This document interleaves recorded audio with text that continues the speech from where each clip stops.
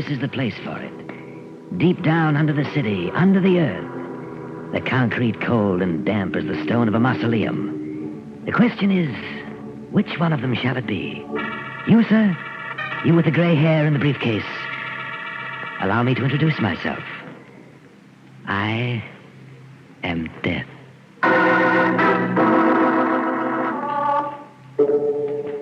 Midnight, the witching hour when the night is darkest, our fears the strongest, and our strength at its lowest ebb. Midnight, when the graves gape open and death strikes. How? You'll learn the answer in just a minute in The Man Who Was Death.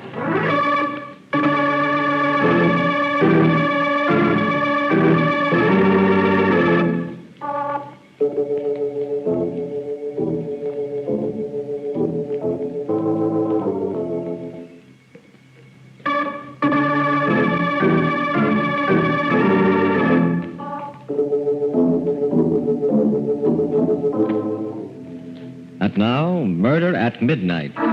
Tales of mystery and terror by masters of the macabre. Our story by Robert Newman is The Man Who Was Death.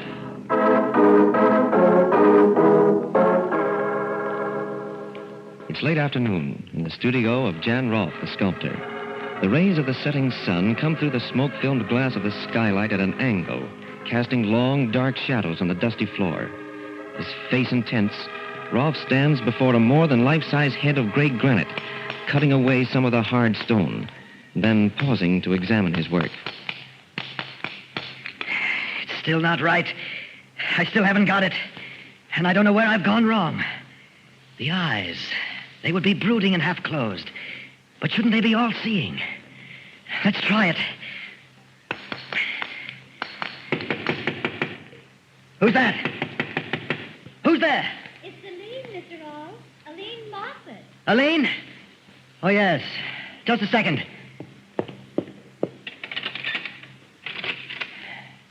What is it, Aline? I told you I wouldn't be able to get here until late, Mr. Rolfe, that I was going to be modeling for Clayton in the early afternoon, but you said it didn't matter. Oh, yes, I forgot. If you don't need me, don't feel like working. No, it's all right. Maybe it would help if I worked on something else for a change. Come on in. Something else? Oh, that head. Is that the first time you've seen it? Yes. You always kept it covered up before. It looks very powerful. Powerful, eh? Go on over to it, closer. Tell me who you think it is. All right. It's a man. Pretty big man. A man. I knew it wasn't right. But if that's all you get out of it... Where's that mallet? Mr. Rolfe, what are you going to do? This, I'm going to smash it! Almost 6 months' work, but... There! Do you know what that was supposed to be? Death! Yes. For centuries, man has been haunted and obsessed by the fear of death. I'm going to do something no artist has ever done before. Show mankind the face of death. Mr. Rolfe, I don't think I feel like modeling this afternoon. You're frightened. Why? I don't know. The whole idea of... You, too. What I wanted to show was the beauty, the peace that lies in death. Death's strength and inevitability and... Wait a minute. I'll phone you tomorrow, Mr. Rolfe. I said wait. It's beginning to come to me. What was wrong? To do a study, portray something, you've got to understand it, inside and out. You've got to know how your subject thinks, feels, project yourself into it. To do a study of death, I've got to know all those things about him. I've got to become death, and that means... Mr. Rolfe, no, you can't. But I can, Aline, I must. How can I understand death, become death, if I don't kill?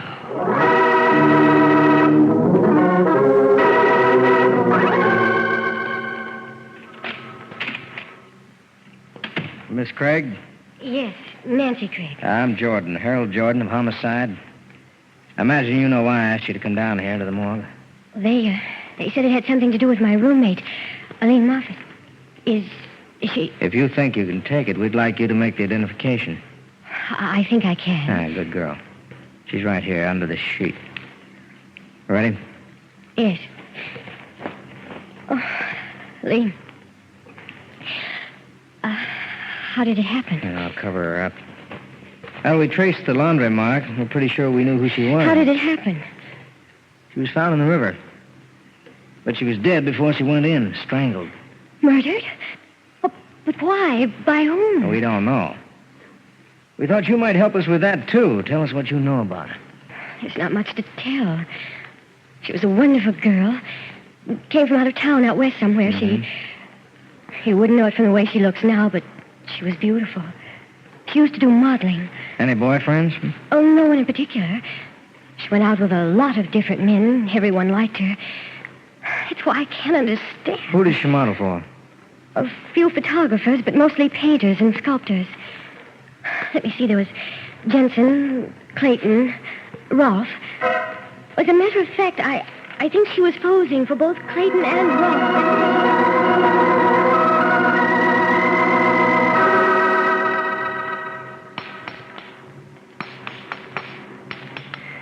Better this time, much better. Things I can put into it that I never knew. Never felt before. Now, let's see. No. Still not right. Still something missing in... Not just a shade of expression, but something basic, one of the keys to the whole concept. But what? Haven't I played Death's role, killed just as he does? Haven't I... Wait, that's it. Of course. Is that how death strikes? Without thought, on the spur of the moment? No. He picks and chooses. Decides just who shall die and who shall not. What's missing is the consciousness of power. The knowledge that there is no appeal from death. That he is the supreme authority. And that means that... Yes, I must kill again. And this time... Who's that? Police department. Can we come in and talk to you for a minute? Why, yes, of course. Just a second. Police. They don't know anything. They can't know. But I'd better cover this up.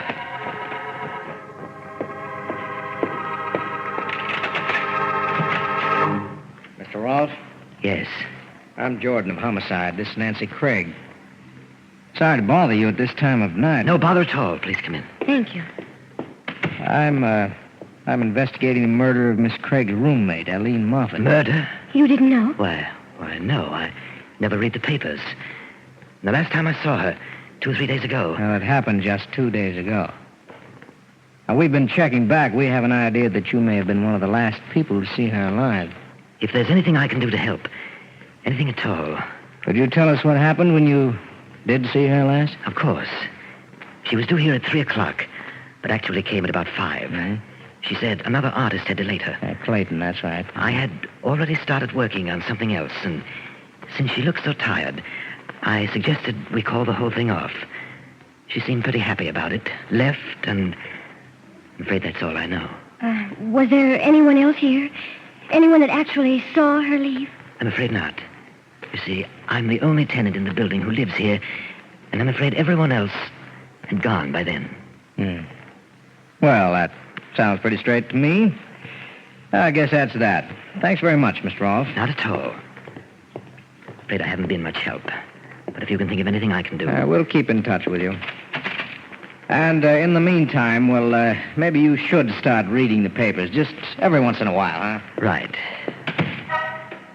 I hope you read them too, my friend. Especially tomorrow's papers. Because I have a feeling that there just might be something in them that will interest you.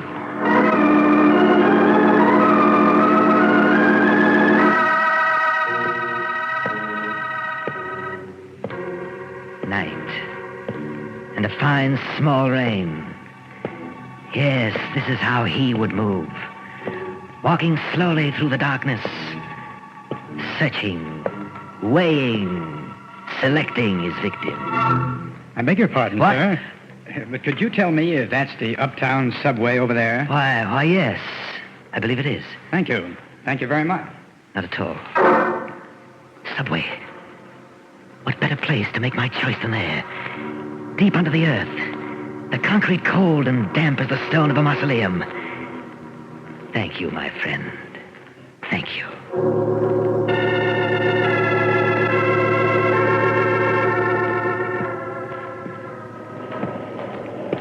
Yes, this is it. This is the place. The tunnel dark as a yawning grave. The platform edge like the verge of infinity. And this is how he must feel. Studying. Selecting. Which one of you shall it be? You, madam, with the worn coat and the draggled hat. Why are you looking at me like that? Do you know what's in my mind? Don't be afraid. It won't be you. You, young man, with the books and the glasses? No. Then what about... Yes. Down there at the end of the platform, my friend who suggested this. My prosperous-looking friend with the gray hair and the briefcase. Don't look up at the track so impatiently. A train is coming. But so am I. Good evening. I beg your pardon, sir, but I'm afraid... Oh, I didn't recognize you at first. Why, you're the chap. Directed you down here, yes. But I felt that you should know exactly who it was you spoke to. Allow me to introduce myself. I am Death. What? What do you mean? What are you doing to me? Let go! Let go!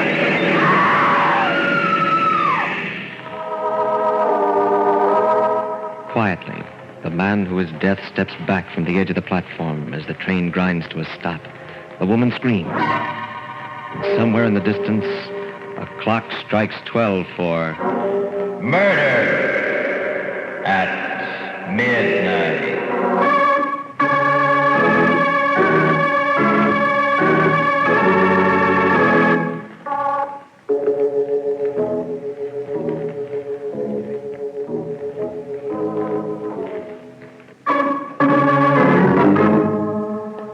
And now back to the story of The Man Who Was Death.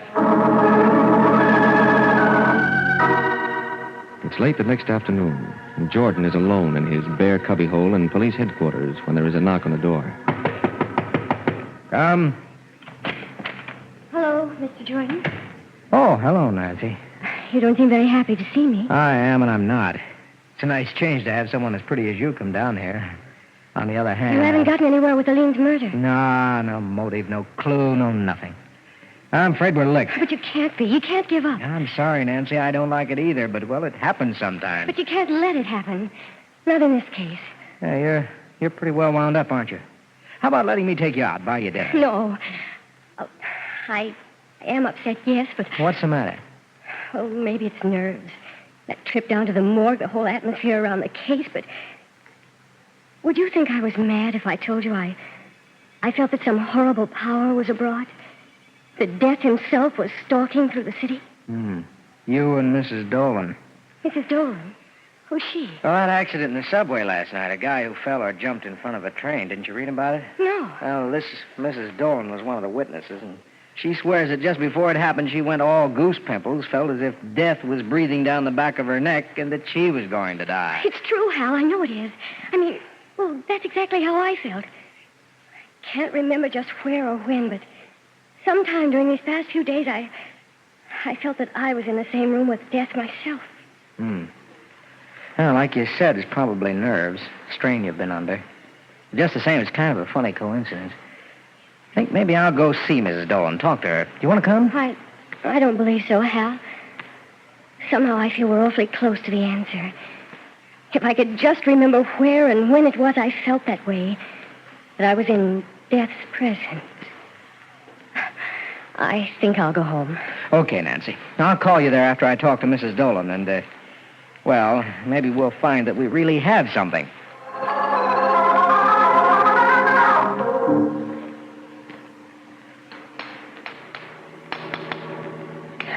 Just a little more off the cheekbones.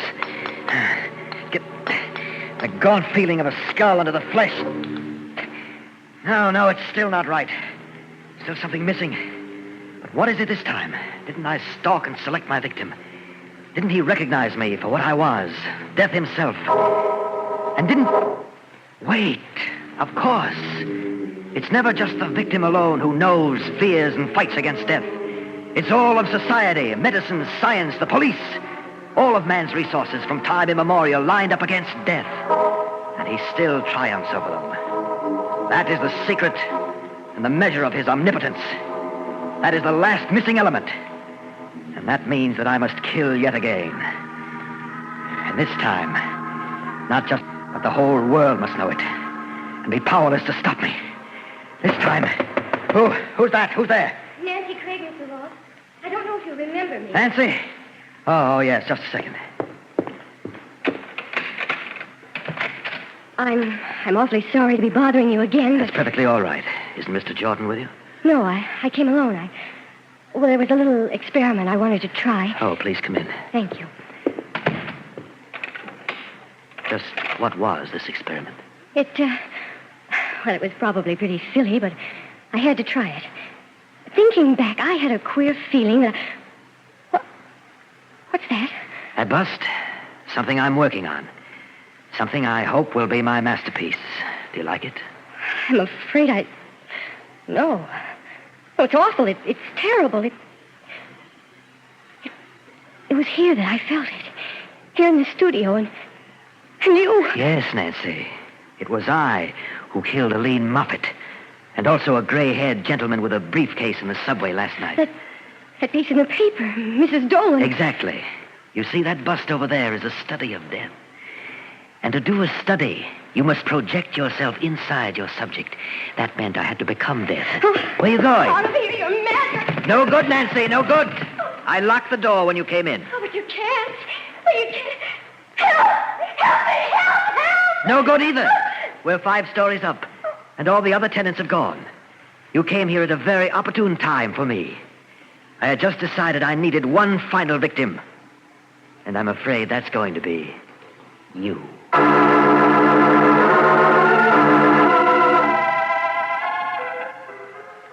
never forget it, Mr. Jordan. It was pretty late, about 12 o'clock, and it was raining. There were only a couple of people on the subway platform, 3 or 4, and I was standing by myself, not thinking about anything in particular, when suddenly this feeling came over me. Now, what kind of a feeling? Oh, a feeling that this was the end. A feeling that death was standing there, right close behind me. I got so weak and shaky that I thought I was going to faint. I shut my eyes and leaned against one of the posts, and that's how it was that I didn't actually see the accident. Mm-hmm. Well, did you turn around when you had that funny feeling? Did you notice whether there actually was anyone standing behind you? I did. There was just a young fellow with glasses and another man, kind of strange looking, now that I think of it. Strange? How? He was about 35 or 40, pretty big. I guess it was his hair. He wasn't wearing any hat, and, well, it was almost white and very long and bushy. What? Did he have a thin face, gaunt, and deep-set eyes? Why, yes, I think he did have. Do you know him? I'm not sure. If I do, then I may know a lot of other things, too. Good Lord. Nancy. What? I've got to get out of here.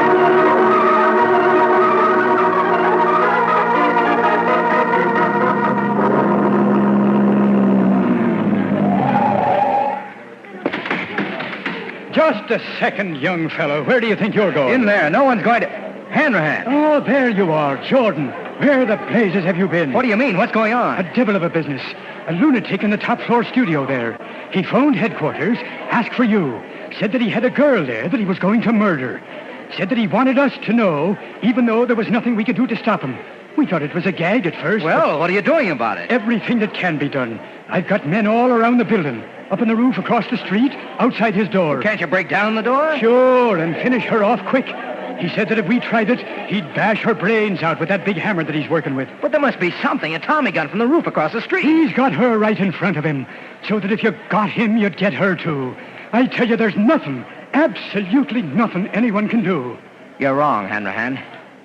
There's just one person, one thing that can stop him. What's that? Death.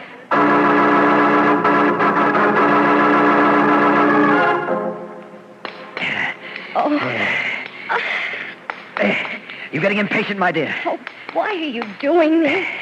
You know you can't get away with it. Get away with it. You think I care that it matters to me whether I live or die when I finish this? I'll never be able to surpass this, but neither will anyone else. I know now how death must feel, and I've caught it forever. for all men to see in stone. Yes, friend Rolf. You have. And you've made me very proud. What? Who's that? You don't know? Even though I've been on your mind for months now? Even though you're just finishing my portrait? You? Where are you? Where would I be? Everywhere. Outside in the hall. Down in the street. Here in the studio with you. Can you be seen? I must see you. I must. Very well. Walk this way. Over towards the door. A little further. Little further. All right, here I am, Rolf. Maybe I don't look the way you thought I would. Jordan. Yes. Now drop that mallet and get your hands up. It was you. And I thought... Get him up, Rolf, I said. Okay, if that's the way you want it. Help! It's okay, baby. It's all over now. Have you loose in a minute? Jordan, are you all right? Yes, break the door down if you want to come in. I'm busy. Oh, you got him. But how? I talked to him through the vent pipe from up on the roof. I figured that if he was crazy enough to do all the things he did do, he might be crazy enough to believe death could pay him a visit. When I'd maneuvered him far enough away from Nancy here, I jumped through the skylight. Hal, look. Good Lord. What is it? That bust he was working on. He said it was a study of death. And in a way, I guess it is. Because it's a self-portrait.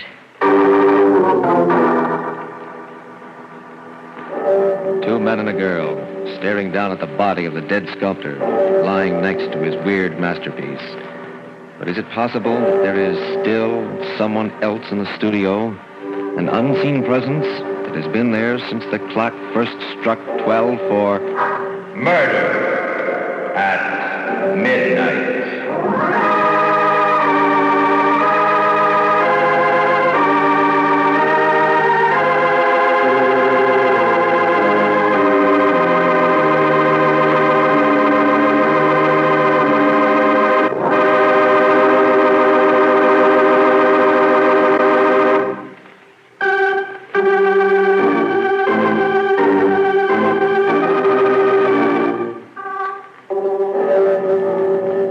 Remember to be with us again when death walks through the darkened streets while the clocks strike 12 for murder at midnight.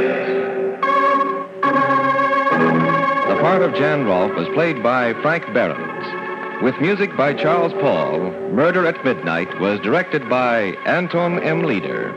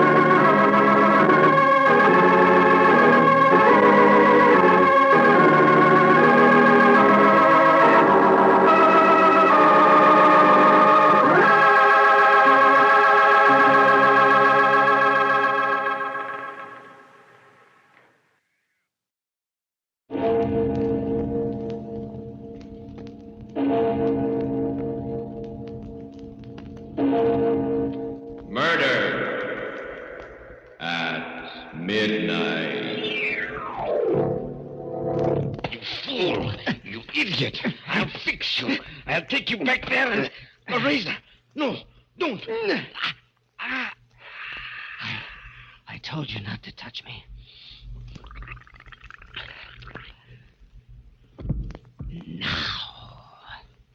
Now it's all over. We've played our last performance together. Midnight, the witching hour when the night is darkest, our fears the strongest, our strength at its lowest ebb. Midnight, when the graves gape open and death strikes. How? You'll learn the answer in just a minute in The Secret of XR3.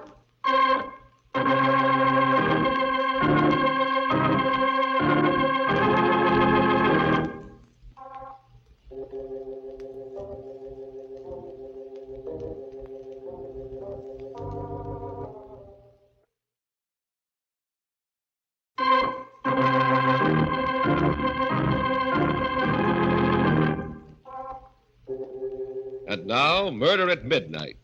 Tales of mystery and terror by radio's masters of the macabre.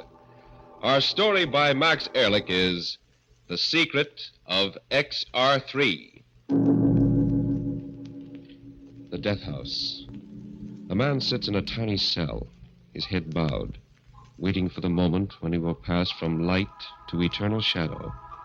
The clock ticks on, but the time is not quite yet.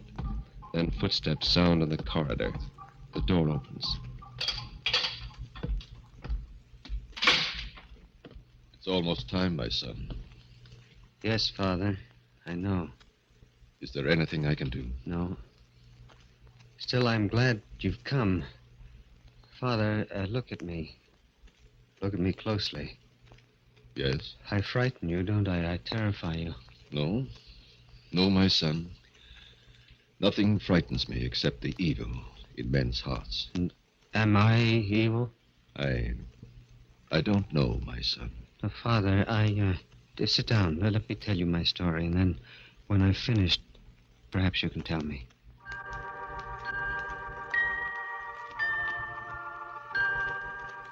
They call me Gorgo. All my life I've been a little man, only 3 feet high. Perfectly normal in every way, you see, except for my height. Perhaps you saw me down at the Century Theater not so long ago, the vaudeville team of Petrov and Gorgo, acrobats supreme. Petrov was a huge, ape-like man who tossed me through the air like a rubber ball. The audience liked the act. The contrast between the big Petrov and the little Gorgo intrigued and amused them. And on the stage, I laughed and smiled and went through my tricks like a happy little fellow. But in the dressing room, it was different. I did not like your performance tonight, Gorgo. But what was wrong with it, Petrov? You were slow. You landed too heavily. You did not smile enough. Yeah, but they liked us, Petrov.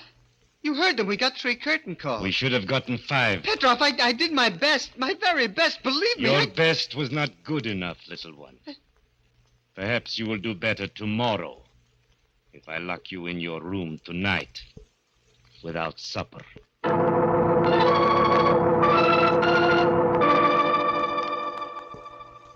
That was Vladimir Petrov, a gorilla of a man and master of my body and soul.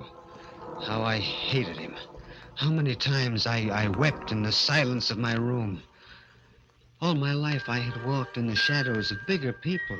See, all my life I had looked up instead of straight ahead, endured the stares of the curious and sensed the pity that was in their hearts. And that was why I used to wait in the alley near the stage door between performances, because it was dark there.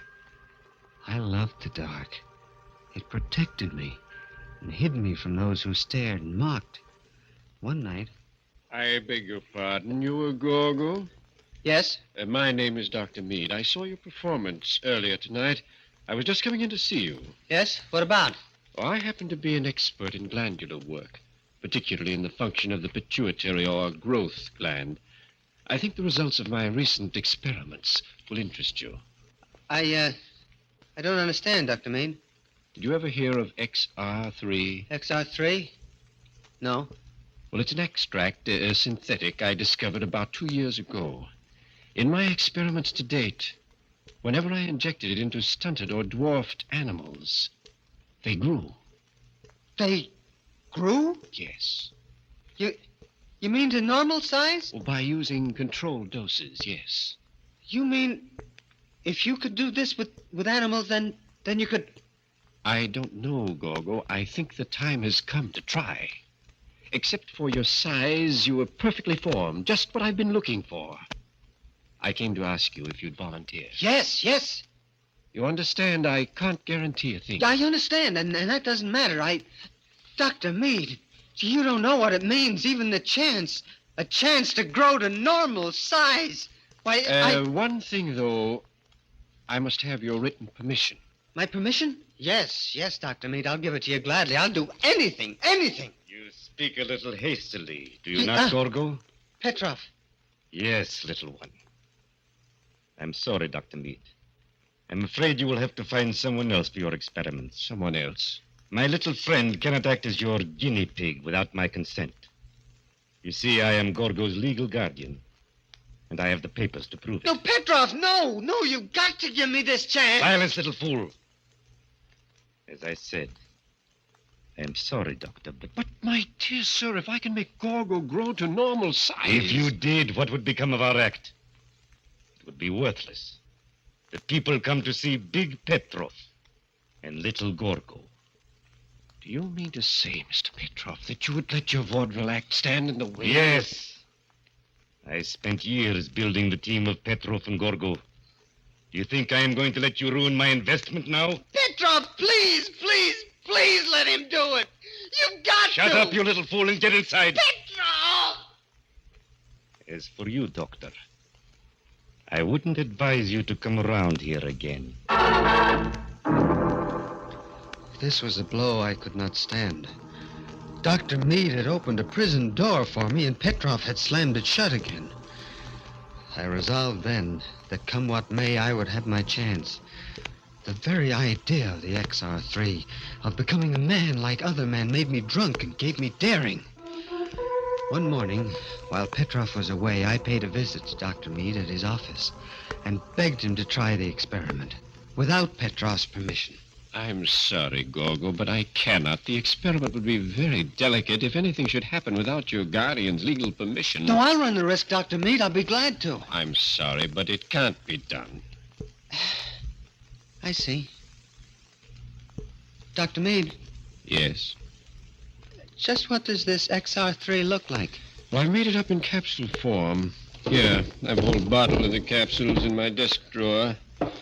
As you see, they're green in color. So those are the magic capsules.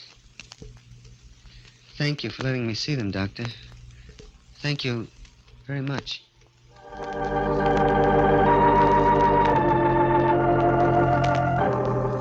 Late that night, I slipped out of my hotel room and down the fire escape. Keeping in the shadows, I went to Dr. Meade's office and climbed through the grilled bars in the window. It was easy for a man of my size, and when I left, I had the bottle of XR3 capsules in my pocket. Well, that was Saturday night. I took one capsule, and then another. They made me ill, lightheaded. Then I fell into a deep sleep. And then a knock on the door wakened me. Who is it? Petrov, why are you sleeping so late? I don't feel well. Ah, my little one does not feel well. What a pity. Please, Petrov, I want to sleep. Very well. Today is Sunday and there is no performance. But tomorrow, my little Gorgo, you had better be in the best of health, understand? Otherwise, I'll see that you really become sick. After he left, I fell into the deep sleep again. And then something woke me. My muscles ached as though I had been stretched on a rack. It was daylight again. It was Monday. My pajamas seemed uncomfortably tight, and I looked down, and the sleeves only reached my elbows. I stared, and my heart stopped beating. Then I remembered the XR3. Like a drunken man, I staggered over to the mirror, looked. Yes, I had grown. My pajamas were stretched to bursting. I was growing. I was at least 5 feet tall. 5 feet tall! It was almost time for the performance now. Petrov would be coming for me any minute, and I didn't want him to see me. Not yet. So I piled furniture against the door and waited. All right, Gorgo. Time to go to the theater. I can't go, Petrov. Not tonight. I'm still sick. What? You little swine, do you think I'm going to postpone a performance because you're sick? Open the door. No. Petrov, no. Don't come in. Don't come in. You little fool, I'll break every bone in your body. I had the key, and I heard it turning in the lock. The furniture against the door would only hold for a minute, and I ran to my valise, took out a straight razor, and then, like a frightened animal, I waited. Barricade the door, you! I'm sure you were the thieves to keep the police. Now, my little... Gorgo. In the name of heaven, what... Yes, Petrov. I got it. I stole the XR3, and I took it. Now, you see... You idiot. Do you realize what you've done? You've ruined the act. You've ruined it, do you hear? Yes, but I'm a man now. I'm a man, not a dwarf. They won't stare at me now. They won't... No? That's what you think. If that doctor could make you grow, he can make you small again. Smaller than ever. No, Petrov, no! Yes, Gorgo. You've grown, but not so much that I can't handle you. We're going to see him right now. Petrov, no! Let me alone, for heaven's sake! Don't struggle, you... Razor! No, don't! I told you to leave me alone. I told you. And now it's all over. We've played our last performance together, Petrov. A doomed man sitting in the death house pauses in his story, recalling the first time the clock struck 12 for Murder at midnight.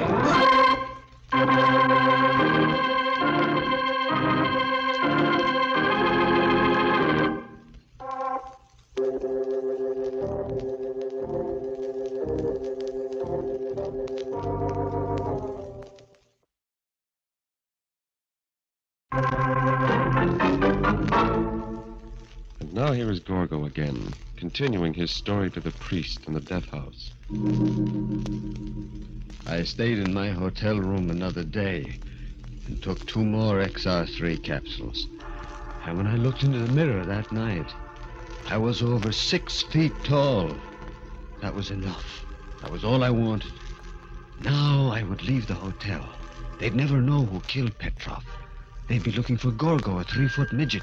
Never suspect me. Yes, I was in the clear. I stripped Petrov, put on his clothes. They were a little tight, but they did well enough. Then I went through the lobby and into the night. The mere experience of walking was exciting, exhilarating, as though I were walking on a high fence. And nobody looked at me twice. The staring eyes were gone. I was normal. First, I had to find a place to live. I passed by a boarding house with a sign, room to let. I rang the bell. Yeah, what is it? Oh, hello. Hello. My name is Baker, John Baker. I saw your sign about a room. Yeah. Well, would you like to see it, big boy? If you don't mind. I don't mind a bit. Come in. Come in. It's a lovely room. We got a nice class of people. I'm sure you'll like it. I'm sure I will. But first, Miss... Devlin. Rhoda Devlin. Yeah,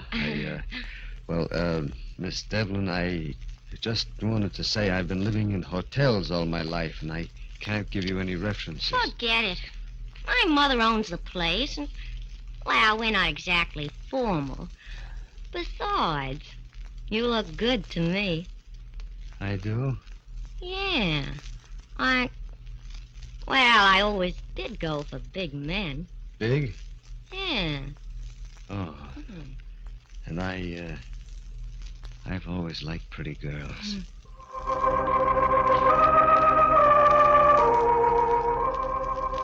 This was a dream come true.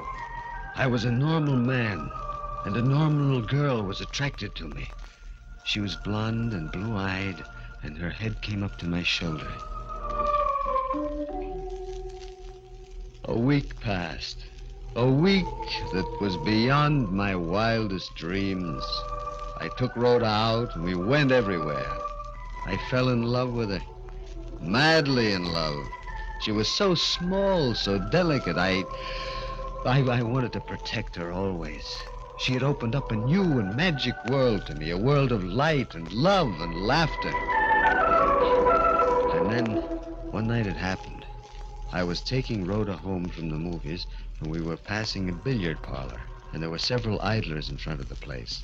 They began saying things. Hey, look at the giant. Yeah. How's the weather up there, big boy? Hey, girlie, what do you got there, Pike's Peak? You wait here, Rhoda. I'll shut their mouths for them. All right. I crack the skull of the next man who opens his mouth.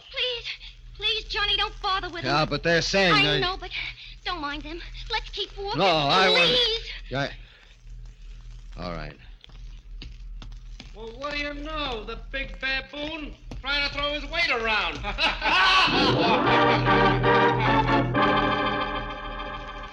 I wanted to smash their jeering faces, knock them down.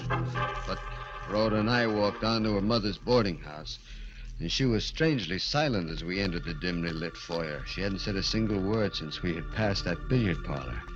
I was vaguely disturbed. I took her in my arms, but she pushed me away. No, please don't. What's the matter, baby? Is it what those men at the billiard parlor said? I don't know. It seems to me you're growing bigger. Right before my eyes. Growing bigger? Yeah. I thought at first I was seeing things, but now I know it's true. I know it's crazy. It's crazy, but when we first met, the top of my head reached your shoulders. And now... Yeah? What about now? Now it doesn't reach your shoulders anymore. You've grown bigger. No, Rhoda, you don't know what you're saying. This is your imagination. No, it's true. We'd better not see each other anymore. I'm afraid of you, John. You're too big now. Good night. No, Rhoda, listen. Oh, don't no, touch Rhoda, me. please. Let go of my arm. No, not until you hear what I have to say. Rhoda, I love you. Do you hear? I love you, and I'm not going to let you just toss me aside. Let me go, you big slut. Let me No, stop that. No, stop that screaming. You want to wake the whole street up. go. Stop it. Stop it. Stop that screaming. Stop, I say. Let me go. Yeah. You're hurting me. I can't breathe. Help! Help!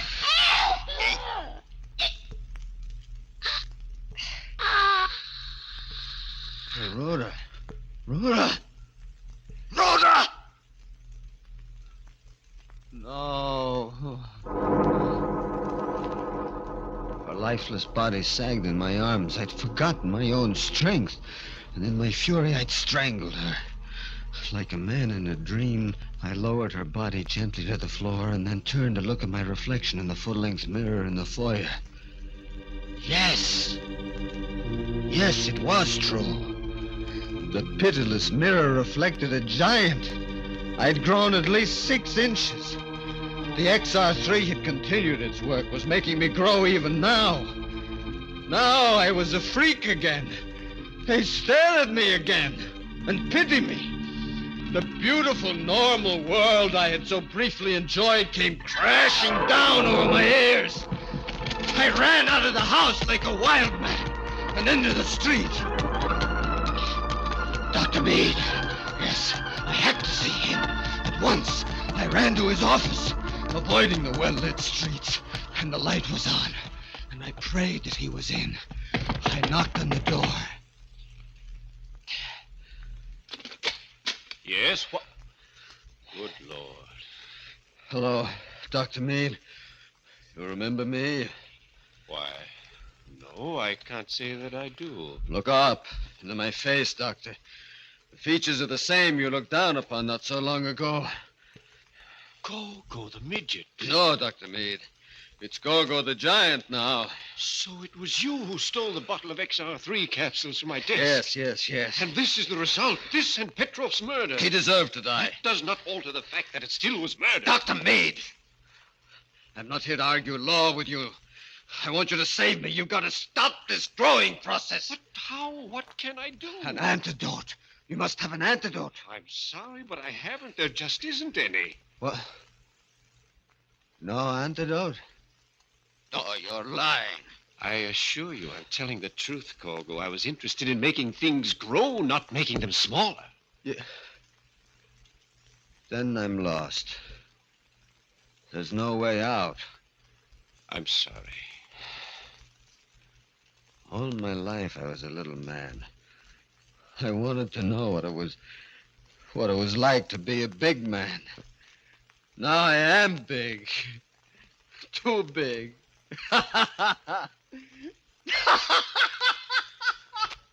Isn't that amusing, Doctor? Too little and then too big. Like the swing of a pendulum.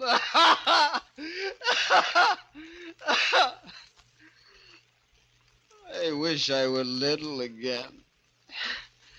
As I knew what to expect then. I was used to that. Now they'll stare at me again. They'll laugh and jeer at me. Gorgo the giant. Gorgo the giant. I think we'd better call the police, Gorgo.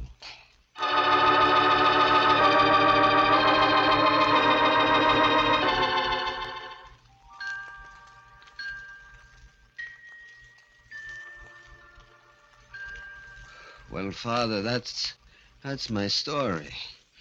See, that's why I'm here in the death house. Now, tell me, am I evil? No, my son. You have been unfortunate, but not evil. You have sinned, yes. But you have been sinned against, too, and they're coming for you, Gorgo. I hear. And I'm glad. Glad? Yes, glad. I don't mind dying now. This world, Father, what has it ever meant to me? But there, in the next world, there no man will be strange, and all will be equal. And perhaps there I will find peace.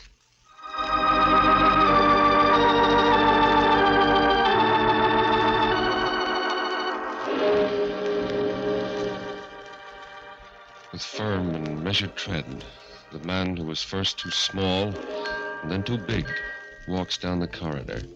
And the iron doors along the way rattle and clang like the chiming of the clock when it first struck 12 for murder at midnight.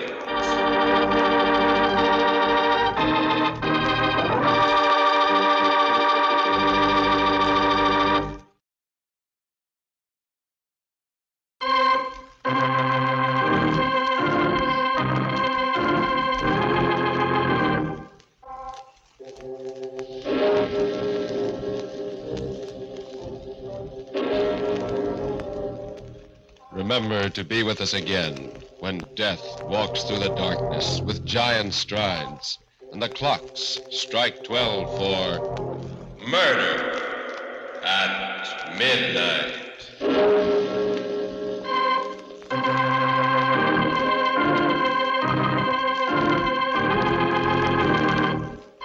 The part of Gorgo was played by Carl Swenson.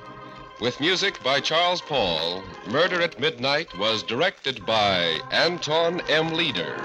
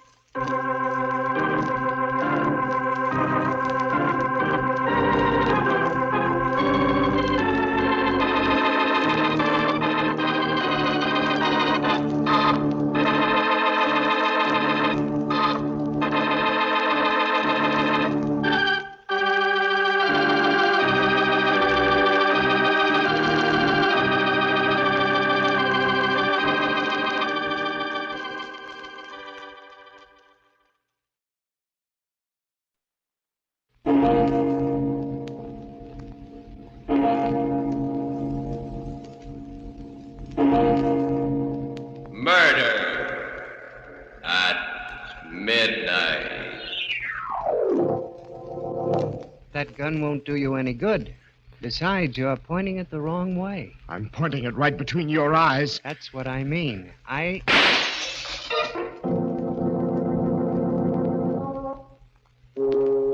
Midnight.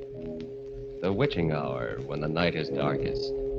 Our fears the strongest. And our strength at its lowest ebb. Midnight. When the graves gape open and death strikes. How? You'll learn the answer in just a minute in Wherever I Go.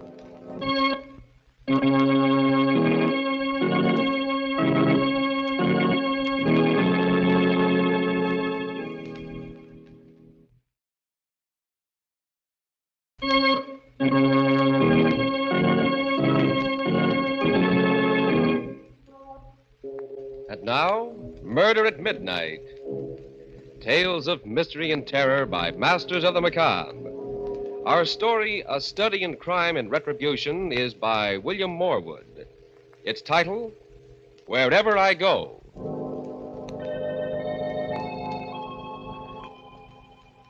The music room of an old country mansion. Seated at the piano, playing with the skill of an accomplished musician, is Gordon Ormsby. Engrossed in what he is doing, he is not aware his wife, Ellen, has come in until... For goodness sakes, Gordon, when are you going to stop that pounding? What? Well, I thought you enjoyed music, my dear. I do when it's well played. Oh, don't be childish. You might have a little consideration for my headache. You and your headaches. There's nothing whatever wrong with you. The doctors have as good as told you that. It's all in your mind. The affectation of a silly rich woman. Lucky for you, I am rich. Or where would you be now? Someplace where I'd amount to something. I had talents when I married you, Ellen. I could have been a great musician or a great painter or a writer. You were what you are now, what you always will be. A dilettante, a dabbler. It's your money that ruined me, softened me up, robbed me of my ambition. If you hate my money so much, there's nothing to prevent you walking out on it. I will. Someday. Not if I know you. You'll stick around as long as I have a penny left. Oh, my head. Oh, you poor, poor darling. Oh, I don't expect sympathy from you, but, when I feel like this, I could kill myself. That would be too much to hope for. Wouldn't it be nice for you, Gordon? Little me out of the way, and all my wicked money to spend exactly as you pleased. But don't worry. I'll live to a ripe old age, just to spite you. I'd never thought of it before. Her dying. Never. But after that, I couldn't get it out of my head. There was so much I could do with her money. I could go abroad, study. But first, I had to get rid of her. It was dangerous even to think about, but I conceived a plan and developed it carefully, slowly, step by step. Ellen, we've got rats in the cellar. I saw signs of them today. How awful. We must do something about it. Ellen, have you done anything about those rats? I ordered some stuff from the drugstore. Well, there's only one thing that's any good, and you'll have to get a prescription for that. Arsenic. Let's eat home on Thursday, Ellen. Oh, but it's a servants' night out, and we always go to a restaurant. I know, but I want to try my hand at cooking up something. Well, it's sure to be poison, but... All right.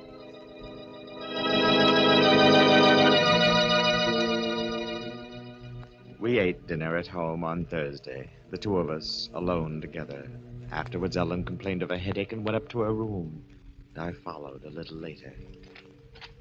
This is a surprise. I brought you a cup of cocoa, my dear, to help put you to sleep. That's suspiciously thoughtful of you, Gordon. I'm afraid it's still too hot to drink. I'll put it down here. What have you done to your hand? What? It's all bandaged up. Oh, I scalded it in the kitchen. It's a nuisance, too. I wanted to write tonight. What are you working on now, Shakespeare? Your memoirs? No, dear. I don't expect to die for a while yet. No, it's a story about a girl suffering from an incurable disease who commits suicide. Sounds morbid to me. Oh, but it's not. I'm making it very tender and beautiful. As a matter of fact, I did mean to write the death scene tonight. With this hand, I'm... Say, Ellen, Hmm? would you help me out? How? Well, I've got the girl's suicide note all set in my mind. I can't write with this. Would you write it down while I dictate it? Oh, do it yourself tomorrow. Oh, please. It'll only take a minute. Please. Oh, all right. Where's some paper? Here. But that's my very best stationery. I hate to waste it. It won't be wasted. Ready? Yes. Here goes. It's, I can't stand the pain any longer. Nobody knows how much I've suffered. Death will be peaceful compared to this. Wait a minute. What? What's wrong? You're going too fast. Oh. Death will be... What? Peaceful compared to this. Forgive me for what I'm doing, but this is the only way out. Signed, Yes? Ellen. What? I named her that, dear, because she reminded me of you, so noble in her suffering. I thought you'd be pleased. Well, I'm not. You'll have to think of some other name. All right. Jane. Jane? You remember Jane Turner, the girl I was going with when I met you? I don't think she'd mind. But I would. There. It's signed Ellen. Thank you, my dear. You don't know how much this means to me. Oh, my head's splitting. Oh, I'm sorry. Some cocoa? Drink it. That should end your headache. Drink it, Ellen. Tastes queer. Well, I couldn't find the sugar, so I sweetened it with maple syrup. Well, I don't suppose it'll kill me. Drink it all. Drink it all. There. Oh, What's the matter? oh, that pain. Gordon, do something. Why are you? It won't be long now, Ellen. You mean that arsenic you bought for the rats. You're mad. They'll hang you for this. No, Ellen. Oh, no. You have left a note behind. It's a clear case of suicide. I was shaking all over, yet my nerves had to be steady for what lay ahead of me. My own life depended on it. Music, that would relax me. The piano. I raced downstairs for the music room, but before I reached it, I heard the playing. I pushed open the door. A man was sitting there. A man I'd never seen before, but who was somehow vaguely familiar. Hello. Who are you? Don't you know? Well, of course not. What are you doing here? There was nobody at the piano. I didn't think you'd mind. Well, I do mind. How'd you get in? The door's locked. Is it? I didn't notice. Breaking and entering, huh? I've got a good mind to call the police. I'm sorry you're so suspicious.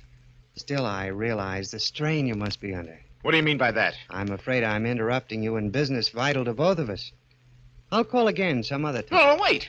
You can't leave like this. At least tell me your name. I have many different names. When the time comes, you can call me by any one of them. Goodbye. I put the stranger out of my mind. Too much depended on the telephone call I had to make. A single slip-up now, and a rope was waiting for me. I dialed with shaking fingers. Dr. Sampson, this is Gordon Ormsby. You must come at once. Ellen is dead. I think she's taken poison.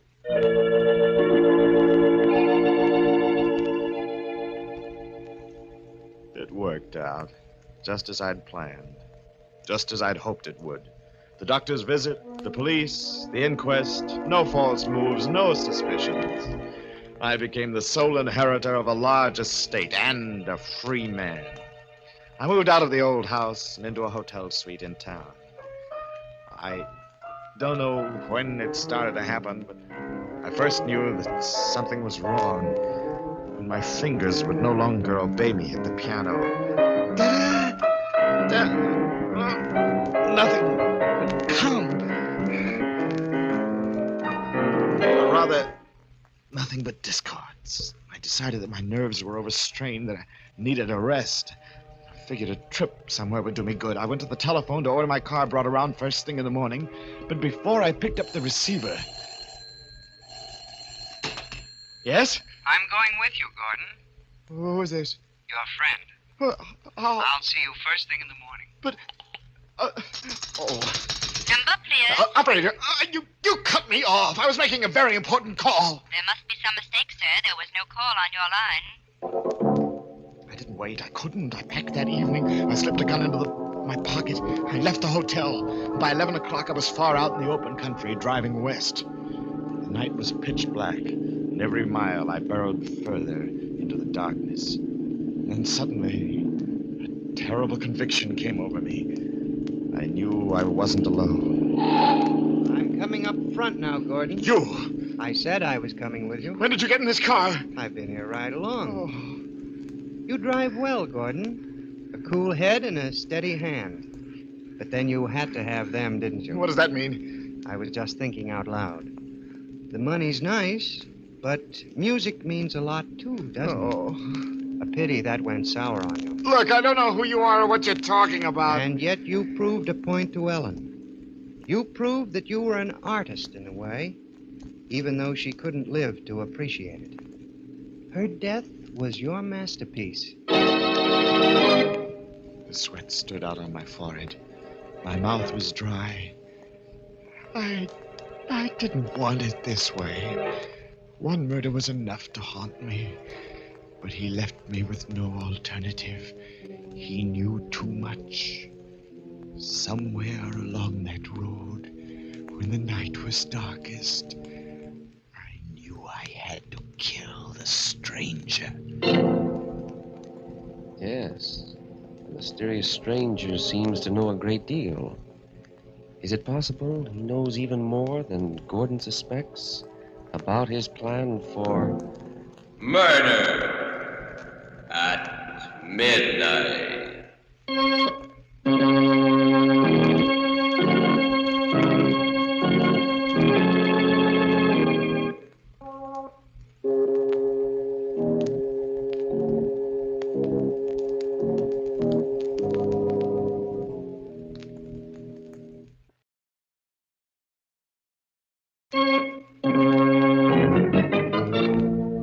Now here is Gordon Ormsby to continue our story. I knew what I was looking for. A lonely stretch of road with no sign of life. At last the headlights found it. A valley with trees growing down to the edge of the road. The stranger seemed asleep, but he stirred as I jammed on the brakes. Hey, what's wrong, Gordon? Must have a flat. The wheel feels funny. Would you mind having a look? That would be very unwise for me. Why? You have a gun in your pocket. I would make a perfect target out in the headlights. Well, since you're so suspicious. Here, take it. You amuse me, Gordon. However...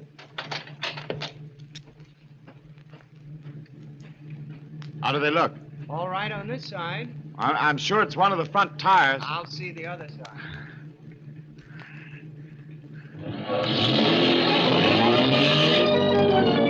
I got him. He was standing squarely in front of the radiator when I got him. Just to make sure, I backed the car over his body. I dragged him across the ditch and into the woods. I dug a shallow grave with a tire iron, hacking in among the roots and the rocks. And then I covered him over. I got back into the car. I needed a drink. And when I came to a juke joint along the highway, I stopped. All right.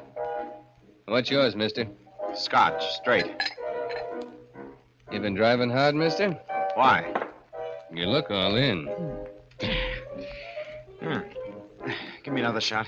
No, wait. Look, I'll buy the bottle. I don't always want to sell. You know, scotch is hard to get around here. I'll pay for it.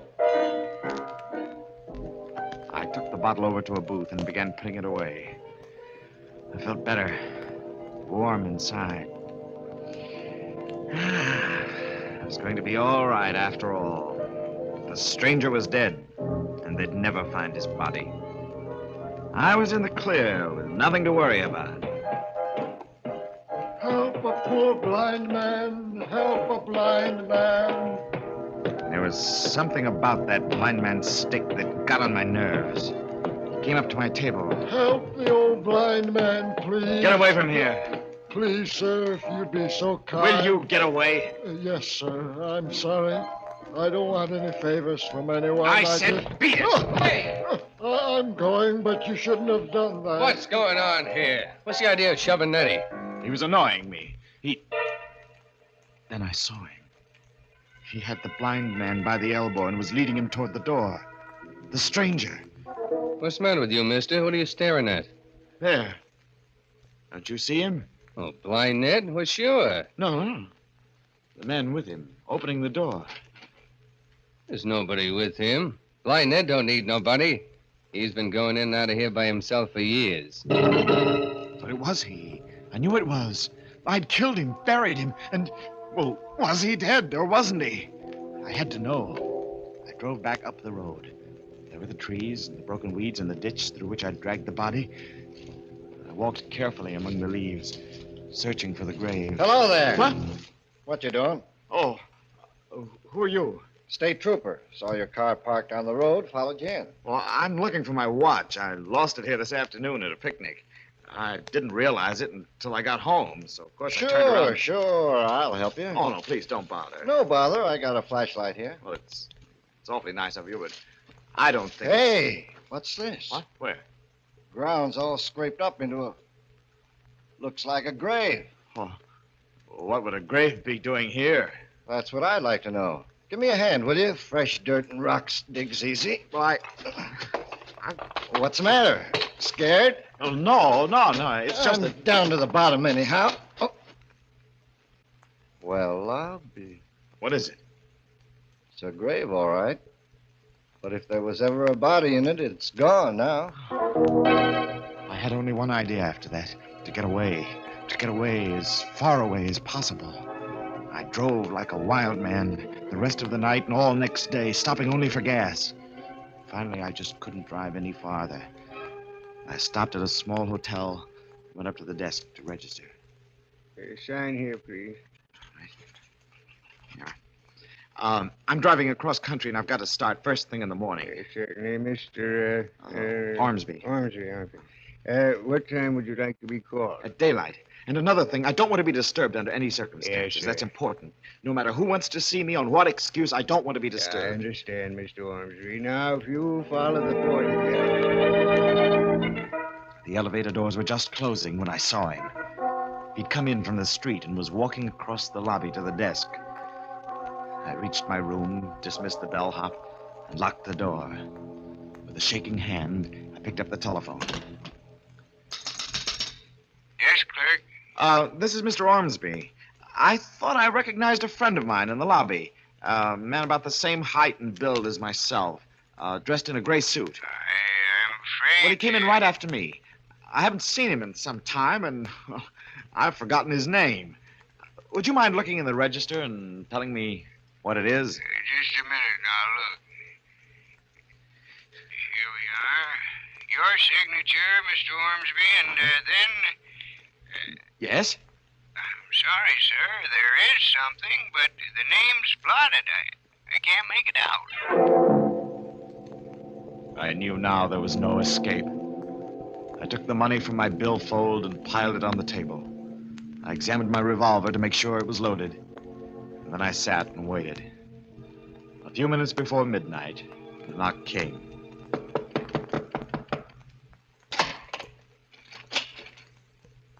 Come in. Hello. You act as if you were expecting me. I was. The only thing I'm not sure about is what you want. Or rather, how much. You should know. All the cash I've got's on the table. Nearly $500. Ellen left you a good deal more than that. All right, I'll write you out a check. Name the amount. Everything you possess. What? You're crazy. Do you honestly think, after the risks I took, the risks I'm still taking, I'd give everything away to a cheap blackmailer? Murder is an expensive hobby, Gordon. Well, not that expensive. If you want to be reasonable, say $50,000. I'm afraid there's no compromise. And I'm not just talking about money. Listen, this is your last chance. 50,000 or... Or what, Gordon? Or you don't leave this room alive. You tried to kill me once before. Remember? I lost my head. The car only stunned you, and I didn't make sure that you were dead. It'll be different this time. It's always going to be different, isn't it, Gordon? When you disposed of Ellen, you were going to lead such a rich, beautiful life. But what happened to it? Your music went. You couldn't play. You shut up. And then your heart went. You struck out at an old blind man. Listen, you. There isn't very much left now, except your mind. And that's starting to go, too. Sometimes you see me, sometimes you don't. I see you now. Large as life. But do you see this? That gun won't do you any good. Besides, you're pointing it the wrong way. I'm pointing it right between your eyes. That's what I mean. Well, you...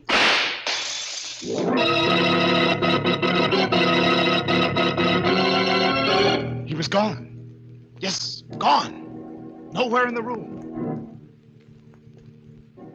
Then I heard the rapping at the door. In a daze, mechanically, I opened it. Anything wrong, mister? What? Who are you? The house detective. I thought I heard... Oh, you must have seen him. He must have run past you in the corridor. Who? The stranger, the man who was in my room. Why did... Hey, be careful of that gun. Well, I had to shoot him. He was threatening me. He was standing over there when I let him have it. Oh, yeah? What did he look like? He's about my height and build, wearing a gray suit. Like the one you're wearing? Huh? Oh. Oh, yes. I thought so. Look. At what? The mirror. You shot at your own reflection. You mean... Now do you know who I am, Gordon? There, didn't you hear him? Hear what? What are you talking about? No. No, you wouldn't hear.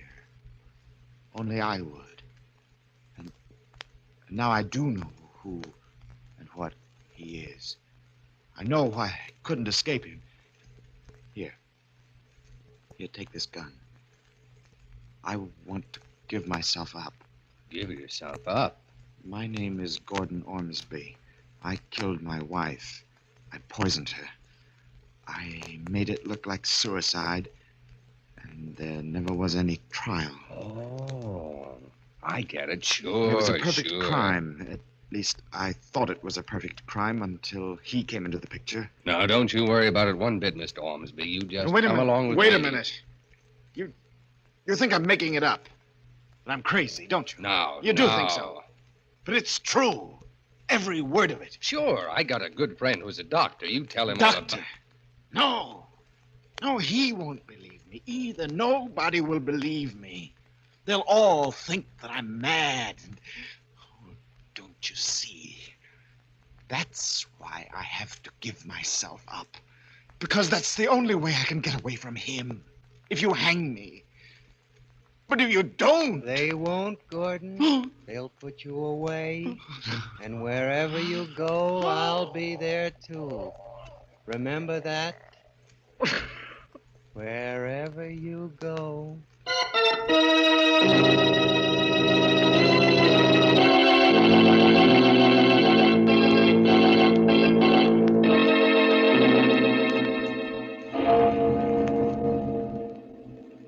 Taking him firmly by the arm, the detective leads the struggling Gordon out into the corridor.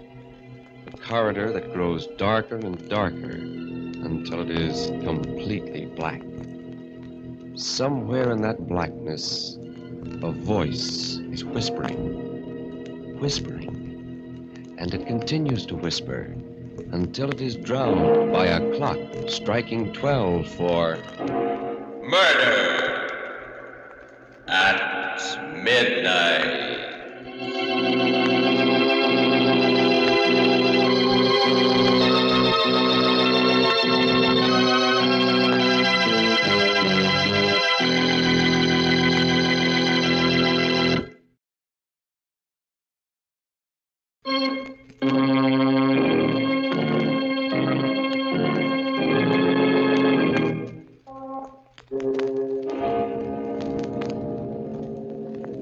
Remember to be with us again when death whispers softly in the night And the clocks strike 12 for Murder at Midnight.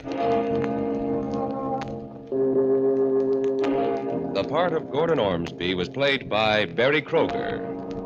With music by Charles Paul, Murder at Midnight was directed by Anton M. Leader.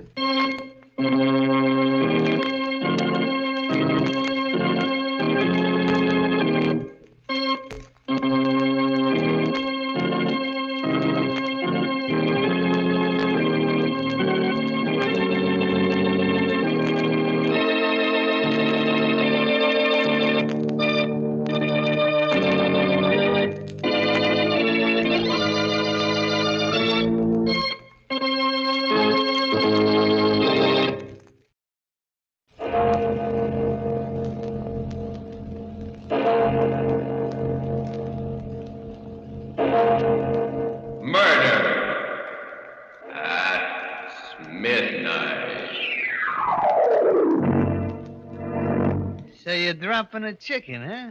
Hey, guys. Yeah? What do you know? Chicken's turning out to be a rooster all of a sudden.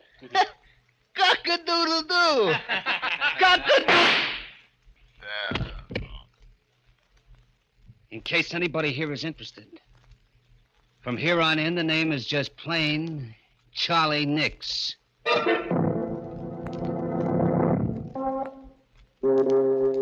Midnight. The witching hour when the night is darkest, our fears the strongest, and our strength at its lowest ebb. Midnight, when the graves gape open and death strikes. How? You'll learn the answer in just a minute in Trigger Man.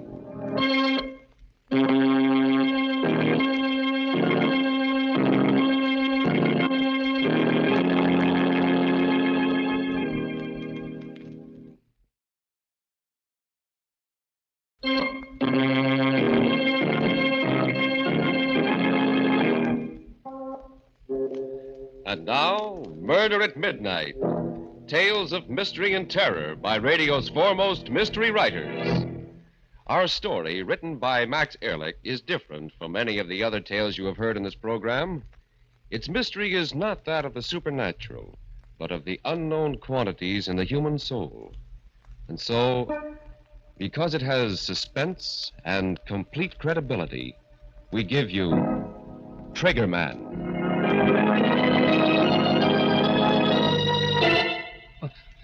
Was that the door? No. No, not yet. Not that it matters. You can't get very far with a slug in your guts. But I can sit here. And when I come through that door, I'll show him what Chicken Charlie Nix can do with a gun. Sure. Maybe it'll be for the last time. But what can I lose now?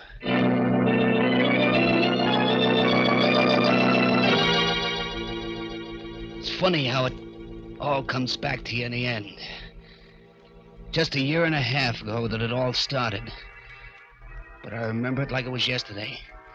I was standing back in the doorway waiting for some sucker to come along. It was down at the waterfront and it was plenty dark. I stood there, the rod cold in my hand, waiting. Finally, I heard footsteps. A man and a woman.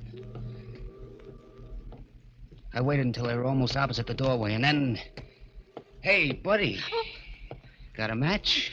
Why, yes, I think so. Never mind. Get your dukes up. Tell him he's got a gun. Oh, stick up, huh? Aren't you smart, sucker? Come on, reach. Get those hands up before I let you have it. Here. It's better. Okay, lady, let's begin with you. Oh, Tom, Hand over that purse. Better do as he says, Ann. All right, Tom. Thanks, lady. Thanks very much. Okay, buddy, let's have your wallet. I said come across with your wallet. Not tonight, chicken. What do you mean? Hey, wait a minute. How come you know my name? It's my job to know it.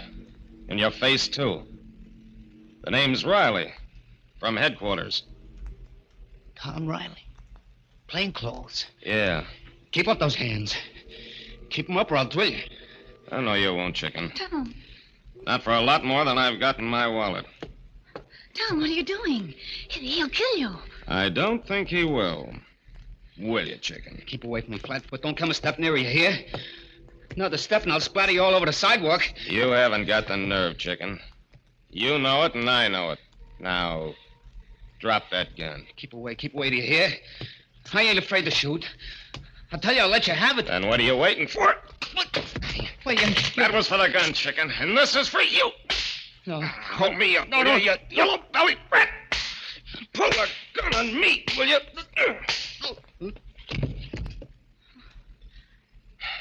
Oh, Tom.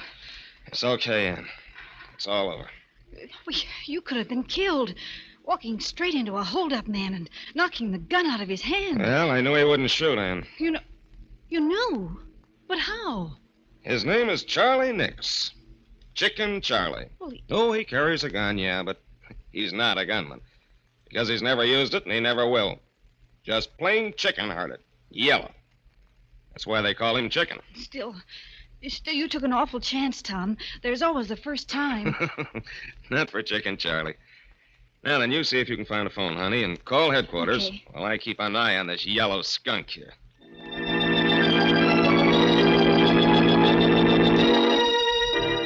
Yeah, that's the way it was. I just didn't have the nerve to put the blast on anyone. Sometimes in my room, I'd put my gun on the table and just look at it. I'd keep thinking, if I only had the nerve, I'd be one of Angelo Donnelly's triggermen instead of his errand boy. The rest of the mob would respect me instead of slapping me around and calling me Chicken. That's what got me more than anything else, the way they laughed and called me Chicken. It wasn't that I didn't try. That time I held up Riley, I was going to let him have it. I wanted to, but I don't know, at the last minute I got all cold inside. My fingers got stiff and numb. And it cost me a year in the pen. The day after I got out, I was sitting in the Boulevard Cafe having myself a beer when in walked the boss, Angie Donnelly. It's great having you back, Chicken. Thanks, Angie. Thanks. By the way, I saw an old pal of yours the other day. Yeah? Who? Tom Riley. Riley, huh? Yeah, it's too bad you didn't knock him off that night, Chicken. Yeah. But one of these days, Angie, I'm going to meet him, and then I'll... Sure, kid, I know how you feel. After all, when a guy takes your gun away and makes you look like a chump. Yeah, he made me look like a chump, all right.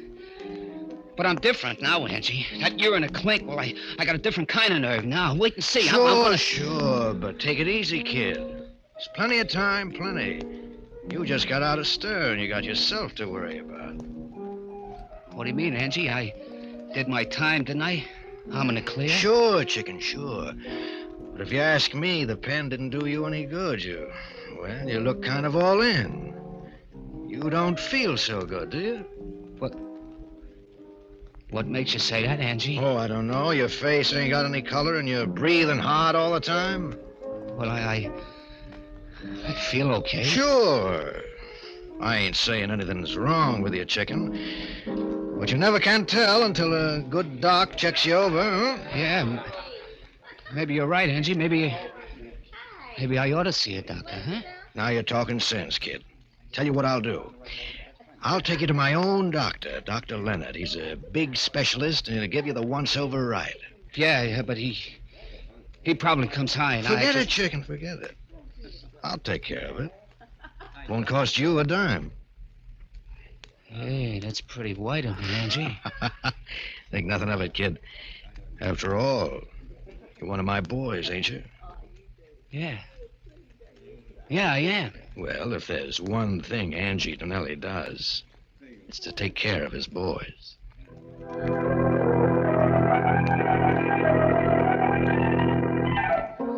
A couple of days later, Angie Donnelly set up an appointment for me with this Dr. Leonard. I went to his office, and he gave me a real checkup from soup to nuts.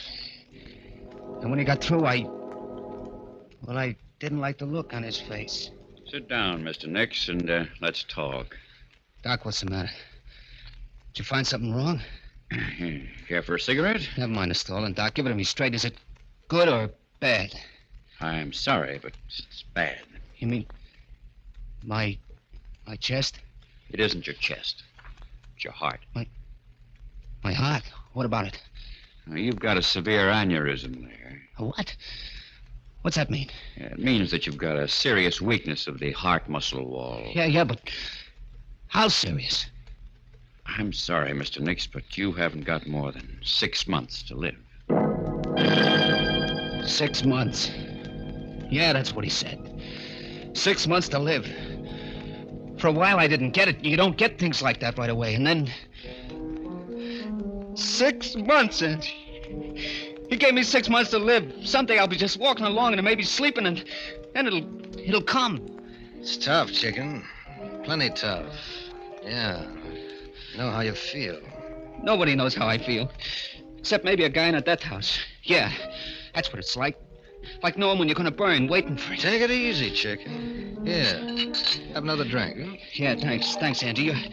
You're okay. Maybe the doc was wrong. There's always a chance. No, Angie. He checked me twice just to make sure. There ain't a thing I can do, not a thing, except wait for it. Just sit around and wait to croak. Listen, kid. You've got 6 months to live. Okay. You know what I'd do if I had 6 months to live? What? What would you do? I'd live. Huh? Yeah, I'd spend all my time living. Champagne, dames, I'd have them all. I'd do all the things I ever wanted to do, but didn't have the nerve to do before. You see what I mean, kid? I'd live a lifetime in 6 months. Sure, but that takes dough. You can get the dough? How? From me. Huh? Look, chicken. You always wanted to be a trigger man, didn't you? Yeah. Well, I'm hiring you right here and now. At $500 a week. 500? But, Angie, you know I ain't got the nerve. Sure you have, but it's different now. You don't have to be afraid of a thing. Not a thing. Well, you can go around blasting guys like clay pigeons if you want to. But suppose the cops nail me. What do you care? Suppose they send you to the death house. You got nothing to lose anyway, have you? Your heart's bad, ain't it? You've only got a little while anyway, either way. Yeah. That's right, Angie. That's right. What can I lose? Denelli was right. This was my chance. I packed a new gap and started to look for Riley. Riley, the dick who'd set me up. Yeah, he was gonna be number one. He'll be coming along here any minute, kid. Yeah. This is it, chicken. There's Riley. There he is. No, chicken, not yet. Wait till he comes closer. Look, Angie, I first one that comes hardest, kid. The rest are easy. Look at him, pal. He knows from nothing. Take your beat on him. You can't miss. Okay, chicken, go ahead.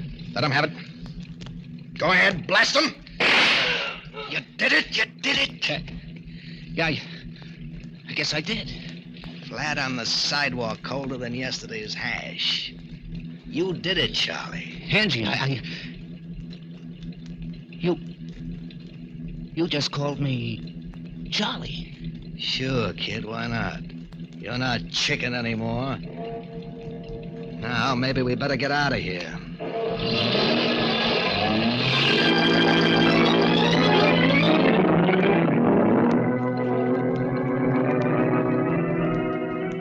A car roars away up the street, leaving the body lying there in a pool of blood. As the clock strikes 12 for Murder at midnight.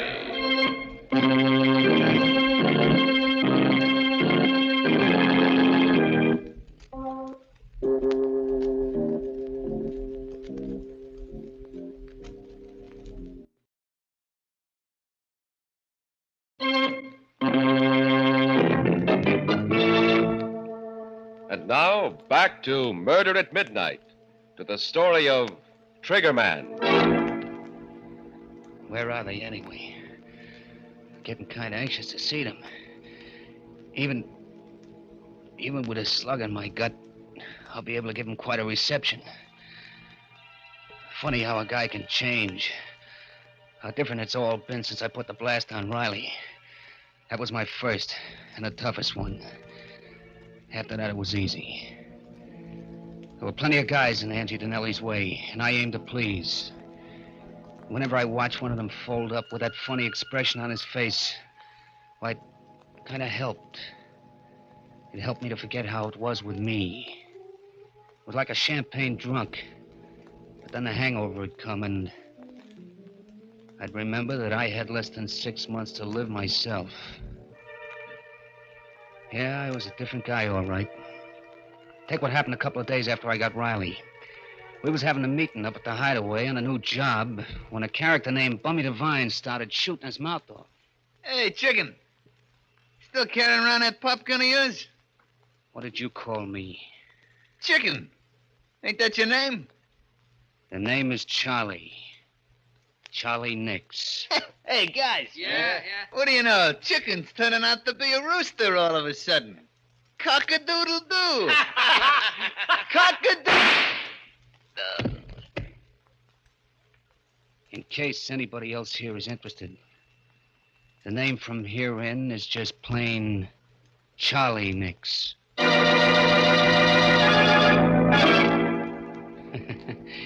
didn't laugh after that. No one did again, ever. I was it. I took chances where no other trigger man would. Why not? What'd I have to lose? In a few months, I'd be through anyway. What was the difference? Meanwhile, I lived. I painted the town red, bought myself tailored suits, hit the clubs every night, the gambling joints. And the dames, why, I had to fight them off. You can do a lot with $500 a week. Sure, I was hot, plenty hot. The cops couldn't figure out at the beginning who was doing all the fancy gun work, but they were getting warm, and they were getting close. I had to watch myself. And then one night, we were knocking off a fur warehouse. I was in the lookout car out front when suddenly... Hey, Charlie, a prowl car. Yeah, come on, Mike. Let's get out of here.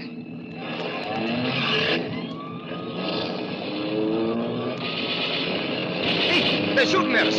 Tommy guns. Hang on, Charlie. Here they come right after us. Hold it steady, Mike. I'm going to try to nail a tire. Oh! Hey, Charlie. Charlie, what's the matter? I'm hit. Keep going, Mike. Got a ditch in my...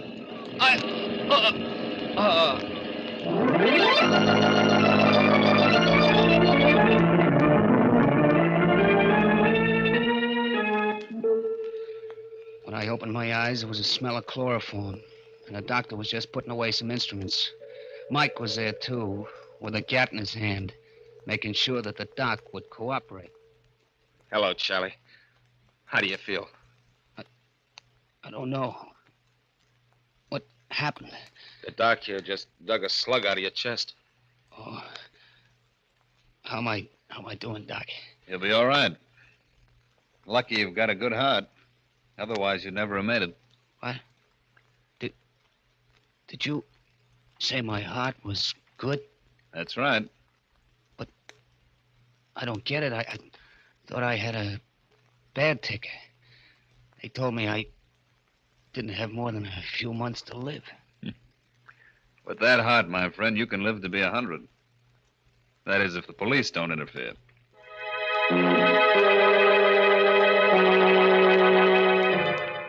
I spent 3 weeks laid up after that, in bed. And every day the boss would send me flowers, comic books, and all kinds of stuff. A real thoughtful guy, Angie. But I was thoughtful, too. There were some things I had to add up for myself. I had to find out whether I was living on borrowed time or not. As soon as I could walk, I made a beeline for Angie Donnelly's specialist, Doc Leonard. But I found out right away that Doc Leonard didn't live there anymore. A dentist was in the office instead. Then I looked up the superintendent. Yes, I'm in charge here. What can I do for you? If it's about It isn't. I'm looking for Dr. Leonard. Dr. Leonard? Oh, the one that was in the dentist's office before. That's right. You know where he went? No, he didn't leave any forwarding address. It's a funny thing about him. Yeah? Why? Why, he paid us a month's rent in advance and moved in, equipment and everything. But he only stayed 2 days. Moved out at night. No notice, nothing. Just came and went. I see. Never could figure it out. That's the way it was. Sorry I couldn't be of more help, mister. That's okay. You've told me enough. All I want to know. So that was it. I had the answer. I went home, took my old gun out of the drawer, slipped it into my shoulder holster. It felt good there, just like old times. I was just putting on my hat and coat when the phone rang. Hello. Hello, Charlie. How do you feel? Fine, Angie, fine. Funny thing you calling up just now. Yeah, why? I was just thinking of you. Where are you now? I'm over at my apartment. Listen, kid, do you feel well enough to do a little job for me tonight? I feel fine, fine. Well, that's swell. Drop over to my place right away. Okay, I'll be right over. And, Angie. Yeah? Thanks for everything. The flowers and stuff. Forget it, kid. What's a pal for, anyway? Funny how a guy acts sometimes. I remember in the cab on the way over, I was like ice, cold inside and out. I should have been excited, but I wasn't. I came up to Angie's apartment and knocked on the door.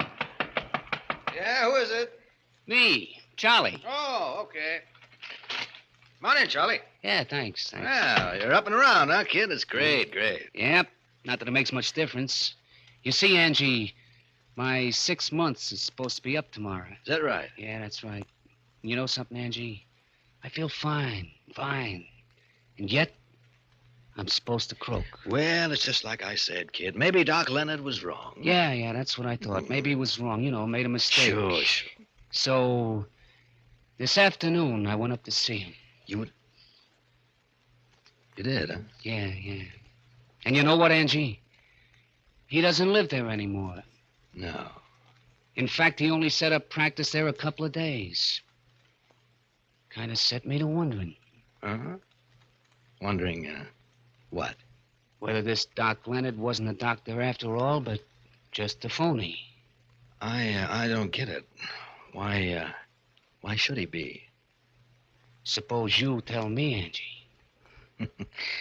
I don't know what you mean. Oh? And suppose I tell you, Angie.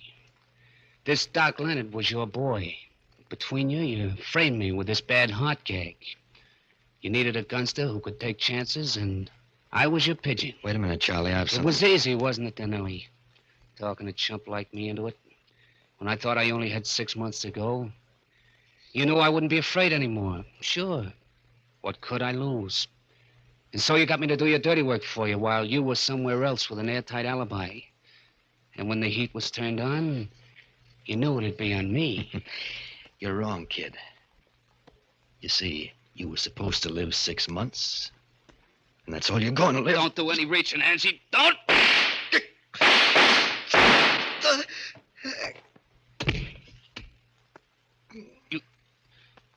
You taught me how to use a gun, Angie. You should have just let me stay Chicken Charlie Nix.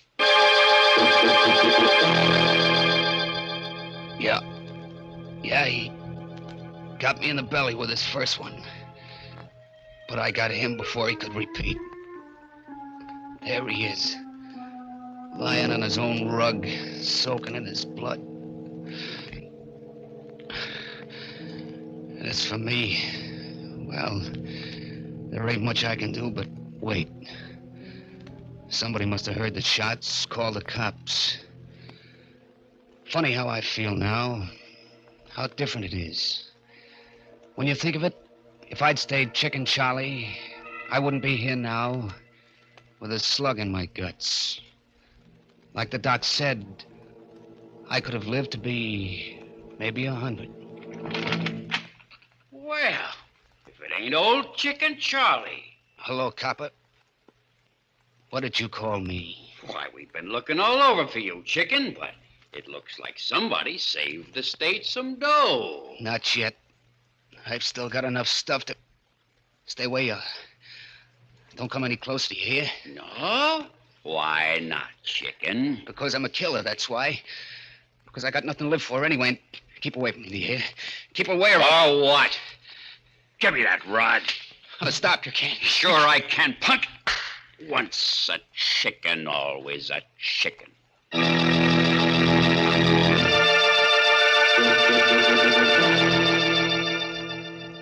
His eyes wide and incredulous, the hunched figure slips from the deep armchair, falls to the floor, next to the body of the man he killed. And somewhere in the distance, a clock in a church steeple starts chiming for Murder at midnight.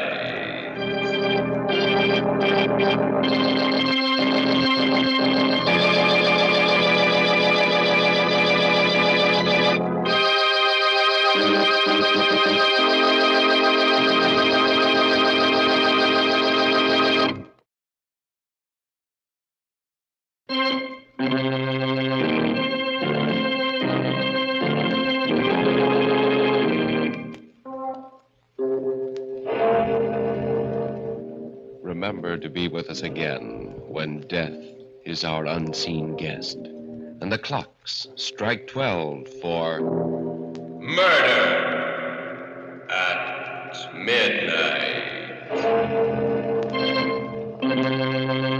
The part of Chicken Charlie Nix was played by Bill Quinn. With music by Charles Paul, Murder at Midnight is directed by Anton M. Leader.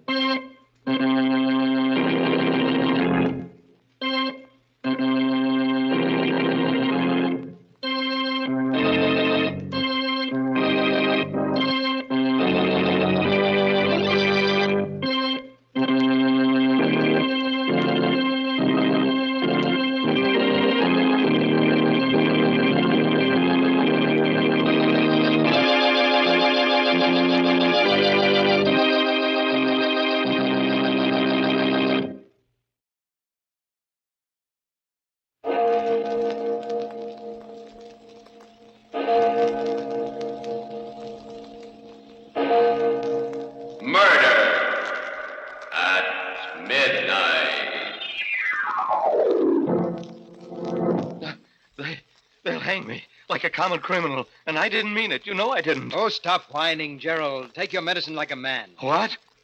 All right, Harvey. I'll stop. You're responsible for the whole thing. You know you are.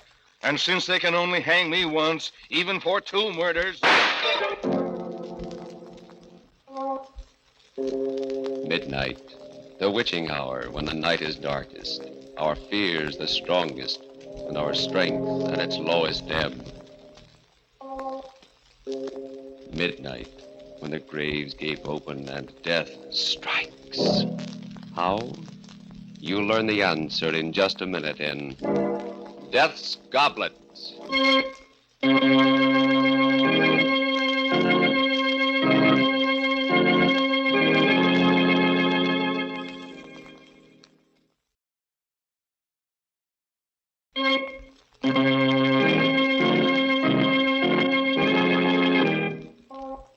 And now, Murder at Midnight. Tales of mystery and terror by radio's masters of the macabre. Our story by Sigmund Miller is Death's Goblet. It all began at one of Arthur Cunningham's parties. He always gave a party when he came back from one of his trips abroad. I went there with Gerald, my partner, and his wife, Susan. Beautiful Susan.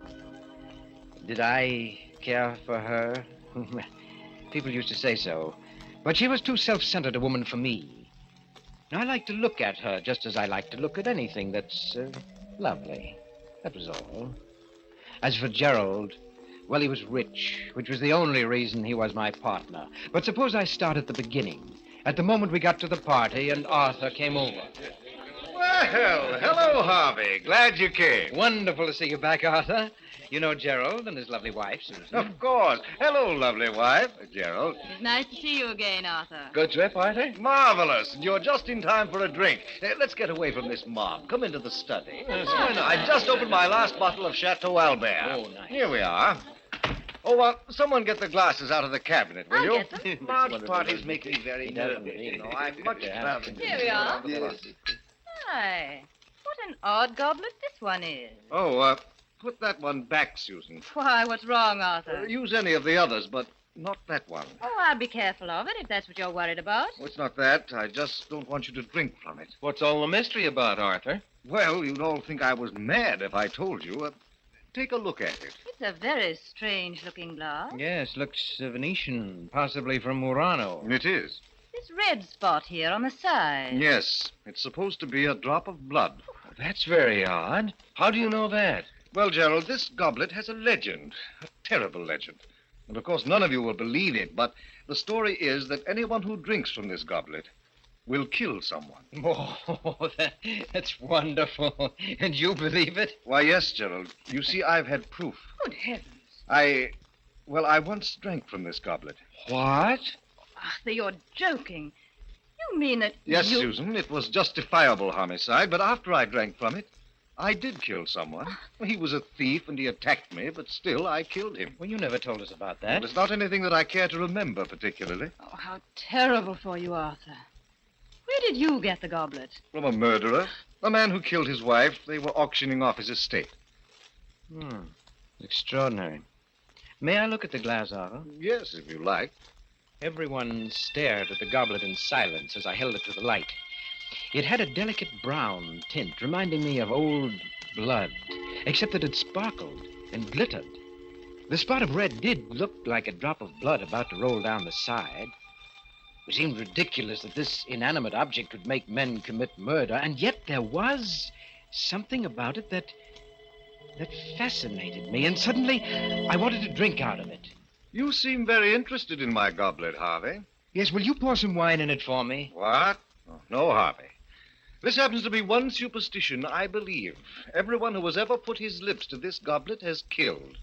I don't know why it's so, but it is. Oh, it's silly, of course, but why tempt fate? Oh, nonsense, Gerald, nonsense. I'm going to drink out of it. You'll have to pour the wine yourself, Harvey.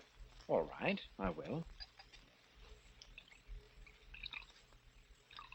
Well, here's, health and long life. No, Harvey, I won't let you. Oh, why, Susan, you shouldn't have done that. You've spilled some of Arthur's best burgundy and ruined a good tablecloth. It doesn't matter. I'm glad you did it, Susan. I won't let you or anyone else drink from that glass. It's strange to get so distressed about a ridiculous legend. I don't think murder is ridiculous. You know, I'd like to get rid of it. I was thinking of destroying it. Well, why don't you just fling it against the fireplace? No, I can't. Huh? I've tried several times, but somehow I couldn't. Arthur? Yes? How about giving it to me? I'd rather not. Oh, come on. You want to get rid of it, and I have a fine glass collection. I'd like to add to it. I'll keep it locked up. You'll be sorry, but if you want it that badly, Harvey, it's yours. Arthur, please don't give it to him. Susan, what's the matter with you? You watch over Harvey as if... As if what, Gerald? Oh, the whole business is absurd. Of course it is. Yes, and if I should drink out of it and commit a murder, that would be the most absurd thing of all.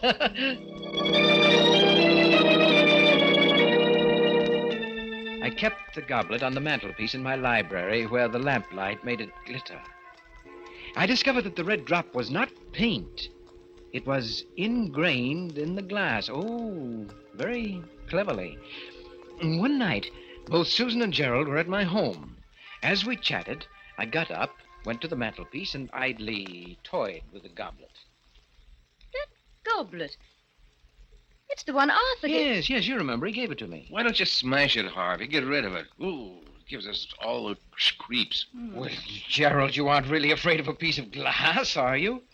You don't believe Arthur's story at all, do you, Harvey? On the contrary, Susan, I do believe it. But not the way you think. What do you mean? Well, I mean to say murder is not in the goblet. It's in me, in you, even in Gerald. Oh, what a silly thing to say, Harvey. Oh, yes. You don't need a magic goblet to commit a murder. All you have to do is let yourself go.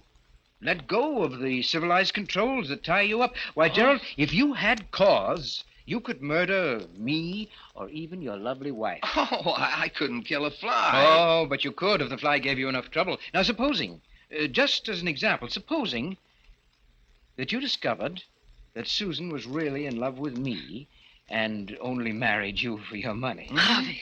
Wouldn't that make you want to murder her, Gerald? Oh, you're crazy. That's not very funny, Harvey. Even you, Susan. What? Even though you have a lovely face and exquisite hands, even you could commit murder.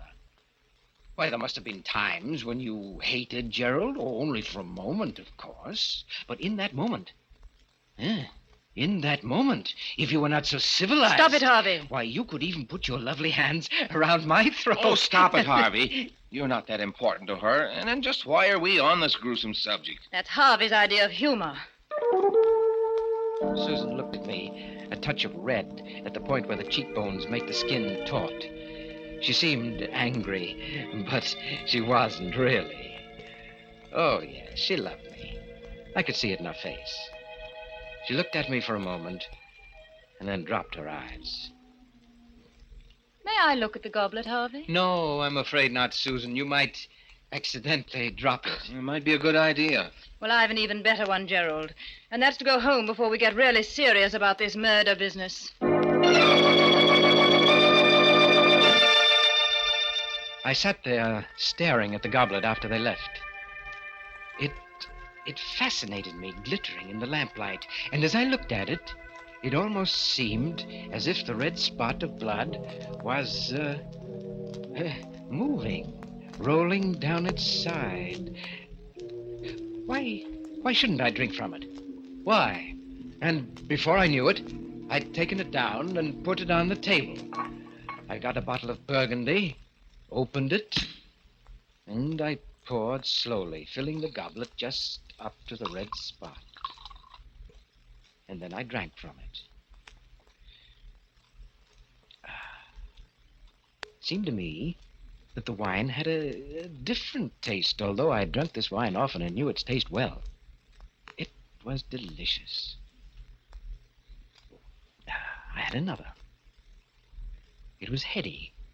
And it made me a little dizzy, although I felt fine and free. Yes, light and dizzy. But after a while, when the dizziness wouldn't go away, I decided to go for a drive, even though it was close to midnight. I drove fast. The speed and power of the car gave me a feeling of great exhilaration. I took the turns at full speed, enjoying the danger of the sharp curves. Then I came to a long, level stretch of road. I pressed down hard on the gas. The needle of the speedometer slowly moved upward. 60, 70, 80, 85. The road, like a black ribbon, rolled up in front of me. And then I suddenly saw him, but it was too late. I struck him with my right fender. He never made a sound. The car swerved a little from the impact. My heart in my throat. I stopped. Then I backed up. Backed up.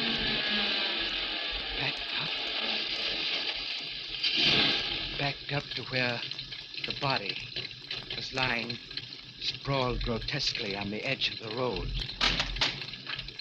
One look was enough. He was dead. But no one had seen the accident. I stepped on the gas and drove off.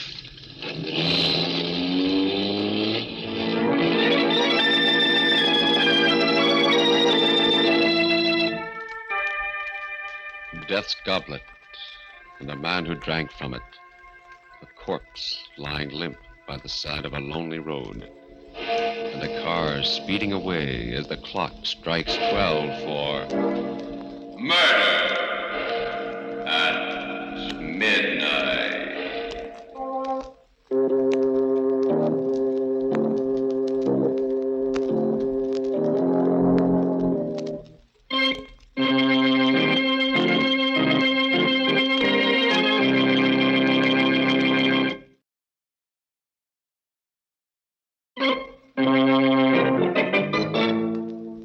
And now, back to Murder at Midnight.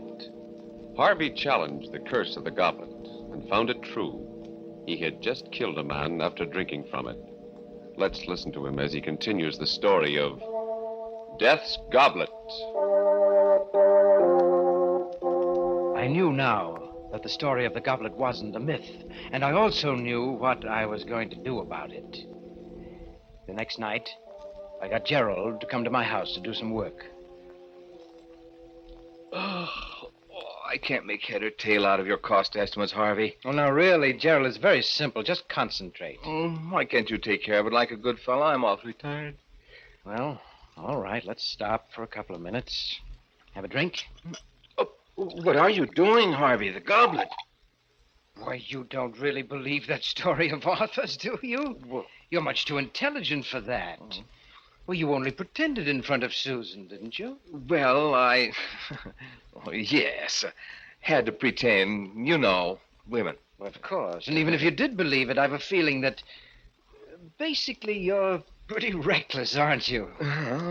Used to be pretty wild when I was a young fella. Owned a motorcycle once, and... Yes, I know, yes. Well, let's drink up. Find me a victim, will you, Gerald? Huh? Well, you know, according to the legend, I've got to murder someone. Maybe even you. Harvey the murderer. Yes. Very nice wine. How about another? Right. Well, here's to your lovely wife. And how about switching glasses? Huh? Well, you might as well get a kick out of it, too. Well, okay. Here goes. I watched the fool swagger as he drank down the wine. In an hour, when he was alone, he'd be shivering with fright at what he'd done.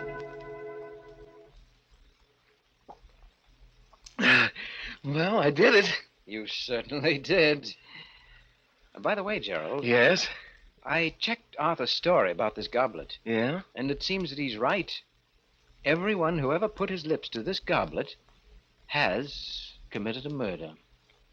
You mean... Well, of course, it's all coincidence, but then again, who knows?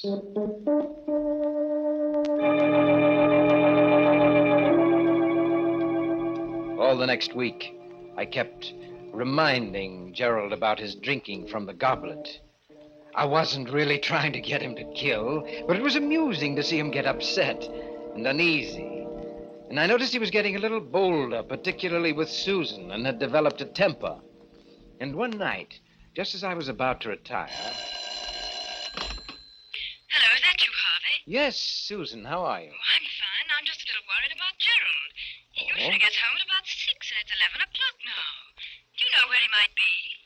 Why, he's having dinner with his sister. Sister? Yes, a tall, dark girl. She was in the office today, and... Harvey, Gerald has no sisters. Oh, he hasn't?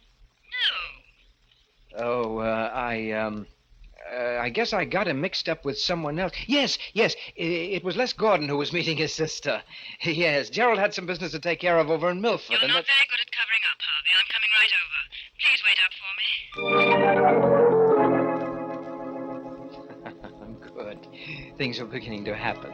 It was becoming very interesting. Now we'd see.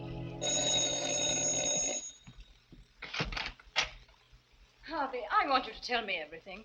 I must know. Who is this girl? Take it easy, Susan. Come, sit down.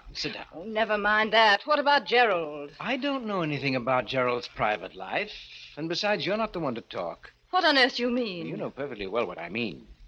You don't really care for Gerald.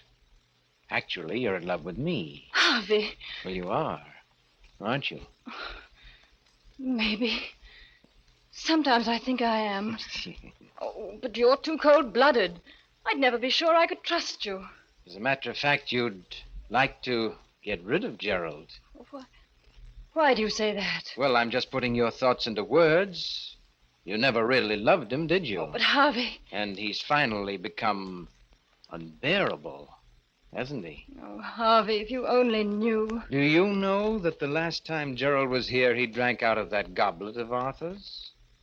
It's possible that he wants to get rid of you, too. Oh, stop it, you hear? Well, I'm just telling you what I think you ought to know. Oh, we'll see.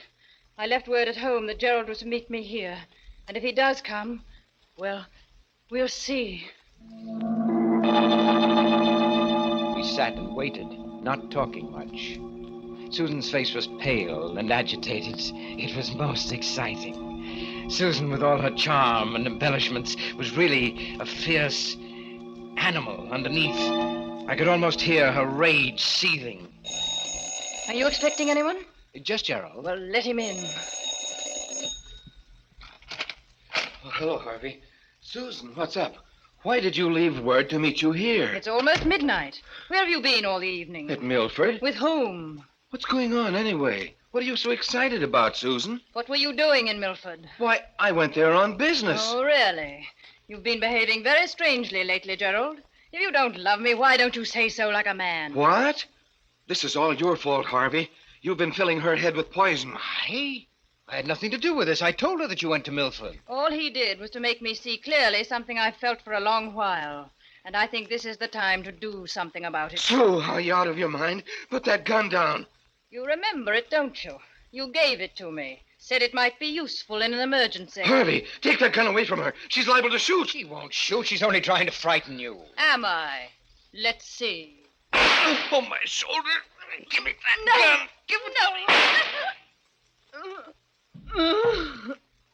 Harvey, she's dead. Yes, Gerald. And you killed her. But it was an accident. She shot at me, and I was only trying to get the gun away from her. You know that's what happened. I only know that you drank from that goblet and that you killed her. What? But... Oh, you dirty, treacherous... You planned all this so that you could get rid of me, so that you could have Susan, you could have the firm for yourself. You'll have to do better than that to beat the gallows, Gerald. The gallows? Please, Harvey. We've been friends for a long time. You can't let me down. You wouldn't have pressed the trigger if you hadn't had murder in your heart, Gerald. You shot her because you wanted to. That's what I saw. I believe in telling the truth. Harvey, I'll turn over the business to you. I'll do anything if you'll just... I don't accept bribes, Gerald. All right. But I'll fool you. I'll call the police myself. Well, there's the phone. I'll prove my case in court. They won't convict me. Operator, give me the police. Hello? Police department? This is Gerald Hamilton. I just accidentally shot my wife. And my friend's home. Yes, she's dead. The address is 411 Grove Street. That's right. I killed her. Accidentally. Yes. I'll be waiting here. Cigarette, Gerald? Oh, treating me like a condemned man, huh? Well, I'm not going to die. All I have to do is tell the truth about everything, including you. Oh, but you forget, Gerald, there must be fingerprints, your fingerprints on that gun. That won't look very accidental, will it? But Harvey... You did it, Gerald. I saw you. If you don't back me up, they'll hang me like a common criminal. Please, Harvey, don't let them do that to me, please. Oh, stop whining, Gerald. What? All right, Harvey, I'll stop. You're responsible for this whole thing. You know you are. And since they can only hang me once... You raised the gun, but I'd been expecting it. I grabbed his hand, pushed it against his chest. My finger pressed on his hand on the trigger. And suddenly, he went limp. You won't get away. My alibi was perfect. All I had to do was wait for the police that he himself had called. The minutes ticked slowly away. And then...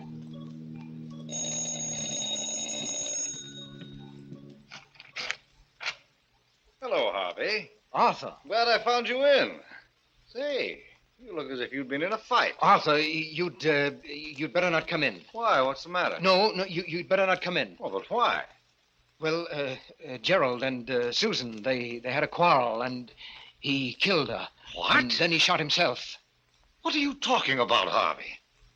Well, all right, come in. Look for yourself. Good Lord. Tried to kill me, too. But why? It doesn't sound like him, or like either of them. Well, I don't know why. Fit of insanity? Or maybe it was the goblet. Your goblet. He drank out of it, you know. The goblet? Why, that's ridiculous. As he spoke, he picked up the gun. It made me furious. All those fine fingerprints of Gerald's were now erased. Put that gun down, Arthur. There are fingerprints on it. Oh, I'm sorry. I didn't realize. I tried to get hold of myself. The stupid fool, he was going to ruin everything. But I had to keep calm. What were you saying about the goblet? Why, it has no curse or magic. I just made that story up. You made it... You mean... Of course, I bought the goblet in an antique shop. As a matter of fact, I have a whole set of them. The pulses hammered away in my head. A vast, uncontrollable anger seized me. Was it because of those precious fingerprints that he'd wiped out, or because I had believed in the goblet myself? I don't know. I only know that I had to fight to keep from grabbing him by the throat. You know, I don't think you're telling me everything you know about this horrible business, Harvey. In fact... A red-hot wave came over me. I don't remember exactly what happened. Let me go! Get your hands off me! Oh!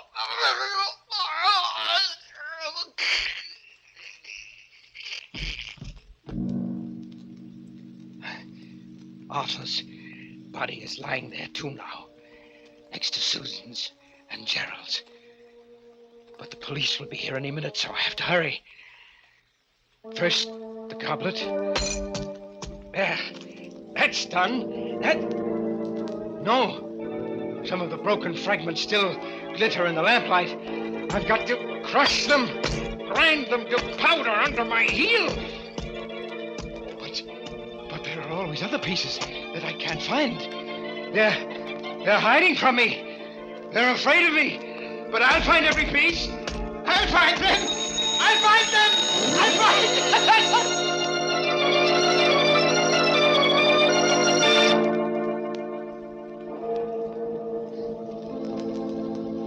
them. Three bodies lying huddled on the floor, and a madman crushing the fragments of the broken goblet to powder as the police car drives up and the clock strikes 12 for Murder at midnight.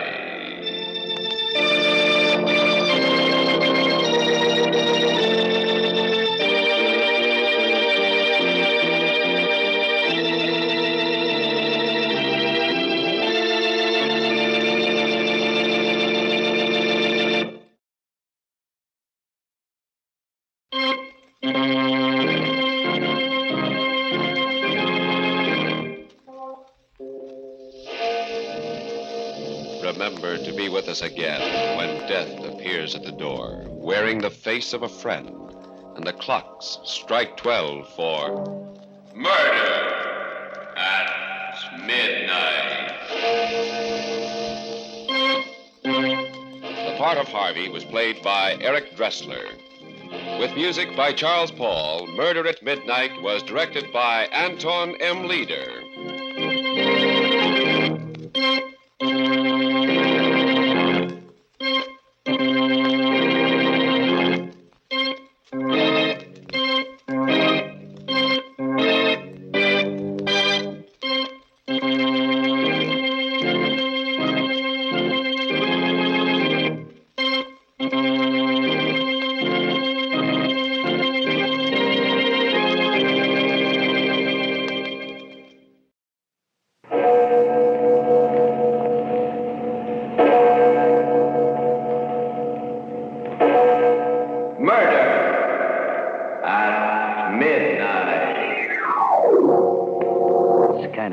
Tube was pointing at Matson's body.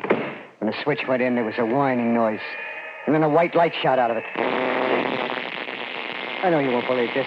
When it hit the body, it went all soft. It was just like the bones had gone out of it. It just went all soft and kind of poured off the chair and onto the floor.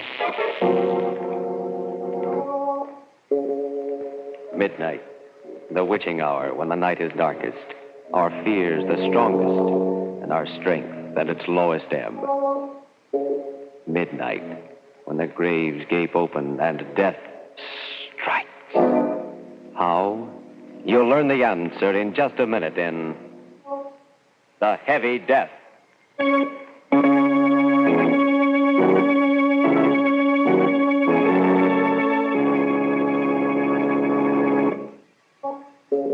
And now, Murder at Midnight. Tales of mystery and terror by radio's Masters of the Macabre. Our story, written by Robert Newman, is a weird and fantastic nightmare called The Heavy Death.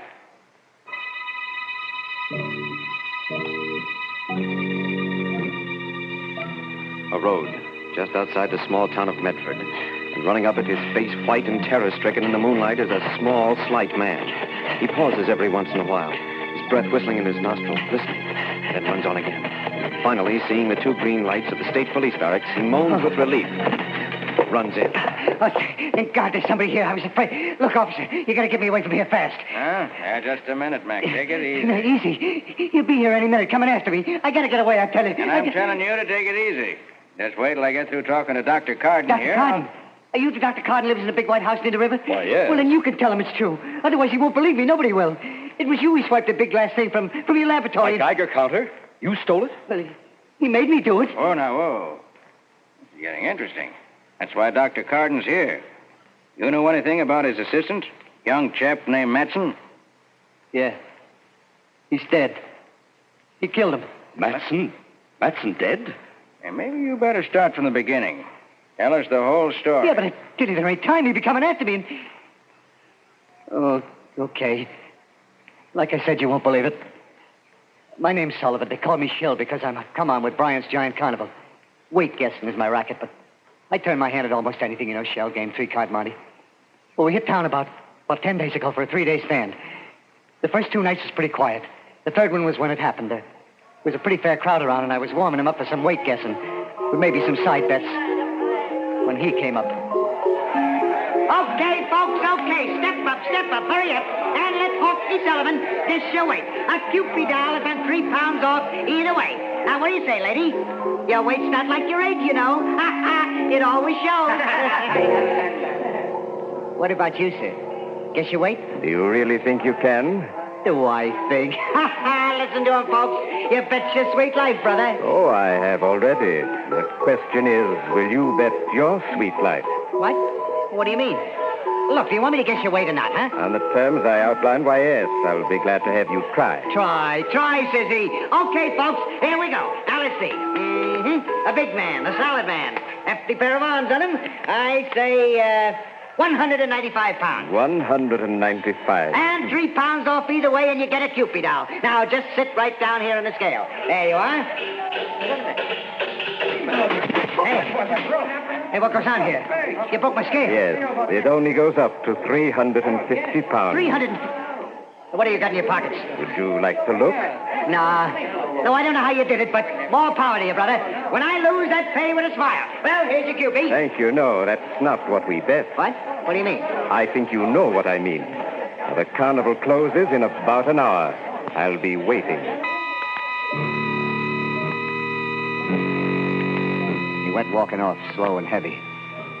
The crowd stood around for a couple of minutes, gaping at the broken scale and talking. Then they all decided it was some kind of a gag and went on and forgot about it. For me, I couldn't forget about it. Somehow I didn't think it was a gag.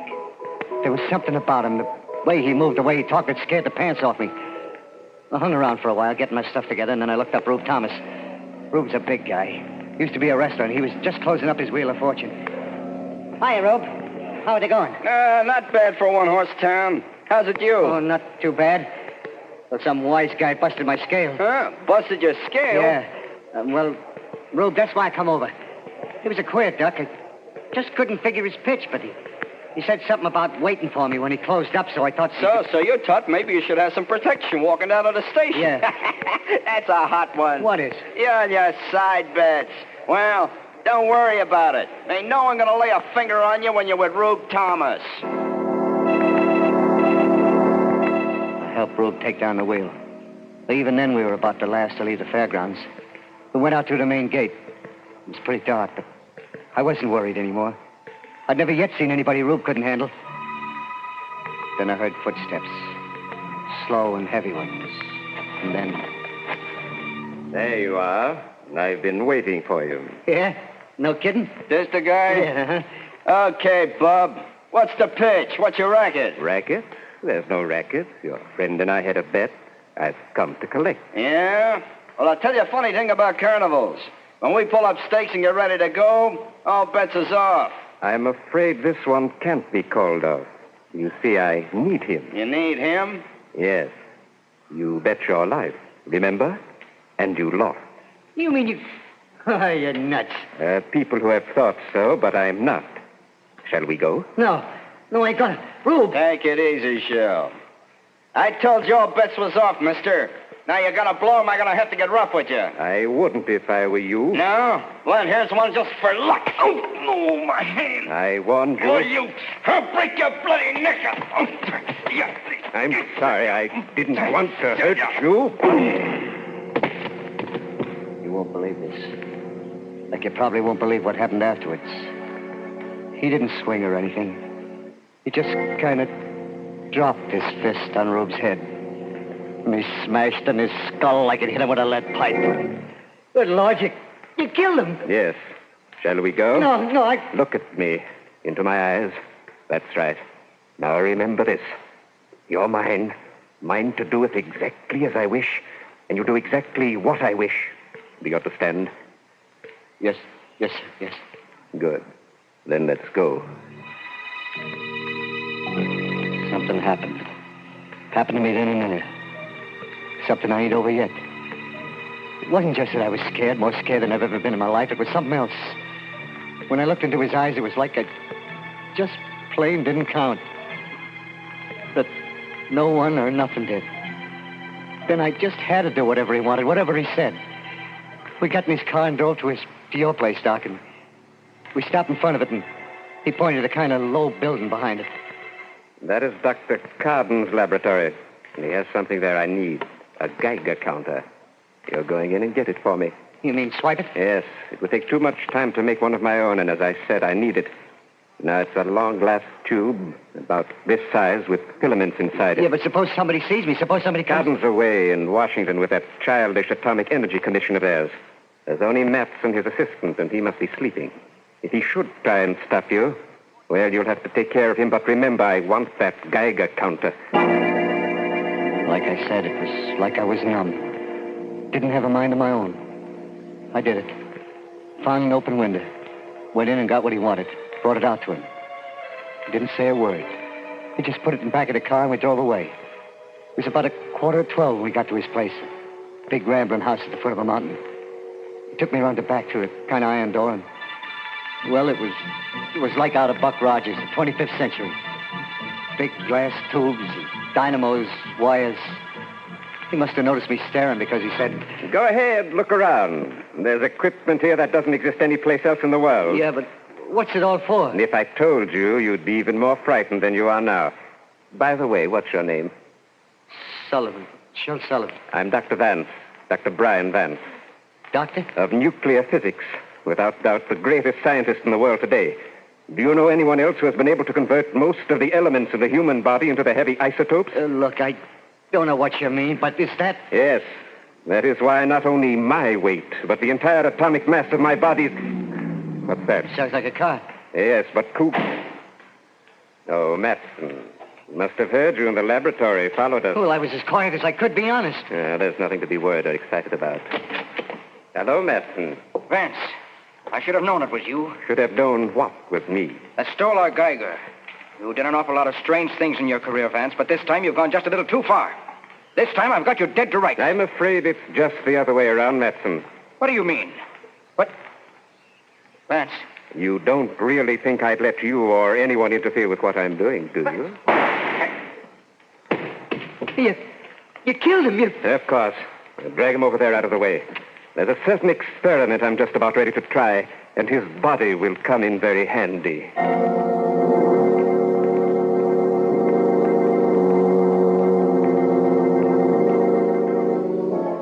With Shel Sullivan staring at him in abject horror, Dr. Vance turns away from the body on the floor, lumbers over to one of his instruments, and begins examining it. And far away, in the town's church steeple, the clock strikes 12 for... Murder at midnight.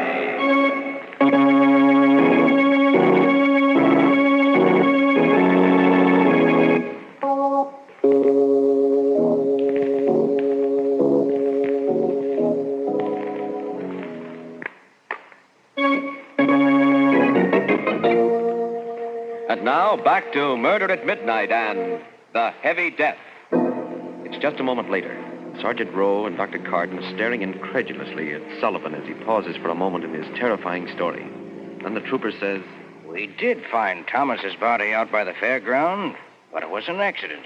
Hit by a truck or something. You mean this Vance killed Matson just like that? Shot him without turning a hair. Sure sounds to me like... Dr. Carden, what do you think? I don't know, Sergeant. I do know Vance. I knew that he had a laboratory somewhere near here, and... Well, it's true that he probably knows as much about nuclear physics as anyone in the world. We tried several times to get him to work with us during the war, but he laughed at us, said that what we were doing was childish. Yes, but this other business, this changing himself, making himself heavy. Yeah, even his voice was heavy like. Is that possible, Doctor? Theoretically, yes, I suppose it is. After all, Professor Urey did it with hydrogen, made heavy water. And we've done it with uranium. Yes, but why would he want to do it? Why? There I can only guess. For all his genius, I've always felt Vance was a little mad. It's possible he believes that by changing the atomic weight of his body, he can make it immune to disease. Yeah, that's right. It's true. He said he was going to live forever. Well, go on, Sullivan. What happened after that? He made me help him do things around the laboratory. Wire and stuff like that. Seems he got tired pretty easy, and his hands was too heavy to do work that was delicate-like. Maybe that's why he needed someone else around. Finally, I couldn't keep my eyes open anymore, and I fell asleep in a cot in a corner. I don't know if he ever slept or not. If he did, I never seen him. When I woke up, it was around noon, and he had Matson's body propped up in a chair against just a kind of a silver screen. So you finally got up, eh, Sullivan? I was just going to wake you. Yes, sir.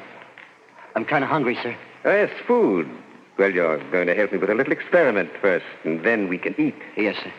What kind of experiment? You mean... Why, yes. An experiment on our friend Matson's body. He won't mind. Just a little calcium transmutation. First, we switch on our alpha generator here. Then we make a few frequency adjustments. What are you going to do? You'll see. Over there, stand by that master switch on the converter. When I give the word... Yes, sir. You let it climb just a little higher. A little higher.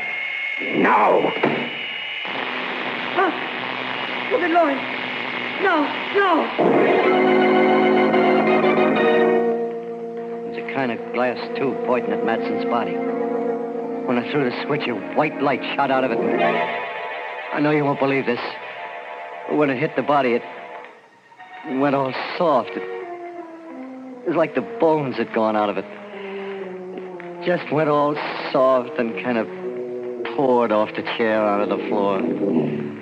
I must have fainted or something. When I come to, Vance was standing over me, smiling. Anything the matter, Sullivan? Don't you feel well? Yes, sir. I'm all right. That was the most awful, most terrible thing. Sullivan, if you were a soldier and you saw that happen to the man next to you, would you feel much like fighting after that? What? You mean you're going to do that? I'd advise you not to ask too many questions. We'll dispose of the rest of the body later, but now let's eat. Like I said, it was just about a week ago. I can't really tell you what happened after that because I was in a daze most of the time. We worked, him showing me what to do, wire and solder and stuff. We ate. Sometimes he let me sleep. Then this morning it happened. I woke up at about 10. He was standing looking at this thing we've been making. Well, Sullivan, it's finished. Just a few adjustments and we were ready to go. Yes, sir. And I'm profoundly grateful to you for your help. I will show you how grateful in a very concrete fashion. You mean you're going to let me go? You're going to let me go? Oh? Really, Sullivan? That's a little foolish, isn't it? Well, I don't know. I just thought... Yeah, I guess it is. Well... Where are you going? Inside to fix some breakfast. No, Sullivan, no food. No food? No, because tonight you're going to enjoy a tremendous experience. One I experienced myself several months ago. And the process is much simpler when the stomach is empty. Process? You mean you're going to make me like you? Heavy? Yes, Sullivan. I told you I was grateful to you and... Oh, no, Doc. No, please, will you? For heaven's sake... You're being rather childish. I'm not going to bother detailing what it will mean to you physiologically, the immunities it will give you. I will merely tell you that we'll do it tonight. Getting changed to become like he was. Heavy as lead. Well, it did something to me. It was like I'd been doped, hypnotized. All that time afraid to do anything to make him mad. Now I was even more scared to stay. I made out like everything was fine, and I waited. I waited and watched. Then about an hour ago, I got my chance. He went into the house to get something. He didn't lock the door. I was out like a shot, grabbed his car and started down the driveway. As I went past the house, I heard a window open. Sullivan, come back! Come back! You'll regret this! You'll regret it!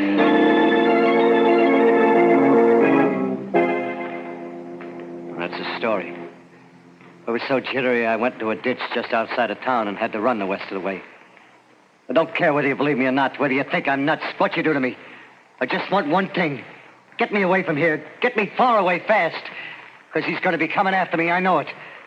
Well, I'm not saying what I think. Not yet. What about you, Dr. Carden?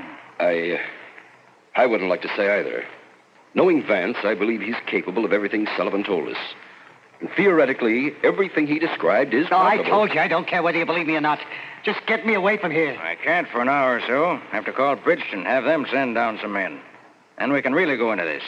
In the meantime, I'll put you in one of the detention cells. You'll be okay there. Are they strong? Really strong? Plenty strong enough to keep you in and anyone else out. Come on.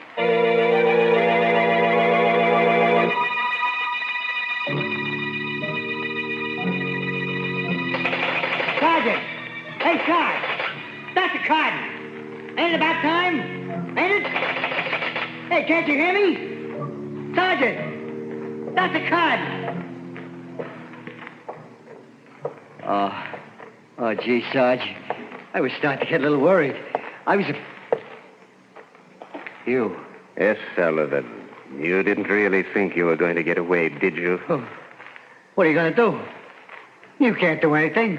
The cell door is locked. Is it? Let's see. Hey, you see, you can't break it down. You can't. It's steel. Yes, Sullivan. But steel can be smashed if it has to be. No. I told you you'd regret running away, didn't I? No. Look, I'll come back. I'll do anything you want. I'm afraid it's too late, Sullivan. No. Too late for anything but this. Dr. Carden. Huh? Did you hear it, too? I'm not sure, but it did sound like... This way, quick. Good Lord. Look at that cell door. Oh, and Sullivan. His skull. Smashed like an eggshell. Well, Sergeant? I guess I must be nuts, too. Look, Doc. He must have just left here.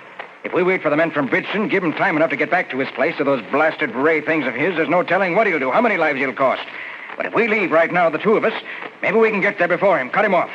What do you say? You game? I'm game, Sergeant. Let's go.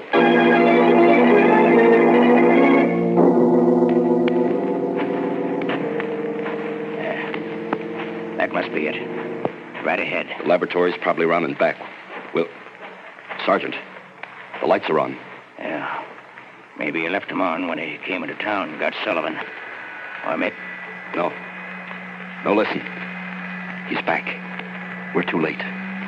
What in heaven's name is that? An electrostatic generator or a cyclotron. He's... Oh, good Lord. Up the mountain there. Look. Great Scott. Looks like a hole or something. But it's moving. A neutron beam. Disintegrating. Eating its way into the mountain. He must have found some way of harnessing... Dr. Gordon, it's swinging its way. Must have seen us. Come on, run. No good, Sergeant. Seems to have a range of almost half a mile. But eating through solid rock that way. If it hits us...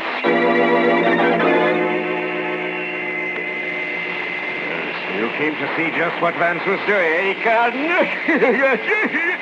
Well, take a good look. The last one you'll ever take at anything. For you shall be the first to... Did you think that you were going to get away with it, Vance? Who's that? Take a look at the Geiger. Gentlemen, it's too much. I gotta cut that down. And what'll happen when you release the load? But I've got to cut it down. Besides, you're dead, Sullivan. Yeah, and it's because I'm dead that you join me. You can't do it alone. Too heavy. But I've got Too to slow. It climbs any higher. Look, Lord, the generator. I've got to cut that down, too.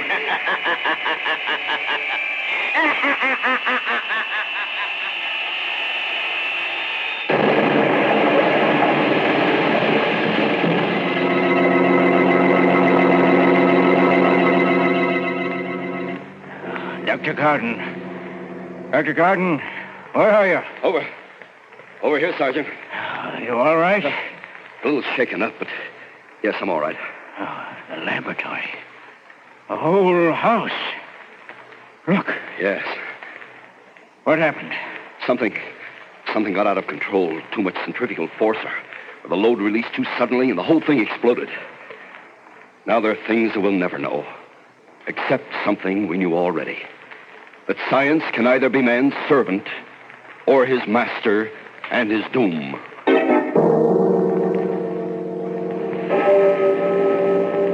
And as I stand there, gazing at the smoking ruins that were once Vance's laboratory, through the blessed silence comes the distant clang of the clock in the town's church steeple. For the second time, striking 12 for...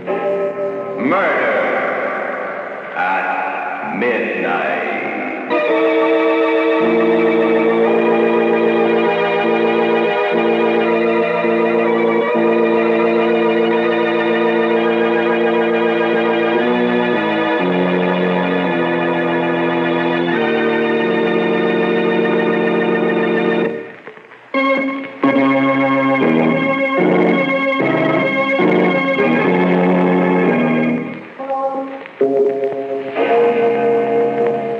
Remember to be with us again when death hovers like a dark cloud and the clocks strike 12 for... Murder at midnight.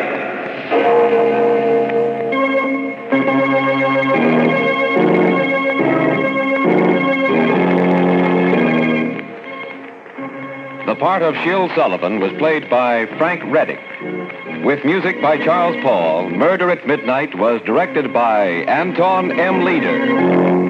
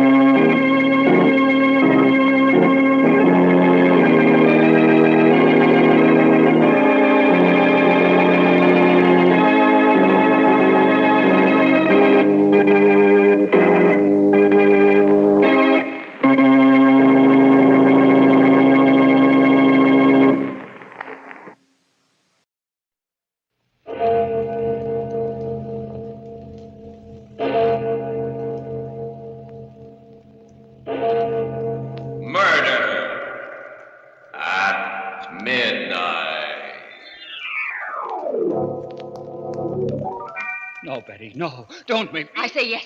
It's got to be. And now and here, she's got to die. Betty. I say yes. Here, I'll hold her arm. All right, Betty, but... No, don't. I don't want to die.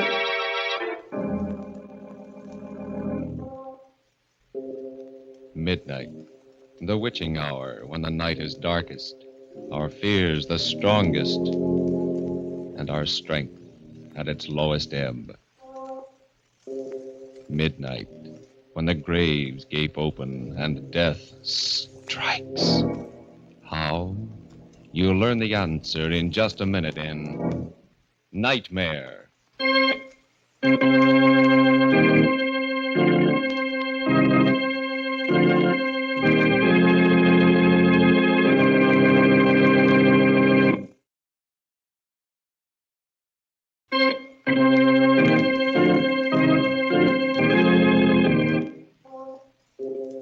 And now, Murder at Midnight, Tales of Mystery and Terror by radio's Masters of the Macabre.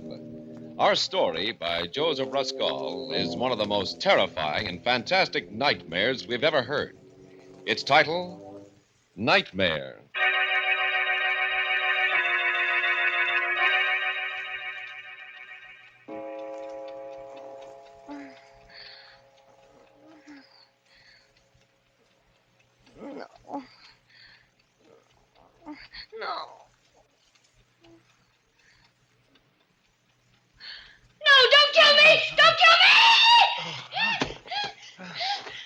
Helen, what's the matter? Helen, wake up, for Pete's sake. Hey, stop it, Helen, stop it. It's me, it's Ernie.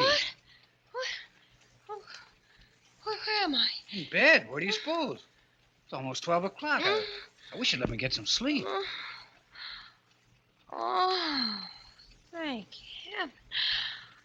Oh, must have been just a dream. Oh, thank the Lord. Oh, Ernie, it was so real. I dreamed somebody was leaning over me just now with a pillow. Oh, it was horrible. They were trying to smother me to death. And Ernie, Yeah? it was you. What? Me. Oh, that's a beaut. Where's the light? Oh, my aching back. Why, you poor, foolish little... Come here, Butch. I'll kiss you back. No, don't touch me. Keep away. Huh?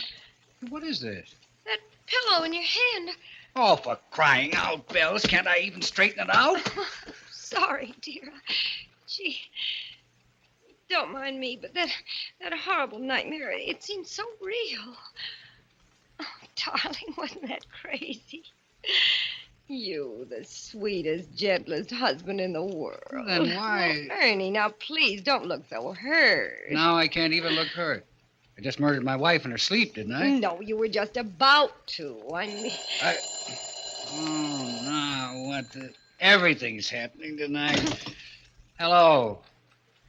What? Who?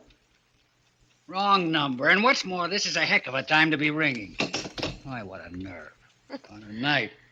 Thought maybe that was the police you phoned in your dream. Now will you go to sleep? Ernie Kraft, I'm sure I didn't mean to insinuate anything. I was just telling you my dream. You asked, didn't you? Oh, you're a character. I guess I'll have to put you in that book I never wrote, too. Well, now what? That was in it, too. Huh? That book you never wrote. You've nagged about it so much, no wonder. Oh, and that look when you bent over me like a madman. Oh. Ernie, what on earth do you suppose made me have a nightmare? That's easy. You would insist on eating hamburgers after the show tonight. Yes, I did, didn't I, when we got out of the movies? Hamburgers, of course. Ernie, they were part of my dream, too. Hamburgers. Oh. Ernie, stop punching on that pillow, please. All right. Go ahead, then. Better tell me your dream, all of it. Neither of us will sleep until you do. I'll just light this butt. Now, let's have it. Gruesome details. Well, I don't know if I can remember now. It was all so hazy and terrifying. Well, what happened before I smothered you with a pillow? A crazy quilt. Something about your job, and I was a millstone around your neck, and hamburgers, and you hated me, and July 15th. July 15th? Yes, I can't imagine what that meant. Look. Start at the start. Why did I decide to murder you? Because of that other woman, your secret love. Huh? You promised her you'd kill me tonight when I was asleep. My secret love? Yes, she had you in her spell. Oh, that's kind of bad casting, isn't it, Butch? I'm the dishes and dustpan type, remember? In the 5 years we've been married, have I ever looked at another? I know. I told you it was a crazy dream. Maybe you want me to eliminate my one night a week out, too. My Saturday gin rummy with the boys. Oh, no. Who was my secret love? Did she have a face? Well, this is the silliest part of it, Ernie. It's absolutely ridiculous. It was that girl, Betty Daniels. Betty Daniels? Who's she? You remember that tall, dark-haired artist I introduced you to at Cape Cod last summer? At the exhibition. No, I don't. Oh, wait a minute. Trousers, long cigarette holder, Yes. very intense. Yes, very intense. But what the devil? What was she doing in your dream? We said hello to her, we walked off, and that was that. Casual. Yes, I know. I hardly remember her myself. I can't imagine why I dreamt of her. Why? No, don't touch me. Don't. No. Oh, that dream. That awful dream. So crazy. And yet it seemed to be telling me something, warning me.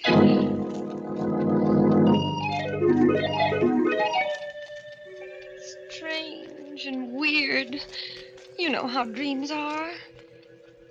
First thing I remember is Provincetown and us looking at the art exhibition just the way we did last summer. Only now the picture was about 10 feet tall and hanging crooked. And then she came along. Betty Daniels. Just the way she did then. Hello, Helen. And I introduced you the same as I did then, only not exactly the same. Like in a dream. You know, silly. Betty Daniels, this is my husband, Ernest. He is very faithful to me. How do you do? How do you do? We've never met. That's a marvelous Goya painting, Helen, don't you think? Or do you prefer hamburgers? Well, My wife prefers hamburgers, Miss Daniels. Oh, I didn't know. Only after a movie, though. Anyway, I'm sure I can't tell one painting from another. My husband's the art lover in the family, I guess, and I just tag along for the fish. Only I don't like fish. I like hamburgers. I know. You don't wear trousers like I do. You're fluffy. Betty and I met on the beach, Ernie. She's a painter. Our rowboats got tangled. That's how we met. Yes, it was all very casual. I hardly remember. Well. Ernie and I are going back to New York today. Isn't that a shame? I wish you two wouldn't stare at each other so. Well, we better run along, Helen. Lots of packing to do. Ernie has got to get back to his silly old job. He's a reporter. A reporter? Shouldn't he write a book he never wrote? Well, imagine. That's what he always says. Well, goodbye. I'm wondering why I'm thinking of you now. Goodbye. Goodbye. The scenes sort of dissolve into each other like a kind of dream movie. And I'm trembling with fright because I have a feeling I know how the plot's going to end. The next thing I remember, Ernie, I'm in a penthouse apartment on Park Avenue. Everything zigzag, even the butler. And I'm the maid, Helen, there. And what I'm doing is turning pages for Betty Daniels while she plays the piano. For you, Ernie. Isn't that crazy? Neither of you hardly notice me at all, and I keep trying to open my mouth. Like that. But it's stuck, and I'm absolutely frozen at what I overhear. Darling. Yes, Butch. Love our loveness. Out of this world. This is heaven. Ernie, do you ever call your wife Butch? Never. What gave you that idea? I hate the very sight of her. She's really a little ignoramus. You're telling me she prefers hamburgers. Ernie, do you think she suspects yet? Of course not. She thinks I'm at a gin rummy game. Darling, you're blind, but she's not. She knows. She knows? How'd she find out? You may go, Helen. Helen, do you hear me? Why don't you go? Answer me. Have you lost your tongue? Oh, well, there's murder in the air. How'd she find out, Betty? Tell me. Darling, do you suppose she doesn't know what happened last summer in Provincetown? After we all said goodbye, you came to look for your cigarette lighter. She knew you hadn't lost your lighter, that you'd come back to ask me for my New York telephone number. She knew? Of course, intuition. She knows we've been having a secret affair ever since. I can't go on like this. I'm tired of being just a gin rummy excuse. Ernie, if you love me, you'll do what I promised. But I pity her so. Don't be a fool. Isn't it her fault you never wrote that book you never wrote? It's true. She wouldn't let me give up my job. She's a millstone around my neck. Then get rid of her, Ernie. Get rid of her, and I'll bring your genius to the world. I've plenty of money, and you can give up reporting and write that book. Fulfill your destiny. Fulfill my destiny. Oh, Betty, you'll help me. Yes, but only if you forget July 15th. You'll forget about July 15th. It won't mean a thing to you from now on. Not a thing, I promise. And you'll do away with her. The way I told you. Yes, like you told me. The pillow. The pillow. Shh, don't let her hear. Just look at her standing there at the piano. You've been spying on us, Helen, haven't you? Haven't you? Answer, have you lost your tongue? Now, don't try to fool us. We know you're the real Helen and not the maid. She's heard everything we've said, Ernie. So we'll have to kill her now. Unless she gives me a divorce. Will you give him a divorce? Answer, or we'll finish you right now. Very well. Here's the pillow, Ernie. Right now. I'll hold her on. Answer, Helen. Don't make me do it. Answer, Helen. I pity you, but I hate you. You let her cry. Look at her. Stricken dumb. Her mouth's moving, but she's not saying anything. What are you trying to say? Helen, please don't make me do it. Will you give me a divorce? Tell me. Ernie, stop. Fools we are. Do you want her body found here? Well, hang for it. She's got to die. She's got to. No, not here. Not like this. There must be some other way. Later tonight, Ernie. After the movies. Hamburgers. She'll get hungry for hamburgers. She's bound to. The waiter will ask her how she wants them. That'll give you the clue. And then, when she's asleep, and they'll find her in her bed. The perfect crime. Don't you see, Ernie? Hamburgers.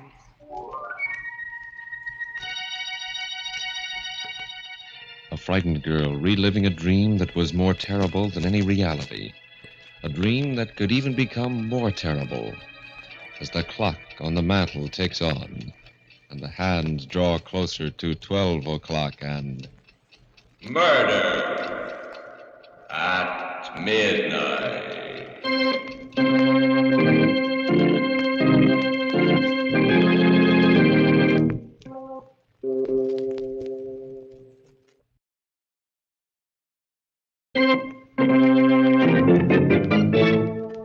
And now back to Murder at Midnight and Nightmare. Well, let's hear the rest of this dream of yours, Helen. What happened after that? Well, it was after that it really got bad.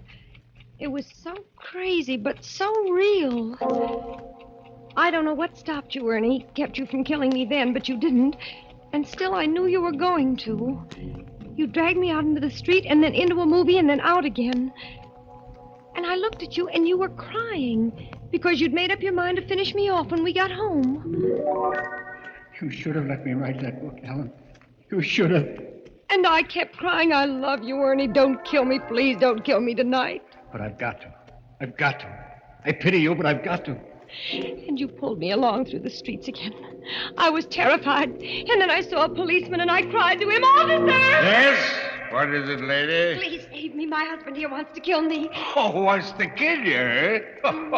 Why, that's a crime. A felony. Oh, why are you joking? Don't joke about it. Do something, please. I'm frightened to death. Don't pay any attention to her, officer. She's dreaming. I'm not. Don't believe him. He wants to wait till I go to sleep tonight. And then as soon as I fall asleep... Oh, come now, lady. He wouldn't do it to you in your sleep. Why, you're cute. Not in her sleep now. Would you, mister? Of course not, officer. Not in her sleep. As a matter of fact, we're stopping off first for a hamburger. She's hungry. No, I'm not. I mean, I am, but I don't dare. I'm starving, but I don't dare. He's just waiting for me to order one, officer, to see what I'll say. And then he'll take me home and kill me. Oh, lady, stop. Sure, and you're breaking me heart. Come along, dear. No, officer, please protect me. Don't let him take me, please. Come along, I say, darling. And then we were in the little lunchroom in our neighborhood, around the corner from our house, sitting on stools. The counterman came over to us. He winked at you, Ernie, and you winked back at him, and he said... Evening, folks. What do you have? You looked at me, but I shook my head. I shook my head, and the tears were streaming down my face. I tell you what, Joe. Make it 2 hamburgers. Right. Rare, medium, or well? Medium, Joe. Make mine medium. Right. And the little lady? How do you have yours, Helen? How do you like yours? Make hers medium, too, Joe. 2 hamburgers, medium. 2 medium. Coming out. And what'll you have on them, folks? Relish or onion? Relish. Make mine with relish, Joe. Right. And the little lady? Man's talking to you, Helen. How'll you have yours? Answer him, I say. Answer him. This is it. How'll you have yours? No, I won't tell him. If I do, you'll know how to do it, so I won't tell him. I won't. The next thing I dreamt, we were home again, sitting in the parlor, everything exactly the same, Ernie, just like tonight before we went to bed. But in my dream, I was sitting paralyzed, in a cold sweat, waiting for the word from you that meant my death. Well, Butch, I guess we better hit the hay. What do you say? What do you say, darling? No, wait, Ernie, did I tell that counterman how I wanted my hamburgers served? Of course, dear. What did I say? I can't seem to remember. Oh, I forget to... Come along to bed. No, I don't want to go to bed yet. Please don't make me go to bed. I'm scared. Helen. Come to bed, darling. Like a good little girl. Hmm? We went to bed. And then you said, And now, lights out, eh? I tried to think of everything I knew to keep awake. I wondered whether I ought to count to 100 or whether counting would put me to sleep. I tried not to count, but I felt myself getting sleepier and sleepier. Asleep, honey? I heard, but I pretended not to. I fought to keep my eyes open. I knew I would die if I closed them. Asleep, Butch? I didn't answer. I couldn't if I wanted to. I was so scared.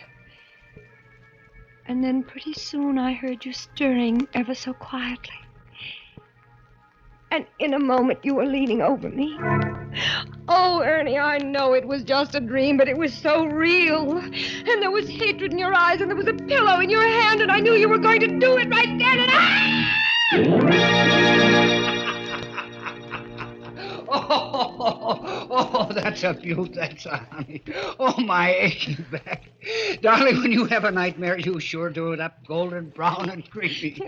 wasn't it crazy? Oh, darling, wasn't it mad? Oh, wait till I tell it around the office tomorrow.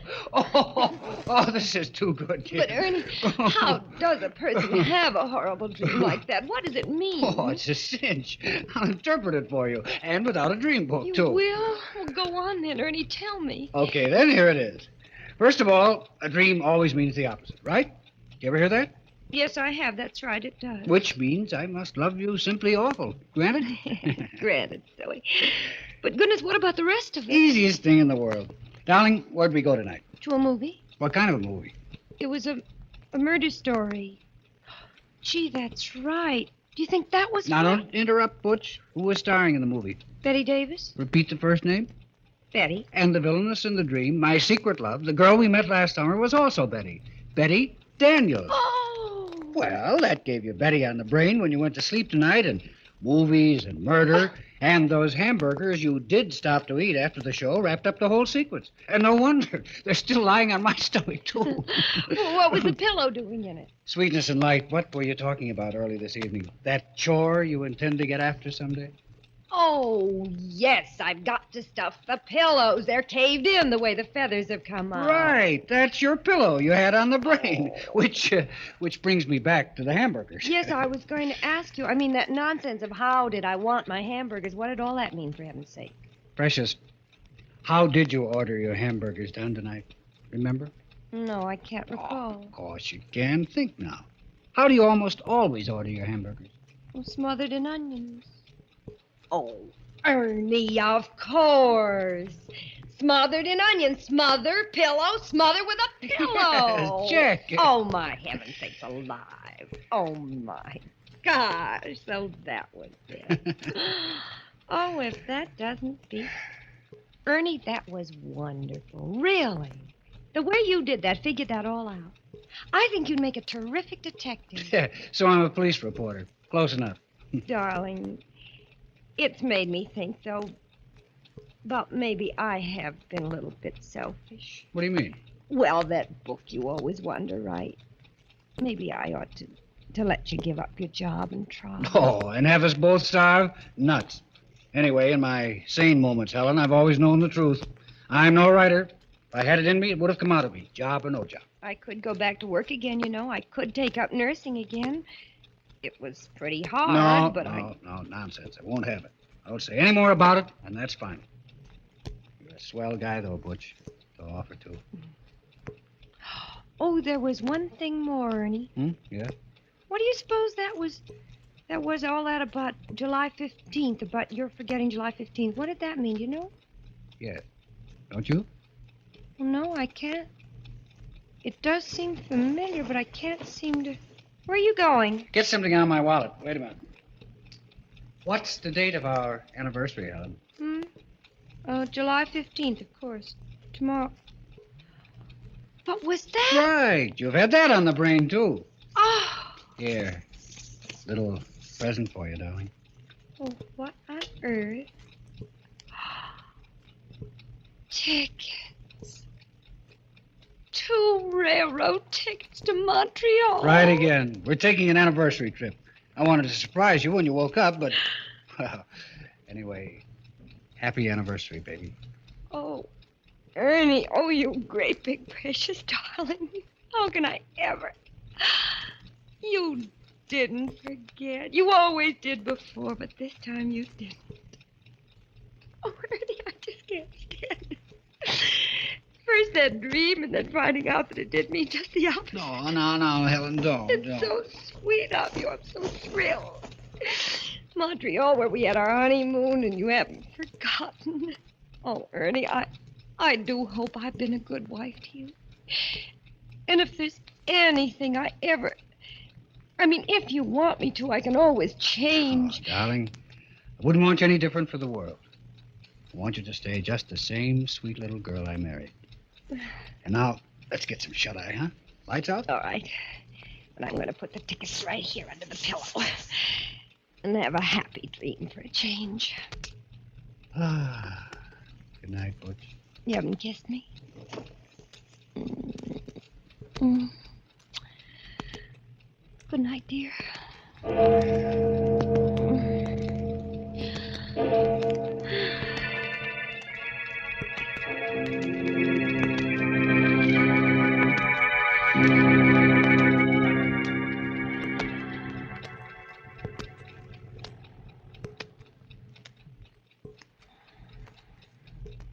Sleep, darling.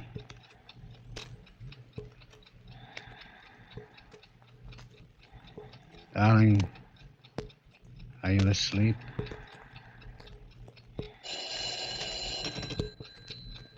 Hello? Ernie? You shouldn't have phoned before, Betty. She was still awake. I had to know. Is it done? Not yet. You got the tickets? Yes, It has to be tonight. You promised. I know. Is she asleep now? Yes. Just gone off. Then what are you waiting for? Nothing. I'll do it now. Right now. As soon as I hang up. Putting down the phone, Ernie turns and picks the pillow off his bed as the clock finishes striking 12. Murder at midnight.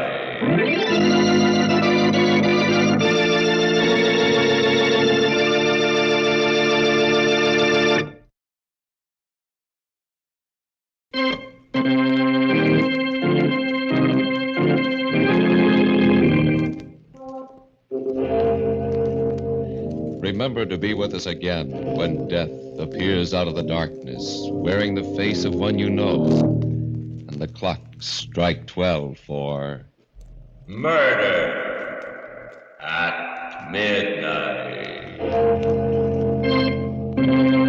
The part of Helen was played by Elspeth Eric. Walter Vaughn was Ernie. With music by Charles Paul, Murder at Midnight was directed by Anton M. Leader.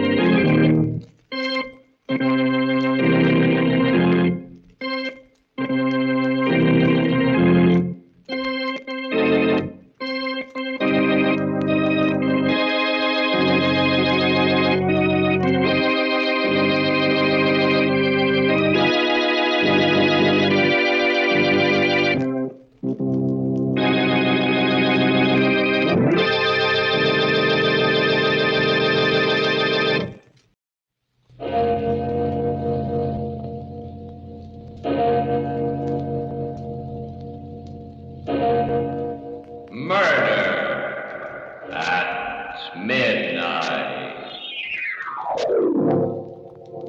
I was worn out, dead tired. But I kept on walking through the mist.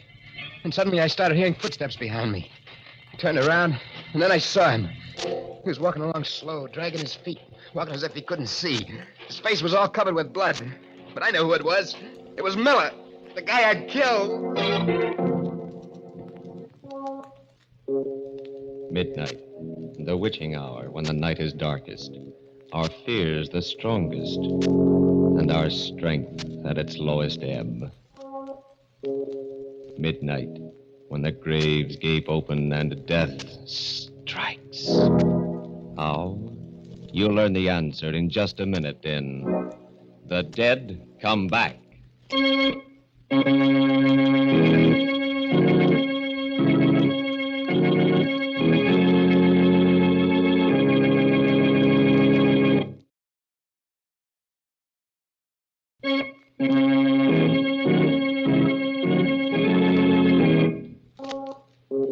now, Murder at Midnight.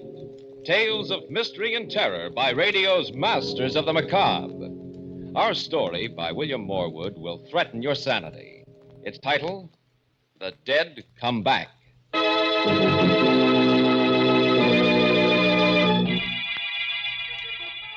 About 1 o'clock in the morning, on a dark, deserted street, standing in the doorway of a gloomy brownstone house, a man with a wild expression on his face rings the bell desperately.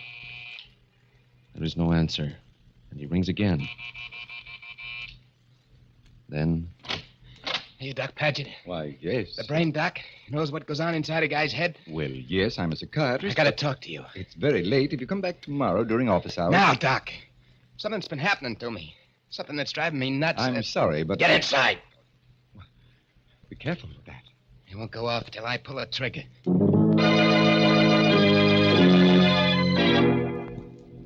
Better sit down, Doc. Very well. Just to make sure we understand each other, I'll put this gun here on the desk. And my watch. We got just half an hour to get everything cleared up. And then? And then, I got a guy to kill. Suppose we start at the beginning. Your name? Lefty O'Connor. O'Connor? So you heard of me, huh? I'm not sure, but the Tilson murder case. That's right. But as I remember That's right. They decided I was nuts, put me away. But get this straight, Doc. Yes? I wasn't ever out of my head, and I ain't now. I see. Insanity was something that I cooked up to keep from burning. I played it up all right. Good enough to make monkeys out of the doctors and the jury. But when I got to the nut house, it was different. I didn't have to pretend no more. You know, Doc, some of them whacks act just as sane as you and me. Yeah, I was getting along fine. Till 2 nights ago, when I was called in to see the superintendent. He was a white-haired old guy, name of Miller. Sit down, Lefty. Cigarette? Thanks, Mr. Miller. Here you are. What's that? This? Just a music box. Plays when you open the lid. That ain't just a... What are you trying to do to me? Oh, what do you mean, Lefty? I just offered you a... That's the box I kept talking about at the trial. The one old Mrs. Tilson kept her jewels in. I'm afraid you're mistaken, Lefty. In a pig's eye. I know what you're trying to do. But I don't remember nothing. Nothing, you hear? And why does this tune seem to disturb you, sir? Never mind why. Turn it off. Yes, of course. Take it easy, Lefty. I called you in here because I want to help you. You're trying to trick me into admitting I knew what I was doing when I hit old lady. Nothing of the kind. Next, you'll be asking me where I hid the jewels. Don't you think I know that routine? There's no routine here, Lefty. You're a liar, Mr. Miller. You got me in here to give me the 3rd degree, to try to break me down all over again. Well, you won't do it. Not again. I've had enough. But Lefty, put down that paperweight. Till I...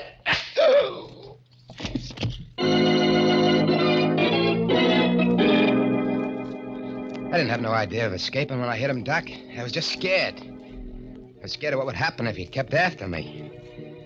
When I found a gun in his desk drawer, I began making plans fast.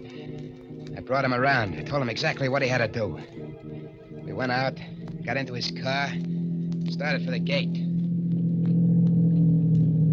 Okay, Miller, it's up to you now. I understand. Now remember, I'll be lying back here with this gun against your spine. Evening, Mr. Miller. Hello, George. Going out kind of late, aren't you, sir? Yes. Something unexpected came up. You wouldn't be smuggling out anyone under that rug and back, sir, huh? I might. Yep, looks suspicious. Just the right shape for a man. But I'll take a chance on you, sir. Okay, Charlie. Open up for the super. Okay, open it up. Good night, Mr. Miller.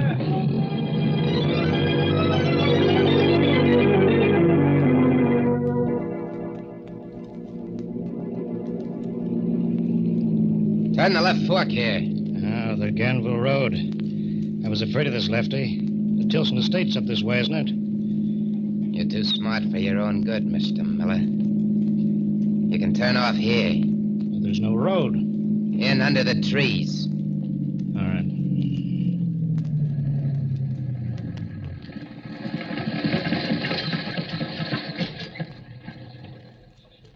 What happens now? Do we walk the rest of the way? One of us does. Get out. You're no use to me anymore. Let you know. Put that gun away. You can't. You fool. You won't get rid of me this way. You.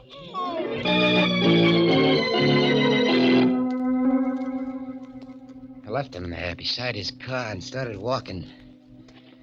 I don't know how long I was at it. Maybe an hour when I hit the outskirts of town. The light was kind of funny. It was different from anything I'd ever seen. It was kind of yellow. Kind of yellow mixed with a mist that was curling up. Maybe I was tired, I don't know. But suddenly I began to hear footsteps behind me. I looked around, and then I saw him. He was walking on the other side of the road, blind, as if he couldn't see where he was going. And his feet were kind of dragging along. His face was covered with blood. But through the blood, I could see that it was him. Miller.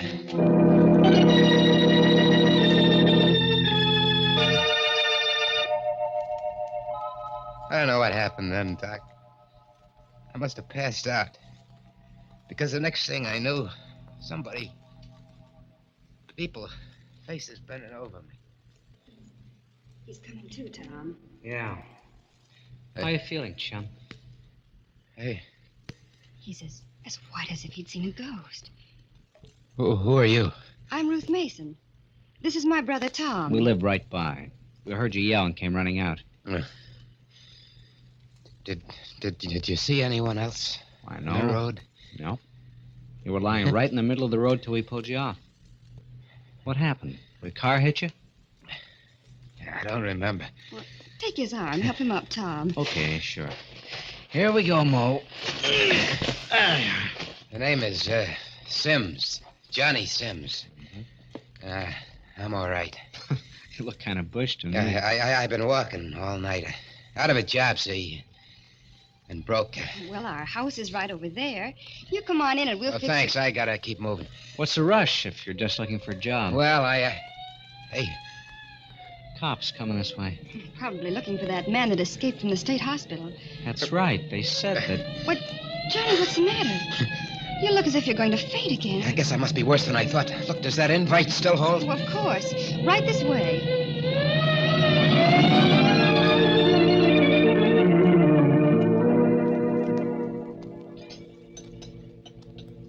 Something more, Johnny? No, thanks, Ruth. Couldn't manage another thing. Full up. Oh, well, then you lie right down on that sofa. That is, if Tom will get off with his paper. Oh, sure.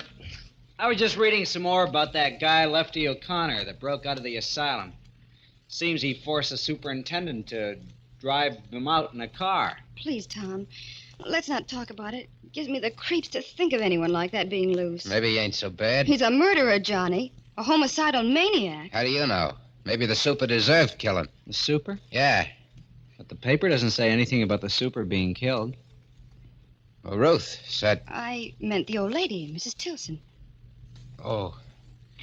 Yeah, I guess I must have heard. Maybe I just thought... I'll try the radio.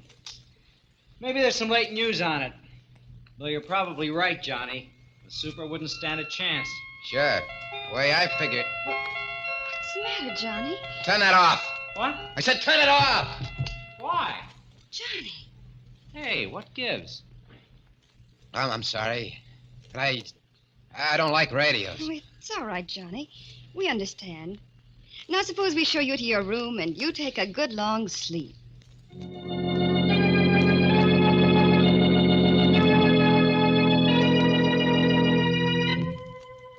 I must have slept like a dead man, Doc. It was dark when I woke up. There was nobody in the house. I switched on the lamp and looked at my watch. A few minutes before midnight. I didn't have much time if I wanted to get the jewels and blow town before morning. So I started for the door, but before I reached it, it opened. And standing there, smiling, kind of sad-like, was Miller. Hello, Lefty. Did you get the jewels? You! It can't be you. You're dead. I told you wouldn't get rid of me so easily. What do you want with me? Nothing, Lefty. Just what I wanted before, to help you. You're lying. You still think you can break me, get me to confess, but I'll show you. must have hit the light stuck, or maybe they were never on, because suddenly the room was all dark. I struck a match. I bent down to look at Miller, make sure that he was really dead this time. And I ain't crazy, Doc. You gotta believe me. But the man lying face up on the floor was Tom Mason. A dead man who came back. And now, a second victim, as the hands of the clock move inexorably to the witching hour. And yet another. Murder at midnight.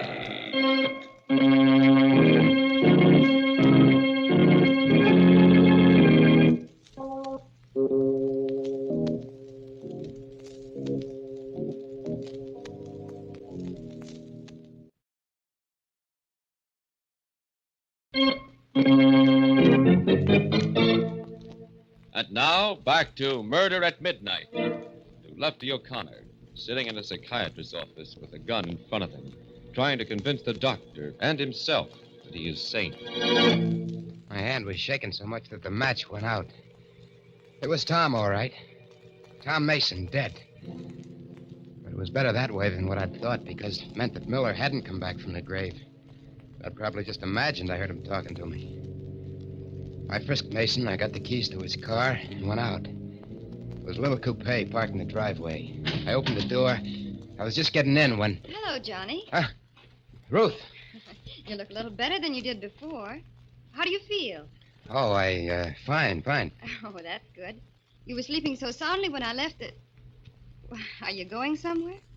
Well, yeah. There was something I had to do, and Tom told me I could borrow his car. Oh, all right. I'll go inside. No, you can't go in there. Oh, what do you mean? Why not? Well, I mean, such a swell night. How about a little drive, Ruth? But what about your errand? Well, that'll just take a minute. It'll be swell having you along. Well, I don't know. I don't suppose Tom will mind. I'm sure he won't. Well, then, all right. I guess that's one of the wonderful things about life. You just never know when something completely unexpected will happen. That's right, baby. You just never know.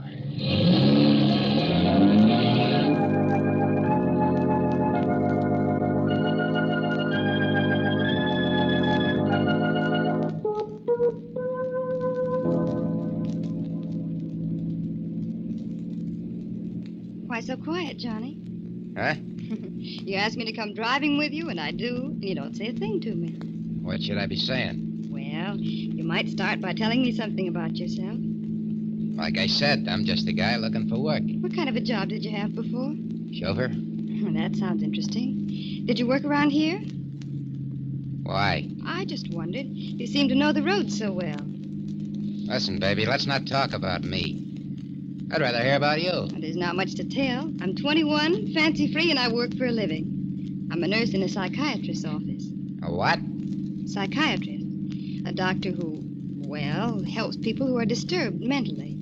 Like people who, see things that ain't there? Oh, yes, he gets a lot of those kind of cases. What does he do? Talks to the patients, explains away the hallucination. His name is Dr. Paget, and he's really wonderful. Johnny? Yeah?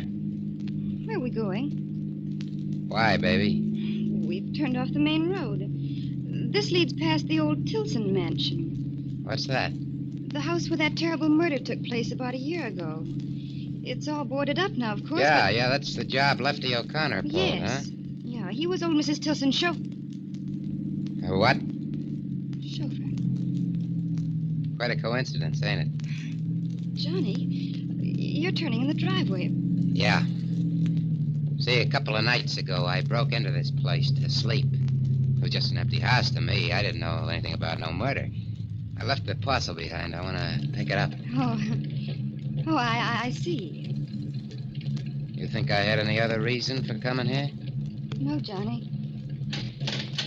Sit tight, baby. I'll be back in a minute. All right, Johnny. Well, why are you taking the keys? Just to make sure the car stays here, and you with it.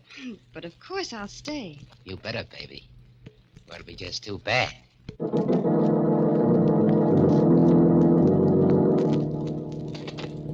pulled the board loose from one of the windows, climbed into the old house. It was black as pitch inside, with that musty, shut-in smell.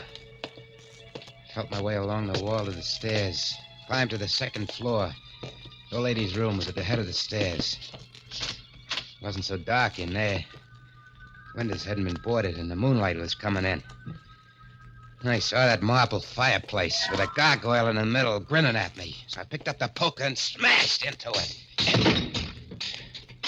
And there, behind where I pushed it past a loose brick, was a paper bag containing the jewels. I looked inside to make sure that everything was safe. Moonlight sparkled on them shiners. And then, Doc, suddenly, out of nowhere, it started. That music started. Stop it! Stop it! Johnny, Stop where are you? What? Oh, Ruth! Ruth, get her to stop. Get her to stop. Get who to stop? Mrs. Tilson, that tune. What tune? You mean you don't hear nothing? Well, no, Johnny. But you must. It's gone now. Johnny, you're shaking all over. Johnny, what's that? What's what? Well, they're all over the floor. They look like diamonds, jewels. Didn't I tell you to stay in the car? What are you doing up here? I heard noises and you You were yelled. spying on me. No, I wasn't, Lefty. What did you call me? Nothing. So you guessed it, huh? Okay. I am Lefty O'Connor, and I came back for the jewels. But that information ain't traveling far. Not with you, anyway. What do you mean? No! Don't touch me! This is your throat. That's all you... Oh!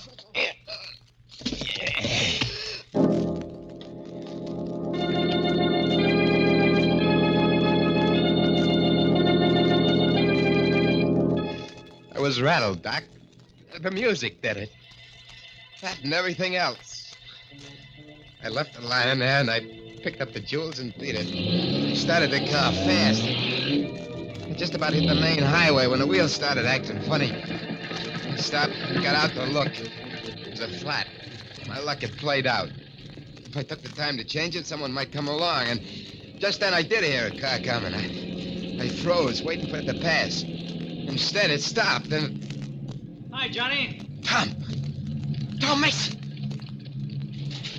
I got out as soon as I could. Which is the flat? What? How did you know? How did I know? Why, you just called me. You told me you couldn't find the tools. I called you? Why, yeah. Don't you remember? No, I don't. I couldn't have. Of course, it's none of my business, Johnny, but... Look, you've been acting awful funny. I'm beginning to think maybe you ought to go see a doctor. Someone like Doc Patchett that Ruth works for. There's nothing wrong with me. Nothing. Okay. Get started with this jack. The rest of the tools are under the front seat. I'll get them. No, wait. Hey, what's this paper bag doing? Give me that! You're going in for pebble collecting, huh? Pebbles? Yeah, look at them. Oh, they are pebbles. Yeah?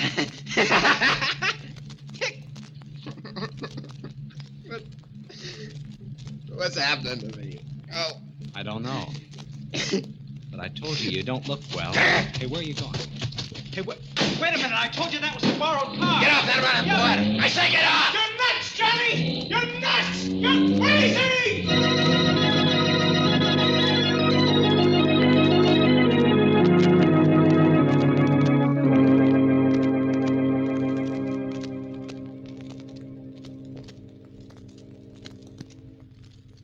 Well, there it is, Doc. Yeah, That's his story. I kept hearing what he said. Tom. Over and over again. I'm nuts. I'm crazy. But I couldn't stand it anymore. So I looked you up in the phone book and I come over. Oh, what do you expect me to do, Lefty? Do? You're a brain doc. I'm not nuts. I know I'm not. Why am I seeing these things? What's happening to me? Well, it's rather difficult to make a diagnosis this quickly, but I'd say that you were suffering from hallucinations because of a sense of guilt. Guilt? About what? Well, it probably started with that first murder, Mrs. Tilson. And it's been preying on your mind ever since. Now, if you could extrovert that, get it out of your system. But I did. That's true, but not as a confession with all the details. That's the only way you can achieve a complete catharsis. Well, that's crazy. All right. You wanted my advice, but you don't have to take it. And you think... Okay. Okay, I did kill her. I knew all the time what I was doing. I waited for a night when there was only the two of us in the house, and then I beat her brains out with a tire iron. There, I said it, I told you. Yes, Lefty. And I think that now I can promise you you'll never be troubled by hallucinations again. You sure, Doc? Quite sure.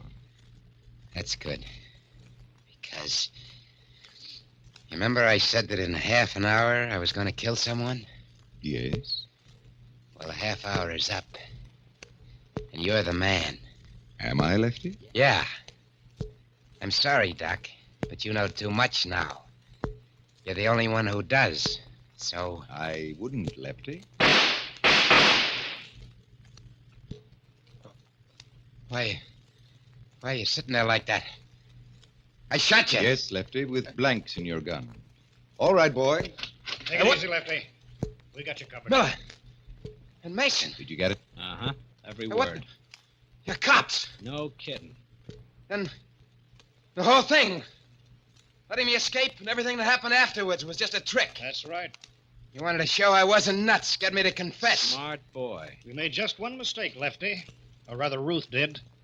Following you into the Tilson mansion. She paid for that with her life. But now you're going to pay. No. Shut up. Yes, Lefty, for that and for the Tilson murder. And my only regret is that rats like you can only burn once.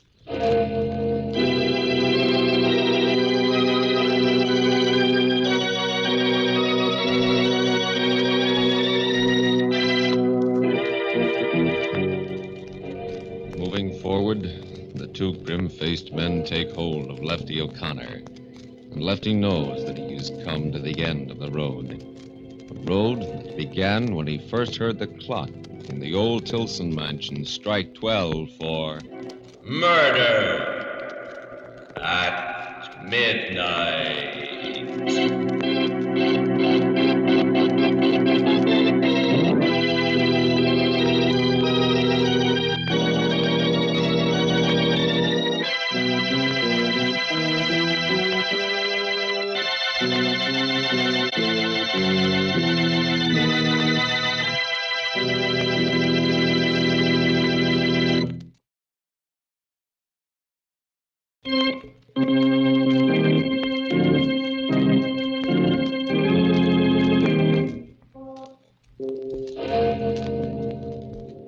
Remember to be with us again when death's face peers out of the darkened windows of deserted houses and the clocks strike 12 for...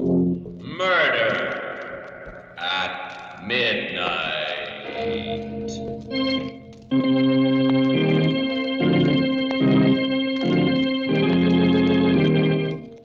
The part of Lefty O'Connor was played by Joseph Julian. With music by Charles Paul, Murder at Midnight was directed by Anton M. Leader.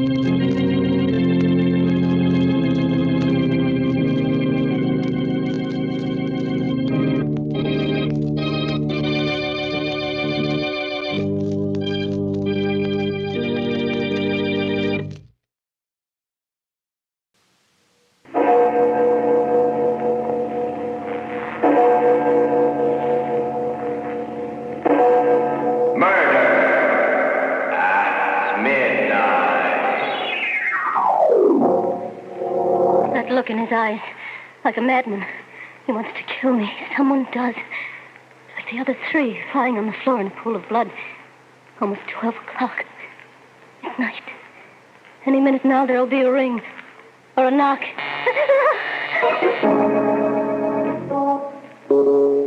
Midnight, the witching hour when the night is darkest. Our fears the strongest, and our strength at its lowest ebb. Midnight, when the graves gape open and death strikes. How? You'll learn the answer in just a minute in The Creeper.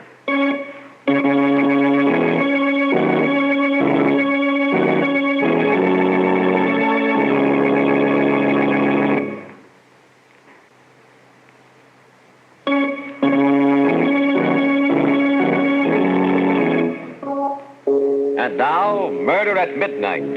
On this program, we bring you the best and most blood-curdling stories ever written. And so now we bring you a tale which you may have heard before.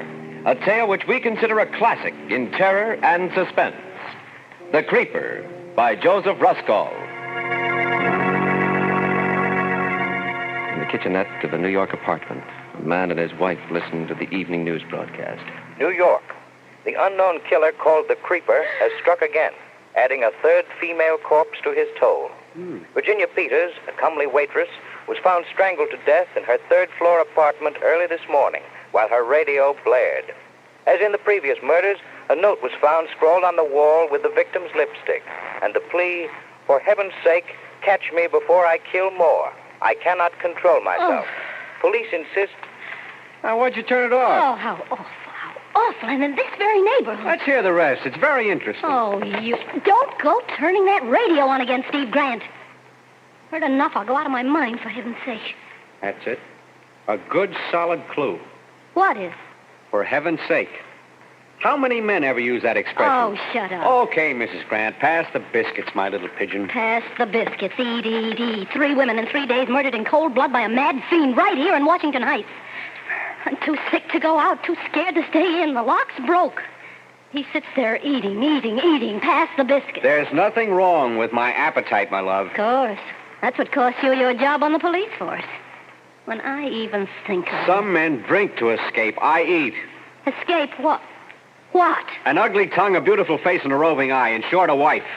Oh, so you're starting that again. You and your crazy jealousy. Yeah, maybe that's the Creeper's way of escaping, too, Georgia. Who knows? Shut up. Go ahead and get a divorce. Go ahead.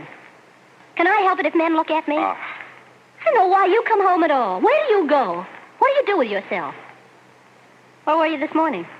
Why'd you come back? To eat. But someday I'll lose my appetite for that, too. Yeah, and when I do, my dear, there'll be no escape. And now I'm off again. Kiss. Still using stage lipstick. Wipe it off. How many times must I tell you? You're married now, remember? Steve, wait. Yeah? At least go buy my medicine. Sorry, I got no time. Don't leave me here alone. Stay home this evening. Please, I'm afraid. Oh, don't be silly, pet. Nothing will happen to you. You got a doorman here, an elevator boy, Mrs. Stone across the hall, a phone. You're safe enough. But the night lock, it doesn't work. Oh, now you can't lock me out anymore. It doesn't catch. Something's happened to it since last night. Steve. Get a new one. I can't get a locksmith. I've tried all day. Steve, please.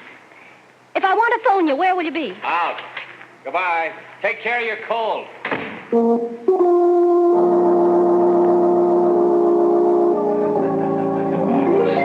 Grant. Huh? Well, if it isn't old Pearly Chase, how are you? Here you got thrown off the force, Steve. Yeah, I hear you got thrown off the news, Pearly. You heard wrong. I wasn't fired. I was just warned. I wasn't fired either, just suspended for 3 days, eating a lamb chop at Casey's when I should have been ringing in from the box at 162nd with all that trouble up there. On my way to headquarters now for reinstatement. I eat too much, my trouble is. I drink too much. Here you're living up at the Heights, Steve. Yeah. That's funny, me too. Yeah? Here you're married now to a beautiful and lovely young... with admiration. Say it again. I think I knew her. Wasn't her stage name Georgia Dixon? Yeah, that's her. I love that wench, but... women. How does a guy handle them? You know, maybe the Creeper has the right method. Thank you for taking the words out of my mouth. Who's the Creeper, Steve? Any angles? You tell me, and I'll split the reward with you. Say, what do you think of Inspector Bradley's inside job theory? Nuts. Every janitor's a creeper? And as for that doorman, Jim Ellis, just because he worked at 2 of the 3 murder apartments? Pure coincidence. Anyway, they've released him. One thing, though, and I don't think even Bradley's put it together yet. Yeah? In all 3 cases, just before the creeper struck, the door locks had already been tampered with. You don't say. You got a theory? Well, sure. I mean, you take that note on the wall. For heaven's sake, in every case, for heaven's sake, catch me before I kill more. I cannot control myself. Right. Oh. Now, what man uses an expression like that? You want the lowdown? It's just this. A creeper is a woman. A gimmick, huh? Yeah. Like the height of the message from the floor is a trick, 6 feet. And yet I'll lay odds the creeper's no more than a guy your height, say, or mine. 5'9", just like us, you or me. Only crazy. Yeah? How do you figure that? How do I figure lots of things? How do I know where the creeper's gonna strike next? You do? Certainly. The creeper's not so smart, he's just crazy. You play along crazy and you're 1 jump ahead of him. That's the trouble with Inspector Bradley. Why, he's up a tree.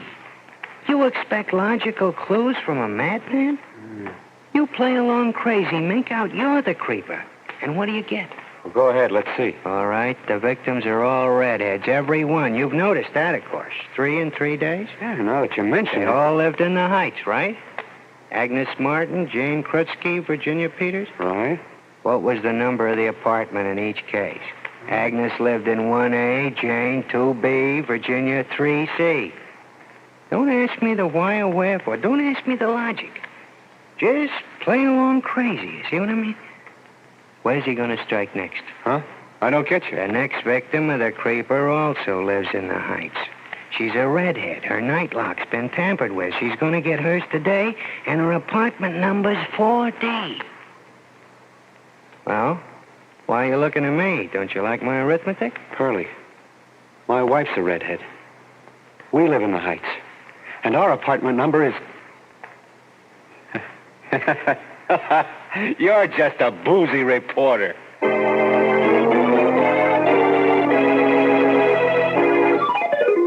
Your apartment number? 4D, I told you. 4D, of course. It's pretty late, but I'll have it delivered. I was busy admiring your lipstick, Mrs. Grant. I've nothing like it in stock. 4D, I should have guessed it anyway.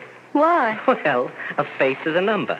Believe me, since you've moved into the neighborhood, Mrs. Grant, for me it has a special number, like Double Dandy Delicious Dream. 4Ds, you see? Go on. Bet you tell that to every customer. Female. I'm a ladies' man? Like the creeper? What did I say? What's going on in this block? Raw nerves, you can't joke. The creeper, that's all I hear all day. It's mass hysteria. There ain't such an animal. You don't think so? I assure you, Mrs. Grant, it's a fairy tale for circulation of the tabloids. I'll send your prescription up with the boy. No, I'll just wait here for it. Well, it'll take some time. You should go right home and stay there if you're just getting over the flu. I'll tell you what. I'll deliver it myself. It'll be a pleasure. No. I'll wait. I may not go right back. I want to be there alone. I'm afraid. Very well. Suit yourself. Have a seat. For heaven's sake, stop me before I kill more. What? I cannot control myself. Wait! I was only joking, Mrs. Grant. Wait, Mrs. Grant, your prescription.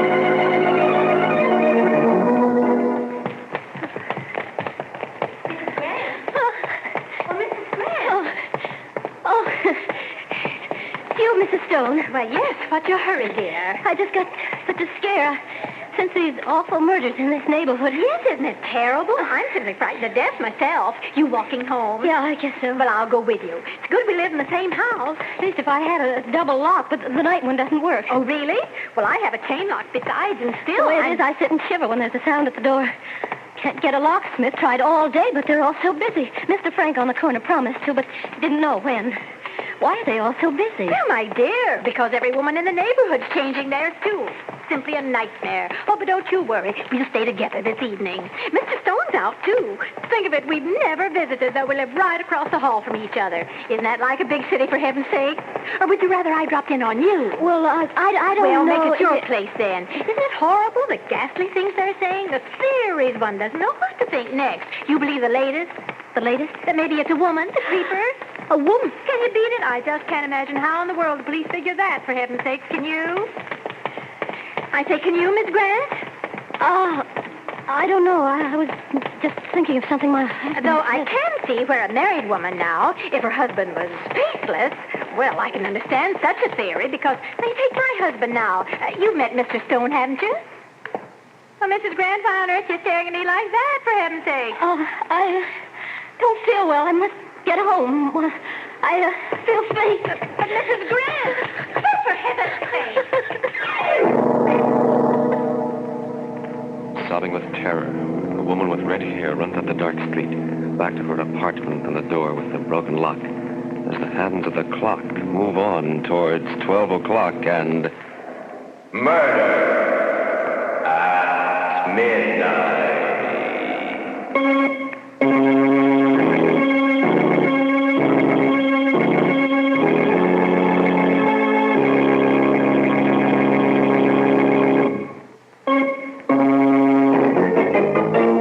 And now, back to Murder at Midnight and The Creeper. Back to Georgia Grant, hurrying hysterically through the dark streets towards the apartment with the broken lock on the door.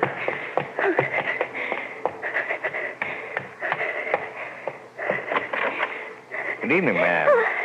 Out late, aren't you? Oh, yeah, you're the new doorman? Just relieving Charlie. Nice night. Yeah, it's very nice.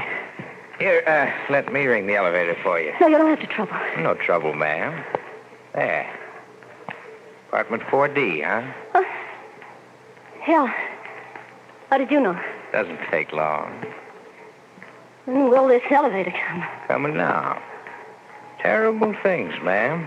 The happenings. What? The creeper. It's sort of... Going up? Yeah.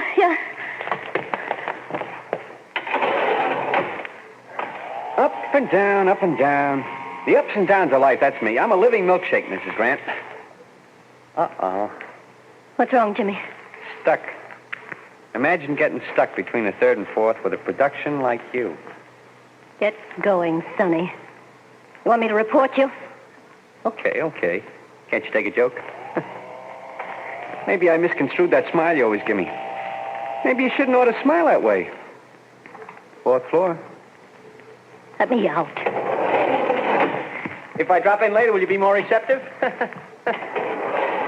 Oh, home. Oh, thank goodness. I must be going out of my mind. Key. Where's my key? Darn this lock. Darn the lock.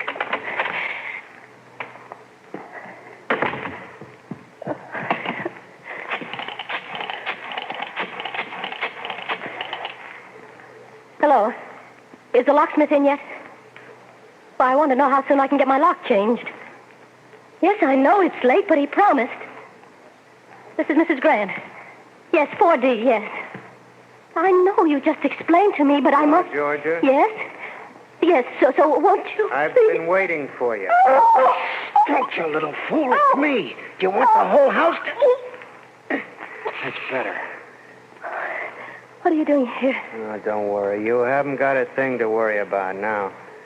I've come to protect you. Give me the phone. Hello? Never mind about the lock, thank you. Sit down. Make yourself at home. Been waiting here for you.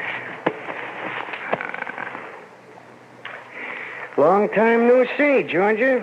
What do you want, Pearlie? Me? A headline. Your husband wants, too. He wants I should keep an eye on you. What's that? Sure. You didn't think Steve and I were acquainted, did you? Oh, yes, from way back. Just met him at a bar. I don't believe you. What do you mean, keep an eye on me? Oh, just in case the creep... Oh, You heard of the character? you're mad. You've always been mad, Pearly Chase. Where is Steve? Why should he send you here? Why should he think the creeper will come here? What are you doing here? Told you. Playing along crazy. Got a drink? You're drunk now. And you're getting right out of here.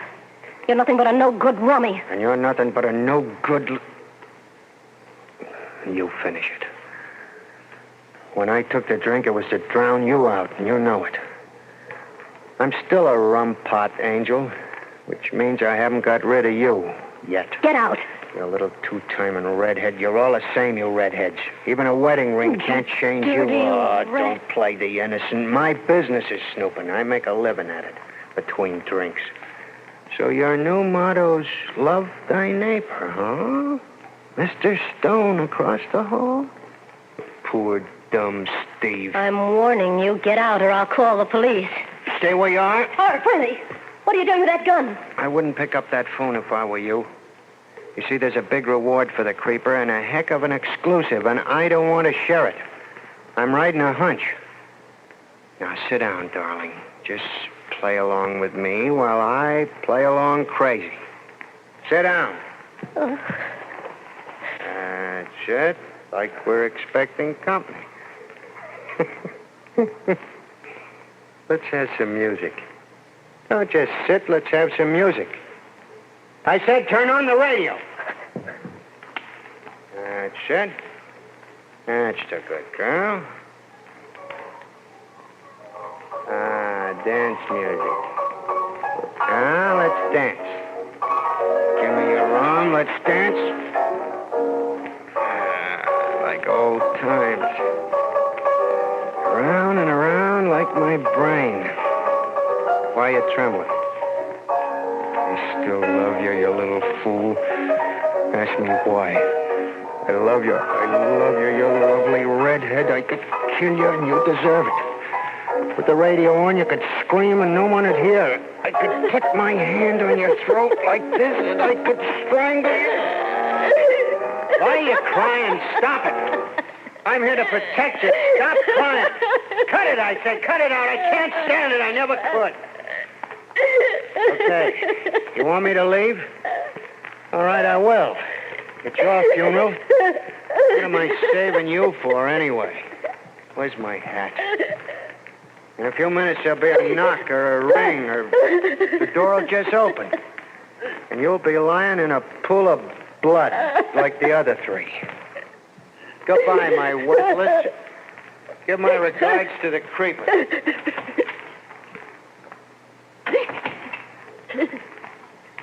What if he comes back? He wants to kill me. He wants to kill me. Somebody wants to kill me. Must lie down. My head is bleeding.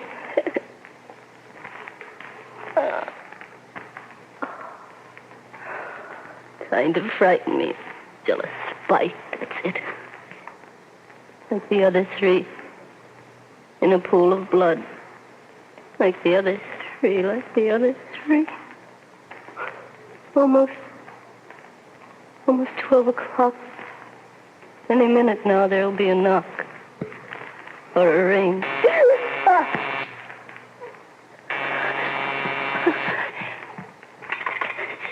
Yes? This is the doorman, Mrs. Grant. Yes? The druggist is here with the medicine. Shall I let him up? The medicine? Yes, let it... No. Don't let that man up. Want me to bring it up? No. I'm perfectly all right. I don't need any... I don't need it, you hear? Don't you dare come up. Don't anyone.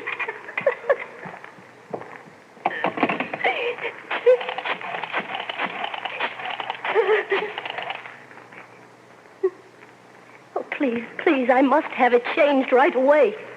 My door lock. Yes, this is Mrs. Grant. Yes, I do want it. Of course, anyone can get in, anyone. They want to murder me, but I don't know who. It's the creeper. Oh, you'll come right away? Thank you. Thank you so much, but hurry. Please hurry or I'll go out of my mind. Oh, thank the Lord. Thank the Lord. Like the other three in a pool of blood. Any minute now. A knock or a ring.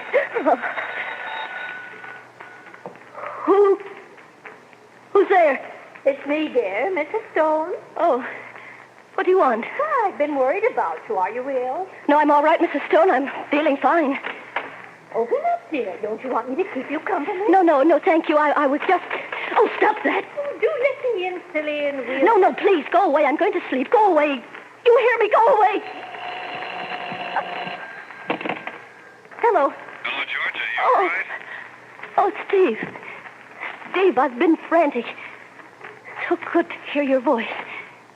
Where are you? At headquarters. I'm coming right home.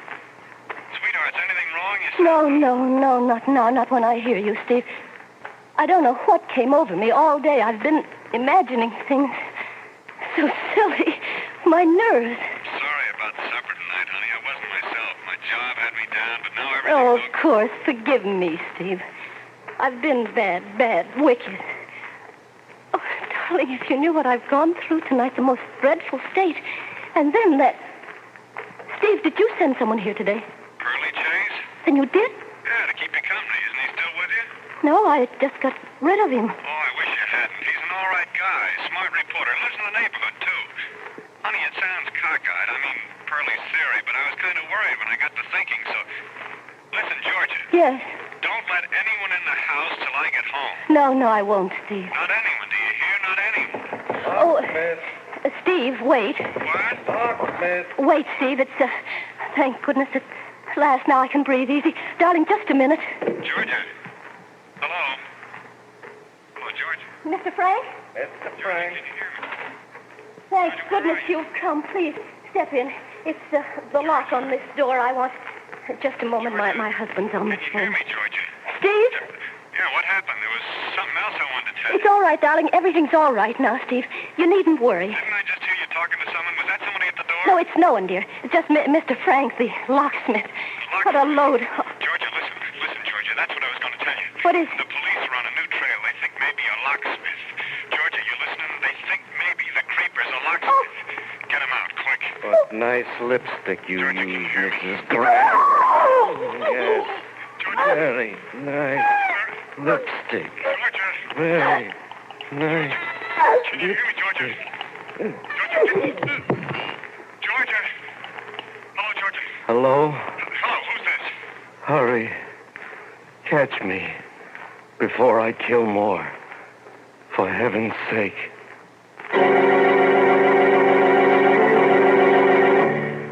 Soft footsteps hurrying down the corridor, away from the door with the broken lock now standing ajar, the body of a red-headed woman.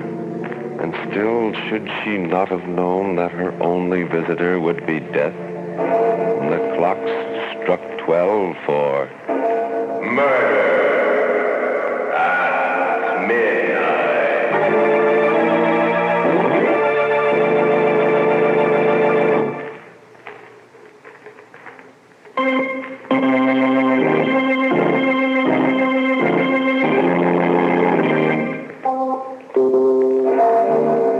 Remember to be with us again when death knocks at the door, wearing a familiar face, and the clocks strike 12 for Murder at Midnight. The part of Georgia was played by Anne Shepard. With music by Charles Paul, Murder at Midnight was directed by Anton M. Leader.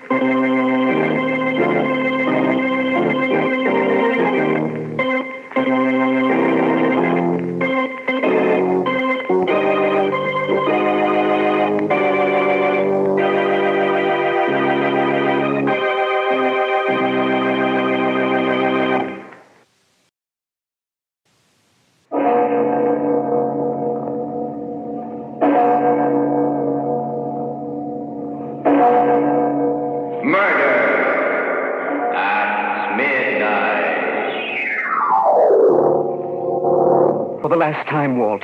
Please let me go. Nuts. Then it has to be this way. Hap, no. Drop that gun. I'm sorry, Walt. Very sorry. I've known all along you had to die tonight. But I didn't know. I killed you. Midnight, the witching hour when the night is darkest, our fears the strongest, and our strength at its lowest ebb. Midnight, when the graves gape open and death strikes. How? You'll learn the answer in just a minute in The Man Who Died Yesterday.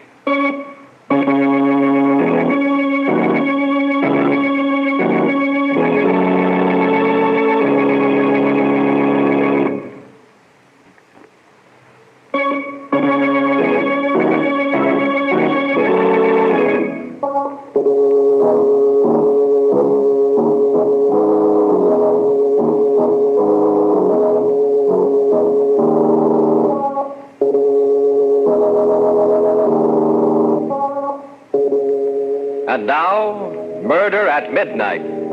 Tales of mystery and terror by radio's masters of the macabre. Our story by William Morwood is The Man Who Died Yesterday.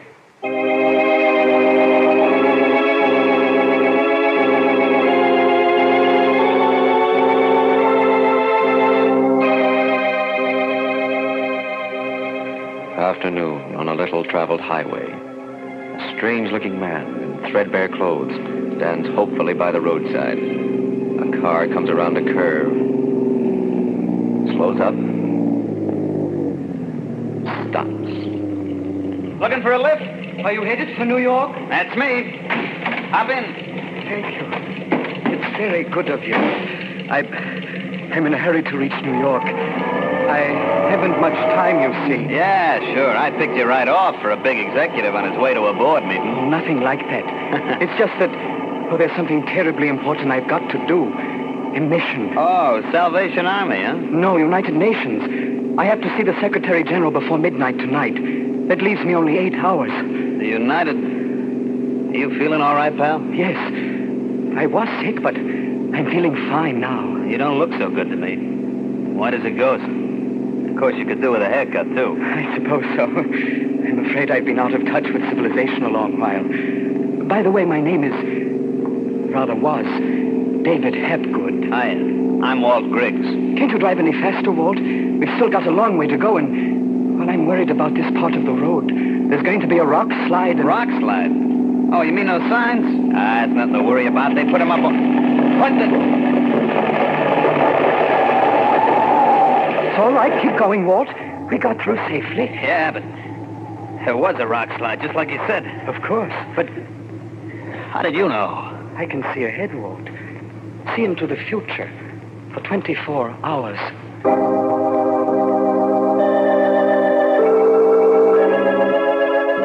The guy was nuts, of course, but... Still, what are the odds against calling a long shot like that? 1,000,000 to 1?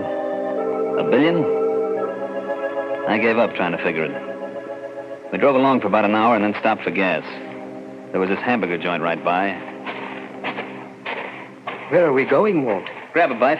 Oh, but there isn't time. I've less than 7 hours now, and by midnight We gotta gas up anyway, and I'm hungry. Come on, Hep. Hiya, fellas. Hello, sugar. Sit down, Hep. What'll it be, boys? Hamburger for me, sweetheart, with onions. What's yours, Hep? I'm not hungry. Oh, busy with your speech for the United Nations, huh? Well, I'll just read this racing form while you're thinking. Racing form? Sure, I play the G's all the time. Got some important dough on today's meet. $50 on Alistair to win in the 6th. Alistair? Yep. I'm afraid you'll lose your money, Walt. What? Don't kid me. Alistair's a hot favorite. It's going to be a walkaway. Marble the Third won that race. Marble? What are you nuts? He's a rank outsider. 100 to... What do you mean won the race? It hasn't been run yet. Hasn't it? I didn't know. Look, wait a minute. Sweetheart. Yeah? You think you can get the races in the radio? Oh, sure. It's all tuned in. A lot of our customers like to listen. Walt, we can't waste time like this. Who can think about a horse race? I can. Remember my $50. What? This is a great race. The crowd is going wild with excitement. They're around the bend now, coming into the straight. Alistair is out in front by 2 lanes. The rest of the horses bunched. Alistair is going strong. Boy, where's your marble, Hap? Wait. Entering the last stretch now. It's a walk away for Alistair. Easy. 4 lanes ahead and no challengers. Wait a minute. Alistair stumbles. Can't regain stride. He's down. What? The jockey's going clear, but Alistair is... The other horses have gone past. Number 8 is out in front. Number 8. Marble the third. Marble the third. Marble the third. And Marble wins. Rio! Turn that thing That's off. one for the books, folks. The most extraordinary... I'll be... You knew it all the time, Hap. You knew Marble had to win. Of course. Walt, we've got to go. Sure. Sure, Hap. Anything you say. You're the guy I've been waiting for all my life.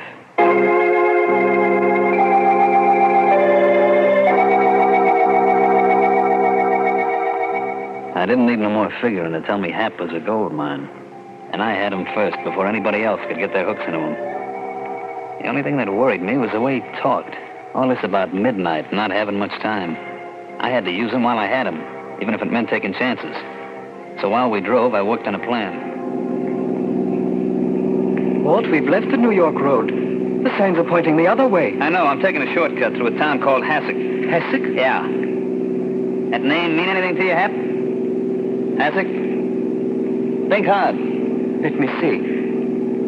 There's going to be a hold-up there tonight at the factory. 2 men involved. They steal the week's payroll, $10,000. 10 grand, huh? They get away with it? There's a chase, but they shake off the police. Great. Couldn't be better. Why? We're the 2 men, Hap. You and me. What? No, Walt, no, I'm not a criminal. And I've something else to do with what little time I have left. You're coming with me, Hap. Maybe this will convince you. The gun doesn't frighten me. Stop the car and let me out. I've got to get to New York. All right, look, I'll make a deal with you. You come with me on the stick-up, and I'll drive you straight through to New York without stopping. Are you on? But I can't, Walt. My message concerns the whole world. It's the only way you'll get to deliver it. Well, if it is the only way, all right. There's something more I've got to tell you, Walt. What's that? We leave a dead man behind.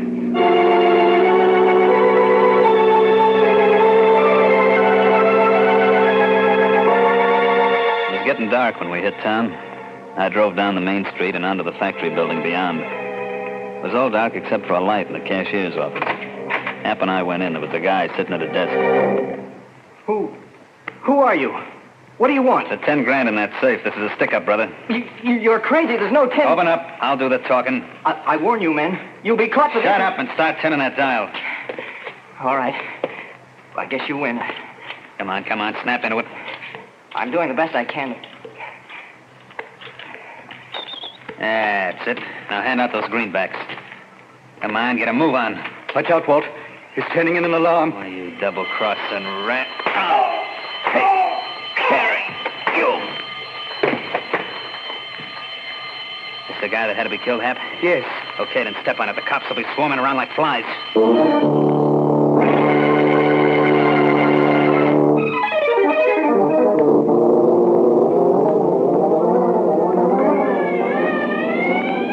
They're gaining on us, Walt. I can't go any faster. I'm down to the floorboards already. They'll start shooting soon. You sure we get away? There's no slip-up? No. We get away all right. Good. Where did they get you, Walt? I am. What do we do, Hap? Keep driving till we hit that bend in the road. Yeah? There's a clump of willows around the corner. Pull in there. Okay. Here goes. Start the lights. Off.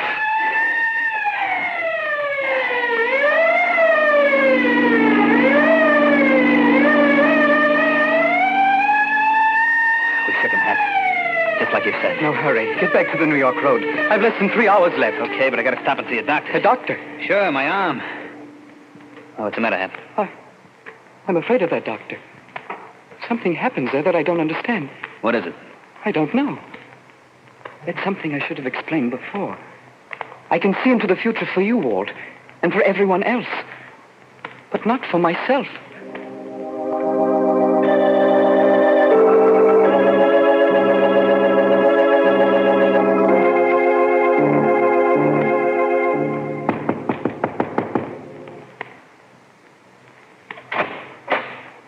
You the doctor? What can I do for you? Oh, my arm. I had a little accident. I was cleaning my gun and it went off. Come into my office. Okay. And this man? He's just a friend of mine. Nothing the matter with him. I don't agree. Looks much sicker than you do. No, Doctor, really. Your face, it's the color of... No, I'm all right. Believe me. Please hurry with my friend. It'll only take a second. Just get my stethoscope. Look, let's quit kidding around, Doc. I'm the one that... Quiet.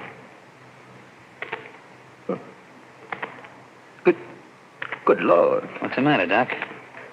Why are you looking at him like that? But it's impossible, of course, but there's no heartbeat. No.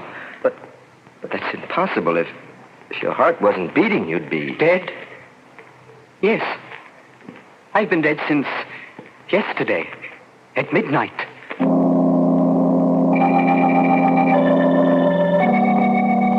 Staring at him, at the living corpse of the man who died yesterday, Walt and the doctor draw back in horror.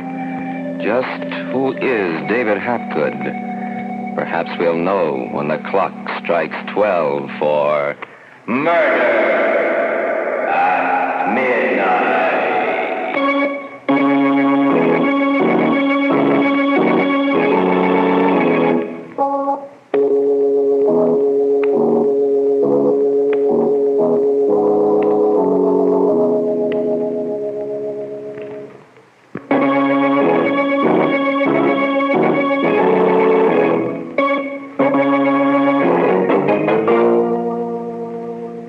And now, back to Murder at Midnight and The Man Who Died Yesterday.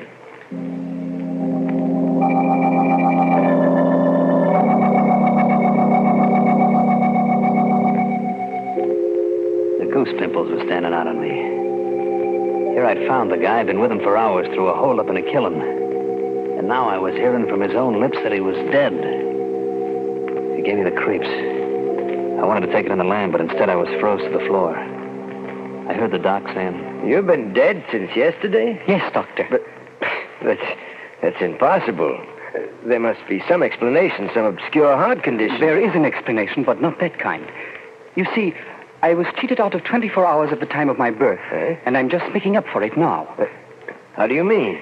This will sound fantastic to you, but nevertheless it's true. I was born on a ship crossing the international date line. I started coming into the world during the last moments of a Friday and finished up early on Sunday. So I skipped a whole day of my life. I've always been living 24 hours ahead of myself. But that's shit. Gospel, Doc. He can call the turn on anything like he was reading tomorrow's paper. I told you it would sound fantastic, Doctor. But it is true. When I realized it, I tried not to use it for selfish ends. I wanted to help people, but I never could. People would never listen to me, believe me. Finally, I realized that there was no place for me in the world, that man wasn't meant to know the future. So I went away, up into the woods. How long ago? About 10 years ago. Away from civilization, it was easier. I still knew what was going to happen, of course, but with no way to communicate my knowledge, my conscience was at rest. That is, until last night. Last night? I had caught a cold. It developed into pneumonia. I was deathly sick. I couldn't breathe and lost consciousness. Then suddenly, at midnight, I was well. Quite well. Not a trace of my illness. I knew what had happened, of course. I was dead. But I still had my missing day to live. I knew I must use it for the benefit of mankind. How? There's something I know. Something that involves the fate of millions of people. Unless some action is taken within the next few hours. What action? What is it? I'm sorry, but I can't tell you, Doctor. I can't tell anyone except the Secretary General of the United Nations.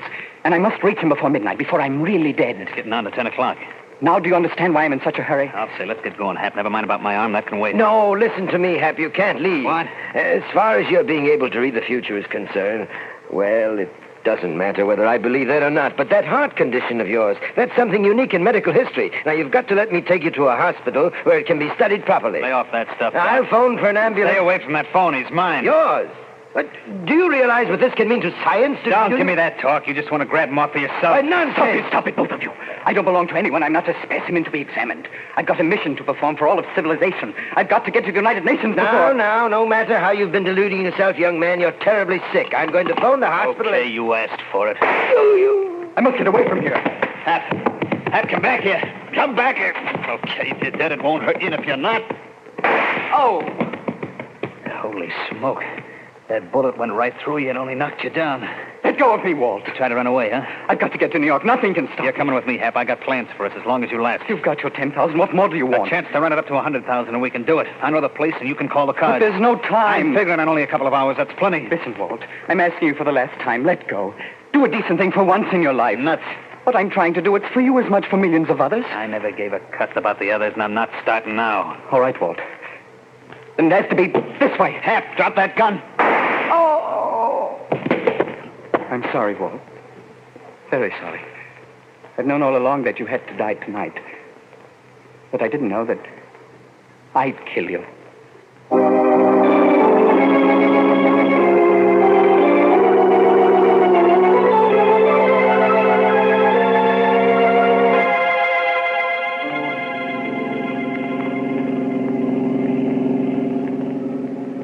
Kind of a silent type, ain't you? Sorry? Oh, that's all right. I don't like fellows that gab too much. You know, it was nice of you to pick me up back there on the road. I was lonely. Besides, I needed reassurance. How's that? You see, I've been out of touch with civilization for some time, and the people I've met today weren't inspiring. You're a strange guy, do you know it? Am I? Yeah, I mean, the way you talk and look. You don't look quite real. Oh, now don't get me wrong. I like you a lot. Oh, I'm glad. Well, for instance, we've been driving for nearly an hour now, and you haven't even made a pass at me once. I'm afraid that wouldn't do either of us much good. Yeah, but just the same, a girl appreciates a little thing like that. Incidental, what's your name? You can call me Hap. Hi, Hap. I'm Hazel. How do you do? Well, I guess I ought to tell you something about myself. Well, I know a little already. Huh? You're going to New York to find your fiancé, aren't you? Yeah, a guy called... Say, how'd you know that? You're going to look him up in the phone book and call. Then you're going to find out that he's married. What? Oh, you're kidding me. Jim wouldn't do a thing like that. He'd wait for me forever. He said he would. And, hey, why are we stopping? Almost out of gas. Howdy, folks. Fill her up as quickly as possible. Okay.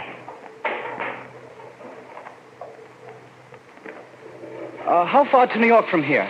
Well, you ought to be at George Washington Bridge in about 10 minutes. Fine. You folks hear about all the excitement on the highway? No, what happened? Well, the cops are looking for a crazy killer. Murdered 3 people. One was a stick-up, and the other 2 was a doctor and his own sidekick. Oh, what's he look like? Well, according to the radio, he's got a chalk white face, a mop of hair that looks like it hasn't been cut in weeks, no hat, and...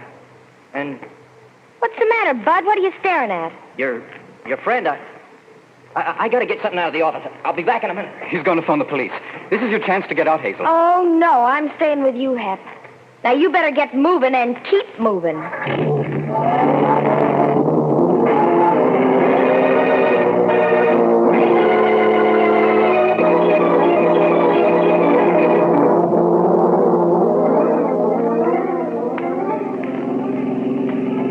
No sign we're being followed. We may make it yet.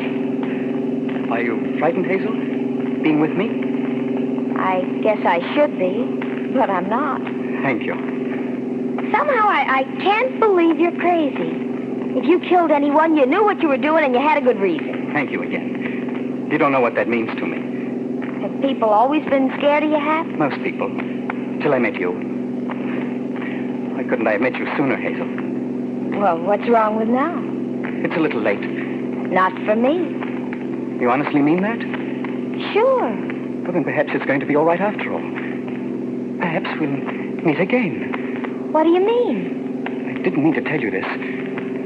Perhaps I shouldn't now.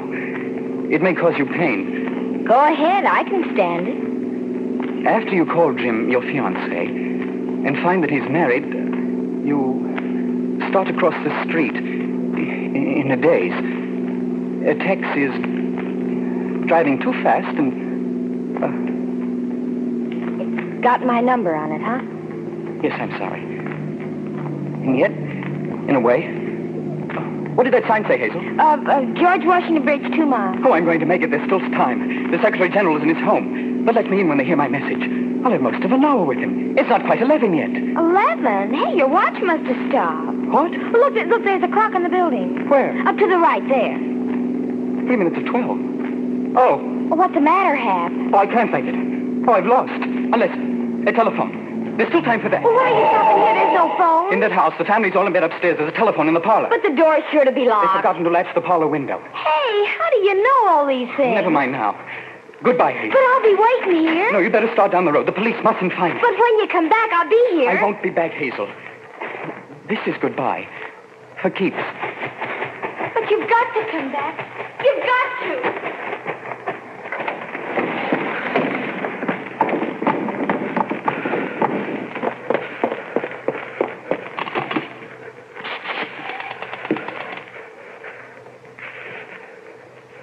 Operator, get me the Secretary General of the United Nations at his home. Hurry, please. It's urgent.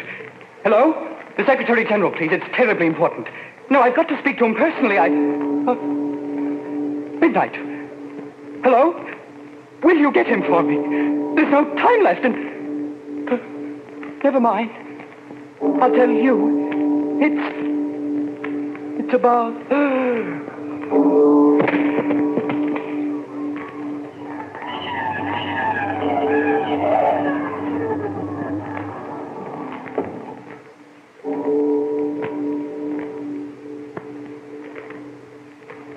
That's his car outside, officer. I'll swear to that. Must have climbed in this window. We'd better go in and have a look.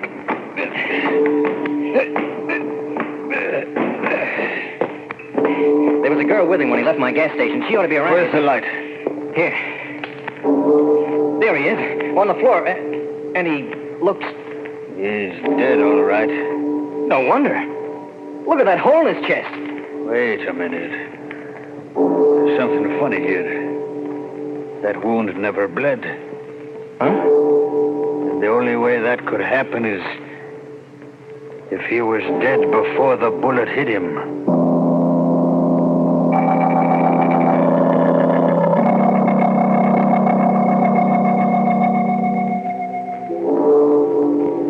Two men staring at a corpse that is finally still. Still forever. The corpse of the man who died yesterday. While outside, somewhere in the night, a restless spirit keeps a rendezvous that none can avoid. And the distant clocks chime the last notes in epilogue for... Murder at Midnight.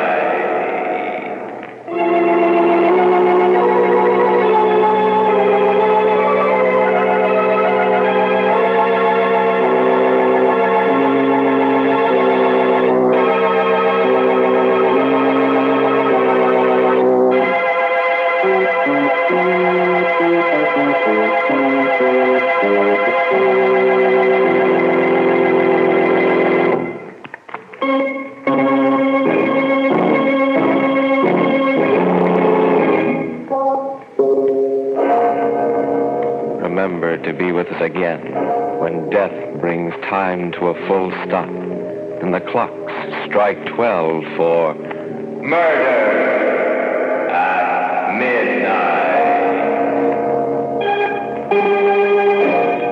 The part of David Hapgood was played by Stuart Brody.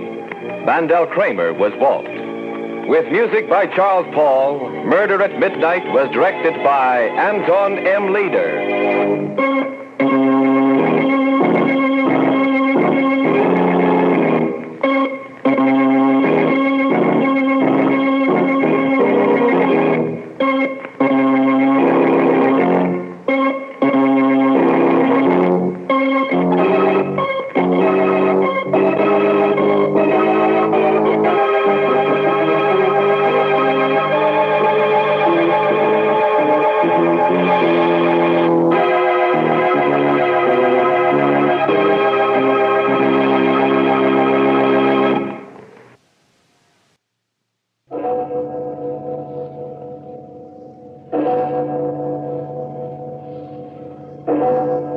Murder at Midnight.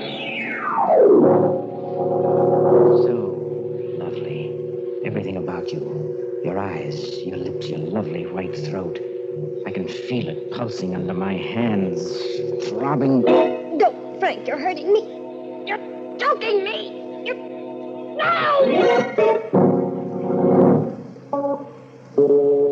Midnight, the witching hour when the night is darkest, our fears the strongest, and our strength at its lowest ebb. Midnight, when the graves gape open and death strikes. How?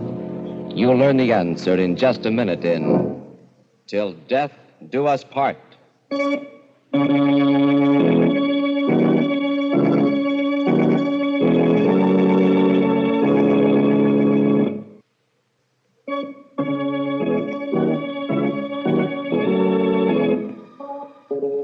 And now, Murder at Midnight. Tales of mystery and terror by radio's masters of the macabre. Our story by Joseph Ruskell is Till Death Do Us Part. I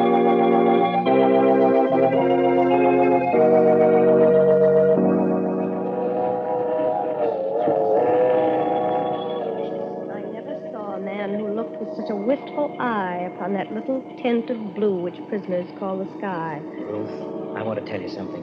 Put down that book and listen. I love you.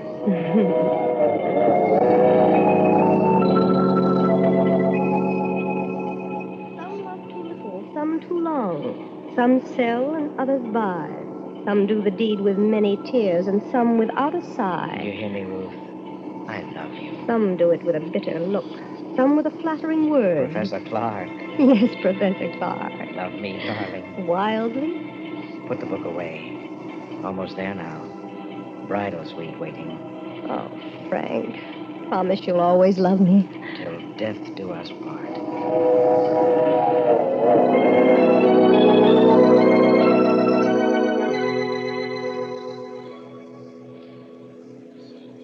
Another glass, darling? Come on.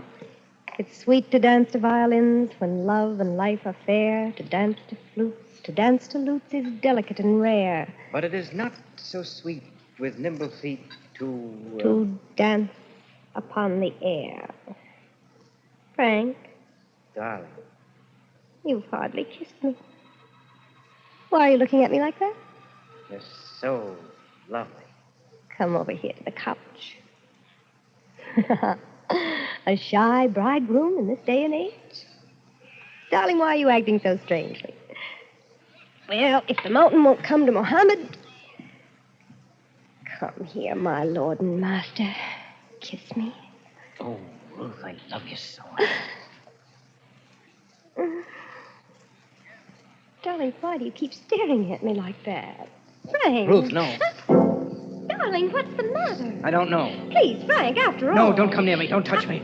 Ruth, something terrible is happening to me. It's a feeling. It's too dreadful to believe. What is it? When I take you in my arms, when I kiss you, I love you and I want you so that I feel a hideous urge to... To what, darling? To strangle you to death.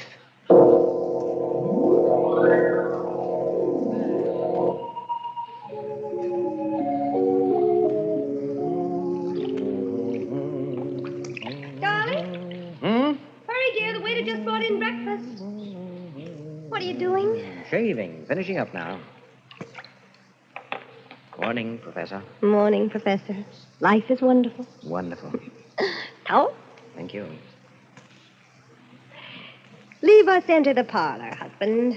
Yes. Leave us eat, my bride. Ah! What feast is this that tempts me palate? Fall to, spouse. Ah!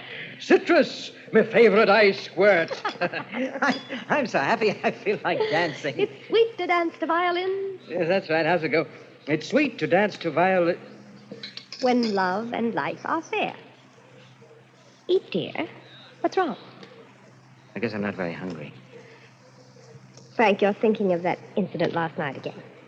You are, aren't you? How could I have said that to you? I can't understand it. What got into me? Now, darling, you're to forget it. Don't talk about it anymore. Don't even think of it. It was just your little joke. Some joke. Wonder I didn't frighten you to death. Well... The funny thing is, the next minute I was laughing at myself, and so were you. But when I said it, Ruth, I can't explain it. I can't eat now. Frank. It was like an obsession. Yes, that's it. It was an obsession. Ruth, you're a psychologist. What does it mean? To have felt that horrible urge to do that to you. To you, I must have been mad. Now, darling, don't say that. Don't spoil our honeymoon with this nonsense. You'll be talking things into yourself. I don't know what it is. Your nerves are on edge from your accident, that terrible crash just 3 months ago. Please, Ruth, please, I don't want to think about it. I can still see it, that horrible, twisted wreckage. Well, you're lucky you're alive. Be thankful I am. She was hitting 80, showing off. I couldn't stop her, that daffy little sister of yours. Darling. I'm sorry, dear. I'm sorry. I dare say I felt as awful about it as you did. Brilliant student, could have been one of my best if she'd ever opened a book. The poor kid, what a way to die. Maybe if I hadn't accepted a lift to town, who knows, she might still Now, be... please, darling, let's forget it. It's not good for you. You haven't been at all yourself ever since then. No, I haven't. Have I? Well, everything has its compensation, dear. After all, that's what brought us together. Closely, I mean. Yes, that's right. In the hospital. Well, you were an angel. Oh. Well, you were just an angel from heaven, the way you helped to nurse me through all that time when I was only half conscious. Nursed me and read to me. Read to me? Yes.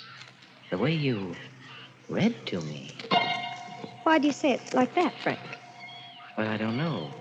There's something you read to me over and over when I was barely conscious. I've heard it ever since, deep down. I can't seem to recall it, but I feel that it had something to do with my crazy behavior last night. A line. It's still with me. It never seems to leave me. It seems to make me want to do something horrible. Now, Frank, stop talking. You're ill again. You're pale as a ghost. What is that line? I've got to know. Please, darling, please, stop shouting. I'm with you. Your love is with you. Now kiss me, dear. Hold me tight. Oh, so lovely. Everything about you. Your eyes, your lips, your lovely white throat. I feel it pulsing. I can feel your throat pulsing, darling, in my hands. Pulsing. No, Frank. You're hurting me. Oh, you're choking me.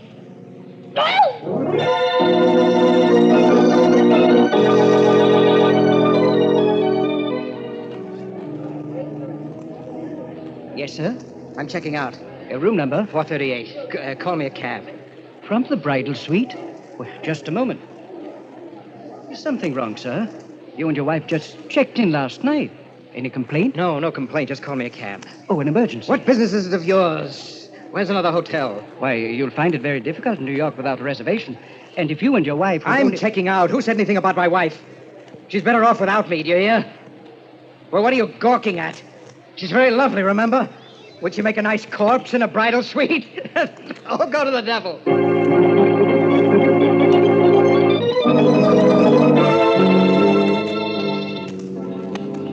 Where to now, mister? Where now?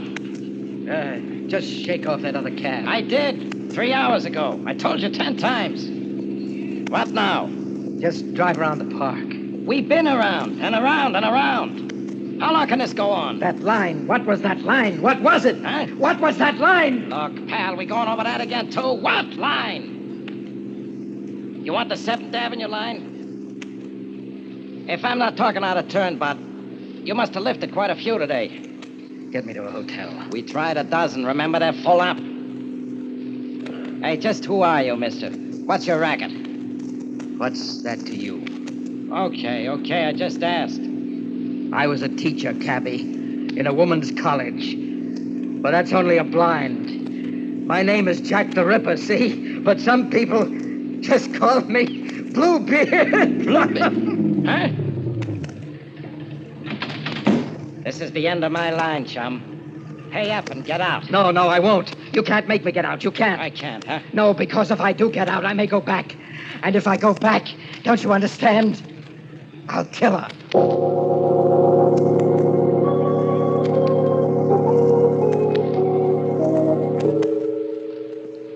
For richer, for poorer, in sickness and in health, till death do us part. A bridegroom, dazed and obsessed, standing on a city street, fearing to return to his bride, because he knows if he does, it will mean murder at midnight.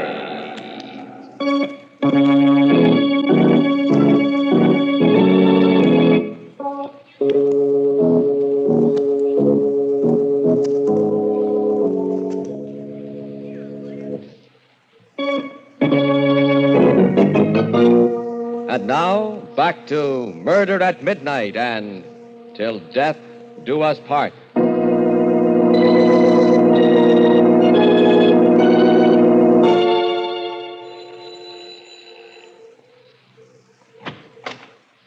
Yes? What do you want?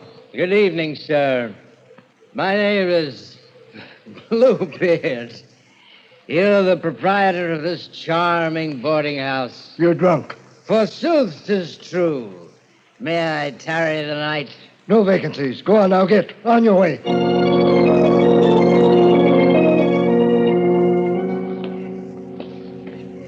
Where's his room?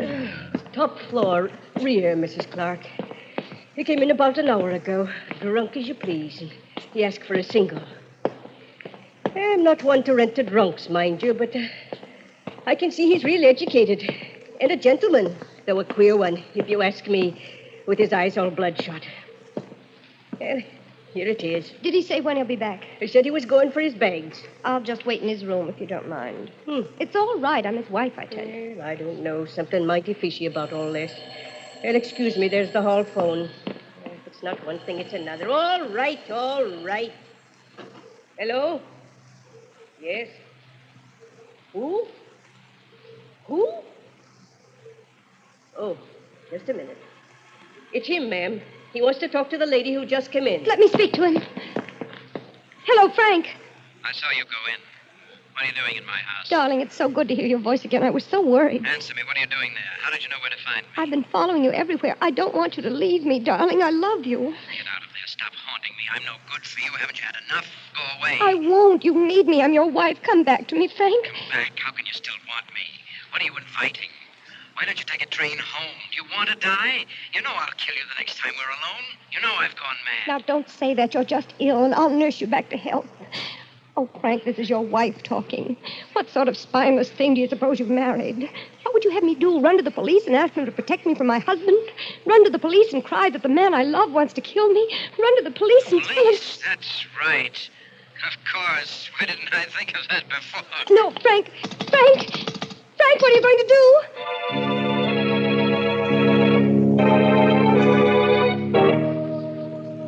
Have a seat, Mrs. Clark. What is it you want of me, Inspector Wade? Why was I called here to the police station? You've no idea? No. Oh. Is he here, my husband? He told you? But I thought he was just drunk. Oh, I told him not to come here. I told him not to. Then it's all true? This beats anything I've ever heard. Man loves wife so much he wants to strangle her. Kisses her. Gets an irresistible yen to choke her to death. And on their honeymoon. You want to prefer charges? Prefer charges? What for? Well, attempted homicide ought to cover it. I won't. He's my husband. I love him. I'll stick by him no matter what. But he ought to at least be sent to Bellevue for a mental. Oh, no, you won't. There's nothing mentally wrong with Frank. Nothing at all. It's simply nerves, the result of an accident he had recently. This really takes the cake. Mrs. Clark, another thing that puzzles me. Yes?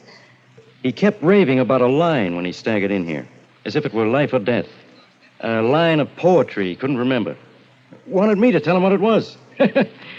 Confidentially, I've only read one poem in my life. Now, what's that all about? I haven't the vaguest notion, Inspector. Just part of his neurotic state, I suppose. When we get back to our hotel room. What? You want him back after what happened? Yes. Don't you see? I must cure him of that awful obsession. Who else can do it but me? I'd like to see him now, Inspector. Please release him to me. I'll take the consequences. He's not here. Not here? No. We held him overnight just to let him sober up like we would any other drunk. Thought it was just all boozy eyewash. Well, this morning he seemed a new man and laughed it all off. So we released him. Just a few minutes ago. Oh, wonderful. But then I had a hunch I ought to warn you anyway. Just a hunch. Warn me? Yeah. He said he was going to call on you tonight at the hotel for a little reunion. Oh, how marvelous. Maybe he's all cured. I don't know. I didn't like the way he smiled when he said it. Mrs. Clark, after what you just told me, I think I ought to have him picked up again. You'll do no such thing. It's taking your life in your hands. I think he's got wheels in his head. I don't care. I love him. You die just as dead when you're in love. I'm not afraid. I'll never leave him. Certainly not now when he needs me more than ever. Is that all, Inspector? Okay, lady. You're 14 carat. He sure doesn't deserve a wife like you. And don't say I didn't warn you. It's your funeral. Thank you, Inspector. Goodbye. Oh, Mrs. Clark, there's one more thing perhaps I ought to tell you. Yes. When I released him just a while ago, he said something else that puzzled me. That being in jail had suddenly given him revelation. He smiled very queerly when he said it. Oh? I think maybe he found that line of poetry, Mrs. Clark.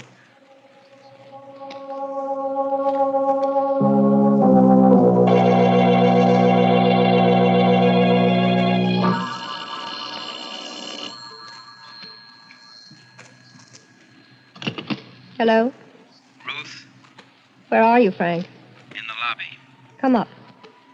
I don't know exactly what your game is, my sweet bride. But I'm warning you. I've had a revelation. I know. It's high time. I'm going to finish it, Ruth, this time. You asked for it. Come up, Frank. Sure? Sure. Your funeral.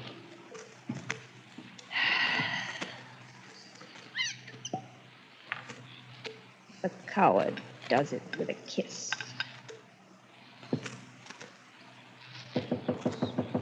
Come in, Frank. The door's open. Throwing a party, my dear? Yes, Who's invited? you and I. What are we celebrating? An uninvited guest at our honeymoon. Death has come with you, hasn't it, this time? Yes? Shall we drink to him? Why not? Do you still love me, Frank? Yes, I still love you. But I love you better when you're dead for what you've done. How much do you know? Not enough. It came to me in jail last night. The jail had something to do with it. How, I still don't know, but enough to make me remember something you whispered in the hospital when I was just coming to. You said, "I'll get my revenge, Frank. Do you hear me? I'll get my revenge." Splendid. A from memory. What else? Enough to make me realize that you hate me and have always hated me, although you pretended otherwise. Brilliant. Say loved and hated you. Go on. And that somehow, I don't know myself in what way, but I'm sure it must be a very clever way, as your psychology students would agree. You've been coldly, deliberately torturing me, trying to make me think myself a maniac, or have others think so. Close enough. Why, what I can't understand is why you did it, or why you weren't afraid that I'd really murder you. You'll soon find out. And I'm convinced now that you've done it all with a single line. A single line of poetry. In my jail cell, I was sure of it.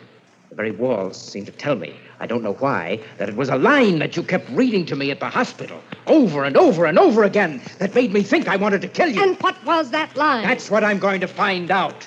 Right now. Don't come any closer, Professor. You know, it's perfectly ridiculous. Looking at you now, close to you where I can almost touch you, that crazy obsession is still with me. I laugh at it intellectually. I know that you've tricked me into it by some very obvious power of suggestion, but I still feel that way. Don't come any nearer. I'm warning you. Isn't it eerie? I still love you and can strangle you for my love. And will. Stay where you are. You're not going to kill me, darling. I'm going to kill you. Now, do you see why I wasn't afraid of you? That gun. You've had it all the time. Correct, my love. Right here in the wine table drawer. I've planned this all along, Angel, from the very first. Before we were even married. Yes, your intuition was right. From the day you and my little sister were brought to the hospital after the accident. From the day she died, and the doctor said you'd pull through. I planned it all. And it's worked out like a perfect equation every step of the way. Why? Why? I had to commit the perfect crime, and I've done it. Even the police will testify that it was self-defense against a homicidal maniac. And when they find you here with a bullet in your head, they'll congratulate me. But what's this all? I still don't understand. It had to be the perfect crime because I must go free. You see, one life has already paid for yours. And quart for quart, your blood is worth no more than my family's. I don't understand this at all. What did I ever do? You killed my sister. I killed her? She told me before she left on that drive with you that she was going to crash the car. She left before I could stop her. She told me everything, Frank, including what you'd done to her. Everything. I see. So that's it. Well, I don't suppose it would be of any use my trying to convince you. No use. I've waited a long time for this moment. Revenge is sweet. And it was such fun to torture you. I used a weapon I knew. Of course, it was power of suggestion. Sure, you guessed it. But what a pity you don't know the line yet. What was it? What was it? Tell me. Tell me. Don't keep me in torture. Keep back. Think hard, Frank. Think all around it. What about a jail and the revelation it gave you? What about a famous poet who wrote a famous poem while in jail? Why? Yes. Oscar Wilde. That's it. Yes, that's it from Oscar Wilde. A ballad. Of course, a ballad. The Ballad of Reading Jail. How could it ever have escaped me? Why, you witch, you've even been reading from it on our honeymoon. But what part? What verse? What line? What was the line? Don't take another step or I'll pull the trigger. Give me the line, I say. I still can't think of the line. Keep back or I'll shoot. Oh, no, you won't. One more step and I'll shoot. Tell me that line or I'll kill you.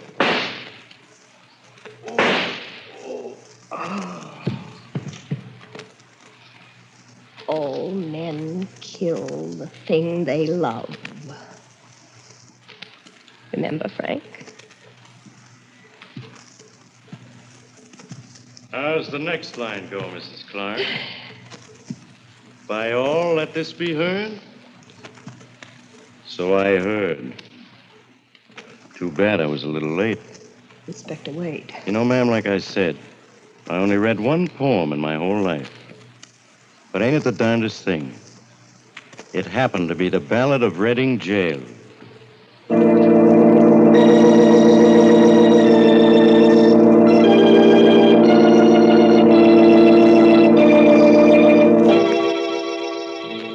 Till death do us part. A honeymoon in the bridal suite. Red wine spilled on the table. And red blood on the floor as the clock strikes 12 for murder at midnight.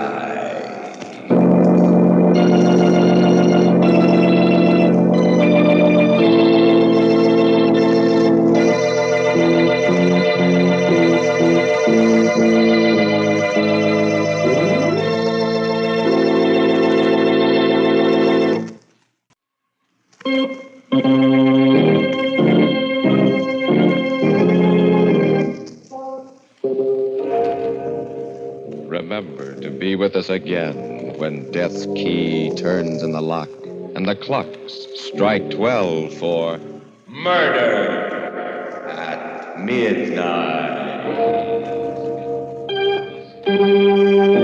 The part of Professor Ruth Clark was played by Elspeth Eric. Professor Frank Clark by Eric Dressler. With music by Charles Paul, Murder at Midnight was directed by Anton M. Leader.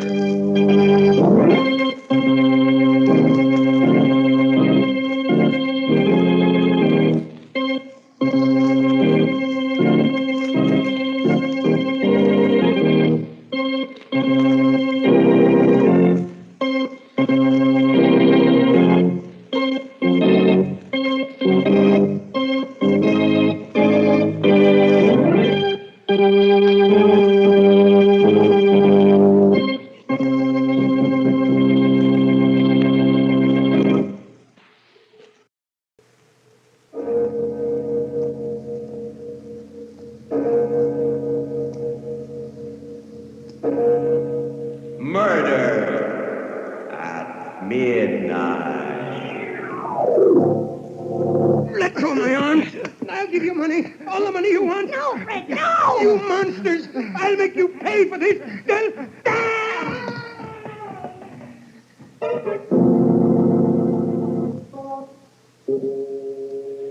Midnight, the witching hour when the night is darkest, our fears the strongest, and our strength at its lowest ebb. Midnight, when the graves gape open and death strikes. How? You'll learn the answer in just a minute in Murder's a Lonely Business.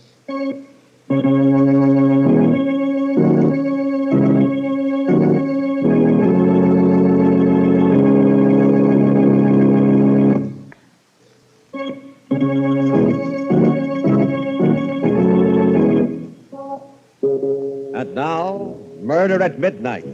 Unusual stories of terror and mystery by radio's masters of the macabre. This tale, a study of murder in duet, is by William Morwood. Its title, Murder's a Lonely Business.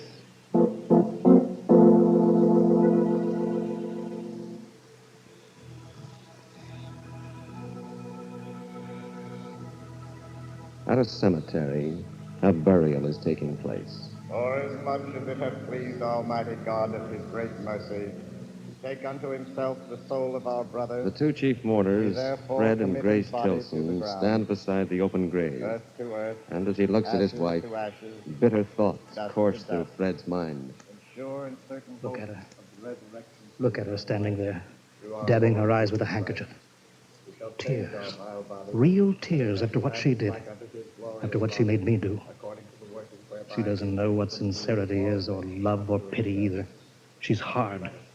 Hard all the way through. Almighty God, And I never knew. thy Son, Never even suspected to. hath destroyed death, Till we killed him. by his grace in the tomb, And now, sanctified the that's the way she acted. I'll never forget it. and by Never. his glorious A resurrection, nightmare always. brought life and immortality to life. How can I go on living with her?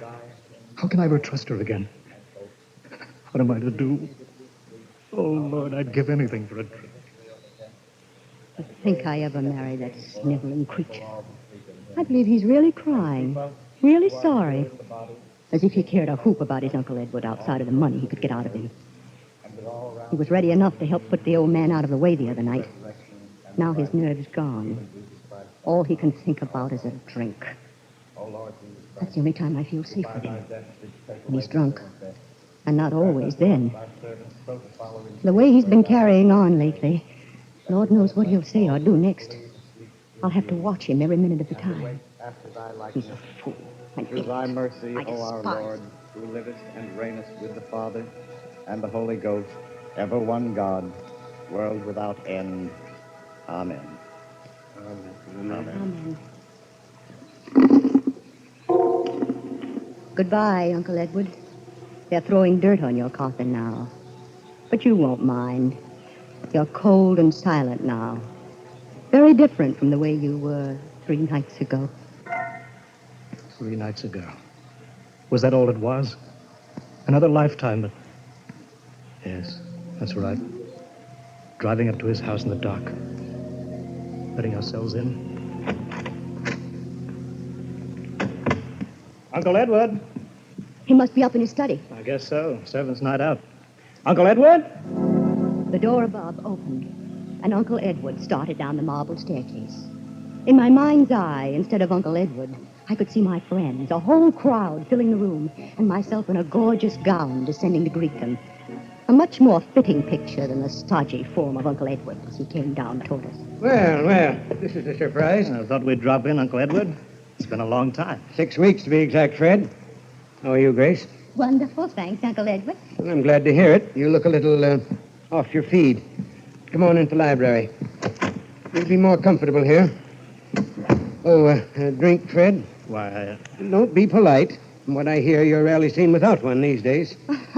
You sound as if you'd had spies watching us, Uncle Edward. It's entirely possible. What? I've certainly been interested in your activities. For instance, I hear you can be found at a gambling house almost every evening, Grace. Oh, only the fashionable ones, where everybody goes.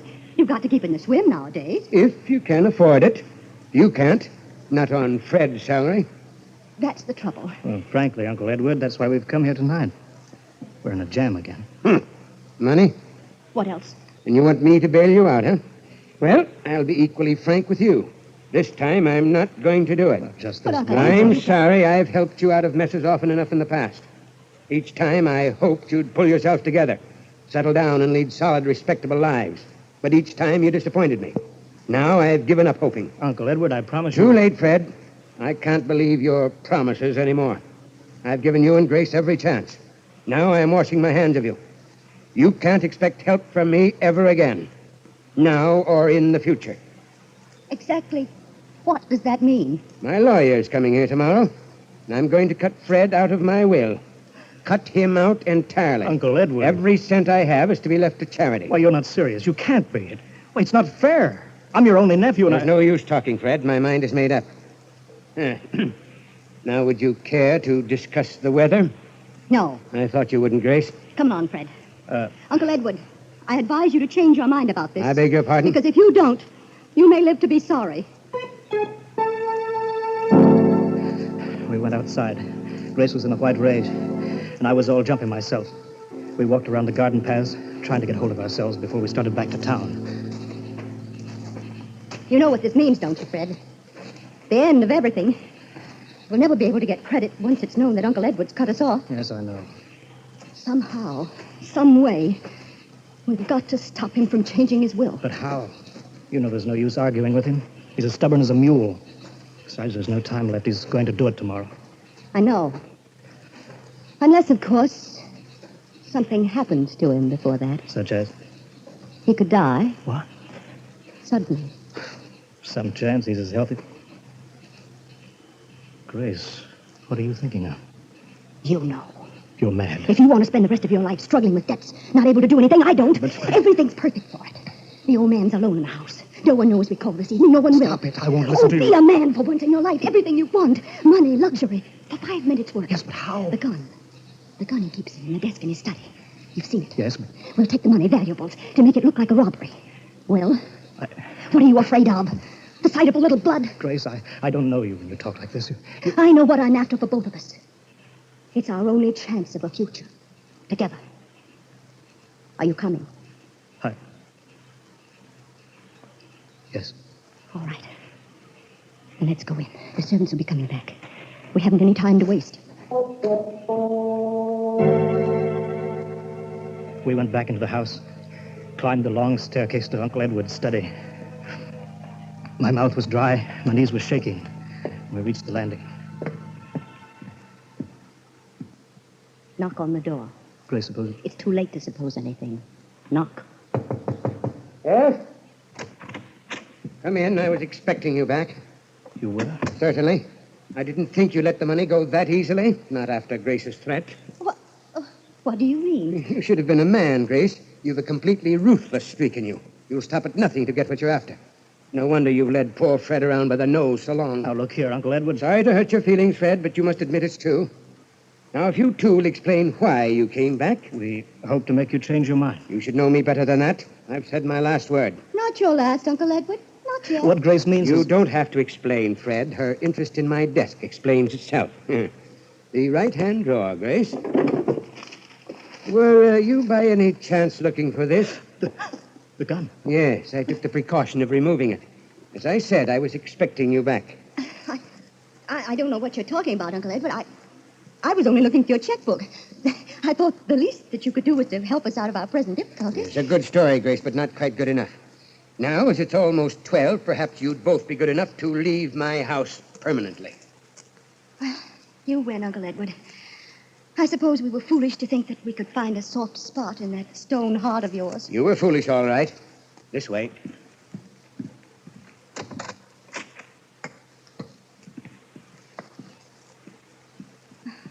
This reminds me of the old days, when Fred and I were first married, when we used to come and visit you. You used to see us to the head of the stairs when it came time to go. Just like this. That was a long time ago. I wish those days could come back. Impossible. Well, good night, Fred, and goodbye. Well, aren't you going to shake hands with your only nephew? Well, since it's for the last time, goodbye, Fred. Hold him, Fred. No, Fred. Let go of me, Grace. Fred, together. What? No, stop. I'll give you money. All the money you want. No, Fred. No, you monsters. I'll make you pay for this.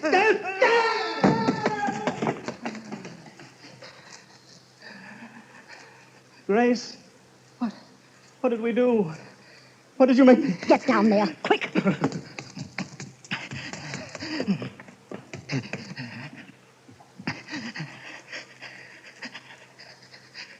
no pulse.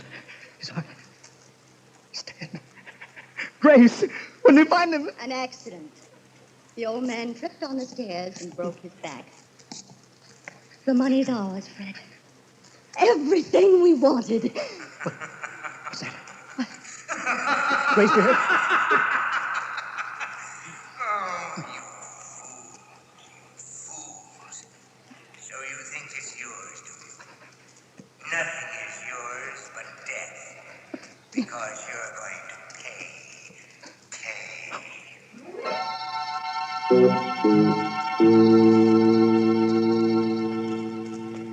A dead man lying at the foot of the stairs, and a white-faced couple staring at each other. Did they hear a voice from beyond? Is it possible for the dead to make the living pay for murder at midnight?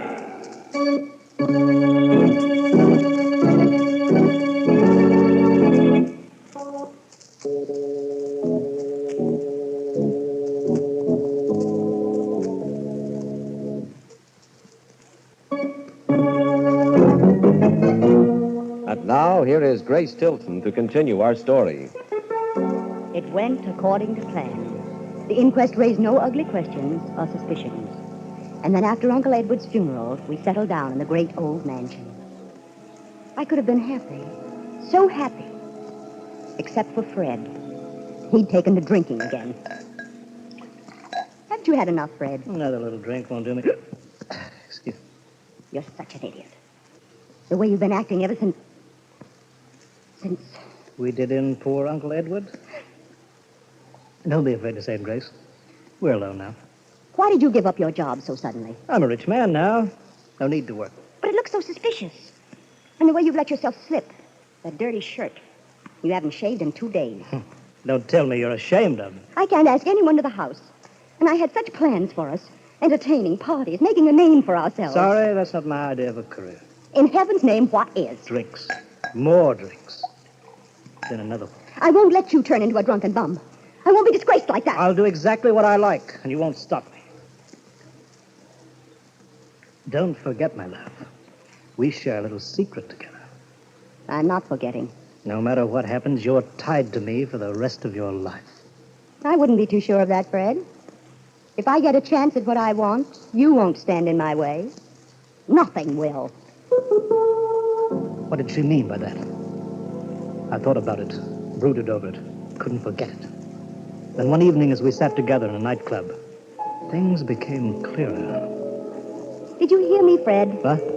I said I wanted a cigarette. Oh, certainly, my love. Here you are. Match? If you can hold it steady enough. Why do you have to get soused every time we go out? A tribute to your intoxicating charm. Oh, don't be so... Oh, well, there's Ronnie. Good old Ronnie. Dowager's delight. Now, if you'll only look over this way. With that dress you're wearing? You will. Ronnie! Oh, Ronnie! The change that came over her. Smile. Sparkling eyes as he came over to our table. Well, hello there. This is a pleasant surprise, bumping into you again, Tilson. Getting to be a regular routine. The theater, the races, everywhere I go with Grace. Yes, we seem to share a lot in common, Fred. Sit down, Ronnie. What do you have to drink? Oh, nothing, thanks. I've had my quota for the evening. Well, I'm glad someone knows when to stop. Maybe Ronnie's got other vices. I have, Fred.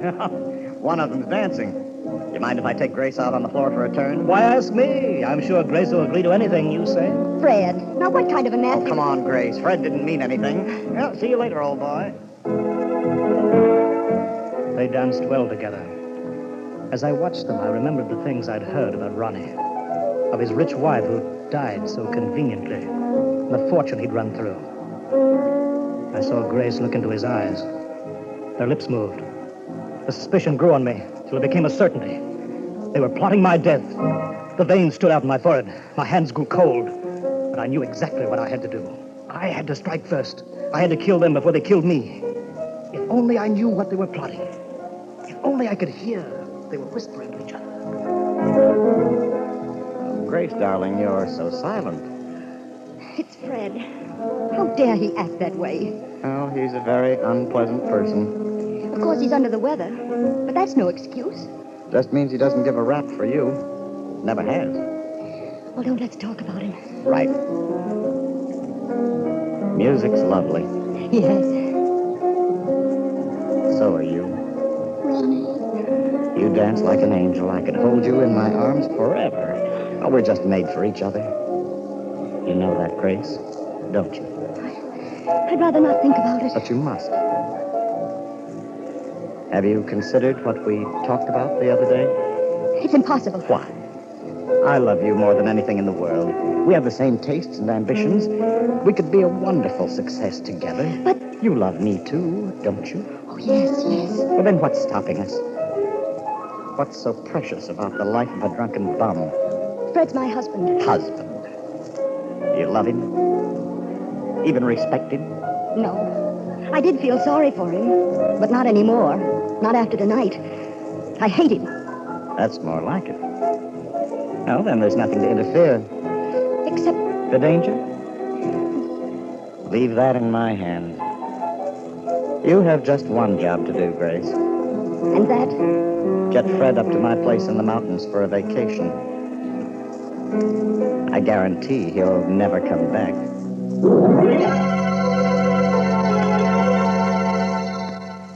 I don't know if I should have been suspicious. Fred agreed to go up to Ronnie's place with surprising ease. It was almost as if he'd been expecting the invitation. The night we planned to do it, we sat in the living room, just the three of us. Ronnie was playing the piano. I'm afraid I'm awfully rusty. I haven't practiced in weeks. It sounds grand to me, Ronnie. Why don't you join him, Grace? I know you're just dying to play with Ronnie. Duet, I mean. Well, that's all we have time for anyway. I promised the Pearsons we wouldn't be late. Oh, that beach picnic. Tell you the truth, I don't feel much like it. But you promised to go, Fred. Do you a world of good, old boy. Wonderful night for a swim. You both seem very anxious to get me down to that lake. Why, not at all. If you want Grace and me to go alone. All right, I'll come. But I've got to go upstairs for my bathing suit. Wait for me here. Well, hurry it up, old boy. All set, Grace? You know exactly what to do? But I think so. You make a great fuss about Fred drinking. That'll be remembered afterwards. I'll take care of him at the raft. Push his head underwater and... He'll struggle. He'll call out. Not in the condition he's in. He's as weak as a baby. Be all over in a few minutes. I'll swim back and... Ronnie. Yes? Isn't there some other way? We love each other so much. Can't we just... Run off together? Let's be realistic, darling. We need the money. His money. Love in a cottage isn't our style. I suppose not. Where is he? What's keeping him so long? I'm just as glad. Come on, Grace. I want to make sure there's an extra bottle of whiskey for him in the car. This way, darling. Through here, into the garage. Give me your hand, Ronnie. Now, darling, everything's going to be all right. Just being with you. Ronnie. Yes? I saw something moving. Where? Over there. Behind the car. Fred. Hello. Thought I'd hurry things up by coming straight out to the garage. Well, you gave us quite a start. Why, Grace? Something on your conscience? Well, the Pearsons will be on our necks if we don't get started soon. Now, in you go. We're off to the races. But just try to pick the winner. We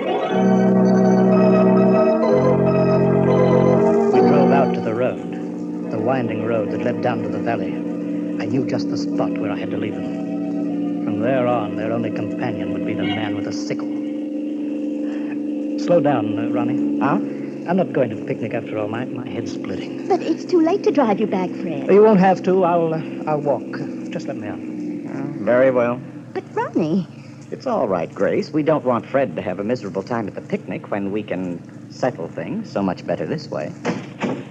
Thanks. I hate to run out on you, but I've got my health to think of. Oh, sure. Oh, incidentally, there's a short cut back to the house through the fence there. I don't see it. Go on ahead. I'll turn the headlights on it. Thanks. So long. Have a good trip.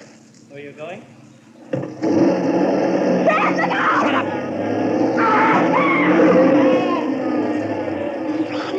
Ronnie, you ran him down. You killed him. That's what we wanted, isn't it? Not here. Not out here on the road. It'll look like a hit-and-run accident. We'll double back at the bottom of the hill and pretend we came from another direction. Oh, we won't get away with it, Ronnie. It's no use. They'll catch us this time. Snap out of it, Grace. Sorry, but you've got to get hold of yourself. Yes, I must. I can't go all to pieces. My hands are trembling. Where are you going? Now, take the wheel. You're going to drive. No, I can't. Now, move over. Go on. No. Now, drive. Your life depends on it. Both our lives.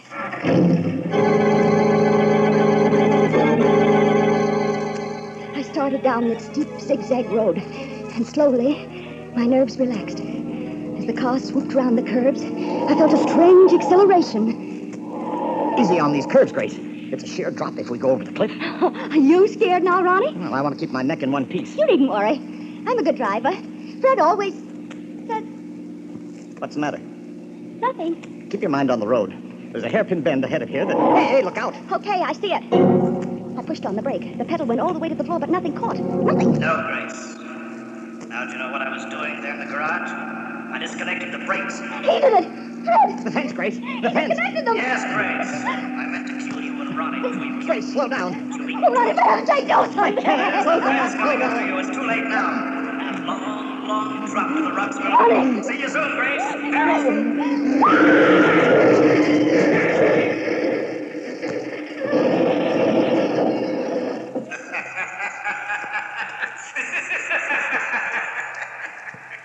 You see how it works out, Fred.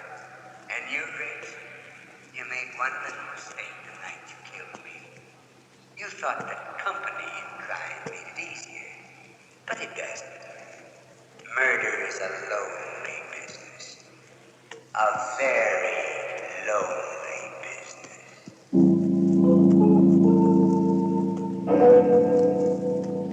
One body lying crumpled in the middle of the road, and two more in the shattered wreckage of the car at the foot of the cliff. 3 people, lonely no longer, as the clock strikes 12 for murder at midnight.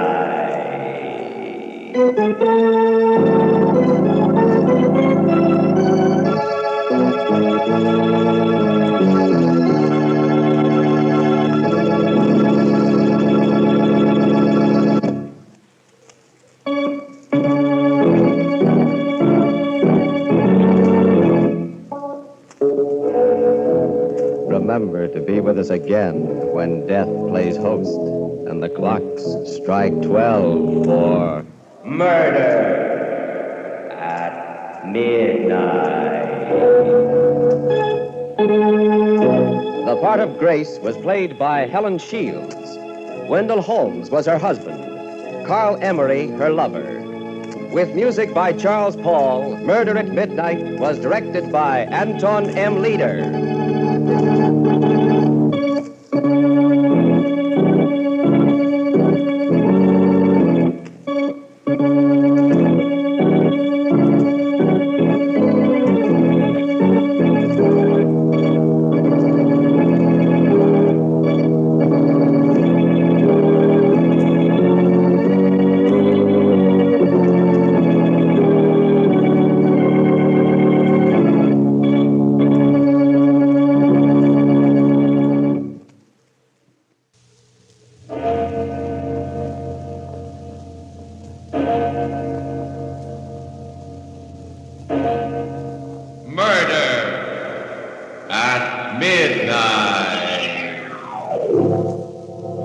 It's not just an ordinary cane, my dear. Alec. It's a sword cane, see?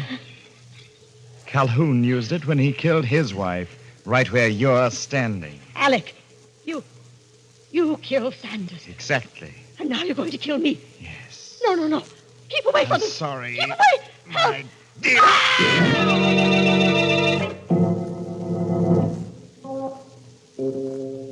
Midnight, the witching hour when the night is darkest, our fears the strongest, and our strength at its lowest ebb. Midnight, when the graves gape open and death strikes. How? You'll learn the answer in just a minute in The House Where Death Lived.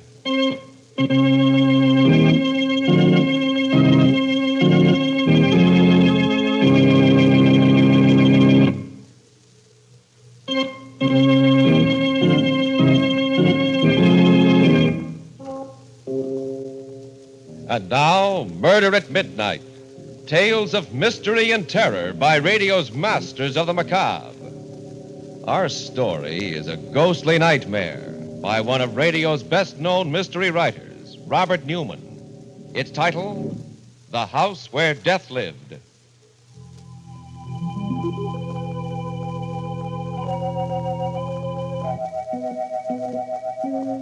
A large rambling house on top of a hill.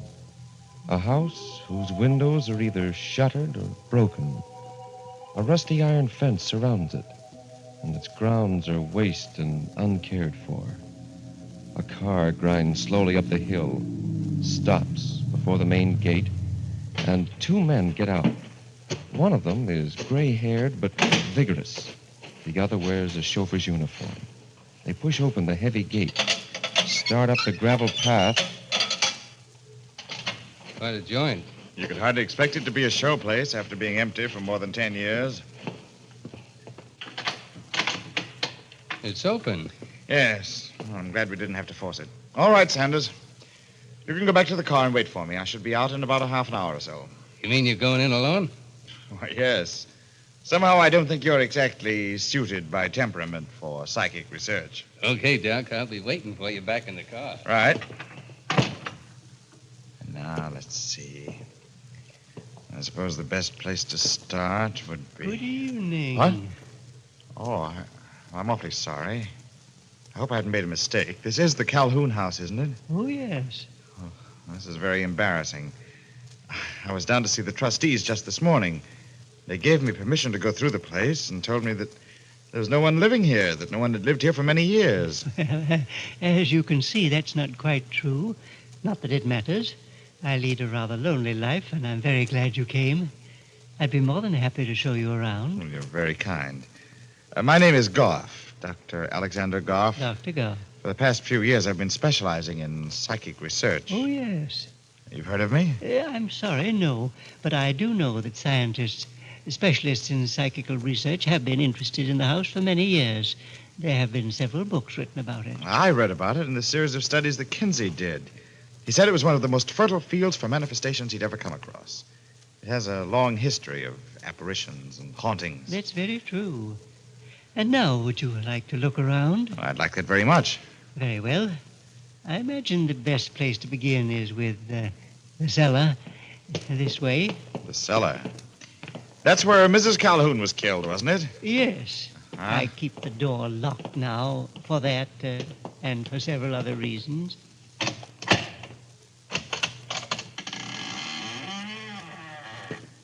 May I? No, wait, don't try to go down.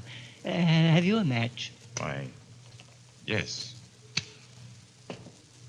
There aren't any stairs. Exactly. That's how Mrs. Calhoun was killed. The stairs had become rotten, and Calhoun took them out, put in that ladder. Mrs. Calhoun didn't know it. She tried to go down, fell, and broke her neck. But she wasn't just killed. She was murdered, wasn't she? Well, that's hard to say. I don't think even Calhoun could tell you whether it was deliberate or not. For a long time, people didn't even suspect what had happened. They thought that she'd run away, disappeared. However, after she was killed, Calhoun buried her down there in the cellar. You see, over there, near that big flagstone. Oh, I see. Well, after that, there was something about a gardener, wasn't there? Yes, Burroughs. He had helped Calhoun take out the stairs. Considerably later, he was working in the cellar and found some bones, and he put two and two together and went to the police. No, he did a lot better than that, from his own point of view. Shall we go back into the parlor? Oh, yes, of course. I'll just shut this door again. There. Burroughs began blackmailing Calhoun. Calhoun paid for a while, and then one day he called Burroughs in here, into the parlor. He was sitting over there at that desk. He had his cane with him. The cane that's on the desk there now. You can look at it if you like. Well, thank you. I would like to look at it. Twist the handle and pull on it. A sword cane? Yes. He killed Burroughs right here in this room. That stain on the carpet, there's his blood. This time he didn't even try to get away with it. He called in the police, and he was tried and sent to an institution. Yes, but that's what I don't understand. If Calhoun had committed 2 murders, why wasn't he sent to jail or hanged? Because no one knew whether he was sane or not. As a matter of fact, I don't think Calhoun knew himself. You see, when they asked him why he had killed his wife and Burroughs, he said he had to, that he'd been told to. Told to? By whom? Well, he wasn't sure. By voices. He said they told him that they lived here in this house before him, that they had killed, and that he would have to kill too. Excellent, excellent. Just what I've been looking for and what I've hoped for. A house with a tradition of hauntings, where each generation is affected by that tradition and adds to it. And... What's the matter? They've come for me. They're weighing me down, dragging me back. They? Who? Oh, you're ill. Here, let me help you. No, it's no use. You can't pick me up. It's too much on my hands. On my head.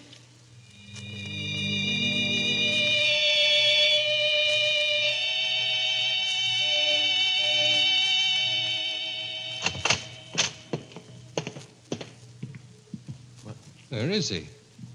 He was there, right there on the floor. I tried to pick him up and put him on the couch, but I couldn't lift him. Oh, now he's gone. Oh, now, look, Doc, if he fell down, if he was as weak as you said it... Hey, wait a minute. Hey, what did he look like? Well, he was quite old, about 70, and very tall and thin. He had white hair and a white goatee. Holy smokes. What's the matter? Well, I was waiting outside for you. The guy that lives just down the hill came by, and we kind of talked a little. Yes? I told him you were inside here, and you described Calhoun to me, the guy that used to live here. And the old gent you say you spoke to sounds just like him. But it couldn't have been. Calhoun is still in an institution. No, he's not. At least not exactly. That's how this guy happened to talk about it. You see, he just read in the paper that Calhoun had died yesterday. Sanders. Yeah? That was Calhoun's ghost. Oh, now look, It was, I tell you. It has to be. This is what I've been looking for years. An apparition that manifests itself without a medium or any apparatus. It's exactly what I need for the last chapter of my book. And I'm going to stay here until he appears again.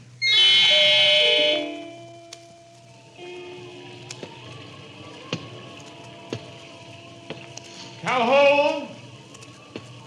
Calhoun? Where are you? Why don't you come back? I'm waiting for you. Oh, it's no use. 2 days now and not a sign of him. Maybe Sanders was right. Maybe I did imagine the whole thing. Either that... Wait a minute. He didn't die here. He died at the asylum. He'd lived here all his life, committed 2 murders here. Perhaps the aura, the forces here, were strong enough to evoke him once, but not to bring him back again. His wife and the gardener, they did die here. If I could establish contact, I might be able to evoke them. Or else if someone else died here, someone I knew and someone that knew me. Calhoun? Is that right? Is that what I have to do? What? Who's there? Me, Doc. Sanders. Oh, just a second. Oh, what a night. It's blowing like all get out.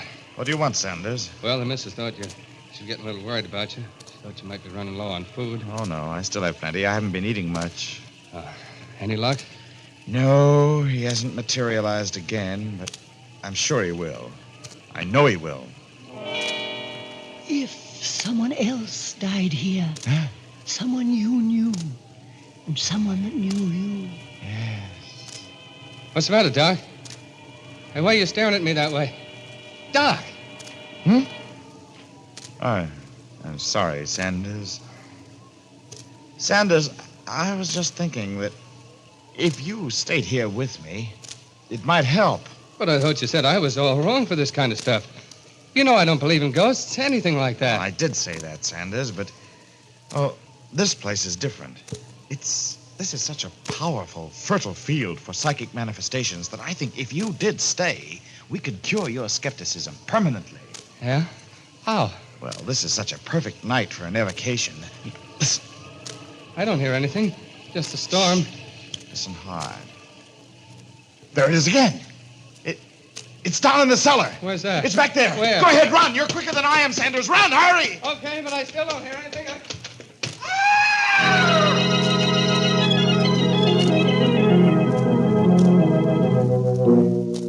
A man with an obsession in a haunted house. A man with a corpse on his hands as the clock strikes 12 for Murder at Midnight.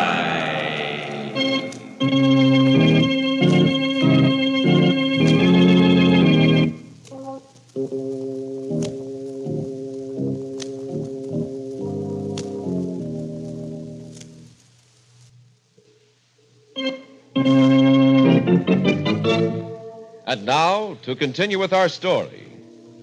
It's just a moment later, and Dr. Goff is still standing by the open cellar door. Lighting a candle, he peers down to where Sanders' body lies huddled on the flagstones below. Sanders? Sanders? I think I better make sure. Gotta be sure. This ladder holds. Is this...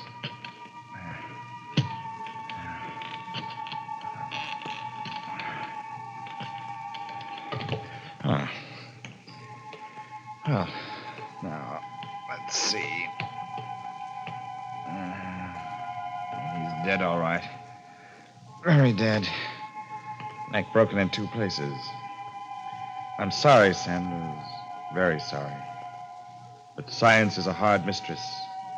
I've been working on my book for 7 years. This is the first chance I've had to make detailed and objective observations on a specific set of phenomena. And when Calhoun didn't materialize again, I'm sure you understand. The only problem now is the police. They're apt to be very uncompromising about something like this. There were only some way that I know. The car. It's quite late and with the storm blowing, there's not likely to be anyone around. Yeah. Oh, come on, Sanders. You and I are going to take a little trip.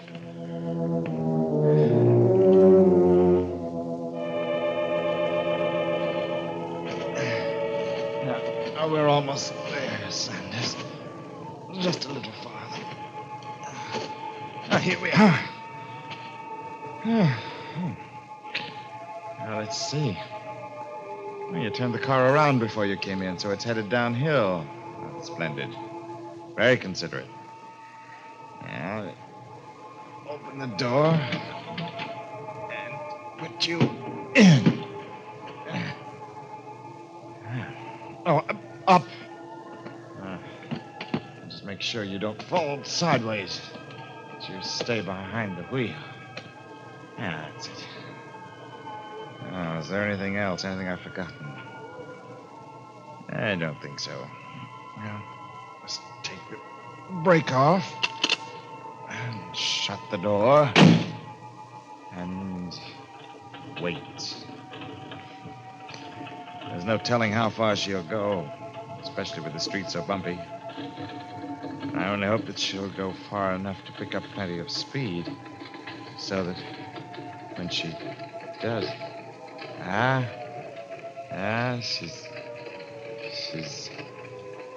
she's swinging to the right. Yeah. And now I wait.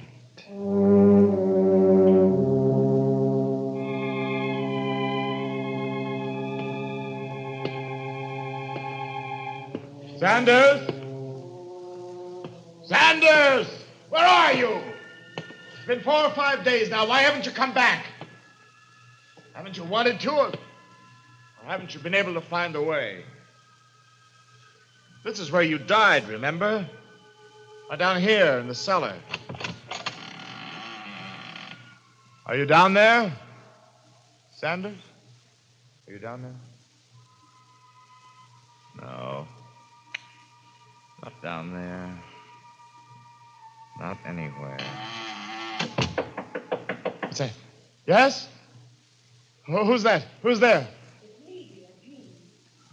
What do you want, Jean? I want to talk. Let me in, dear, please. Just a second.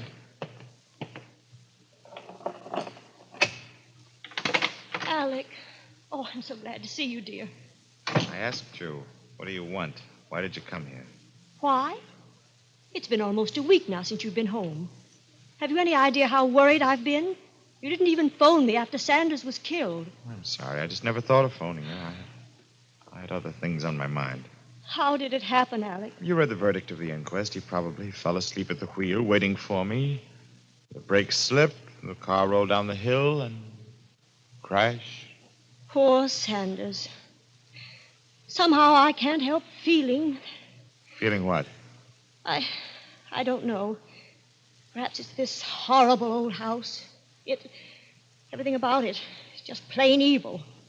Oh, Alec, why don't you give it all up? Give what up? This obsession of yours.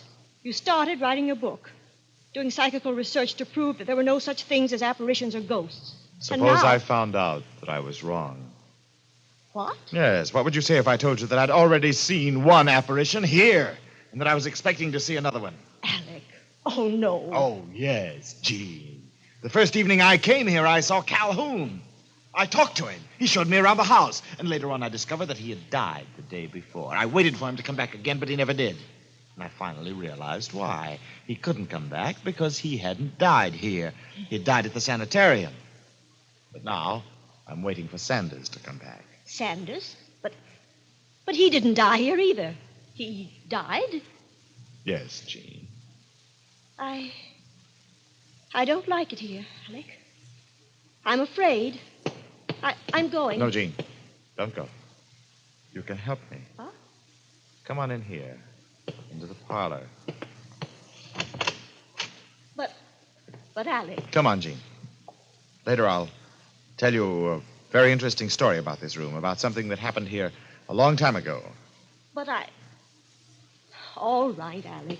That's a good girl.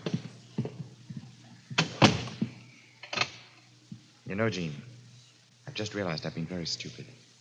Calhoun couldn't come back again because he didn't die here. Sanders did die here, but he wasn't buried here. And now I'm beginning to think that a spirit can only materialize in the place where its body is. But what's that got to do with me? Dear, does anyone know that you came here tonight?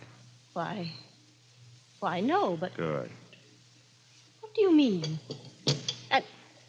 And what are you doing with that cane? You remember I said I was going to tell you a story about something that had happened here in this room? Well, this cane played an important part in it. You see, it's not just an ordinary cane. This is a sword cane. It's what Calhoun used when he killed his wife, right where you're standing. Alec, you killed Sanders. Exactly. And now you're going to kill me. Yes, dear, I am going to kill you. And I'm going to bury you right here, down in the cellar where Calhoun buried his wife. Then at least you will be able to come back. No, don't. Don't try and run away. It won't do any good. You see, I locked the door. No. Keep away from me. I'm sorry. Keep away.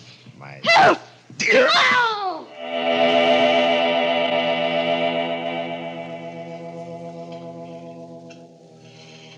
Now, smooth up the gravel a little. She's covered well. There. That ought to do it. Very nice, Doctor. Very nice indeed. You didn't do quite as neat a job as I did, but you did pretty... Calhoun. Yes, Doctor. You're dead. But you did come back. Yes, I came back to tell you how grateful I am to you. Grateful? For what? For having, shall we say, relieved me. You see, there's a curse on this house. When I was alive and lived here, even before I killed my wife and Burroughs, I saw the ghosts of those who had died before I was born. It was they who made me kill, because once I did kill, they were free. I don't understand. Don't you? As long as this house stands, someone must haunt it. Until I died, it was haunted by those whom I had killed. When I died, it became my job.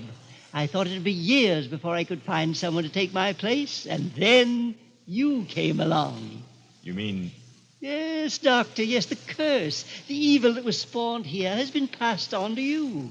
Now it's haunted by those whom you killed, and I am free and can rest in peace. But you must stay here and live with the evil you created until you die. No, I won't stay. Yes, you will, Doctor. Oh, I didn't believe it either. I thought I could leave whenever I wanted to, but I found that I couldn't. I had to stay until they took me away. When you try to leave, you'll find out why. But I won't stay. I tell you, I won't. Neither you nor they can make me stay. Nothing can make me stay. No. What's more, you're right about this place. It is evil. But I'm not going to let that evil continue. It must be destroyed. along with every stick and stone in this house. And just how do you propose to do that? I'll show you. With fire. This can of kerosene. That pile of lumber there. It won't do any good. Take my word for it. No, you watch. There. The whole cellar, the whole house will go now. Yes, Doctor, but you won't go. I won't. You watch me. But you can't go without me, Doc. What? Don't you remember? You carried me out to the car. You've got to take me with you. Sanders. Yes, Doctor, your chauffeur. Let go of me, Sanders. Let go. I can't take you with me. And you got to take me too, Allie. No, Jane, no. Let me go. Both of you. You see, now you know why I couldn't go either. What dragged me back and weighed me down. Please. Now you know why you're going to have to stay here. I won't stay. I tell you, I won't.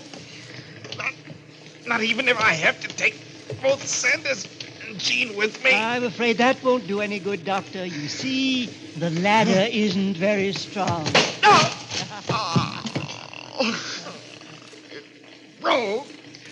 It broke. I'm trapped here. Goodbye, Doctor. If you don't mind, I'll leave you now for good. No! Help! Somebody!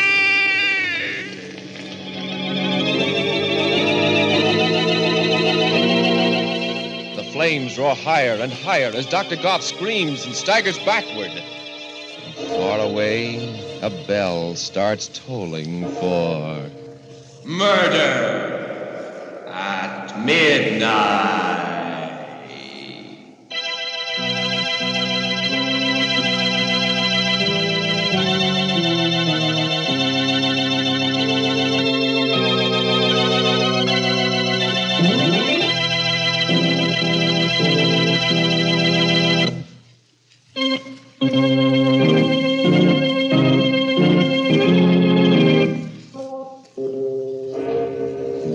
Remember to be with us again when death stretches out his bony hand and the clocks strike 12 for murder at midnight. The part of Dr. Goff was played by Barry Kroger. With music by Charles Paul, Murder at Midnight was directed by Anton M. Leader.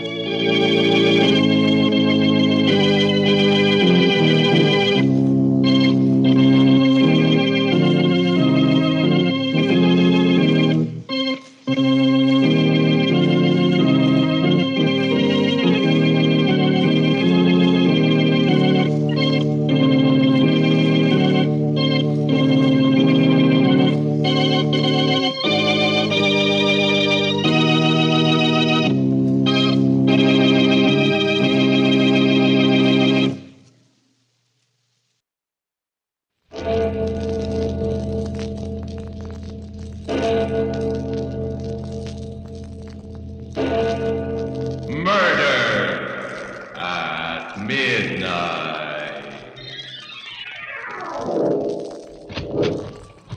Which way did he go? That way, down through the garden. The storm. It's so dark you can't see. Dr. Rudd, there, at the bottom of the terrace. Professor Laborde. Laborde, why Oh, good Lord. What is it? He must have fallen down the steps, broken his neck. He's dead.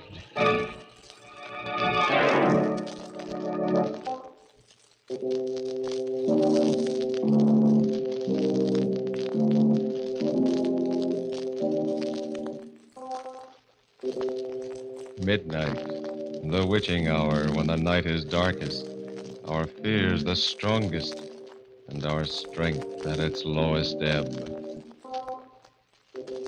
Midnight, when the graves gape open and death strikes. How? You'll learn the answer in just a minute in The Kabbalah.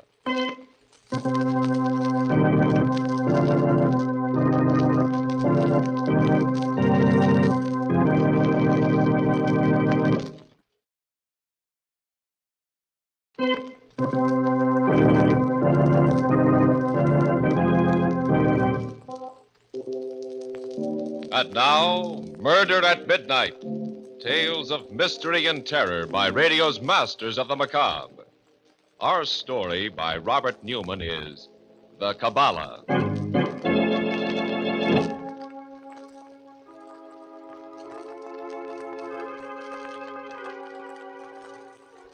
A rambling house on the outskirts of a small university town. And in the house, a room that seems more like the cell of a medieval alchemist than the study of a college professor. Its walls lined with ancient volumes and astrolabes and other curious instruments. Bent over his desk, Dr. Rudd does not hear the knock on the door at first. But when it's repeated, he says, "Come in." Alan's going, Father. He wanted to say goodnight to you. Oh, yes, Alan. Good night. I was terribly sorry to hear about the decision of the Board of Trustees, sir. I mean, they're refusing to give you a grant to go on with your research. Oh, that. Well, it doesn't matter. I've about decided to give up the whole project anyway. Your book? Yes, Father, you're not serious. I thought you were almost finished with it. I am. All but the last chapter. I just can't seem to write that without additional research. And without the last chapter, why, the rest of the book is meaningless. Well, isn't there anyone you could talk to about it, sir? Anyone who could help you? I doubt it, Alan. I think I know as much about the occult as anyone in the world, except perhaps one man. Who was that, Father? The man I studied under at the University of Paris. And I haven't heard from him in over 10 years. I'm not even sure that he's still alive. Too bad this is the 20th century, not the 12th. How so, Dr. Rudd? Oh, it would have been very simple then. A pentacle, a pair of corpse candles, and I could summon up someone who would make things very easy for me. Yes, right now I really believe I would sell my soul for the help I need. Father, you mustn't say things like that, even as a joke. Well, you're right, Barbara. And no one knows it better than I. Well, good night, Alan. See you in the morning. Right, Dr. Rudd. Good night.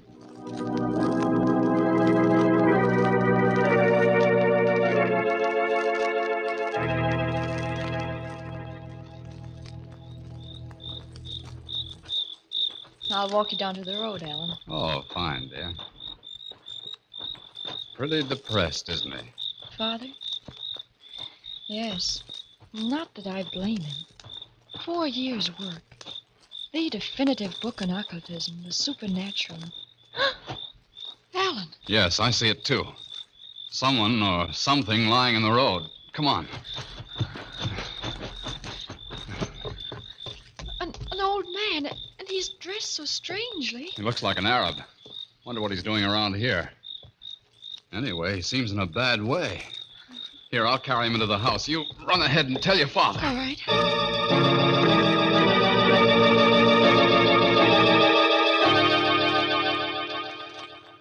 In here, Alan, in my study. All right. They put him on the couch. What's wrong with him?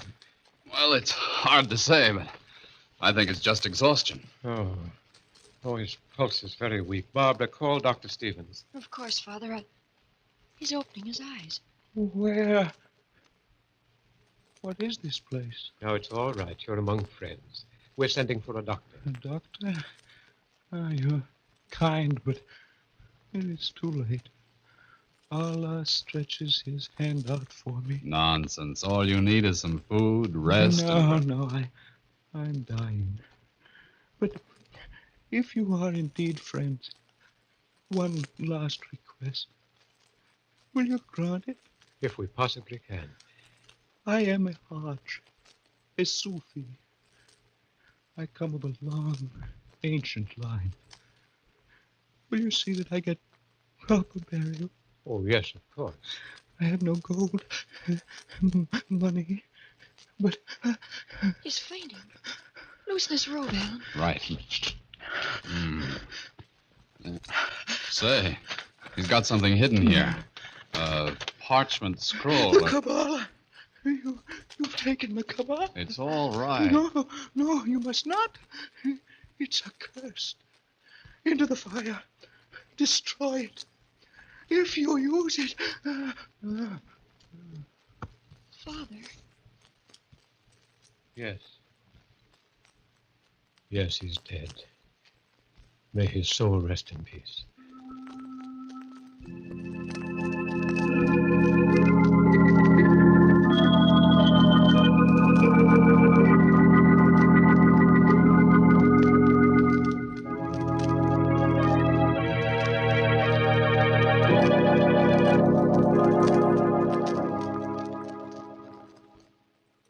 very quiet tonight, Dr. Rudd. Thinking about the funeral? Huh? Our Arab friend? Yes, Alan. Partly. And partly about this parchment he had hidden in his room. It seems to be a form of the Kabbalah. That's right. That's what he called it when he got so excited. Wanted you to destroy it. But the Kabbalah is just the science of letters and numbers, isn't it? It's much more than that, Barbara. It's the science of the mystical attributes of letters and numbers, the basis for almost all occultism. But this system is different from any I ever saw before. Different? How? Well, this particular system tells how a question can be written out, the letters changed into numbers and manipulated. When the numbers are changed back into letters, they will answer the question. Listen, Professor, what do you say we try it? Try it? Sure. Of course, it's a lot of nonsense, but, well, why not? Oh, well, all right. There's paper and pencils on my desk. What are you going to ask, Father? Oh, something simple, something we can check. Me, I'm going to ask something really practical. Okay, Professor, let's go.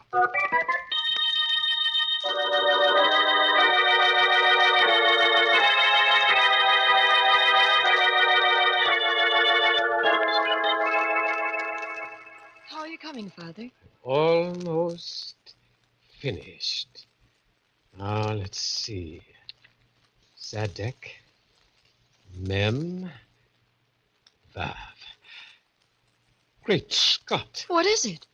Look at this. Here's my question. Will we have any visitors today? Uh-huh. And here's the answer.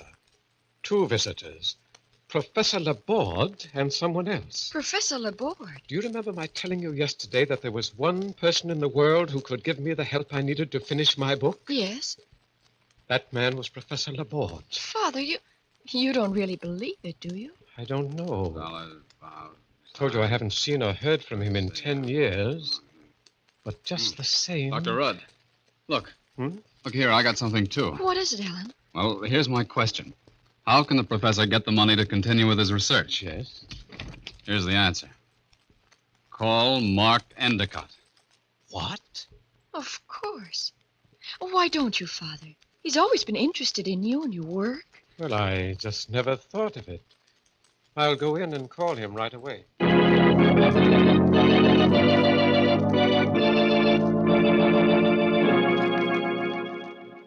Well, Father, did you get him? Yes. Yes, it's very strange. In what way? He said that he'd been thinking about me a good deal lately, and he's driving out here this evening to see me. There. That's the answer to your question. 2 visitors. Professor Laborde and someone else. Well, he must be the someone else. You think so? Oh, of course. Somehow I don't. Well, what do you mean, sir? I don't know. Except that I don't like it.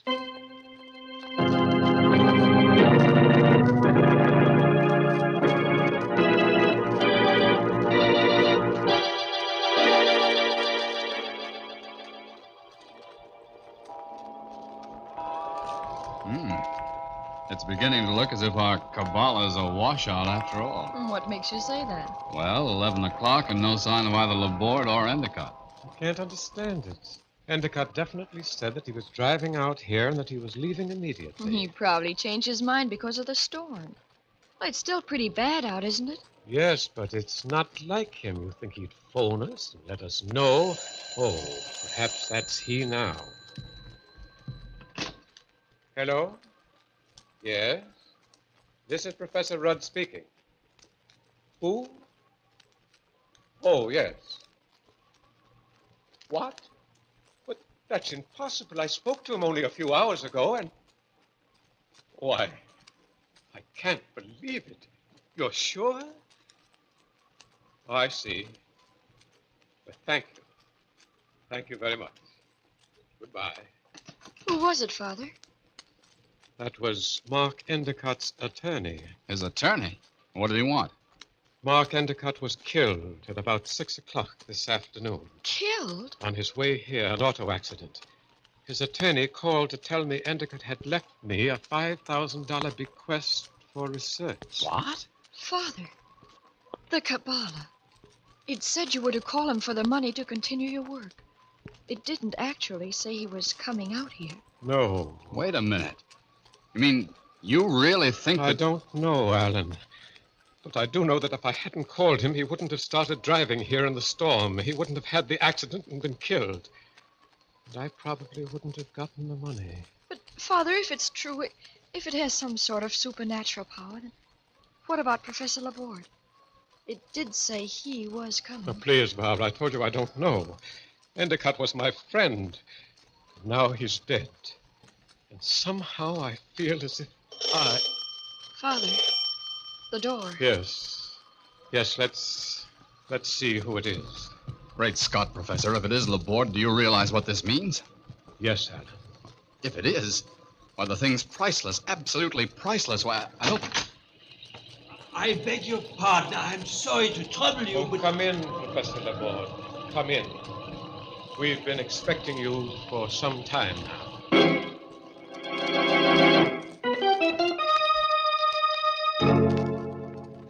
An ancient manuscript which can foretell the future.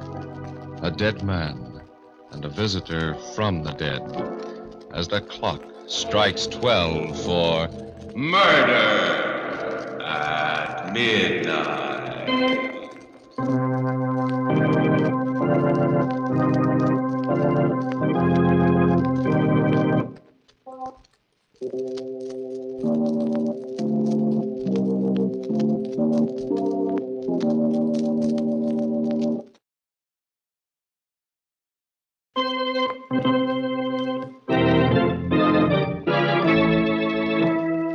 And now, back to Murder at Midnight and the Kabbalah. It's just a moment or two later, and Professor Laborde is being shown into Dr. Rudd's study. In here, Professor Laborde. Barbara, will you take the professor's things? Of course, Father. Thank you, my dear. You're very kind. But there's something I do not understand, Dr. Rudd.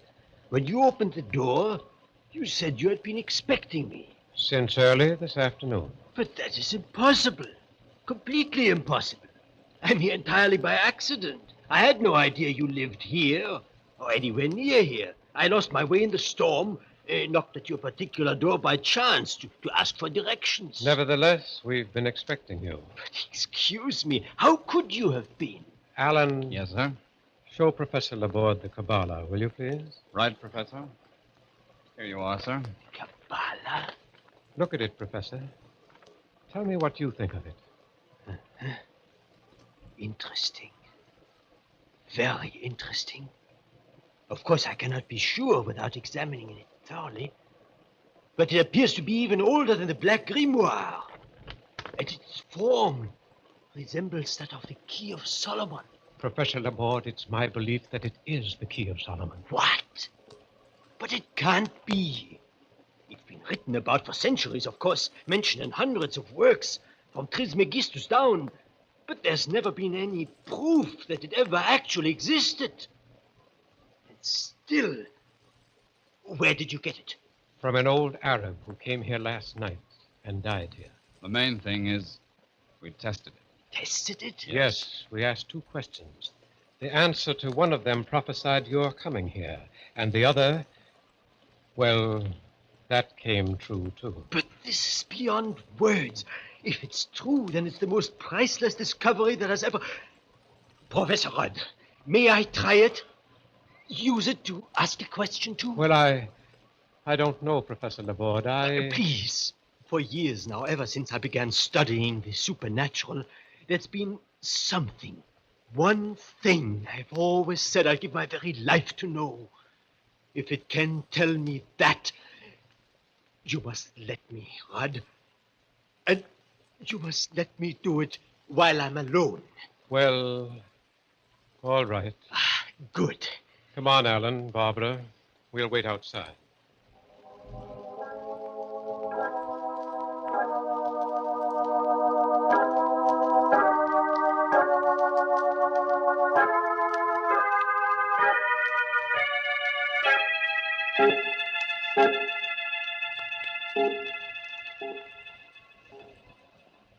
is it now, Professor?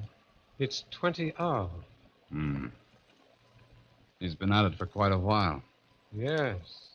If he doesn't call us in another minute or two, we'll go in. I'm probably being very silly, but I don't like this, any of it. Why not, Barbara? I don't know, but... What's that? It's Professor Laborde. Come on. Professor Laborde, what is it? What's happened?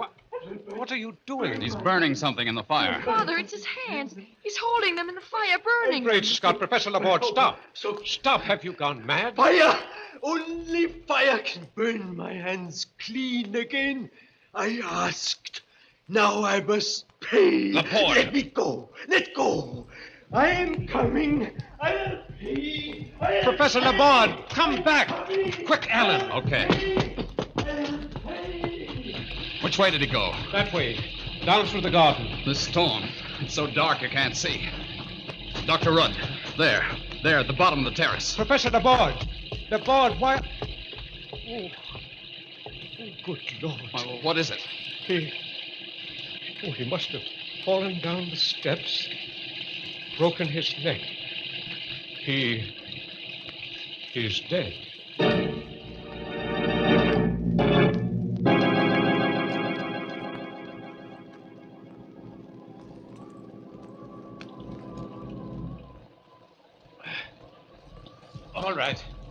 All right now, Alan. Put him down. Now, gently. Yes, sir. Father, are you sure that... Yes, Barbara, I'm sure. He's dead. But what made him do it? Go running out there that way? It must have been something to do with the Kabbalah. He was going to ask it a question. Yes, Alan, it has something to do with the Kabbalah. And standing there with his hands in the fire, as if he were trying to burn them clean. Father, what was the question he asked? What answer did he get? I think perhaps I can guess. The old Arab, he warned us, remember? He said it was accursed, evil, that if we used it... Wait a minute, Dr. Rudd. Laborde said he'd give his life to know the answer to that question, and now he's dead. Yes, Alan, that's what was in my mind, too. That and one more thing. Do you remember what I said just before you found the old Arab in the garden? That I'd make a pact with the devil, sell my very soul for the help I needed to finish my book? No, Father, you're not serious. You don't mean you really believe I've lived too long, my dear, seen too many strange things to disbelieve anything. If the Kabbalah is everything we think it is, if it is the key to the future, to all knowledge, if it can answer any question we put to it, then there are only two sources from which it can draw its power. One good and one evil. And you think... If God had wished us to be able to foresee the future, we should be able to foresee it. On the other hand, if it's evil, well, there's usually a penalty involved. Laborde. He said something about paying, too. Who must be paid, and how? There's only one way to find out, through the Kabbalah itself. Give it to me, Alan. No, please, no. I'm sorry, Barbara, I must. There's no need for you to stay here, or Alan. No, Father. We'll stay, both of us. Very well. Then, here goes.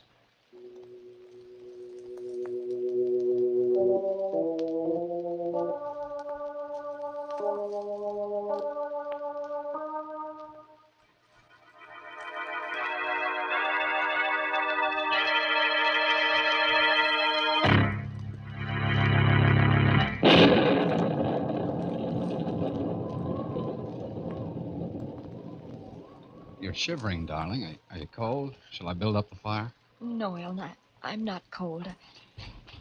What was that? It sounded like the outside door opening. Maybe Father, what is it? Are you finished? Yes. Yes, I'm finished. And what? Look. Here's the question. Who must be paid, and how? And here's the answer. Turn around, and you will see.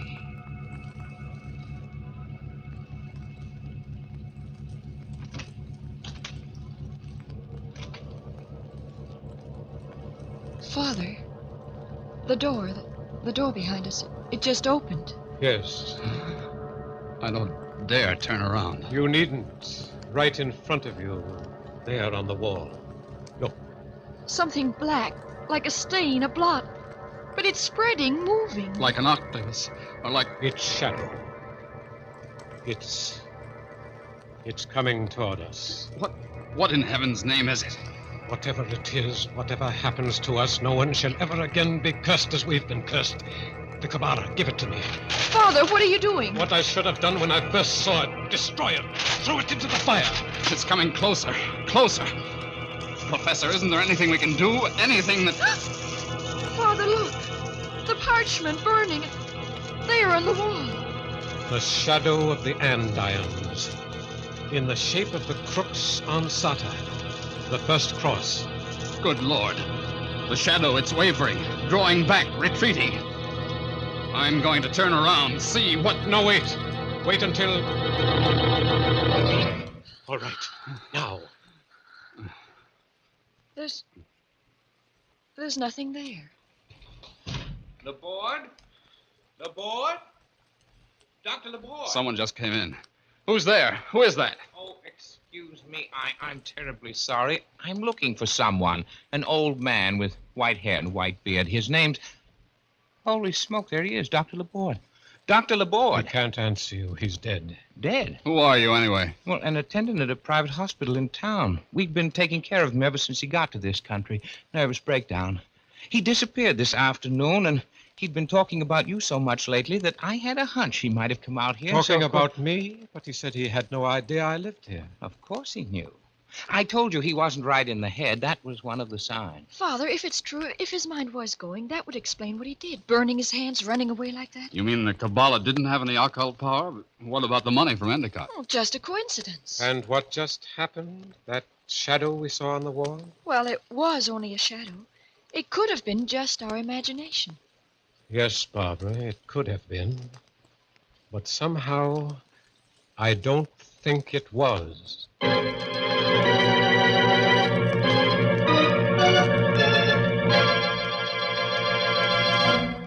An old professor stands next to the body of his friend, staring at the fireplace where the secret of the ages has gone up in smoke as the clock strikes 12 for Murder at Midnight.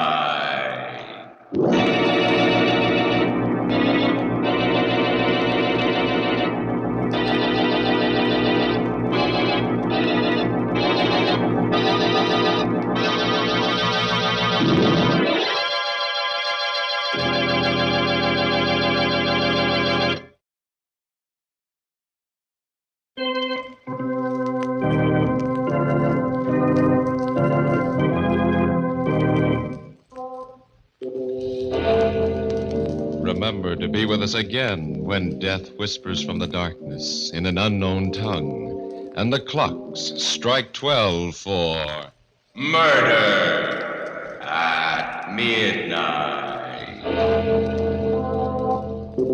The part of Dr. Rudd was played by James Van Dyke. With music by Bert Berman, Murder at Midnight was directed by Anton M. Leader.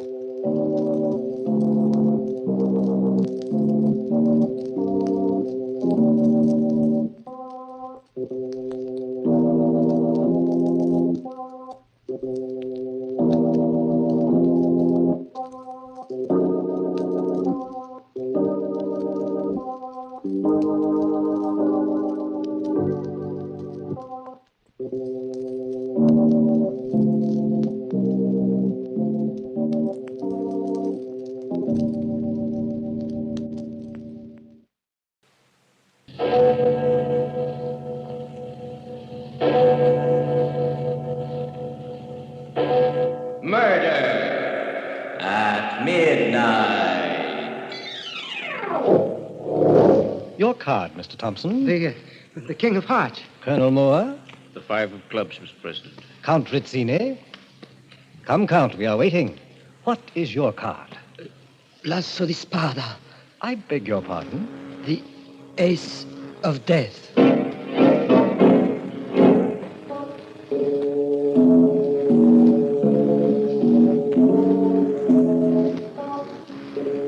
Midnight, the witching hour when the night is darkest, our fears the strongest, and our strength at its lowest ebb. Midnight, when the graves gape open and death strikes. How? You'll learn the answer in just a minute in The Ace of Death.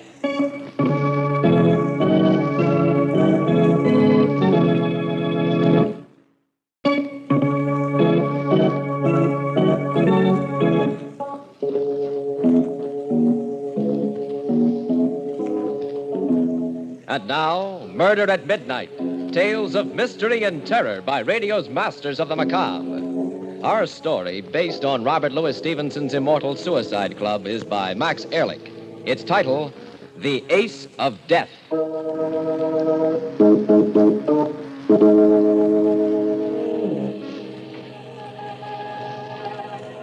I stood there on the bridge and stared down into the swirling fog.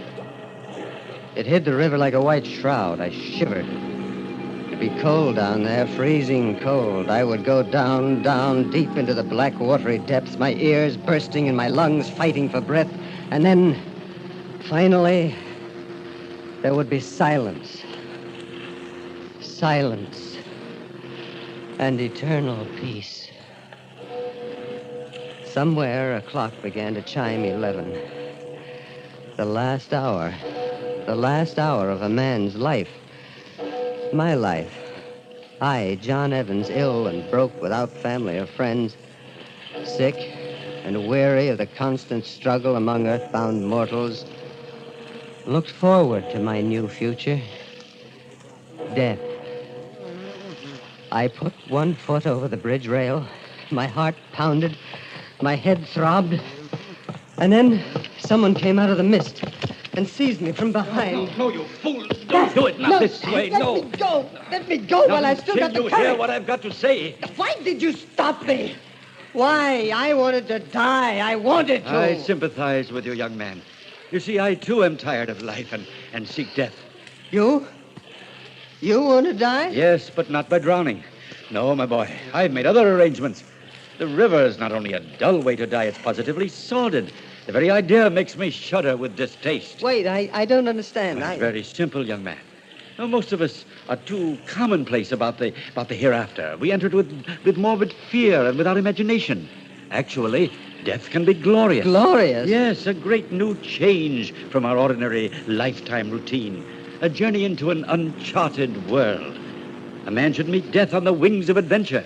It should be an exciting and delightful experience. Death? Exciting and delightful? Why not? I've already arranged my decease along these lines. And since you and I have an interest in common, why not join me? Huh? We'll seek death's private door together. Come, young man. Come along with me. Where? To my club. I'll be glad to recommend you for membership. Your club? Yes. It caters to a clientele of gentlemen like ourselves. We call it the Hereafter Club. The whole thing was mad, insane. And yet it was intriguing, too. I looked hard at the elderly gentleman who'd come out of the fog to pull me from the brink of death, only to offer me a pleasanter and more delightful variety later. He repeated his invitation to join him, and I could see that he was perfectly sincere. I decided to go with him, even though I secretly considered him some kind of a madman. After all, what could I lose now? We took a cab and stopped at a grim-looking building in the silk stocking district on the east side. My elderly friend, whom I now knew as Frederick Whitney, took me into a luxurious reception room and asked me to wait there until he saw the president of the club. Finally, the president himself came out to greet me. He was a man of about 50 with a bald spot on his head, piercing gray eyes and a thin mouth. He smiled and extended his hand to me. Welcome to the Hereafter Club, Mr. Evans. Thank you, Mr. President. Mr. Whitney has recommended you very highly, and I'm delighted to count you among our members. I am pretty vague as to what all this is about, but Mr. Whitney mentioned something about a $400 initiation fee, and, well, I'm afraid Tut, my boy. Mr. Whitney knew you were in delicate financial straits and took your initiation fee upon himself. Oh. You were fortunate indeed, Mr. Evans, that he happened along and rescued you from the river. Such a morbid way of entering the hereafter would have been tragic indeed. Isn't death in any form tragic? By no means, Mr. Evans. Death can be a triumph, a fine, heady wine, when so designed by a connoisseur. Come, Mr. Evans, follow me. You are about to embark on an exciting and unforgettable experience. Like a man in a dream, I followed the president into a large room. There was a green baize table in the center of it, and several men in evening dress lounged around the room, drinking champagne. They seemed nervous and distraught. And when they laughed, it was high-pitched and too loud. They seemed to be waiting for something to happen, some event to begin. As the president and I stood at the door, he turned to me and smiled. These men, Mr. Evans, are charter members of the Hereafter Club. They come from all walks of life, but they have one common desire, death. I see. And what happens now? Our procedure is very simple. We all play a game of cards. A game of cards? A simple but fascinating game of cards. That is, these gentlemen play. As president of the Hereafter Club, I am the dealer. And what is the game? Each man draws a card and turns it face up. The man who is fortunate enough to draw the ace of spades dies. For this is the card of death. And how does he die? By the hand of the man who draws the ace of clubs. Oh, I see. The ace of clubs eliminates the ace of spades. Precisely. How many of these games do you play a night? Just one. But as you can see, Mr. Evans, during its course, a man can live a lifetime of adventure. For this makes of death an exciting game of chance, a game to whip the blood and make the pulses race. You see, one never knows whether he will draw the fatal ace of spades tonight, or whether he will survive for weeks or even months. A question, Mr. President. Yes? How much of this can a man stand? I can only answer in this way, Mr. Evans.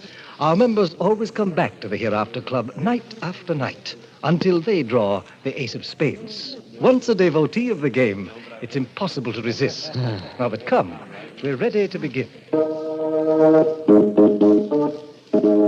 In a kind of hypnotic trance, I followed the president into the room. But when the members saw him, their conversation stopped suddenly. They put down their champagne glasses, straightened. Their faces grew pale and tense, their eyes brilliant with a mixture of fear and anticipation. The president took a fresh pack of cards from his pocket, and like a magnet attracting iron filings, the men drew close to the baize-covered table.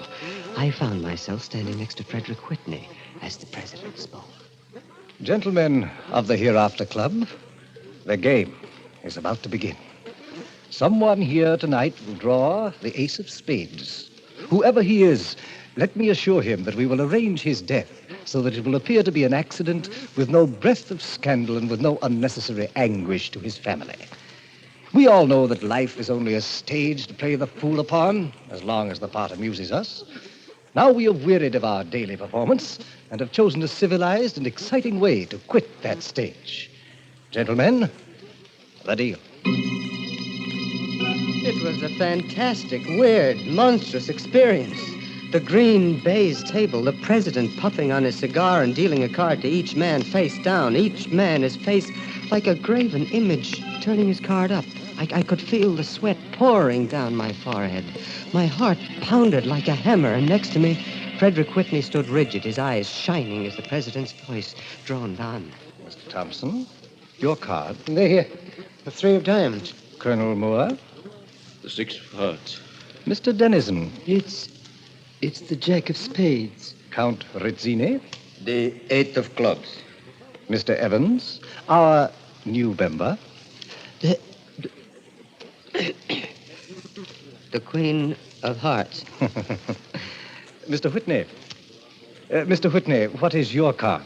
The ace of clubs. Well, Mr. Whitney, congratulations. You shall be the official agent for tonight.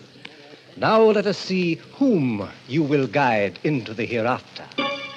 Frederick Whitney left the game and went directly into the president's private office. There was only one card to be drawn now, the ace of death. The tension was almost unbearable. I felt like running away from that table, screaming at the top of my voice, but I didn't. I only stood there, riveted, staring at those cards, listening to the president's hypnotic voice. Mr. Benedict.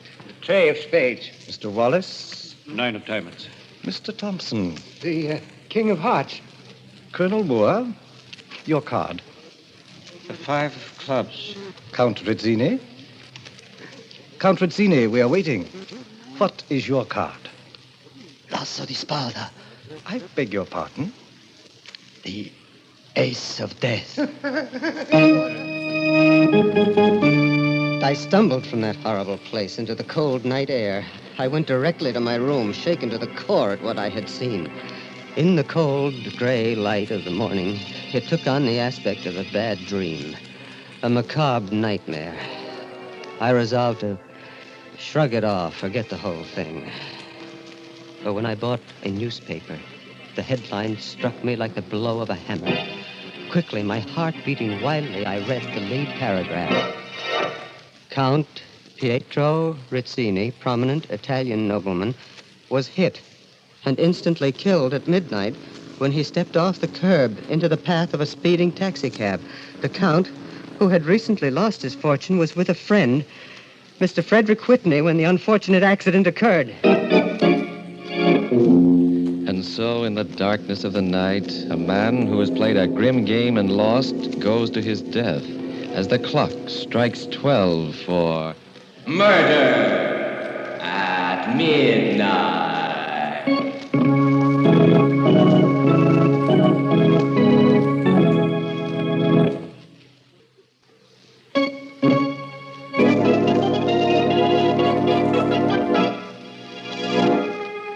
And now here is John Evans again to continue his story.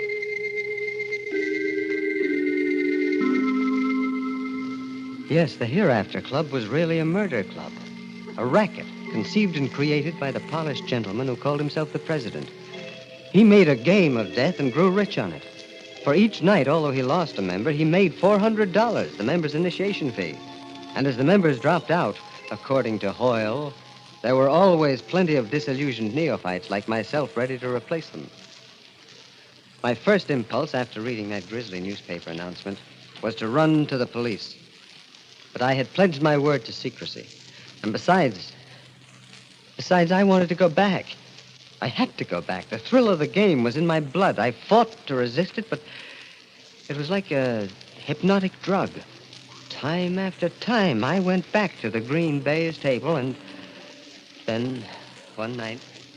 Your card, Mr. Whitney? Come, sir, what is your card? The ace of spades. Now, my friend, Frederick Whitney, the man who'd introduced me into the Hereafter Club, had drawn the ace of death. His string had run out. He was through. I stared at him. He was calm, and there was a half smile on his face. He seemed almost glad that for him the game was over. The president kept on dealing. Mr. Thompson, your card? The Jack of Hearts. Colonel Moore? The 4 of spades. Mr. Dennison? The ace of diamonds. Mr. Benedict? 10 of clubs. Mr. Evans? They were waiting for me. Come, Mr. Evans. Your card? The ace of clubs. Congratulations, Mr. Evans. Only your 6th evening at our club, and you draw a winning card. Now, if you'll join Mr. Whitney and myself in my private office, we'll arrange the details.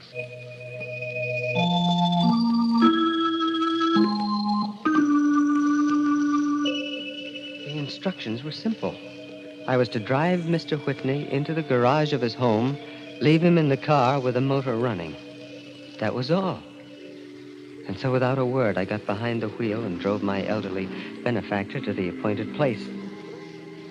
We looked at each other there in the garage, and then he said, John, if anyone had to draw the ace of clubs, I'm glad it was you. No, Mr. Whitney, look here. I don't want to kill you. You know I don't. Let's end this farce. Let's go to the police and end this monstrous thing. No, John. You forget I'm a murderer. I have already killed. I'd rather die by carbon monoxide gas in this comparatively painless way than in the electric chair. But the police will never know that you were responsible for Rizzini's death. If we expose the Hereafter Club, the president would be sure to tell him. There must be a way, somehow. No, my boy. I have chosen death. My time has come. In a way, I'm glad. Everything is resolved. There is no more waiting. Waiting for the fatal card. No, it's over now. Go, my boy. Leave the garage. Slam the door. No, Mr. Whitney. For God's sake, turn off the motor before... Go, John, before it's too late. Hurry. Don't worry about me. I have sought death for weeks. Now I welcome it. Meet it gladly. I staggered to the garage door, went out, and slammed it shut.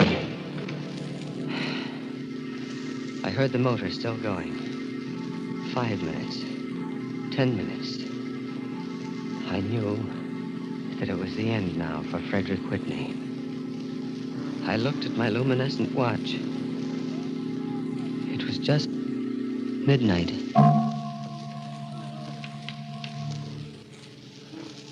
I walked the streets for hours after that. Now I was a murderer. True, I had killed with my victim's consent, but I had killed. Now, as the dawn came, I began to shake with a cold rage against the connoisseur of death who called himself the president. Men killed. Men died, and he profited without risk. He always dealt the game and never participated. He was a prince of ruin, and unfortunate men like myself could not resist what he had to offer. And so, like a smiling Satan in formal clothes exerting a demoniac spell upon the fools who played his game, he watched them destroy each other. That night, I went to the Hereafter Club, and just before the game, confronted him. Ah, good evening, Mr. Evans. I see you are back again tonight. Yes, Mr. President, I'm back again. And I want to congratulate you. Indeed? On what? On your financial vision in starting this club. By simple mathematics, it nets you a handsome profit. We play 5 evenings a week, and each evening you make $400. That, Mr. President, adds up to $2,000 a week. Yes, it's a tidy sum, Mr. Evans, to be sure. But to tell you the truth, tonight we play our last game. Our last game? Yes, to be frank with you, Mr. Evans, the sport of the game is beginning to pall on me.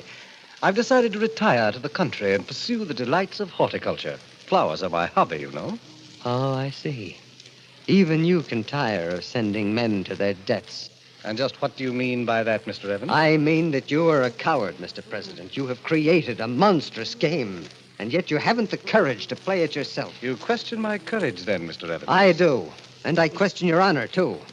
It seems to me that if you profit by your clients, you should take the same risk they do. You are a very impertinent young man, but I cannot let your accusations go without rebuttal.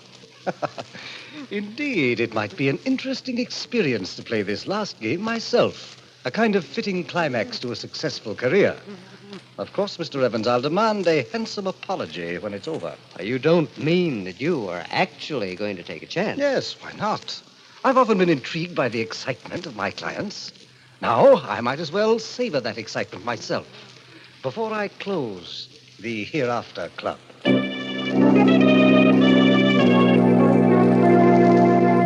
The news that the president was going to play created a sensation among the members.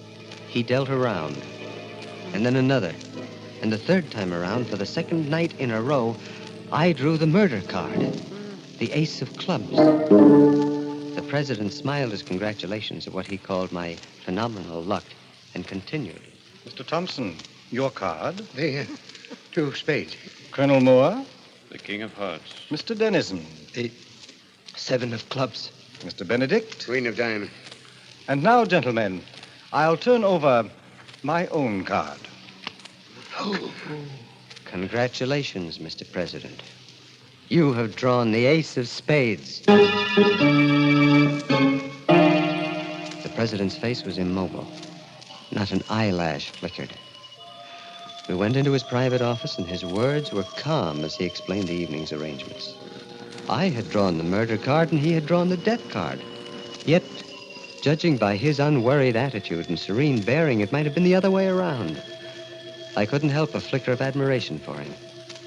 As for me, I was eager to do my part, to kill this man who had been caught at the last moment in his own net. He had sent many a man to his death, and now he had to meet it himself. There is a railroad bridge on the outskirts of town, Mr. Evans. It has a low railing, and below it an express train passes, exactly at midnight. You will push me over that rail into the path of the locomotive. And now, if you're ready, let us go. We didn't speak on the trip out to the bridge. It was a cold night. We stood there, shivering and waiting. Finally, in the distance,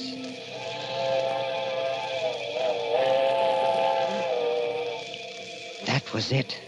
The midnight train. I could see its bright headlight flickering as it approached. Then the president spoke. Mr. Evans, of course we are not going through with this. Of course we are, Mr. President. Look here, my dear boy. As you know, the Hereafter Club is disbanded. Unlike my clients, I have no desire to die. There's no point in doing so. Well, you are going to die, Mr. President, just as you have sent others. I'll see to it myself. Be reasonable, Mr. Evans. I have everything to live for, and so can you have. Now then, I'm a very wealthy man, and I'm quite sure you could use, say, $10,000. Get close to that rail, Mr. President. I suggest you listen to reason, Mr. Evans. The others died without a whimper.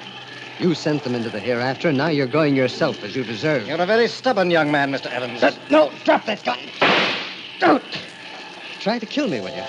Well, you got me in the arm, that's all, and now you're going over that rail. Don't! I'll give you anything! Anything! Over you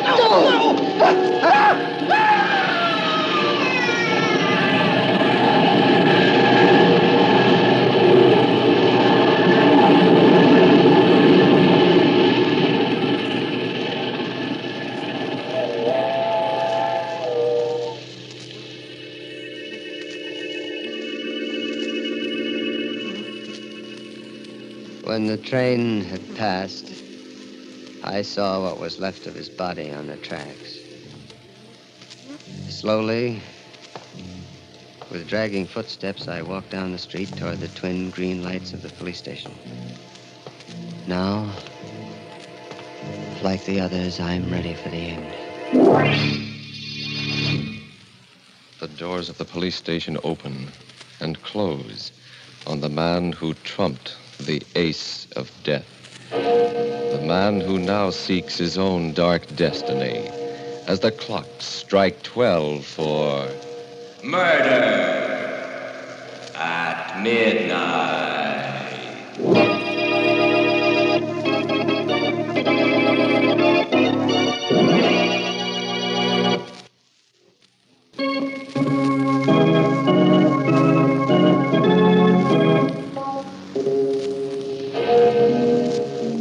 Remember to be with us again when death deals his final hand and the clocks strike 12 for Murder at midnight. The part of John Evans was played by Carl Swenson. The president of the Hereafter Club was John Griggs. With music by Bert Berman, Murder at Midnight was directed by Anton M. Leader.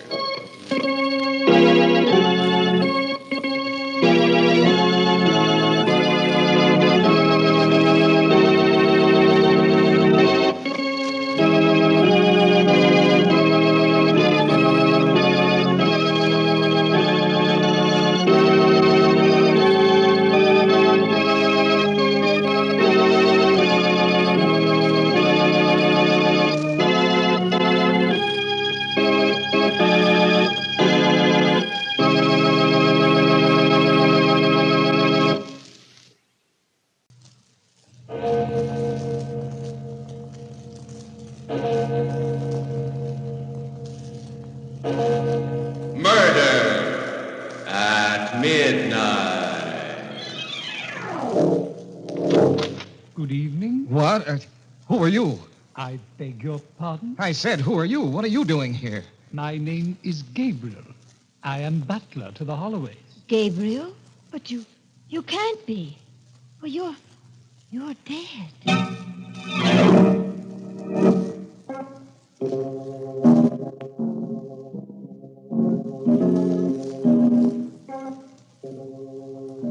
Midnight. witching hour when the night is darkest, our fears the strongest, and our strength at its lowest ebb. Midnight, when the graves gape open and death strikes. How? You'll learn the answer in just a minute in The House That Time Forgot.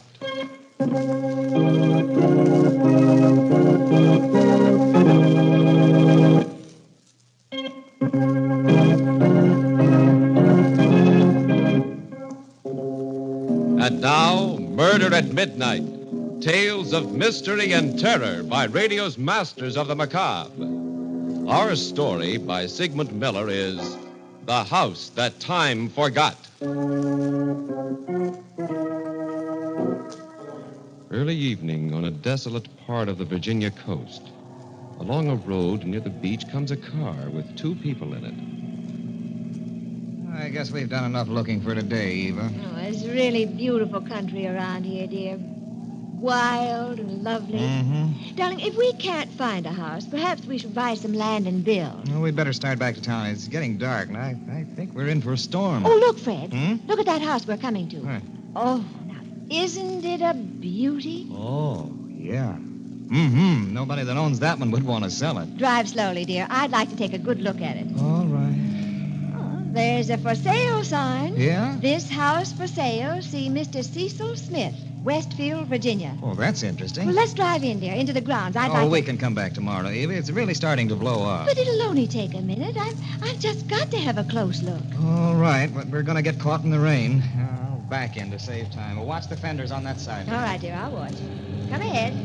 Am I clear? Okay, you're all right. Fine. Ah, there's a light in one of the gable windows. Oh, I guess somebody's home.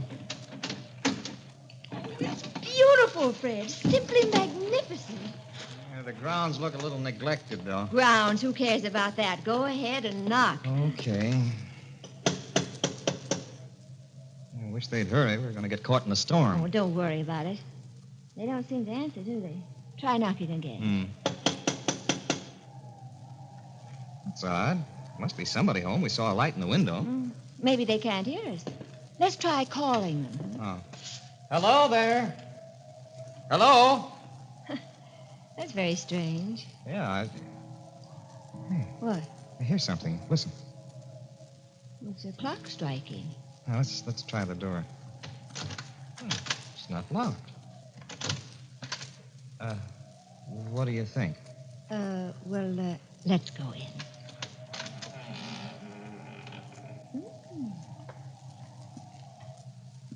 It's a big place, but lovely. Wait a minute, dear. Anybody home? Well, if there is, they can't hear us or don't want to.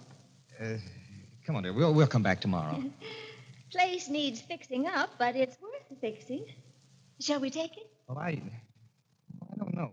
We'll talk to the agent in Westfield, and then, well, we'll see.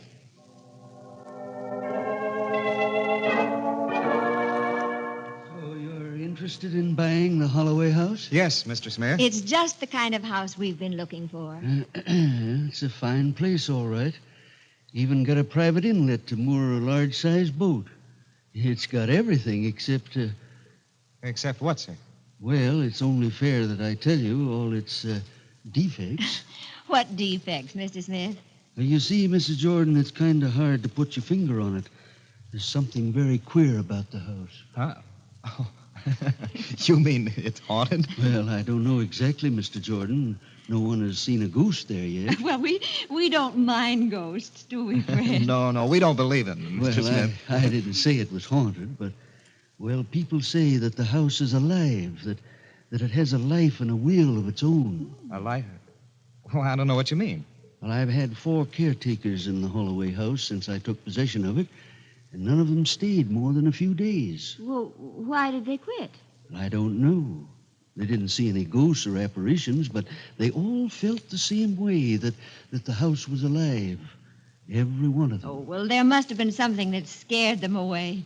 Well, I'd better tell you the whole story. Yes, we'd like to hear Please it. do. Now, the house originally belonged to Richard Holloway. Hmm? 7 years ago, in 1939, Richard and his wife, Diana, went on a short cruise in their yacht, the The Viking Second. That's an interesting name, Yes, isn't it it? is. They never came back. Oh? They had 2 friends visiting them who refused to go with them. The strangest part about it is that these friends warned them that they'd never return alive from the cruise. The Holloways laughed at them. Oh, well, how did they know, these friends, that the Holloways wouldn't come back? I don't know. Nobody knows. Well, did you talk to these friends? No, I never saw them. I only know about it through John Gabriel. He was the Holloway's butler. Oh. He's been dead for 2 years now. As a matter of fact, even Gabriel didn't know these friends. He'd never seen them before. It's a mystery that I've thought about for years. I'm afraid it's going to be a mystery forever. Very interesting, but we'd still like to buy the house. Mr. Smith, there was a light shining in one of the windows when we were there yesterday. We also heard a clock chiming. That's funny. No one's been inside that house in over a year. Oh? Eva, perhaps we ought to think this over. Oh, huh? nonsense, darling. You're not going to let some old wives' tale bother you, are you? No. But how could a clock still be going if no one's been in that house for a year? Well, there's a lifebuoy not far from the house. You might have mistaken it for the clock. Now, you see, everything has a logical explanation. Yeah, what about the light in the window? Well, it was probably a reflection from the sun or something. We'd like to take the house, Mr. Smith. Well, if you want it, I'd be glad to sell it to you. I just thought it fair to tell you all about it, so if anything happens, you can't blame me.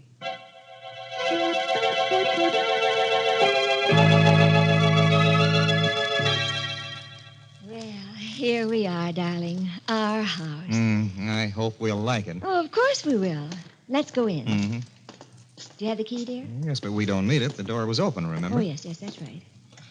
Hey. It's locked again. Oh, Mr. Smith must have locked it. Here we go. Here you go, dear. Well, look. Hmm? Darling, everything clean. Dusted. Why, it's spotless. Oh, now, Mr. Smith really is a dear. Hey, it looks lived in, doesn't it? I told you we'd like it. I suppose. You also put flowers around. It does smell of flowers, roses. But let's look around. Bright-looking kitchen, isn't it, Fred? Yeah. And this wonderful big refrigerator. And it's full of food. No. Fresh food, yeah. Oh, that Mr. Smith, why, he thought of everything. Oh, the bedroom is even bigger than I thought. Look at the beds. What? Someone has slept in them. That man Mr. Smith sent to clean the house must have slept in it. Yes, and he apparently slept in both beds.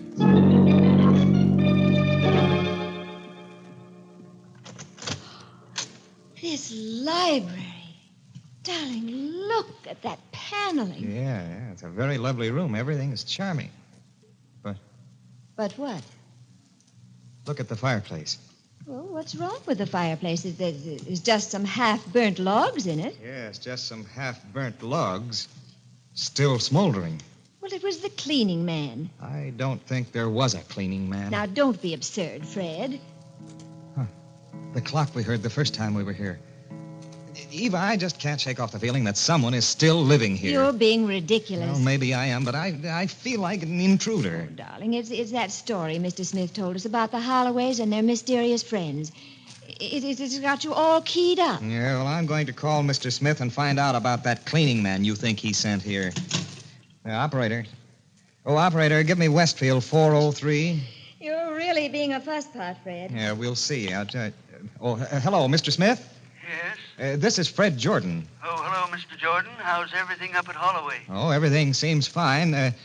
Thanks for having the house cleaned up. Cleaned up? I don't understand you. Didn't you send a cleaning man to straighten up the house? No, Mr. Jordan. The house was sold as is. I never sent anyone over. Might interest you to know we found the house in a spotless condition, cleaned and ready for occupancy. Oh. Thank you, Mr. Smith. I'll be in touch with you later.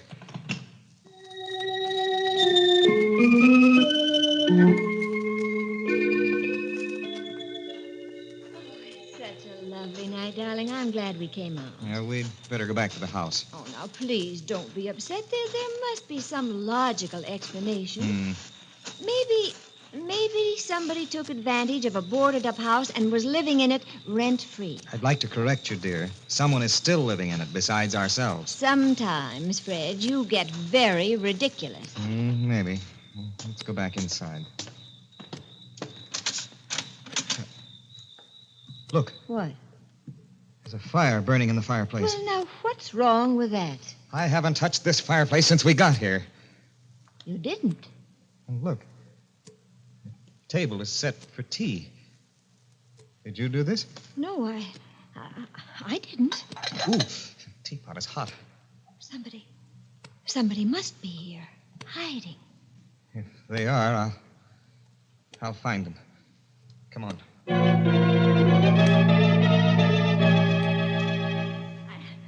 I don't understand it.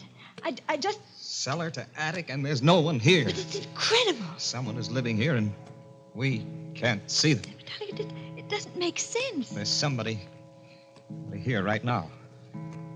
Right in this room. It sounds crazy, but I know it. Fred. What? The clock. What about it? It just struck midnight, and it's only 10 o'clock. A house that is deserted, except for invisible tenants, and a clock that is running backwards. Has it just struck 12 for... Murder at Midnight.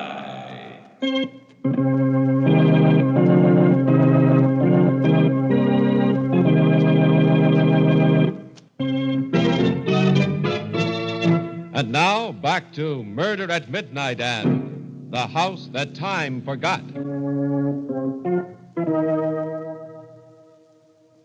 Fred. Fred, wake up. Get up. Huh? What? What is it, dear? What's the matter? Look out there, out the window. Why? Get up and take a look. At what? That boat out there in the inlet? It must have put in while we were sleepy. Can't you read the name, dear? Huh? It's the Viking Second. The Viking Second? Yes. Wasn't that the Holloway's yacht? The one that never came back? That's what Mr. Smith said. Either Mr. Smith is a fantastic liar or something very fantastic is happening to us.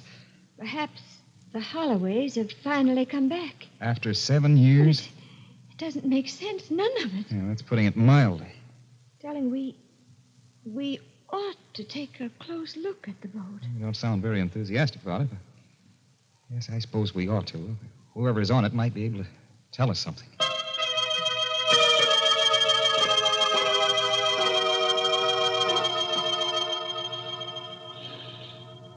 Well, the gangplank is down. Somebody must have come off the boat. They couldn't have, dear. At least they didn't come up to the house. Well, let's go up and see. All right.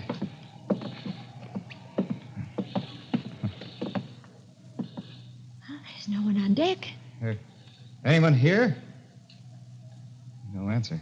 Maybe they're down below. They must be. I'd rather not go down there. Oh, we've got to find out. Let's both go down together. All right, you keep right behind me. Oh, don't worry, dear. I will.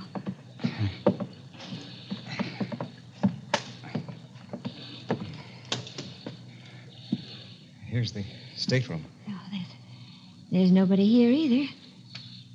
Anybody here? No one. At least... Yeah, but the beds are still warm. Somebody just left the stateroom a little while ago. It seems so. Let's get out of here, Eva. I've got a peculiar feeling down my spine. It is chilly. We'd better go back to the house.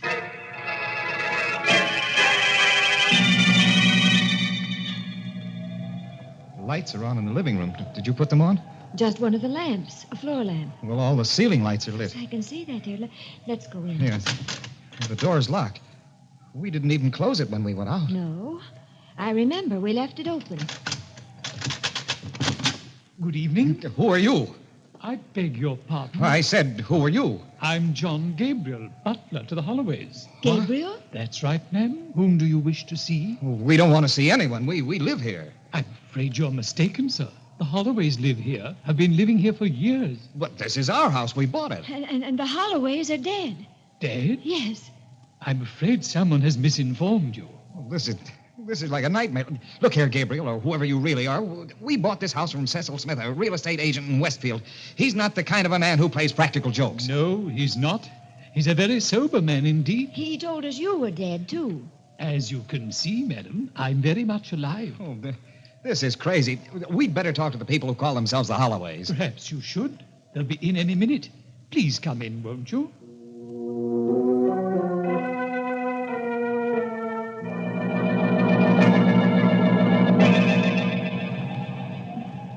Will you excuse me if I close the windows? We're going to have a storm. Perfectly all right.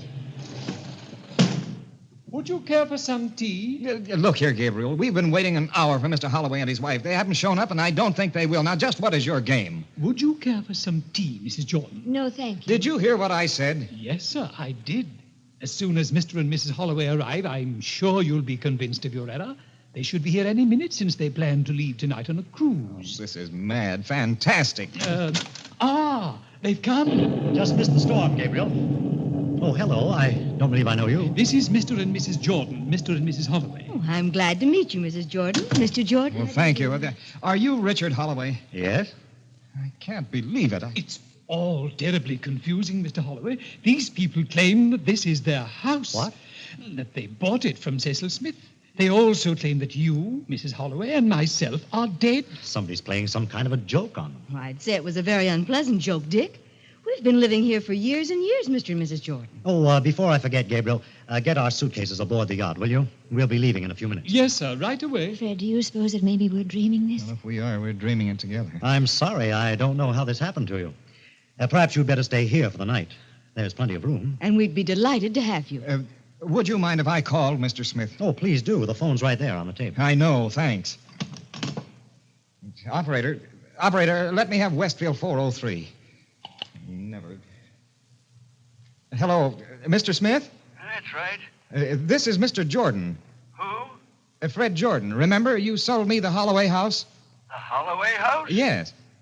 You must be mistaken. I never sold it. That property's not for sale.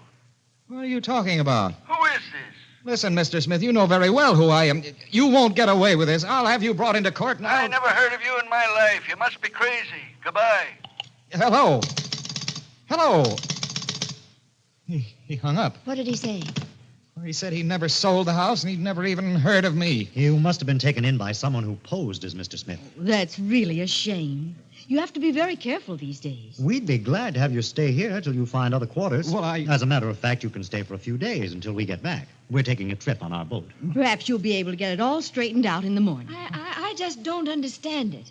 The Mr. Smith we had dealings with wasn't a crook. I know he wasn't. That was my feeling, too, but I... You're not going out to sea in this kind of weather. Oh, we don't mind a little rain. My husband's a very good sailor, Mrs. Jordan. He can handle the Viking second in any kind of weather. It sounds like a gale coming up. We like them. Exciting. Well, it's dangerous to set out in this weather. They're very dangerous. Oh, now don't worry about us. We don't drown easily. Oh, darling, we'd better get started. Oh, yes. I'm all set. Are the suitcases aboard? Yes, Gabriel took them. Something's wrong with your grandfather clock. It only struck 8 times. Yes, it's correct. My watch says 8 o'clock, too. Well, how can that be? It's after midnight. You really are mixed up, Mr. Jordan.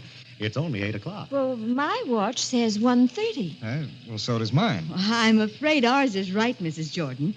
It's very old, but very accurate. Of course, there's a legend about it. The story is that it will sometimes go backwards in time. Has that ever happened? No, it's only a story. It's never gone anything but forward, like any other clock. But it's a nice story, isn't it? Yes, delightful. Might even be true. Mrs. Holloway. Yes? What is today's date? Why, I believe it's September 10th. What year? 1939, of course. 1939? Yes, of course, Fred. Mrs. Holloway, I'd like to ask you and Mr. Holloway something. Yes? Please don't go out on this trip you're planning. Why not? Because if you do, I don't think you'll ever come back. What a terrible thing to say. Please, Mrs. Holloway, please. I don't know what's wrong with you two. You came in here with a strange story about owning my house, and now you tell us we're never going to come back. She's right. You won't come back. You'll pardon me for saying so, Mr. Jordan, but I think you're both crazy. I don't care what you think, but please don't go. Why, Mrs. Jordan? I have a hunch about it. We don't believe in hunches. Well, it's more than a hunch, Mr. Holloway. I know you're not coming back. If you'll excuse us, I think we'd better get started. Come along, darling. I'm ready. I've put everything on board. Is there anything else, sir? Yes, just take care of our guests. See that they're comfortable. Goodbye, Gabriel. Goodbye, and pleasant voyage. Make yourself at home, and we'll be back, despite your hunches. Oh, you mustn't go, please.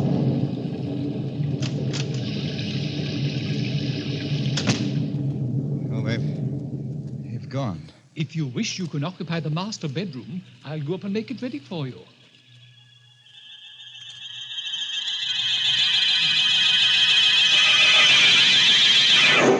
Was there anything else you wished, Mr. Jordan, ma'am? No, Gabriel. Just go to bed. We'll sit here for a while. It's rather late, sir. Nearly midnight. By your clock, Gabriel, but it seems to have stopped. So it has. It needs rewinding.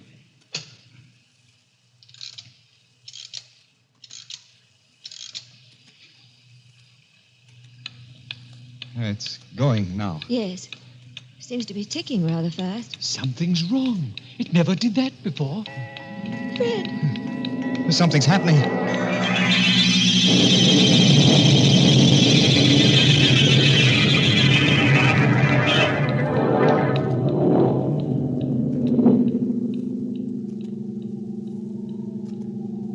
The lights. Switch them on, Fred. As soon as I find the switch. What happened? I don't know. Maybe the storm, lightning. Where's Gabriel? Oh. Gabriel. Gabriel. Never mind, dear. Can't you find the switch? Here it is. Oh. Fred! All that dust. Like the first time we saw the house. Darling, it's as if no one had been here for years. Where's Gabriel? There is no Gabriel. We're back in 1946. And that means he's dead. You mean the clock did go backwards? Something else. You understand, too, now, don't you? We were the friends that Mr. Smith told us about. The mysterious friends that urged the Holloways not to go on that trip. Yes. Fred. What? The clock has stopped. Well, it needs rewinding. No, don't touch it. We won't wind that clock again, ever.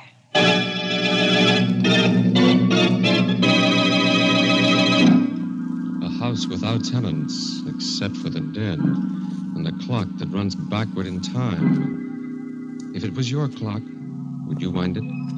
Or are you afraid it would keep you up nights while you waited for it to strike 12 for...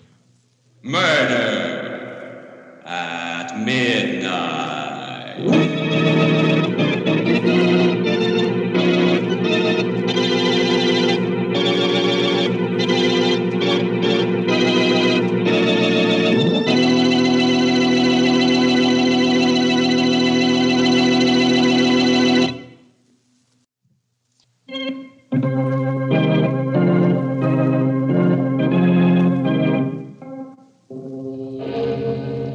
Remember to be with us again when death comes out of the past, out of time gone by, and the clocks strike 12 for... Murder at midnight.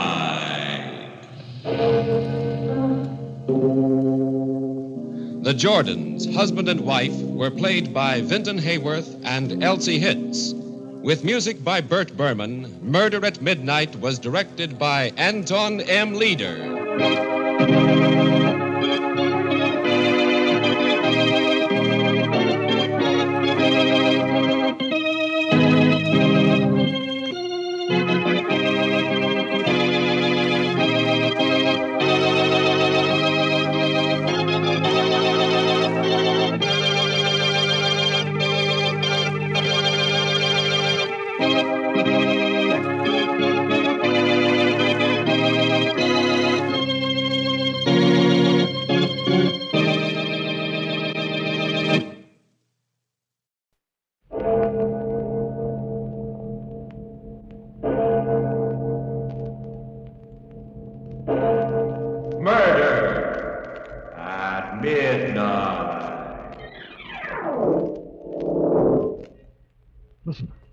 hear them?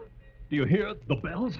Bells? I don't hear any bells, mister. But I tell you, they're ringing. Look, mister, the heat's got you. Why, you're in the middle of the desert right now. There ain't any bells within 100 miles of here. But there must be. There has to be. Murderer! No! No! No!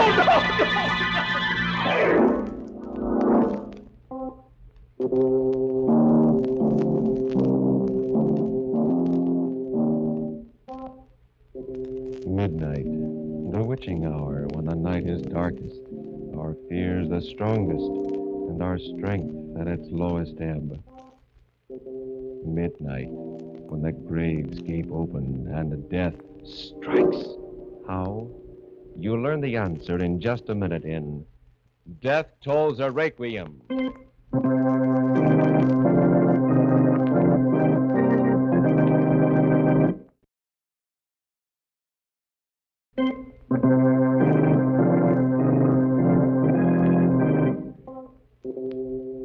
And now, Murder at Midnight.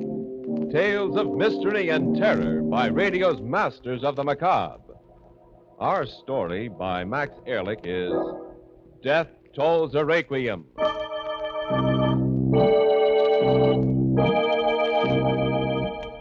I came into the room and quietly closed the door behind me.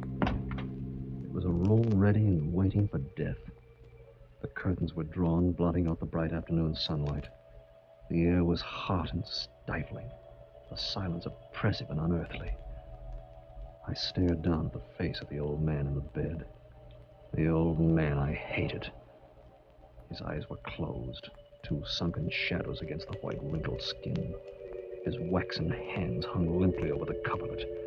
For 3 days he'd lingered while I'd waited for him to die. Now, for a moment, I thought... But no, his pale lips moved. How are you feeling, Father? I've not long to go, my son. Not long. It's only the bells that keep me alive. The bells? Yes, over there in the tower. I lie here and wait to hear them. They seem to rally me. I live for the sound of them, Father. Yes, Father? What time is it? 2 o'clock. 2 o'clock. Peter must be there now. There in the tower, pulling on the ropes, starting them swinging. The Pedwick bells, Arthur. There they are, my son. Listen to them. Your inheritance. Listen to them ring. Oh, what music they make. What beautiful, vibrant music. They give me the strength, the will to live a little longer.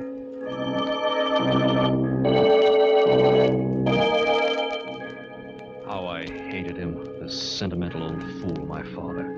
He'd spent $500,000 to bring those bells over from Pedwick, England, the place of his birth. And with them, he'd brought the bell tower, brick by brick, and the English bell ringer, Peter Griggs. $500,000, my inheritance, hung in that bell tower. There was no money left, nothing. My father had lost everything, left me nothing. Nothing but those accursed bells. Ding dong, ding dong. They seemed to mock me, taunt me, jeer at me. I hated the very sound of them. But the old fool in the bed babbled on. Oh, my son, those bells bring back the past to me. When I was a boy in Pedwick, I heard them toll out the hour, every hour. I married your mother to the sound of those blessed bells. And I buried her to the sound of them. Stop! Stop raving about those bells! What? Stop it! There's evil in your face.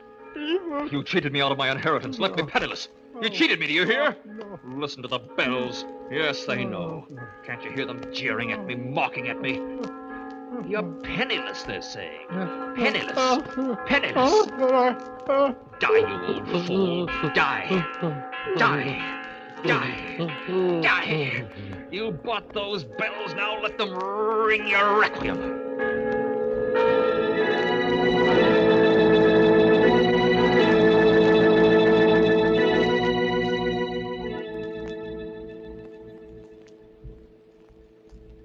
bells stopped finally. My father lay there, dead. I turned from his white, still face and half walked, half stumbled toward the bell tower across the grounds of our estate. Something stronger than myself drew me to it. I entered the tower and stared up into the gloomy belfry. Yes, there they were, the bells, gleaming dimly in the half-light, their bronze mouths yawning down at me.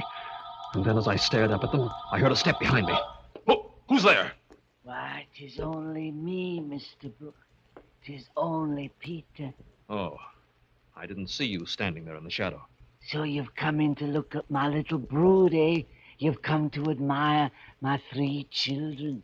Yes. Ah, Mr. Brooke, in all the world there are no finer bells than my wee babies. 'Twas none other than Christopher Hodson himself who cast them in the 17th century. Aye, the master himself. My father rung 'em, and his father before him, and his father before him. And these are the bells my father paid $500,000 for. Aye, and he got 'em cheap, sir. These are historic bells, known to all of England. And the folk of old Pedwick parted with them hard. They gave 'em as a gift, you might say. Your father gave the town an orphan asylum and a hospital. And now he has the bells. And now they'll hang up there forever. Aye, and 'tis well, for they're in good hands. Your father is of old Pedwick, sir, and like me, he loves the bells and knows what they say when they talk. Peter, my father will never hear the bells again. Eh, what do you mean by that, sir? He died 15 minutes ago. Huh? Oh, Mr. Brooke, dead? Yes. Oh. Dust we are, and to dust we shall return. So 'tis written, and so shall it be. Oh, he was a fine man, sir. Thank you, Peter. Both me and my children up there. We'll miss him. Aye, we'll miss him sore. Oh, little Davy, Big George. Oh, my beautiful Betty, my pretty hussy. Do you hear? The master is dead. You call the bells by names? You talk to them? I, like a father to his children, and they talk to me. They talk to you. The bells talk to you. Aye, and why not? They have tongues, and they have hearts and souls. Come, my babies. The good master is dead. Come, little Davy. Cry the sad tidings. Come, Big George, awake. Cry Ron's heart out. Weep, my winsome Betty. Weep, girl. Weep, little dear. The master is dead. Sing! Sing a sad song, my lady one, my beloved one. Higher and higher!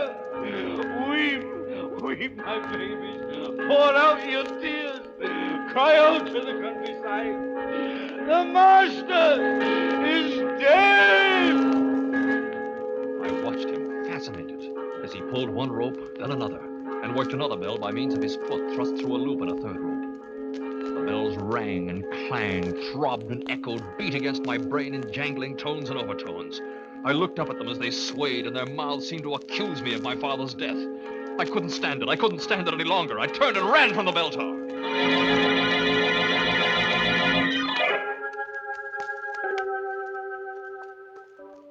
After my father's funeral, I dropped in at the office of Frederick Denny, my father's attorney and executor of what was left of the estate.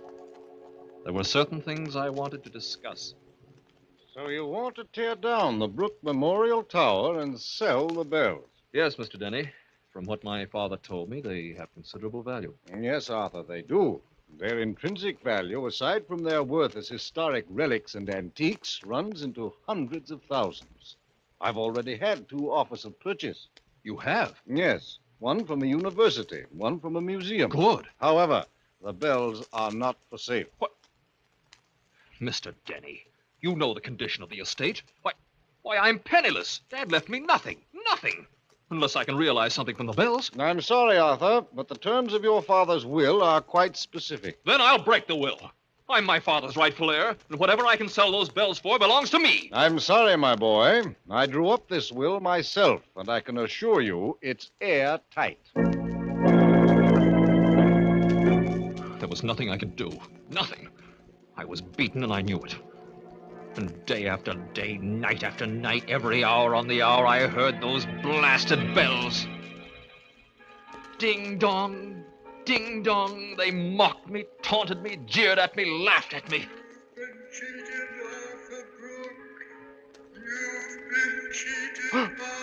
They seemed to talk to me.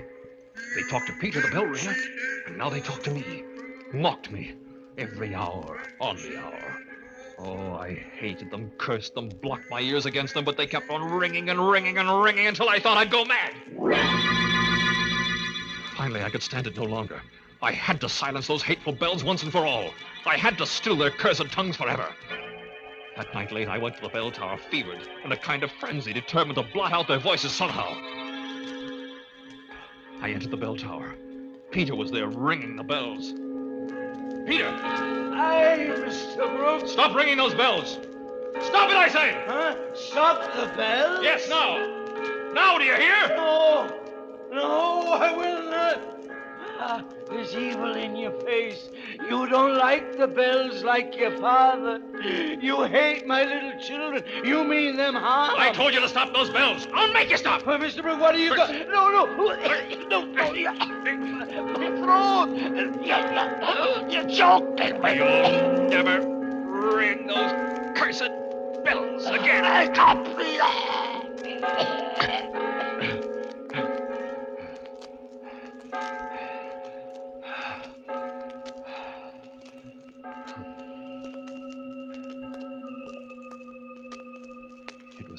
Quiet now. Quiet. The bells were still. The awful pressure in my head went away. It had been easy to strangle Peter. His foot had caught in the pedal noose of the bell rope. And he never had a chance. Now I had to make it look like an accident, like suicide. I picked the bell ringer up, tied one end of the bell ropes around his neck, and gave him a long push. Back and forth. Back and forth. He swung in the bell tower like a grotesque pendulum, the rope creaking under his weight.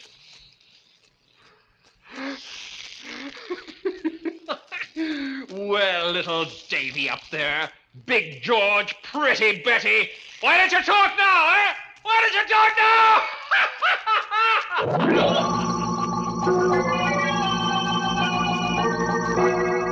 The man going mad with the sound of the bells, shaking his fist and laughing at his bronze torturers as he stops them from striking 12 for Murder at midnight.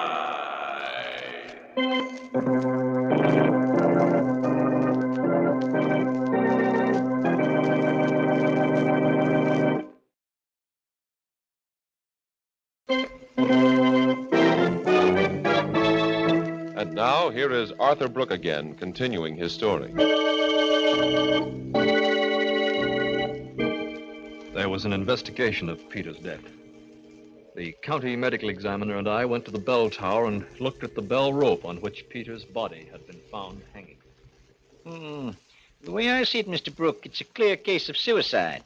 The deceased fastened this rope around his neck, climbed up on the belfry ladder, and flung himself out into space. Yes, Mr. Holcomb. It looks as though he did just that. Mr. Brooke, there's one question I want to ask you. Me? What is it? Well, a man usually doesn't commit suicide unless he has a motive.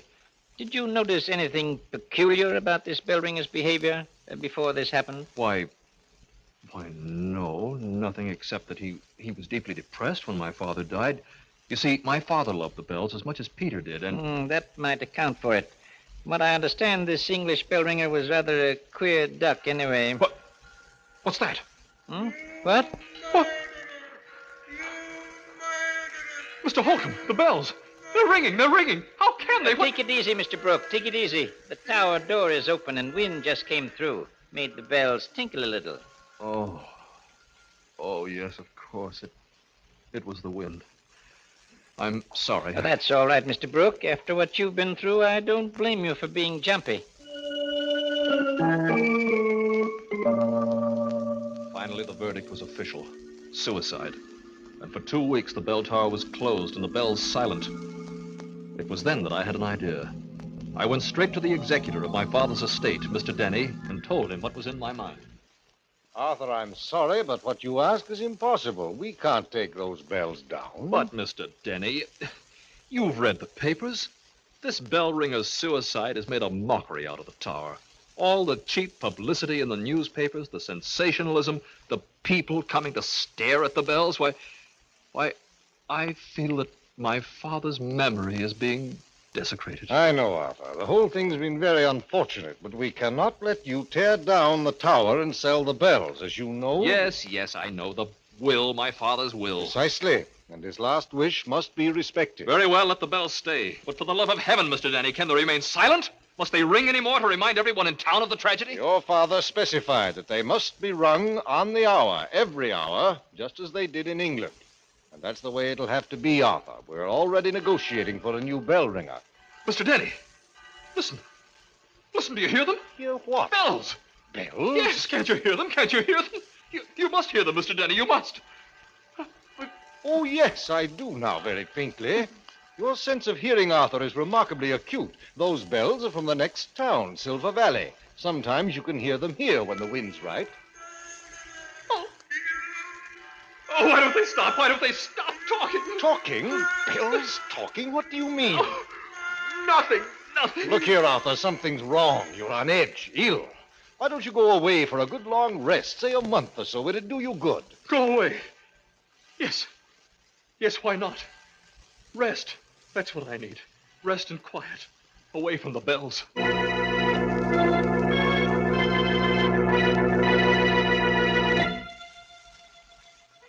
There was a quaint little inn I knew in the mountains, 100 miles away.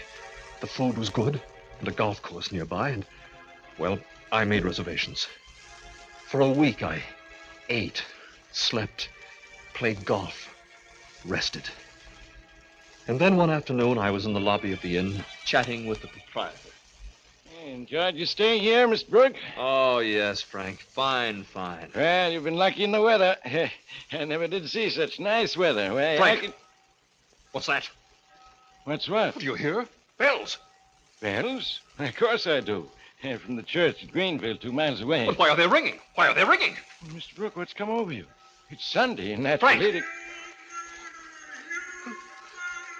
Frank, I'm checking out. Checking out? Now? But, Mr. Brooke, you made reservations for a month. I'm leaving now, do you hear? Right away, just as soon as I can get my bags packed. The bells. I had to get away from the bells. That was it. That was all I needed. I remembered a place when I went when I was a boy. An island off the seacoast. There was an old fisherman there, a friend of mine, and I knew he'd put me up. The place was miles from anything, from the mainland, from bells. I took a train, chartered a small boat, and spent 3 quiet days there.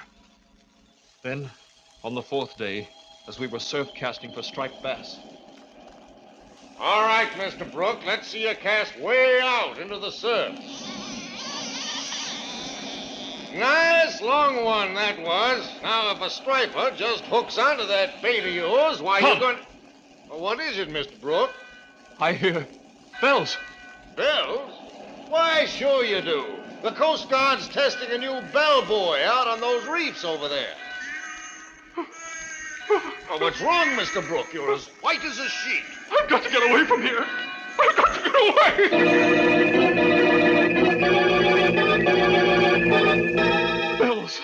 Bells. Everywhere I went, they pursued me, ringing their accusations in my ears. I left the island, got into my car, drove. I didn't know where I was going. I didn't care. I just had to get away from those bells. And then, some days later, I was driving through a desert area in the southwest. I was deep in the desert, reeling off mile after mile on the highway when suddenly from far off I heard Bells! I set my teeth, gripped the steering wheel tight. Enough was enough. I'd fight them now. Fight them to the bitter end. I wouldn't let them master me, tear me apart, drive me mad. No! I had to beat them, and I'd do it now! I drove on and on and on, and the bells followed me. They must come from a train running parallel to the highway somewhere over the rim of the desert. Yes, it must be a train. It couldn't be anything else. Mile after mile I drove, and mile after mile the bells followed me. I began to wonder, when would the tracks cross the highway? Tracks always crossed highways somewhere. They just didn't run parallel indefinitely. And then up ahead, I saw some trucks and men. It was a construction crew fixing the road. I stopped the car and hailed the foreman. Yeah? What is it, mister? Doesn't the train cross the highway somewhere up ahead? Train? What train? There's no railroad in this area of the desert. But there must be. I hear train bells. Bells? I don't hear any bells, mister. But I tell you, they're ringing. Look, mister, you must have sunstroke or something. There ain't no train within 100 miles of here. But there no must bells be. either. There must be. There has to be. No.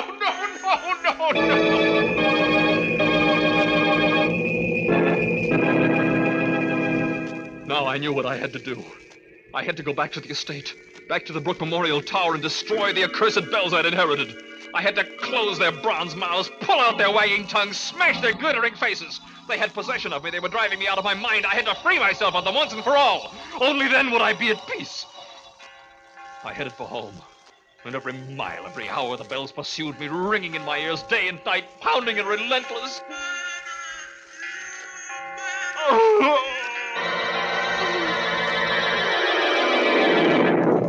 Back at the estate, I went into the gardener's tool house, picked out a heavy sledgehammer, headed toward the bell tower. A car was just coming up the driveway. It looked like Denny's, but I paid no attention. I ran into the bell tower and climbed the ladder into the belfry. Now was the time. There were the bells leering at me, grinning at me. I'd smash them now and forever. I lifted the sledgehammer and brought it down to the first bell. I'll smash you to bits. Why don't you break? Why don't you break? Arthur! Arthur! What are you doing up there in the belfry? I'll smash them! I'll break them into 1,000 pieces! It's the last thing I'd do! Arthur! You've gone mad! Stop it, I say! Stop it! Why don't they stop ringing? Why don't they stop? No! No, don't! Don't say it anymore! I can't stand it any longer! I can't!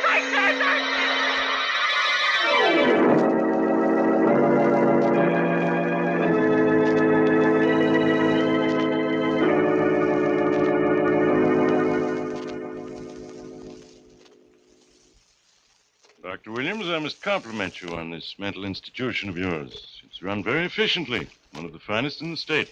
Thank you, Professor. Oh, by the way, it must be close to midnight. I didn't expect to stay here this late, but it was so interesting. And what is the time, anyway? Well, I don't have a watch on me, Professor, but... just a second. Listen. The bells! There they go again! There they go! Can't you hear them?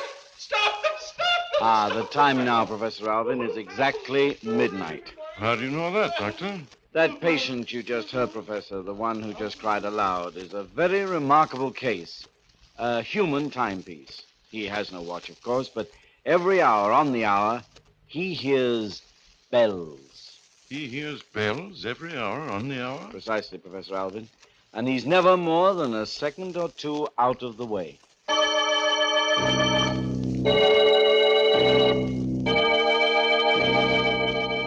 And so a man lies on a bed in a padded cell and hears the bells ringing, every hour on the hour, just as he once heard the real bells strike 12 for...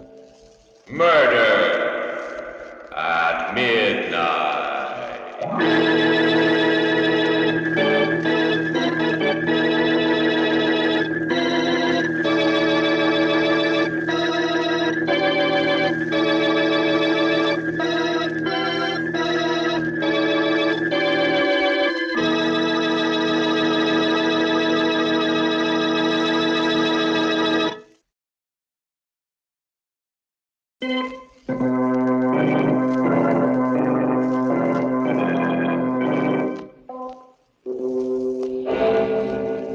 Remember to be with us again when death tolls a requiem and the clocks strike 12 for Murder at Midnight.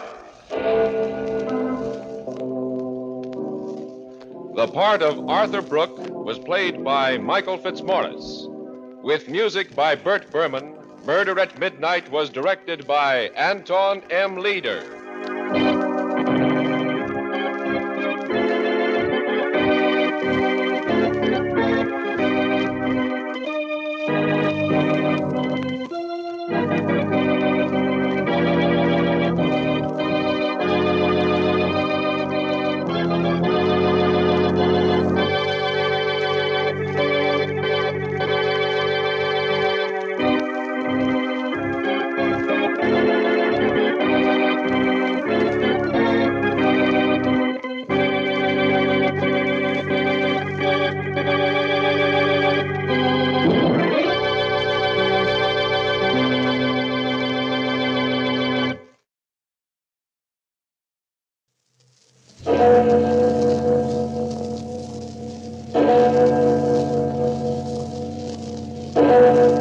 Murder at Midnight. That knife. What are you going to do with that knife? Why, nothing, Kitty. Nothing at all. I'm just going to cut you open and see if you've got a heart. See, I don't believe you have. And I just want to prove how a body can walk around without one. Nicky.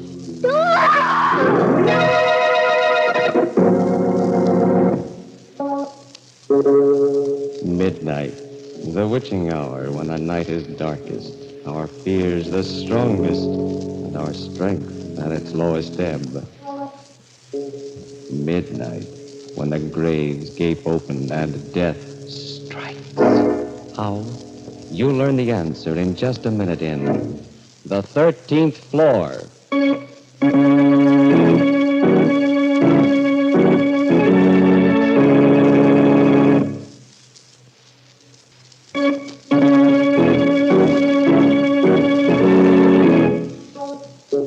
And now, Murder at Midnight. Tales of mystery and terror by radio's masters of the macabre. Our story by Winifred Wolfe is The 13th Floor.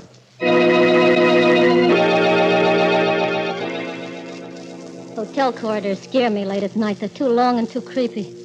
I'm always afraid the walls, like big, flat plaster hands, are going to close in on me. I wish somebody was around. No, not anybody. Anybody might be Nicky. And his hands aren't made out of plaster. They're bone and they're blood. And they want to choke the breath out of me. I just gotta get down this corridor and close the door behind me. I'll lock it and hide under the covers till I turn on the radio and I hear that switch. It was pulled in a little room. And Nicky's dead, full of hot sparks and his big hands hanging like putty. Then I won't have to be afraid anymore. It's what happened tonight, just now. It's making the inside of me all curdled and sour and sick. Even if I live a million more days, I won't forget how I came into that lobby. Just like always. I walked over to the desk. Hi, Joe. What's a good word? Here. Got a rent statement from the hotel. No letters. Oh. Certainly it's hot out, isn't it? Sort of muggy and sticky. Think it's gonna rain? Maybe. You don't like me very much, do you? No, not very much. You'll excuse me, I'm quite busy, Miss Owen. Hey, you're a fresh little punk. I ought to tell the manager. It's a fine way to treat guests who pay their bills. Don't I always pay my rent on time? Sure. Why not? $5,000 lasts a while if you take care of it. Why, you... Hey, wait a second. Hold that elevator. Sweet dreams, Miss Owen. I said hold the elevator a second. What's the idea almost slamming it in my face? Sorry, Miss Owen. Yeah, I bet you are. Oh, Mr. Talbot. Evening. Good evening. Sure is hot out, wouldn't you say? I was saying to Joe, muggy and sticky. Yes. I was, just at an awful good movie at the Franklin. Tomorrow night they're having Lana Turner. You like Lana Turner? Very much. Yeah, me too. A lot of women don't because they're jealous of the way she looks. Me, though, I got blonde hair myself. I was planning to see you tomorrow night. Do you plan to... Sorry, Miss Owen. I have an appointment tomorrow evening. You run the elevator, you fresh punk. That's what you're hired for. Oh, by the way. Me? No, Tommy. Yes, sir. Will you let me in with your pass key? I forgot mine. Yeah, sure thing, Mr. Talbot.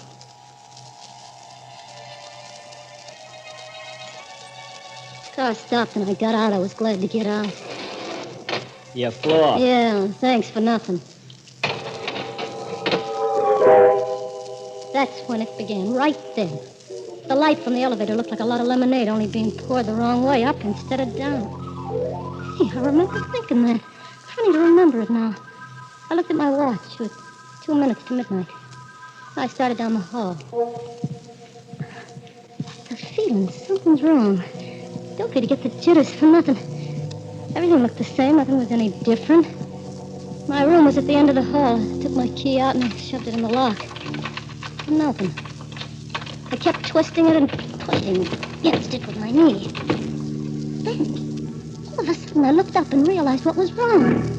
The number on the door was 1307, not 1407. Huh.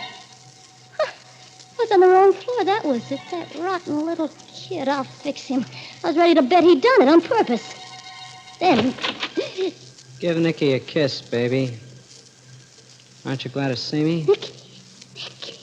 Come on in. I've been waiting for you a long time. I said come in. I'm getting a draft. Nicky, let go of my arm. You're hurting. Sorry, baby. Maybe I don't know my own strength, huh? What do you want? How'd you get in here? One thing at a time. Don't rush me. What'd you lock the door for? I don't like interruptions. You never used to either when you were alone with me. Remember, Kitty? I don't remember nothing. Yeah, I know. You got a memory like a faucet. You turn it off and on, off and on. Wonderful. Take me, for instance. I have the kind of a memory you can't turn off. Keeps running all the time.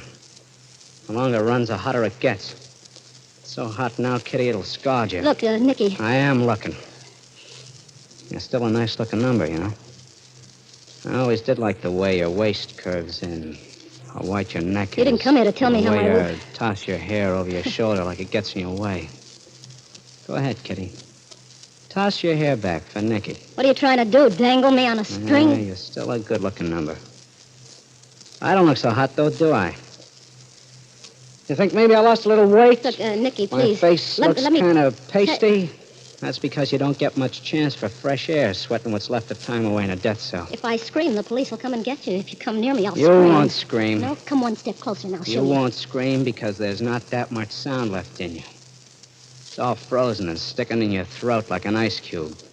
Because you're afraid. You're afraid of me. Try screaming, Kitty. You see? What'd I tell you? Nicky, I can help you. I can hide you here so they won't find you. Then I can help you get away, Nicky. Anywhere you want, I promise. I asked you before to kiss me. You still haven't, you know. No, don't come near me, please. You used to like it. You never used to wait for me to Don't. ask you. Nicky, don't. No. Sometimes you used to come over to me without me asking.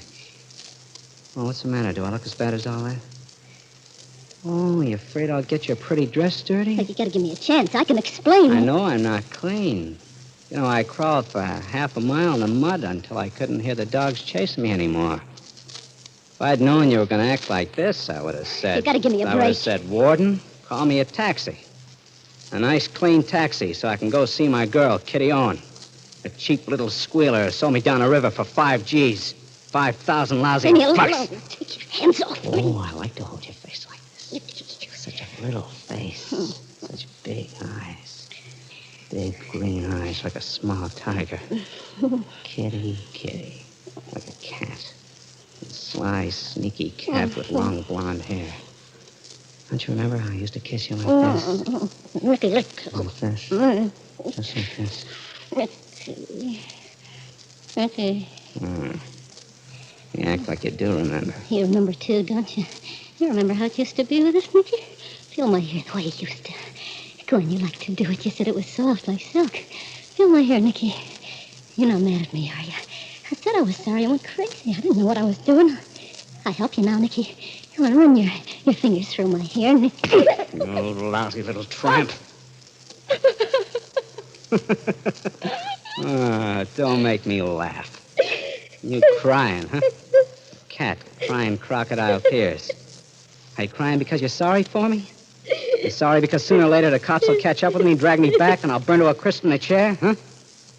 Or you're crying because you know what I'm going to do to you? Remember how it used to be with us, Nicky? I know when I broke out they'd find me, but I wanted to say goodbye to you first. I wanted to kiss you. See if it still did the same things to me. I'll tell you something, Kitty. You leave me cold. That knife. What are you going to do with that knife? I'm going to cut you open and see if you've got a heart. I don't believe you have.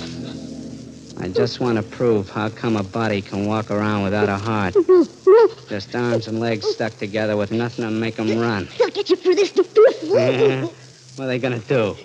Electrocute me first, then take me out and hang me? What's the difference? I'll tell you, Nicky, how it was. Just let me tell you.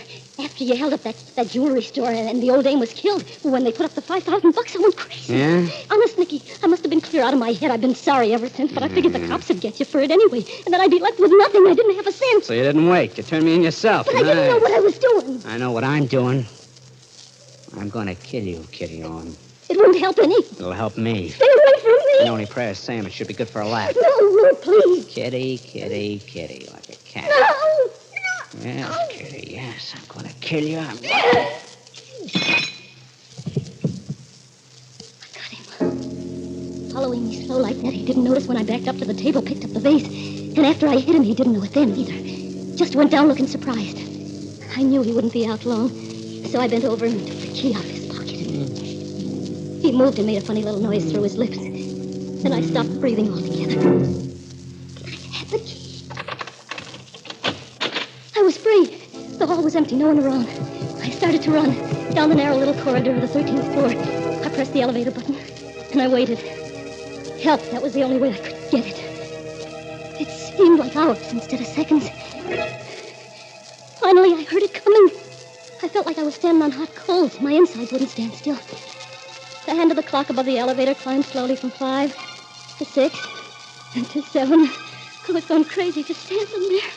From 7 to 8 to 9 to 10 to 11 to 12. And my heart exploded.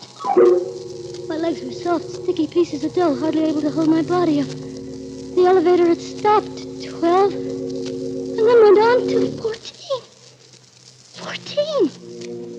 Then I remembered that it wasn't going to stop. It couldn't stop.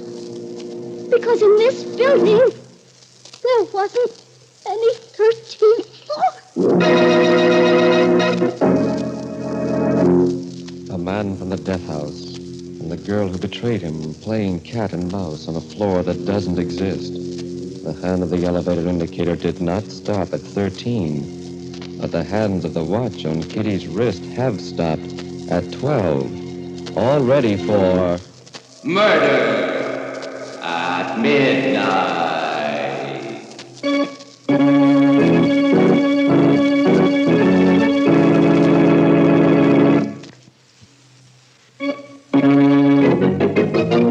And now, back to Murder at Midnight and the 13th floor. 13th floor.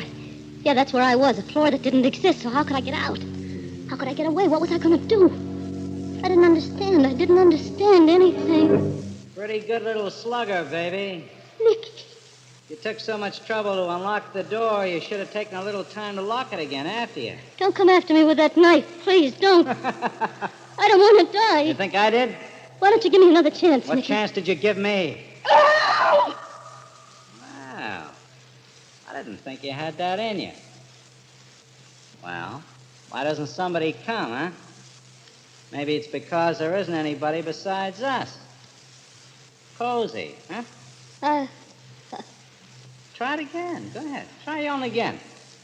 Maybe you'll have better luck. He was leaning against the door halfway down the hall, just leaning there and watching me because he knew he had me cornered. But I wasn't cornered. I turned and I ran the other way around the corner and down another hall. I didn't know if I really heard him running after me or if it was just the pounding in my head making the noise. I got to the end of the hall, then I stopped out of breath and looked behind. He wasn't there. No sign of him. I sucked in my breath so even that didn't make any sound. And I listened. I listened to nothing at all because it was so quiet. It was so awful quiet I could hear it. The wall I leaned against was big and flat and gray, and the corners jutted out into the hall like dead fingers. I looked to the right side of me, down the corridor. Like he wasn't there. So I turned my head. I looked up the hall, almost hoping in a way I'd see him and get it over with instead of this wait. I wasn't there either. I tried to squeeze my shoulder blades into the wall so I could hide, but it was hard and cold. It wouldn't move. Nicky! Nicky! Nicky, where are you? For the love of heaven, say something so I'll know where you are. Don't just keep standing here. I can't take it. Nicky! Nicky, I'm sick. My stomach's sick. So am I. Just make some noise. Nicky, where are you? I found myself back at the elevator again. I knew he was around somewhere. Around one of those corners that were jutting out like dead fingers waiting. The elevator was coming up again. The hand was up to 11.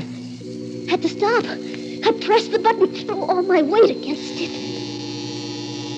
And it did. It did. The big door was sliding open, and I was safe. Going up or down, Kitty Owen? I'll take you wherever you want to go. Nicky. Oh, not again. I can't stand it. I'll take you for a ride. No, I won't go. Well, didn't you ring me? I heard you ring. Come on. Get in. Just the two of us. We'll go for a ride. Only just one of us will come back. I said get in. All the time he was talking, I was backing away. And then all of a sudden, I saw at a door with a bright red sign that said stairway down. My last chance, I almost leaped to it. I opened the door and I flew down the stairs. It wasn't easy with high heels, but even so, the sound of them was like music. Sweet, hot music from a clarinet, because I knew they were taking me down. Faster. I fell a couple of times. I caught myself. I clinging to the banister. It was still there. So I kept running. Suddenly, there I was. I was out on the street again. Now I was really safe. There were always a lot of people on the streets. But I didn't see any people, just a big policeman with a red face. Boy, he sure looked good to me.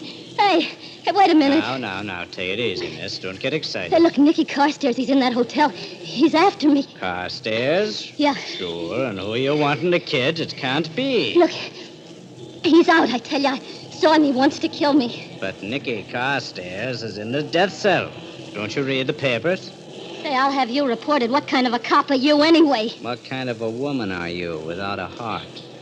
Just arms and legs stuck together with nothing to make them go. You're not a policeman. You're Nicky. You're still Nicky. You didn't look like Nicky a second ago. I don't understand. What's the get-up? How do I look? Nicky, please, no, not anymore. I told you we were playing cops and robbers, and this time I'm the cop. And I'm still gonna kill you, Kitty Owen. It wasn't over yet. I had to run again. My last stronghold. My last hope, the hotel lobby. If there was no one there, I just gave up. I was through. As I ran around the corner, I thought the war had ended all over again because there was confetti coming out of all the windows, so much of it. Fallen. The sidewalks were beginning to look like it had been snowing for a long time. I ran over them like a carpet. I ran with my eyes down, and I could see the headlines. Nicky Carstairs in death house, prison break. No one had to tell me this. I ran into the lobby to find people, to tell them where he was.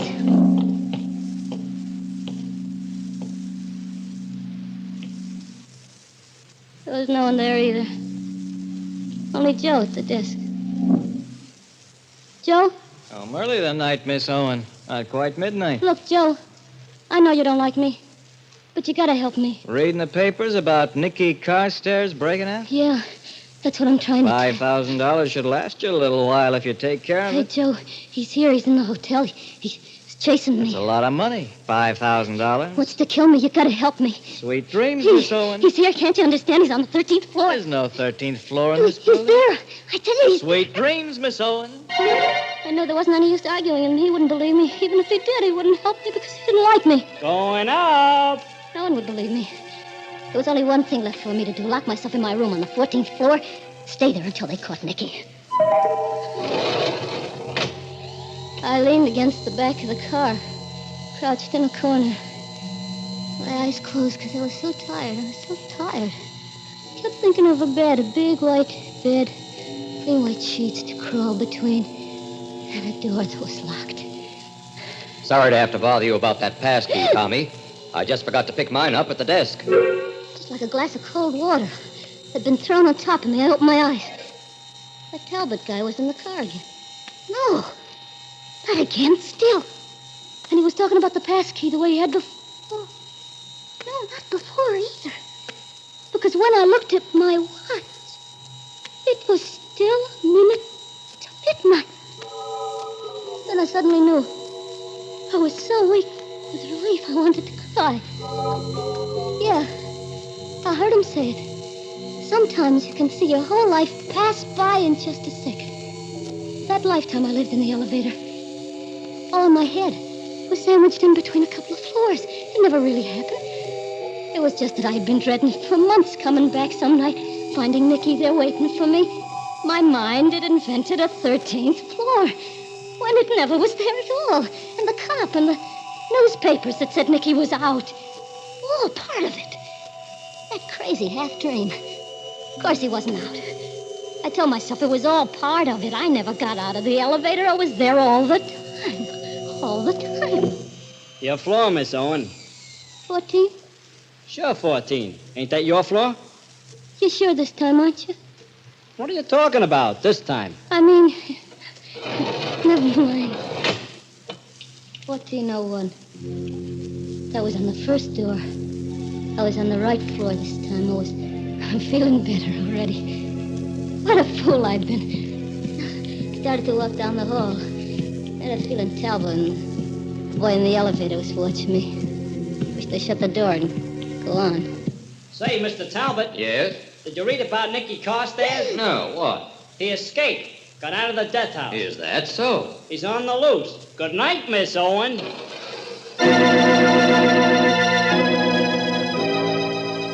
Yeah. Hotel corridors scare me. They're too long and too creepy. I'm always afraid the walls, like big flat plaster hands, are gonna close in.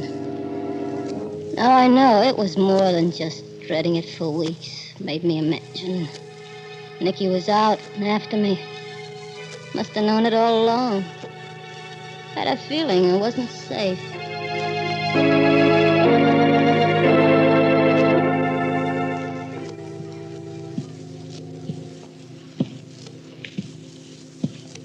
I'm gonna go to my own room.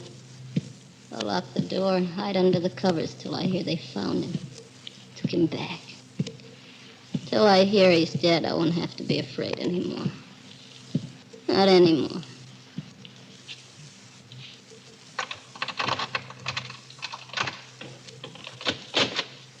Give Nicky a kiss, baby. Aren't you glad to see me?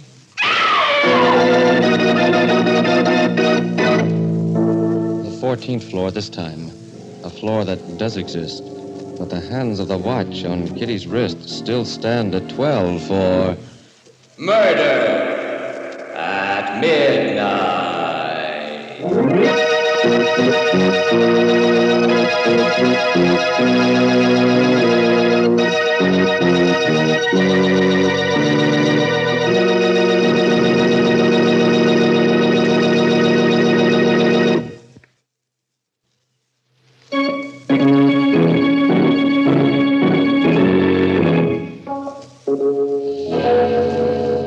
Remember to be with us again when the door marked Exit Only opens and the clocks strike 12 for... Murder at midnight.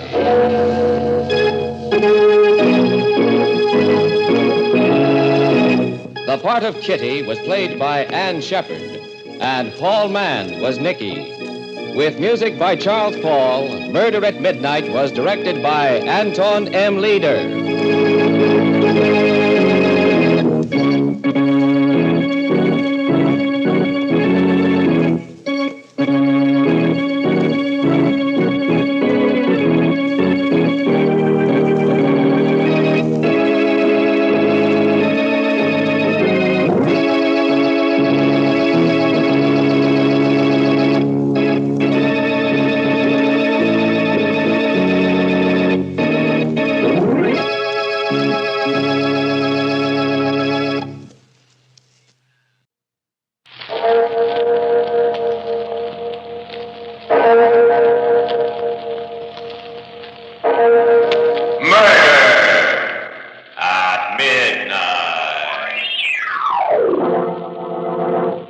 lifted the knife above your head like this? No. And plunged it down to his heart like this? No. Not his heart. My heart. It was I who died that night. John Sturgis.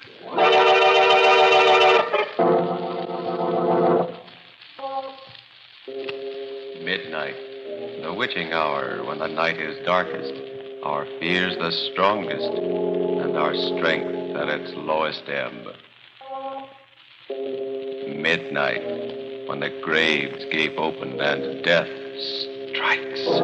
How? You'll learn the answer in just a minute in The Mark of Cain.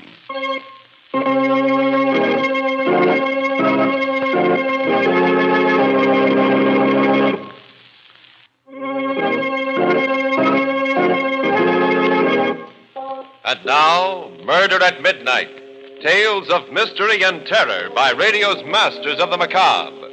Our story by A.S. Guinness is The Mark of Cain.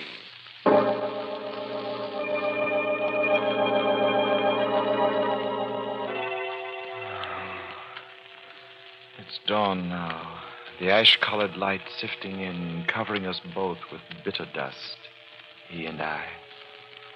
It's still there, the newspaper. I still haven't read it.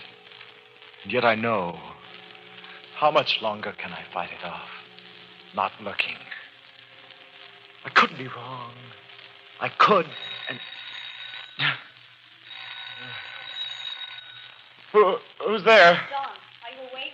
It's me, Edith. Let me in. Edith? Oh, just a minute. John, have you seen the morning paper? Paper? What's wrong with you, darling? You've read it, haven't you? No. But you're dressed and awake. Why? Please, Edith, what does it say? What did he do? After you dropped me at my hotel last night, I saw the item. I couldn't sleep. I waited for you to call. Then when you didn't, I became worried. That's why I'm here at this hour. What page is it on, Edith? Bottom of 9. Bottom of 9. Knowing everything except what page. Knowing ever since last night when the fear came on me again. And now, here it is. Bottom of 9? There it is. Oh, yeah. Canton, Ohio, June 13th. State Insane Asylum.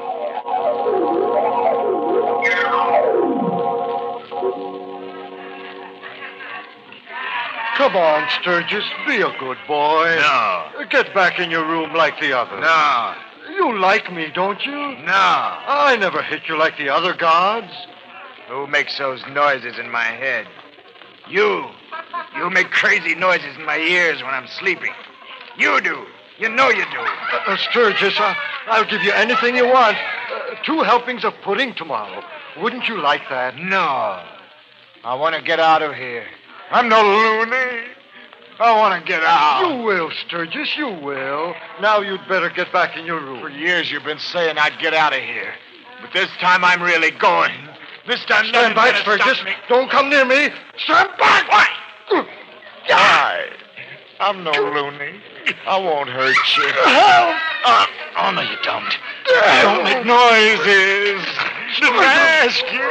Don't make noises. I just want you to keep quiet. That's all. Keep quiet. I just want you to keep quiet. That's all. There. See? Nice and quiet. Shut up! You crazy bunch of loonies! Shut up!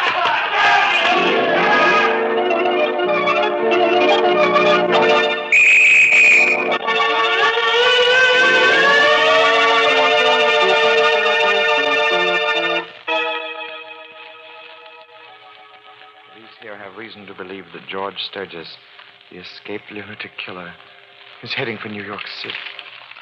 John, perhaps it's all for the best. This may be his end, and then... What are you thinking, John? That's an interesting question, Edith. What am I thinking? Am I thinking about George or about myself? It's hard to tell, isn't it? Because now we know, don't we? There's a lot more to being an identical twin than just flesh and blood. We have proof of that now, haven't we? And now we know, beyond the shadow of a doubt, that I'm a drama critic and he's a lunatic, only by the grace of God. Darling, you've got to stop that. If you begin to slip back into your old fears, you're lost. Edith, dear, I'm going to see Stillman. Stillman? What for? Because, my dear, an editor is a little like God. At least he can give me the assignment I want. A police reporter's assignment. John. To cover the case of the dangerous lunatic, George Sturgis, my brother.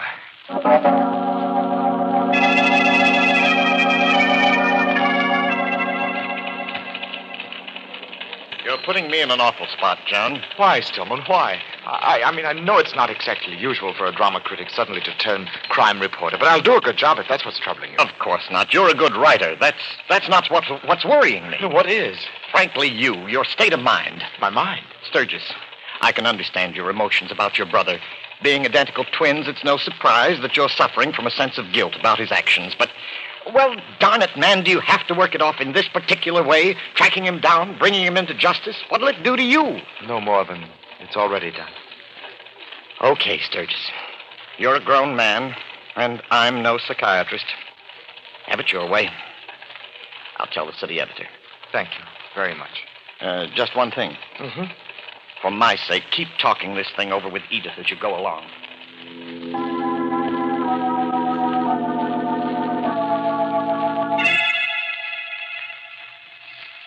I've done it. I'd gotten the assignment, the authority that would permit me to act. Yes, now I could do it. I could find the other half of myself, the half that was insane. The question was, where should I begin? Where should I start looking? I was sitting there on Riverside Drive, staring into the darkness, when the answer came to me. Oh, of course. The game. The childhood game George and I played together. As young boys, we'd marveled at our likeness to each other. We played tricks on our parents. Even they couldn't tell us apart. But the game. I'd mentioned to George one day that since we were so much alike, our brains must be alike, too. And the game was born. What's on my mind, we called it. I'd guess his thoughts, and he'd guess mine. What's on my mind? If I were George, what would I be thinking? Doing now? Dr. Portman. That's it! That's it!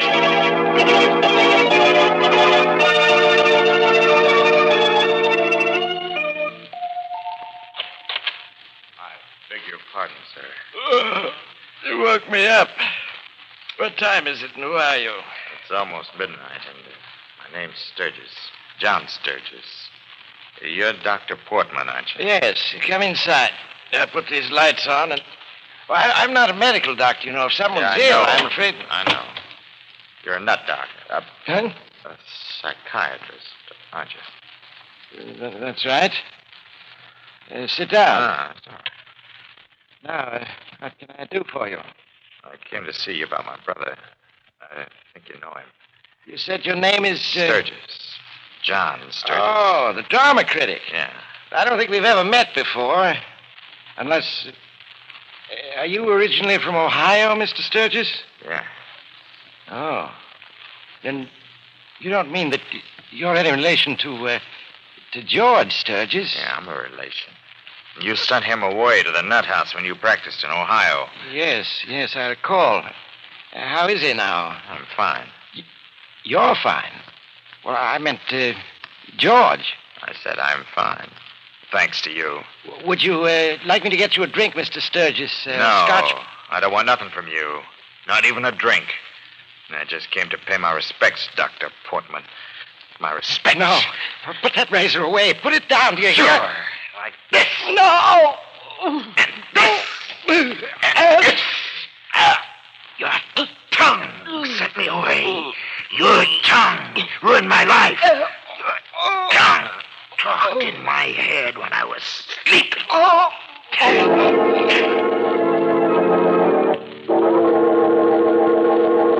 Sturgis.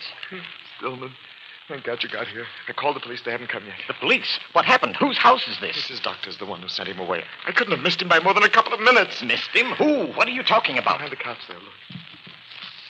Good Lord. How could Only a anyone... maniac, Stillman. Only a maniac. Listen, Sturgis. I warned you that you'd taken on a tough job. Now you know just how tough. That body there behind that couch ought to be reason enough to turn back. Sturgis, why don't you drop it now? Leave it to the police. I can't, Stillman. I mustn't. I was able to figure out what George was going to do, wasn't I? Nobody else could, don't you see? All right. So you figured it out. But what good did it do you? You got here too late. But next time, Stillman, next time I won't be too late. And who is next, Sturgis? Do you have any idea? Sturgis, pull yourself together. Who is next? Who's next? Who will be next? John Sturgis did enter his mad brother's mind, guessed who his first victim would be, but not soon enough. Now his mind turns deep within itself, trying desperately to beat the hands of the clock before they meet again at 12 for Murder at Midnight.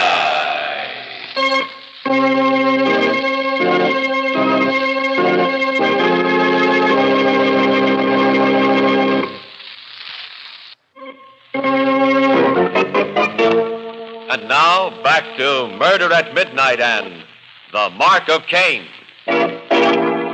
Who's next? I didn't sleep that night. Could you, with a question like that on your mind? And I didn't rest all that next day. Who's next? Who? Trying every minute to get inside George's mind and think the way he would. And then, that next night, I thought I had the answer.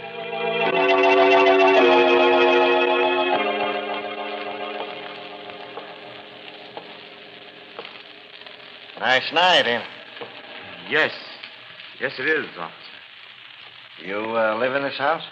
Well, no. That is... Waiting for a friend? My brother. Oh. Hope you didn't mind my asking. This is my beat. I noticed you loitering in front of this house for the past 2 hours. Well, you know how a cop gets, kind of suspicious at 4 o'clock in the morning? Yeah, of course. Oh, I think I'd better move on. Guess my brother's not going to show up after all. Yeah. Probably catching up with some drinks he missed earlier. Well, good night, officer. Good night, sir. I hadn't lied to that policeman. I had been waiting for George. Waiting in front of Edith's building. Because I knew that she was asleep. Asleep and unaware that she was next. But why am I leaving this way? Why am I abandoning her? It's because a suspicious cop came along? What if George does? I've got to go back. Don't you?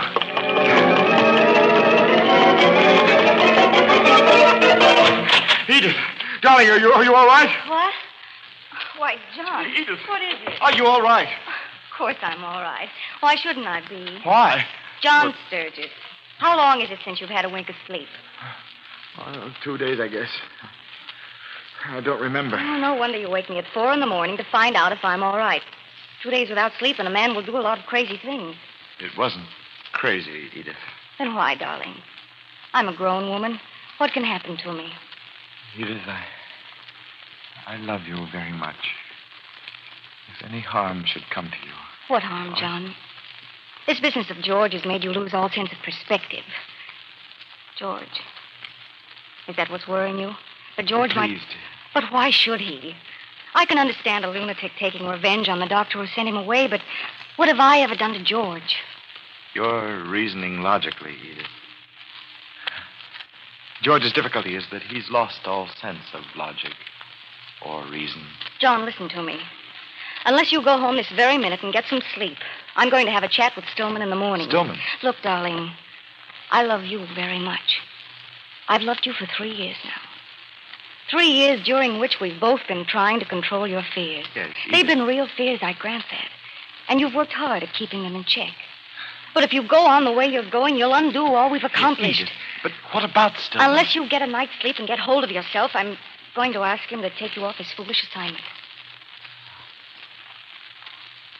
Perhaps you're right, Edith. Of course I'm right. Now, kiss me goodnight and go home like a good boy. Darling. Oh, John. Now, off to bed with you. Good night, Edith.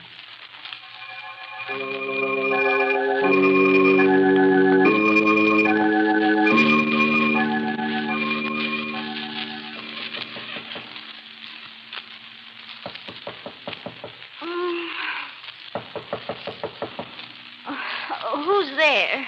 Here? It's me. John? Yeah. Oh, just a moment.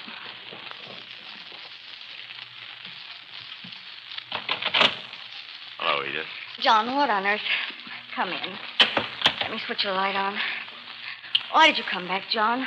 It's only an hour since you left, and you said you'd go right home. What? You must have. Your clothes. They're different. Darling, you look sort of, well, disturbed. What made you come back? Just wanted to see where you lived, Edith. What it looked like. What? Good taste. About the books and pictures. John. Sit down, Edith. I want to talk with you. Yes. Yes. Would you like me to fix some coffee, John? No. I said sit down. All right. Edith, you never saw George, did you? No. No, I haven't. Now, why do you hate him? Huh? Why do you believe he's a loony before even getting acquainted with him? Huh? Why did you try to come between two brothers? What makes you think that? Two brothers rode each other for a long time, even though a quack called Portman sent one away to the nut house. I'd like to get some cigarettes over on that corner table if you don't mind. I do mind. Listen. Then George got a letter saying John had met a nice girl named Edith. And then no more letters. No more visits. Edith, why'd you take my brother away from me? George. Edith, you shouldn't have done that. Get away from me. You're like John. I'm just like John. But you hate me. And you talked John into hating me, too. Please. You talked him into it. John wouldn't have done any more. that razor. You talked him into it. Like No. this. No, don't.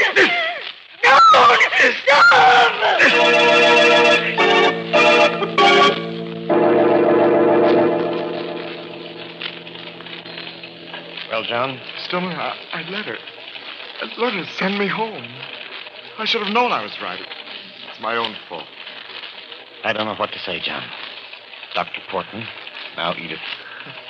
I'd take you off the assignment or let you remain on it. What difference? That seemed so important at one point, but now... Stop it, John, stop it. A man crying, that's something I can't take. You can't take. I'll kill him for this, Stillman. I swear I will. I'll kill him. You've a right to, John. Stillman. Yes? Do something for me. Anything. Get me a permit to carry a gun. Fast. You'll certainly need one for protection anyway. No, that's not what I want it for. Never mind. Here, let me call the police. I think I can get it for you in a hurry. Thank you, Stillman.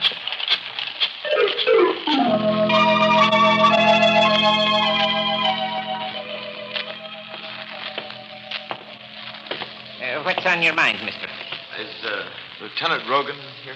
Who wants him? Mr. Stillman of the Times-Herald called about a gun permit, and Lieutenant Rogan suggested that I come on down.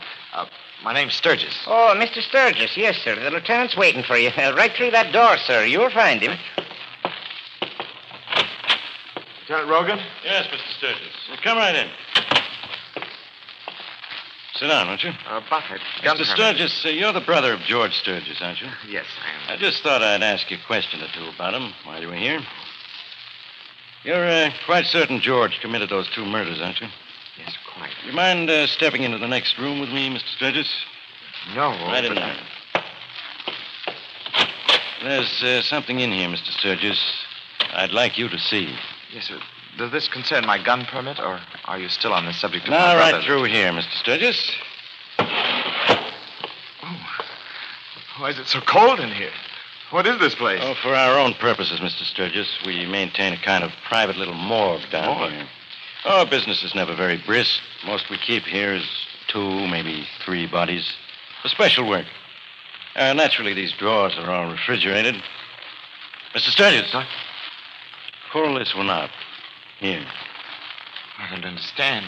Why should you... Okay, if you won't, I will. Take a good look. You ought to recognize this corpse. Huh?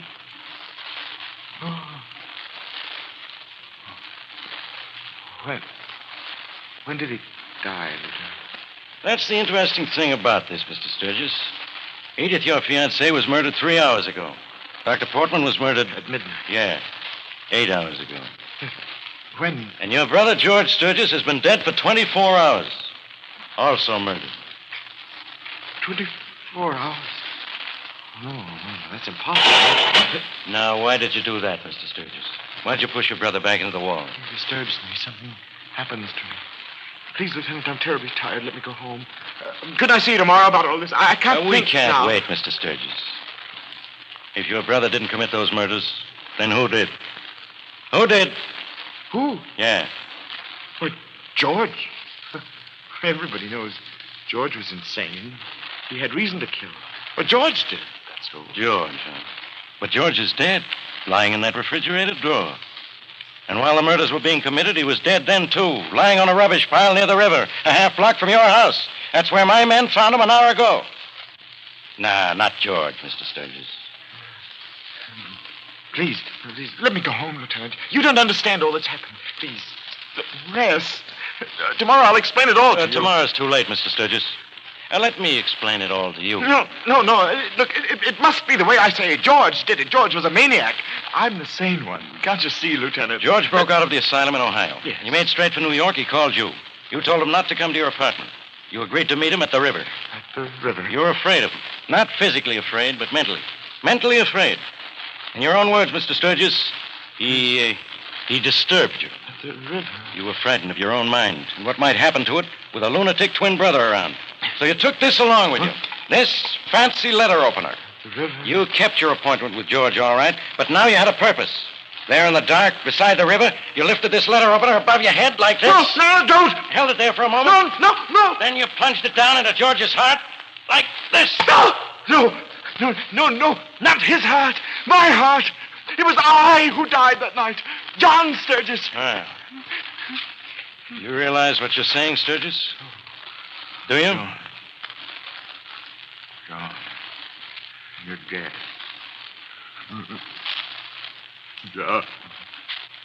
John, you're dead. And I'm lonely. Oh, John, what happened to us? When it was all over, Mr. Sturgis, when you thought that you'd finally rid yourself of George forever, a strange thing happened. You became George, and the man on the rubbish pile was John. Well, maybe it's easier for you to take it that, Mr. Sturgis. Now that you're George, the crazy one, you can forgive yourself a lot of things, can't you? Like murdering your fiancée, and the doctor, and your own brother. No! Take me back. John is dead. Take me back, please. That we can do, Mr. Sturgis. Come on. We got a nice, comfortable room for you. A room just like the one your brother broke out of.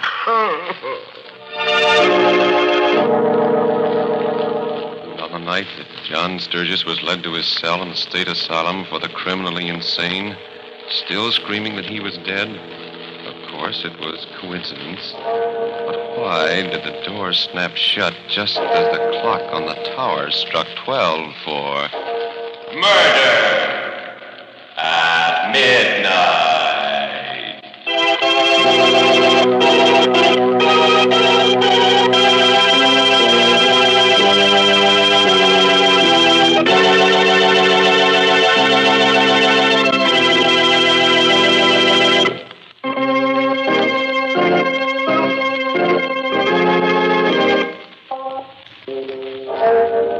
Remember to be with us again when death stands just outside the door, wearing a strangely familiar face, and the clocks strike 12 for murder at midnight. Barry Kroger was heard as the brothers Sturgis, John and George. With music by Charles Paul, Murder at Midnight was directed by Anton M. Leader.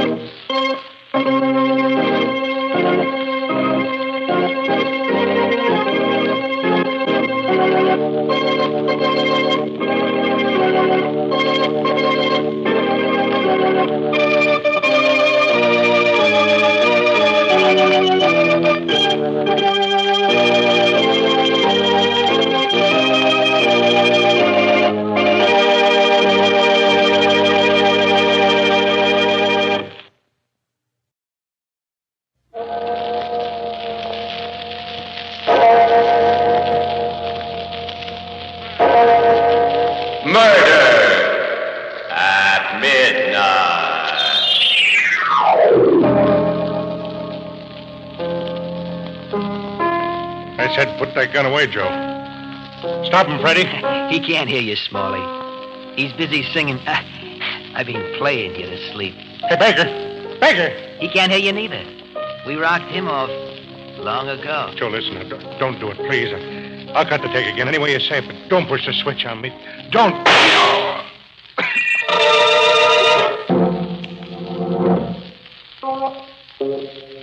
Midnight, the witching hour when the night is darkest, our fears the strongest, and our strength at its lowest ebb. Midnight, when the graves gape open and death strikes. How? You'll learn the answer in just a minute in Red Wheels.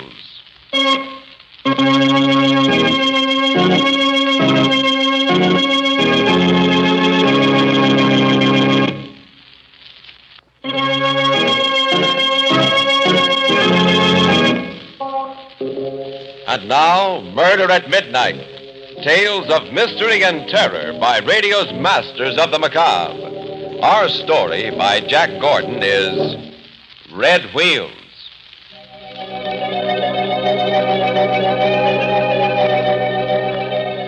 The desert, flat and empty under a heavy night sky. Speeding along its only road is a large bus.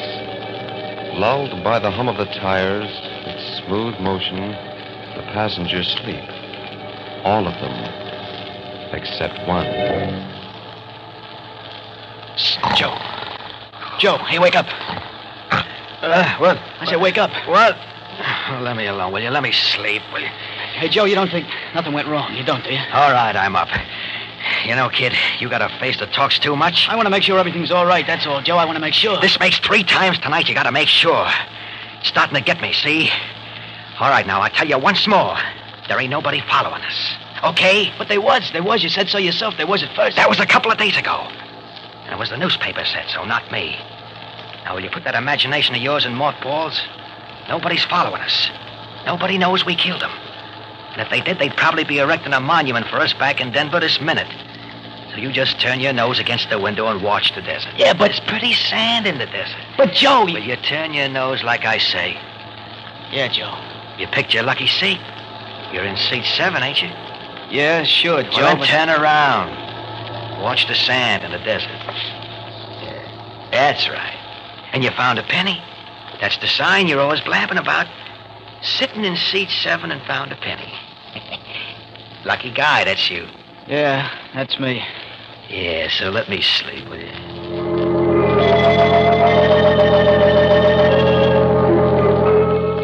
Yeah, that's me, lucky guy. Only I can't rest since that night we gave it to Smalley. Look out of the window, Freddie. Okay. What time is it? It's almost 12. Smalley coming yet? Said he was going to be here at midnight. No, but the cop... What about him? Well, he keeps coming back like he's fishing for something here. He's just making the rounds. Don't you worry about him. I don't like it, Joe. There's a smell about it. Yeah, it stinks to me, too. Those 2 guys playing us for suckers. Baker and Smalley, a pair of shovel-foot dopes. Doing a little insurance on their own, and they won't cut us in on the take. Okay. Hey, maybe we just ought to go away, Joe. Set up our own system somewhere else. And let them get away with a double cross? You kidding? It's arranged perfect, ain't it? Baker out like a light in the other room from that Mickey. We use his gun, and we're 1,000 miles away when he fries for killing his best friend. Hey, but Joe, don't forget me. I'm a jinx, I tell you. It'll backfire. Everything happens to me. Let's let it alone. Just stroke that lucky rabbit's foot you bought today, and I'll do the work. Hey, what's that? What? It's Smalley. Yeah, all right. Now, just get to that piano and play him a little lullaby. Hey, Joe, the cop's going. Get to the piano, I said. Yeah.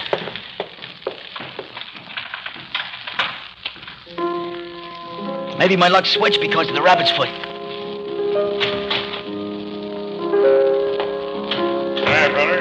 Hello, Smalley. We've been waiting for you. That's good. Is it? It's not so good. We ain't happy. No? No. The whole thing grisels me. That's too bad. Where's Baker? Do you think we'd sit around like a couple of stumps and let you collect all that protection without a peep? I think you're getting too tall, Joe. Only 5'8". That's 4 inches and 40 pounds weaker than you, Smalley. Just the same, Freddie and me, we want our share. You got what's coming to you. But you ain't got what's coming to you, Smalley. You see? This cuts you down to size. Put that away, Joe. Now you're 40 pounds, 4 inches. They'll make no difference. I say put that gun away, Joe. Stop him, Freddie. Freddie can't hear you, Smalley. He's busy singing. I mean, playing you to sleep. Hey, Baker. Baker. He can't hear you neither. We rocked him off long ago. Joe, listen, now, don't do it. I'll cut the take again. Any way you say it, don't push the switch on me. Don't. Keep playing, Freddie, like nothing's happened. I didn't figure on this kind of a cut. I said keep playing, Freddie. Nothing's happened. I can't. All right, then just keep stroking your rabbit's foot, and it'll be okay. Let's see now. Oh, let's get out of here. It's only half done, kid. Let's plant the gun on Baker before we blow. Okay. There, he's beginning to stir in there. Let's get out. Hey, Stacey, I told you the cop downstairs. Oh, easy, kid, easy. That's perfect. Now they'll catch Baker just as he's getting up. So through the window and let the cops take over from here on out. Open up! Okay, kid, out you go. Come on. And up, boy. Hey, they're breaking the door down. You keep stroking that rabbit's foot. You'll wear it out. Hey, the cop got in. So now we got a grandstand seat to watch the go, with Baker right in the middle. No, Joe, let's beat it while we can. What do we want to look for trouble for? Come on. This I gotta see. Here he comes, the lunk, staggering out of the bedroom. Is he dopey from that stuff we give him? Jerk. You don't even know he's got that gun we planted on him. Please, Joe, I'm dancing around like crazy inside. Let's get out of here before they decide to look this way. This ain't smart, Joe. Okay. I've had my fun. Let's blow.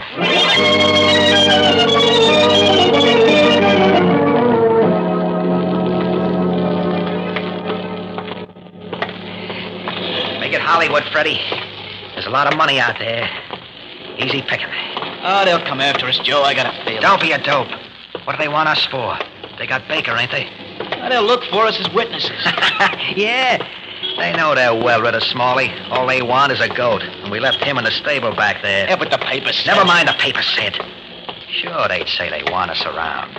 But if we ain't there, we ain't. Yeah. Hey, look, a penny. Pick it up, kid. Yeah, brings good luck, Joe. You see? Now we got nothing to worry about.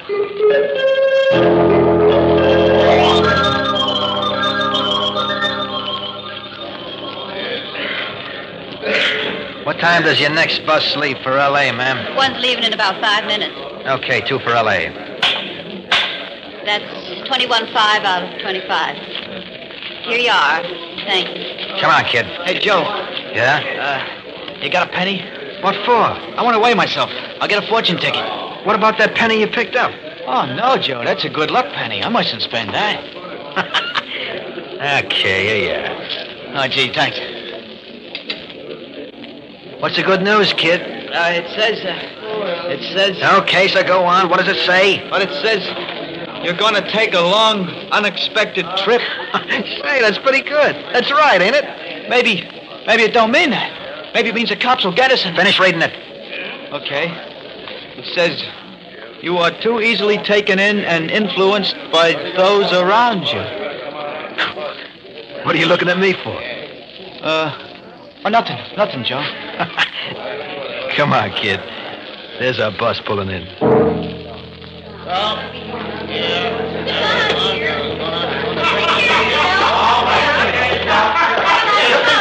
By the window if you want. All right, I will. Thanks. Well, there she is. Let's get on, huh? Joe, let's wait for the next one, Joe. Are you nuts? A 3-hour wait? What for? That's got red wheels. Pretty, ain't it? Oh, red means danger. Let's take the next bus, huh? Oh, you dope. Stroke your rabbit's foot. Oh, but Joe, I got a feeling. Good, so have I. And it says let's get to L.A. double quick and pick up some of that gold dust. Hey, driver. Yeah? When do we pull into L.A.? Day after tomorrow. About this time. Thanks. Come on, Freddie. The red wheels is on the outside. Okay. 7 and 8. That's us. Give me your bags. I'll shove it up here. There we are. Joe, hey, Joe. Now what? Hey, let me sit by the window, will you? You can't see the wheels anyway. Yeah, but you... Oh, I get it. It's the number, huh? Yeah. You want the lucky 7. Oh, sure, kid. Sit in the C7 if it'll make you happy.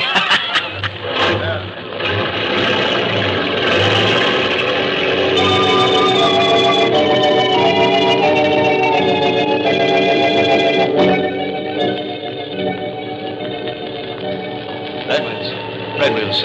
Red wheels. Red wheels. Red wheels. Red wheels. Hey, are you still up? Oh, I wish I could sleep. Oh, look out the window. The night and the sand. You'll nod off. Yeah. Yeah, okay, Joe. Out the window. The night and the sand. Night and sand. Night and sand. Sand. Sand like a gray smoke screen. Hiding us from the rest of the world. No eyes watching us. We're way away. Red wheels don't mean beans. That's nothing. I'm no pincushion for that lady luck. She's on my side. I add it all up. Rabbit's foot, that's 1. Finding a penny, that's 2. And seat 7, 3. That's 3 against red wheels. 3 against red wheels. What's that? Oh, no. No, it can't be. Hey, Joe. Joe, wake up.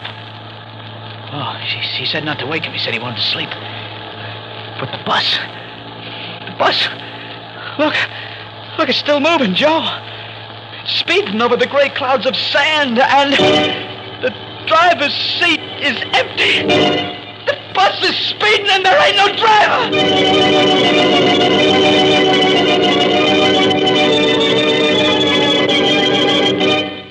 A bus with red wheels on a desert road. Where can a bus be going without a driver? Where would you expect to go after Murder at Midnight?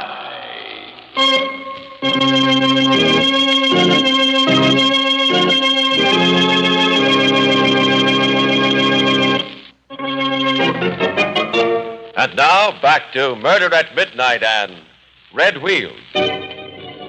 Back to the bus speeding through the desert without a driver.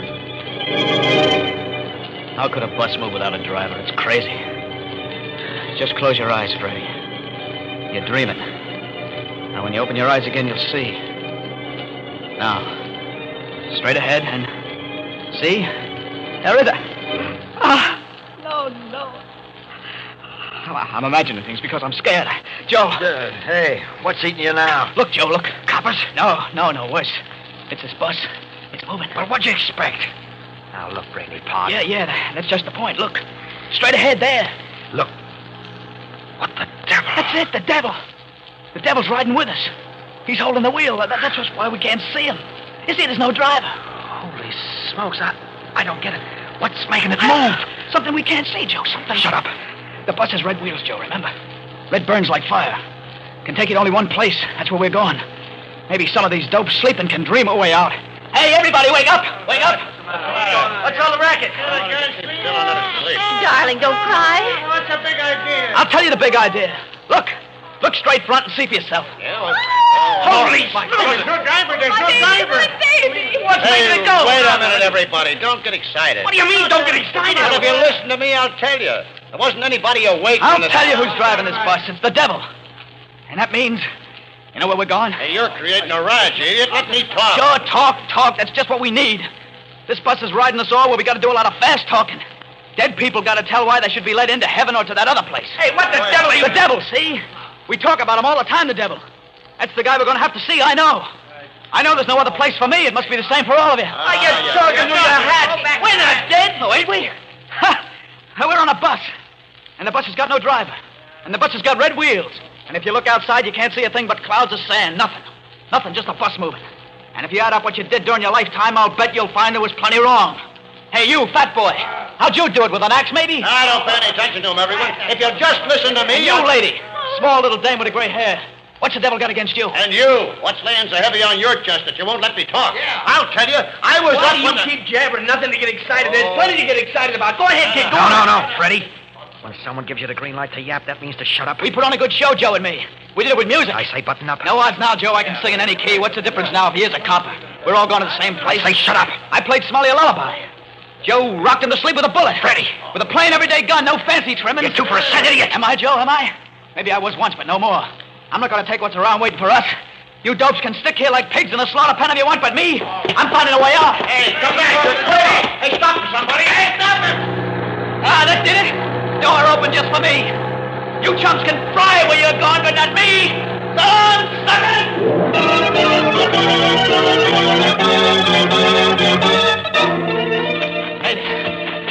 I made it. I gotta run now. Run. Space. Pack space between me and those devil wings. Space. Oh, getting tired. Yeah. Hard running on sand. Get you tired, awful tired. Oh, but the bus is gone. I'm free of it. I'm alone now. That's right, mister. You and me. We're all alone. Sure. Hey, who are you? I'm Mr. Rat. Mr. Yeah, Mr. Desert Rat. I've been here 22 years. Fell off a bus just like you. And been wandering around ever since. Oh, how? Why don't you get out of here? Because once you jump off, there ain't no other bus will stop to pick you up. You're all alone. Hey, Mr. Rat. Yes, Freddie? Where you going? Gotta keep wandering. Keep wandering.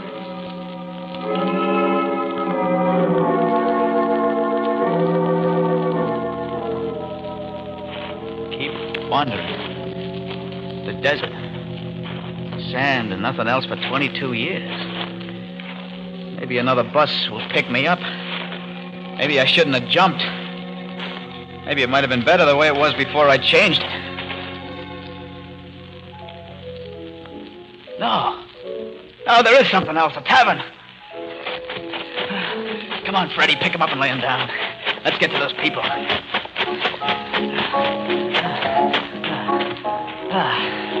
Nice town. Got a road. 1, 2, 3, about 5 buildings. Hey, anybody around? Anybody home? Well, there must be. There, in that saloon there. Oh, brother, could I use a drink?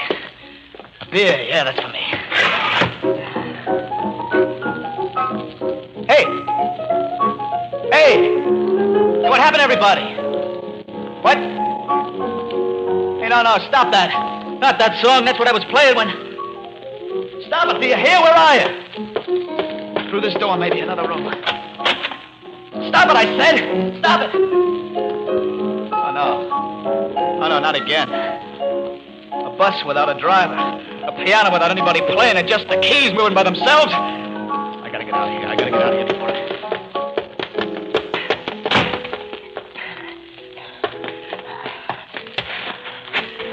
Hey, somebody! Ain't nobody here! Ain't there nobody?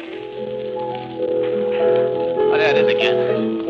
What's coming from that house now? That last one on the road. Maybe this time. All right. I told you to stop it, didn't I? Still nobody. Still. Okay, if you won't stop it, I'll stop it for you. You gotta stop, do you hear? You don't stop, leave him again!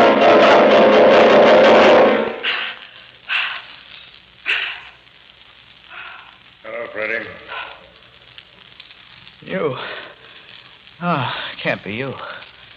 You're dead. And what did you expect to find in a ghost town? But you can't be. Don't seem to like the music either. That sounded pretty good to you a couple of days ago. Want a drink, Freddie? What kind of a drink? A Mickey? Like you and Joe gave Baker before you knocked me off? You shouldn't have done it, Freddie. I didn't have nothing to do with it, Smalley, honest. It was Joe. Have a drink, Freddie. You must be awful thirsty. No. I know I'm thirsty with that slug in my guts. Now, keep away from me, Smalley. So why not let's have one together? A nice double Mickey. I said keep clear of me. You're scared, Freddie, aren't you? You're afraid of the dark and the desert and being here alone with me in a ghost town. Joe? Joe? When Joe isn't around, you get scared, kid, don't you? Too bad Joe isn't here to give you a little gumption.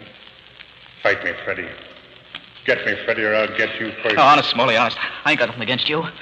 We gotta stick together here. It's dark. And don't play with rats. I squash them. Now, keep away from me, I tell you. No. Where are you gonna run to, Freddie? There ain't no place to hide. Not here. I got a gun. That makes you big shot again, don't it? I'll let you have it, Smalley. I swear I will. That gun sort of takes Joe's place, don't it, you weak-livered little... I warned you. Have a drink, Freddie. With a Mickey. With a Mickey in it. I didn't want to do it, Smalley. Not again, honest. I just got him before he got me, that's all. It's all mixed up. I don't know how he got here, but I'm alive. Luck's coming my way again. This time for good. I got a feeling. Lucky Rabbit's Foot, Lucky Penny, everything lucky. Lady Luck, she's on my side now. I see a car outside. I hear it. Yeah. Moon-eye headlights straight at me. Yeah. Just hop a ride to L.A., I'll be okay. Hey, you! Just wave my hands like this. He'll stop. Up and down, up, down, up, down. Good. Slowing down. I'm okay now. Lift, mister, lift. No. My bus with the right wheel. And there's still ain't no driver.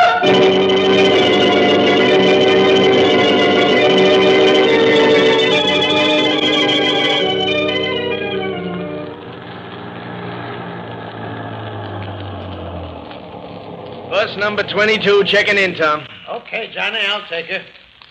Yeah, I hear you had a little excitement. Excitement?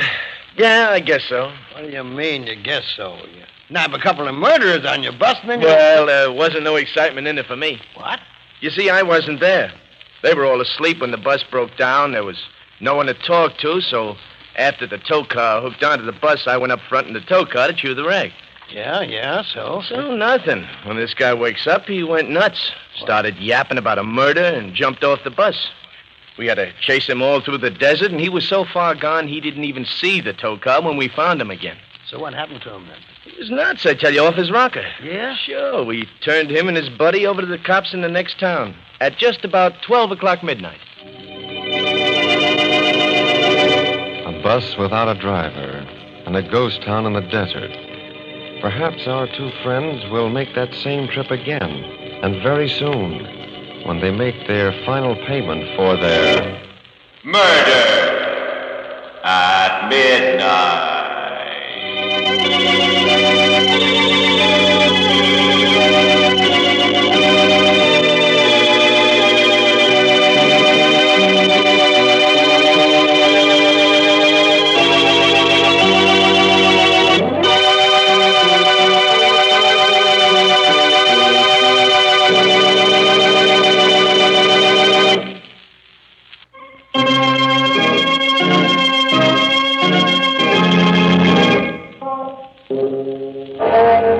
Remember to be with us again when death takes the wheel on a lonely journey and the clocks strike 12 for Murder at Midnight.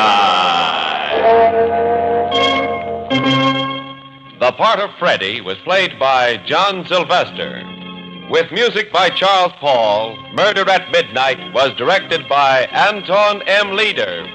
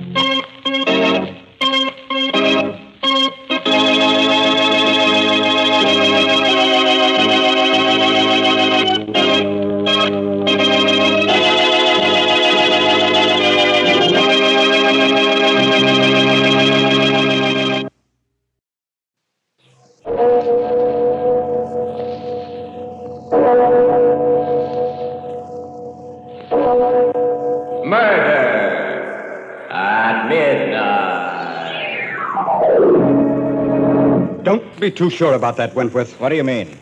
Don't forget that skeleton there. He was once a man, too. Until he was trapped in here or murdered. What of it? Oh, nothing. Nothing except this.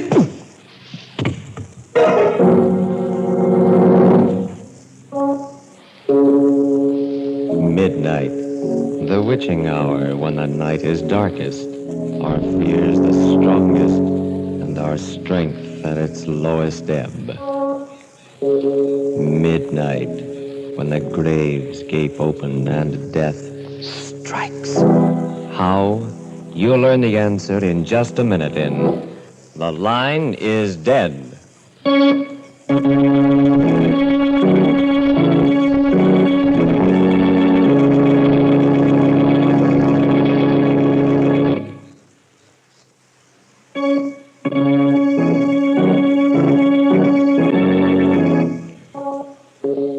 And now, Murder at Midnight.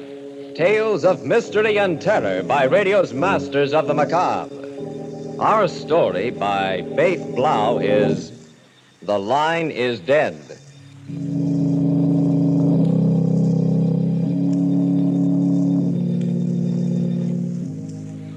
The gash in the green lawn of Brookside Memorial Park awaits the body of Albert Lockridge, scientist and explorer. There are few who have followed him to his last resting place, for Albert Lockridge was not one who was prodigal with his affection. And so beside the yawning grave stands his wife, Lenore. Albert. Finishing the short service, the minister says, And so, unto dust, you are now committed. You may lower the casket. Strong hands grasp the straps attached to the coffin. The pulleys sing their discordant dirge, a strange melody heard over the soft weeping of Lenore Lockridge. Suddenly, Listen, knocking in the coffin. Albert, we hear you. We know you're alive. Raise the casket. Raise the casket. Yes, sir.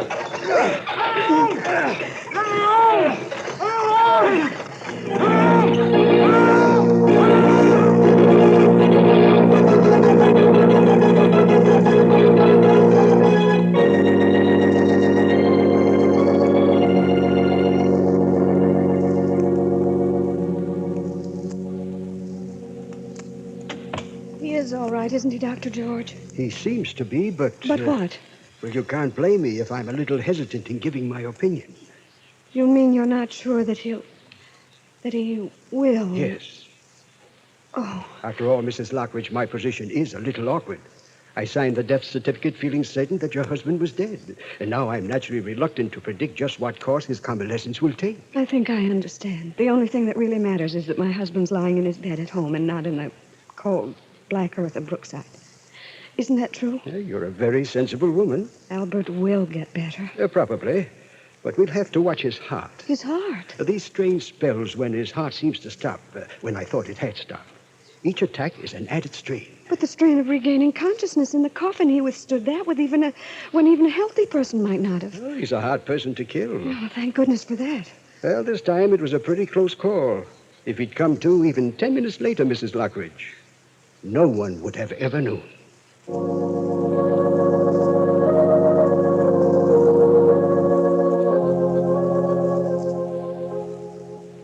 Albert. Lenore, is that you?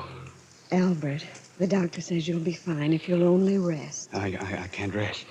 I've got to ask you a question. Dear, you've been through so much, too much for any one person, so save any questions you may. No, this question can't wait. That sealed envelope, Lenore. The one on my desk. The one I'm supposed to read after you're... Yes, after I'm dead. Lenore, you haven't read it, have you? No, Albert. I plan to read it after the funeral, just as you told me to. Sure? You haven't read it? Of course. Get it for me. I want to see for myself. Albert, no, you've so little strength. But I must know. You will. I must know now. Because if you've read it, I don't want to live. Albert, I swear I haven't. Please believe me. You saw it? No. Look at me. You can see I'm telling the truth. Look at me. Yes. Yes, I think you are telling the truth.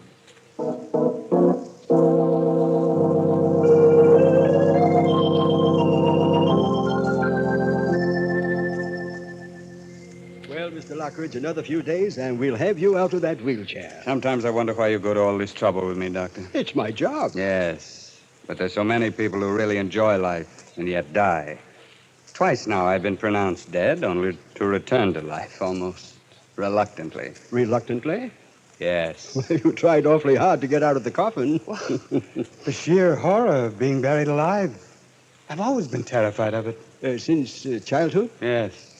My nurse locked me in a closet whenever I misbehaved. I always thought I'd be left to die there. Oh, it's not the fact of being death that bothers me. It's the fear of being buried alive. It's the choking, the futility of crying out. Yes, it would be a horrible way to die, but... Excuse me, Doctor. There's a Mr. Burton here to see you, Mr. Lockridge. Good. Show him in, nurse. Nurse, take our patient out on the sun porch. I'll send his visitor there.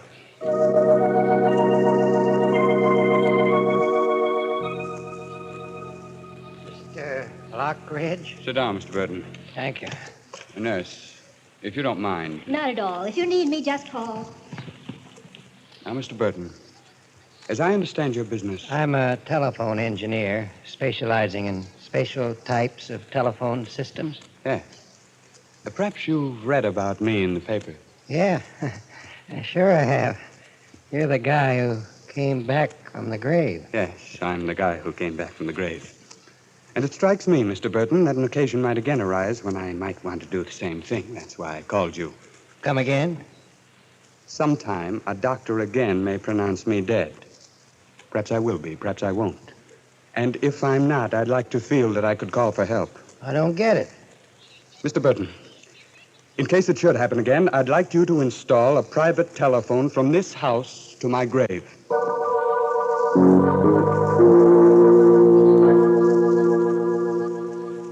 And Lenore, you must promise to keep the phone installed and in working condition for a year after I'm buried. A year? Darling, that doesn't make any sense. With a stop-and-go heart of mine doesn't make any sense either. But, Albert, a year? The first time my heart stopped for 6 hours.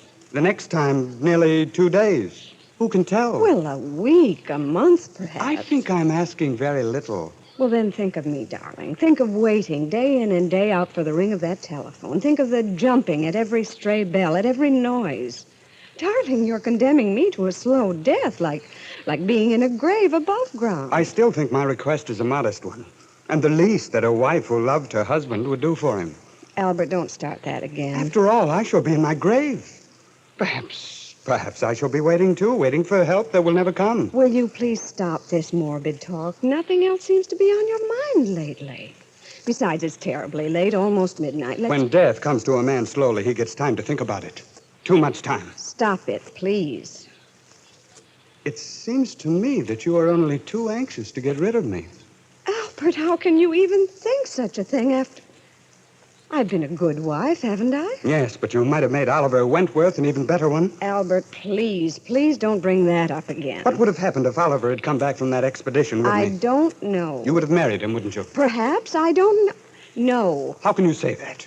You were engaged to him, weren't you? An engagement doesn't always mean marriage. You did intend to marry him, didn't you? Of course I did. What of it? You know I intended to. And you only changed your mind because he was killed. That's why you turned towards me. Well... I was nothing in your life. You were very sweet to me, Albert, then. I could see that you loved me in your peculiar way. I appreciated everything you did for me. Appreciate? Oh, Albert, why dig looking for a sore spot? It's not fair to me or to you. I was nothing in your life, was I? As long as Oliver was alive. What are you trying to prove? All the time we've spent together, I've played second fiddle to Oliver Wentworth. Look, Albert Lockridge, when we married, I said I'd put all thoughts of Oliver out of my mind. Well, I've done it. At least... At least? At least what? You mean you've tried, but you couldn't. Oh. I knew it. You've never loved me. He's always been in your heart. What are you talking about? You just said it. If I had died, you would never have given me another thought. But all the time, here, in my own house, he's been living as a memory, haunting you, haunting us. I can't go on like this.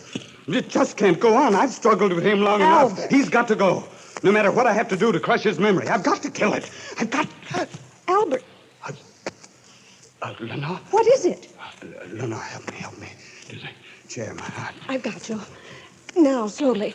No, Slowly? I don't think I can make it. Of course you can. Of course you can. You've got to. No, but I can't.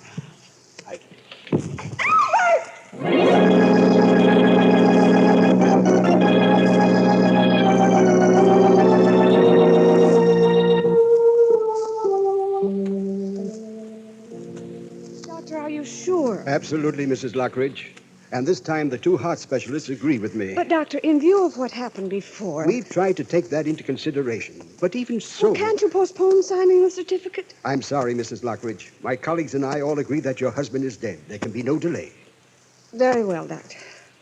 Thank you for everything. Goodbye, Mrs. Lockridge. Goodbye, Doctor.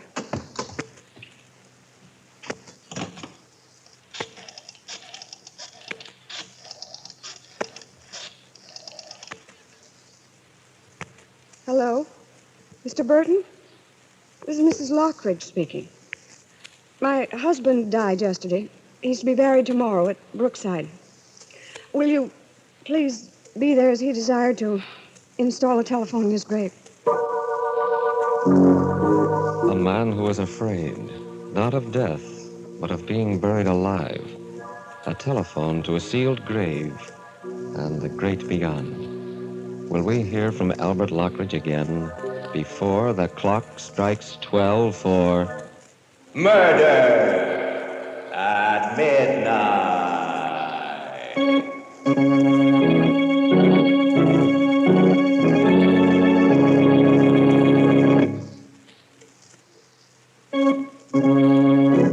And now, back to Murder at Midnight and The Line is Dead. One minute. Oh, Dr. George. Good evening, Mrs. Lockridge. It's awfully nice of you to call. I was worried about you. Oh, I'm all right. I'm fine. I couldn't come to the funeral. I tried to phone you, but... The phone's disconnected. So they said. And so I came over. I rang the bell several times. No answer either. Finally, I knocked. I've had the doorbell disconnected, too. You mustn't cut yourself off from the world like this, Mrs. Lockridge. Believe me, Doctor, that's not my intention. But as long as I stand guard at this telephone, I want to be sure that the only bell that ever rings in this house is the one that tells me that Albert's not dead, that he's still alive there in his coffin, that he needs help. You're really going through with this? He asked me to. It doesn't seem too much. Oh, you're only deluding yourself, Mrs. Lockridge, believe me. Waiting this way is only a perverse and completely futile sort of mourning. I know you can't understand. I can't. But I do know that this morbid watch will only deepen your grief, prevent you from making any kind of adjustment to his death. What difference does it Now, make? you're a young woman, Mrs. Lockridge. You have a whole life ahead of you. All the more reason for spending some of it as he wanted me to. Doctor, my husband was not the sort of person who inspired affection. I know. But in his odd, sometimes unaccountable way, he did love me. Now that he's gone, no one on earth holds any fond memories of him but me. A heavy responsibility, Mrs. Lockridge. Still, you must take care of yourself. I will, Doctor. Assume that he is dead. Mourn him as you will, but don't live in a state of suspended animation. For instance, if he's left a will, don't put off reading it. There are some papers which I was supposed to read after his death. They're in a sealed envelope in his desk. Read them. Read them immediately. No, not yet. You should. Perhaps they'll contain some message of comfort. Get the envelope now. Not now, Dr. George, but very soon.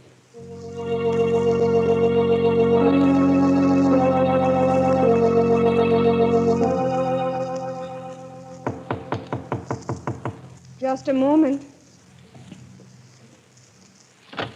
Yes? Oh, Lenore, no. No, it can't. it is. I know I shouldn't have come just like this without warning. But I've always thought That I was dead. Yes, I know.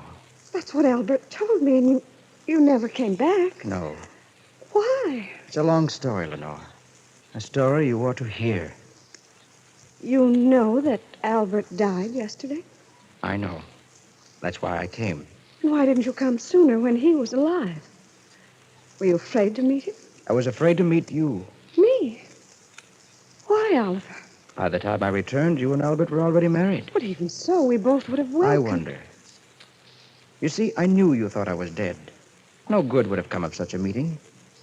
But now everything is different. Different? Yes, of course. I loved you then. I love you now. Oliver. I've come back for you. Oliver, you don't understand. How can I even think of such things today? Lenore, I had to come. I've waited so long. I couldn't wait a day longer. Can't you see? It's useless even to think about that now. He may still be alive. I know. No, it's not right to speak as you do. Not today. I was afraid you'd think so. Lenore, I wanted to avoid this, but now I see I must tell you. Lenore, neither of us knew Albert Lockridge. After all, Oliver, I've lived with I him. still don't think you ever really knew him. I never did, even though I worked with him for many years. That is, until the day we stood in the great hall of the old Aztec temple. The temple we found on that last expedition. The one from which I was not supposed to come back from. We were trying to find a door to an inner chamber.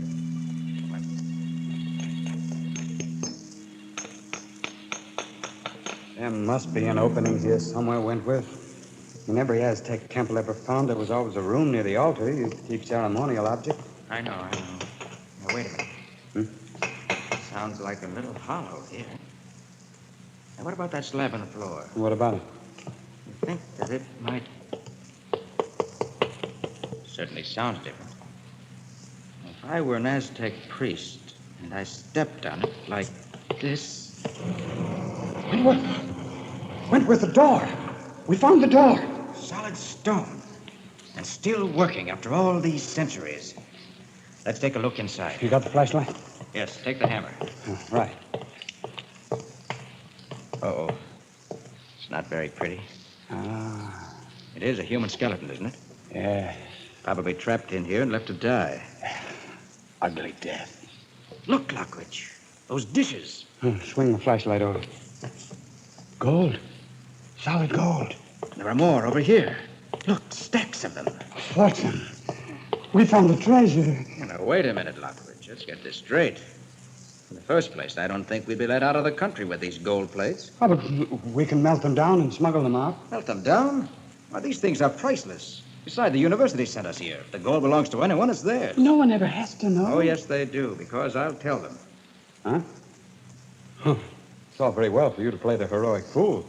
You've everything you want. What the devil do you mean? You know perfectly well. You got all the money you need. Besides, you have Lenore. What's she got to do with it? You do have Lenore, haven't you? Well, you act as if I took her from you. You were afraid of me. Oh, Lockridge, don't be an idiot. Lenore would no more look at you than... Oh, wouldn't she? She'd marry me if you weren't in the way. I know it. Are you fool? She's just being friendly to you because I asked her. We'll see. If you weren't around... But I am around. And as far as the gold plates are concerned... I said we'll see. After all, that skeleton there, he was once a man, too. Until he was trapped in here. What of it? Oh, nothing.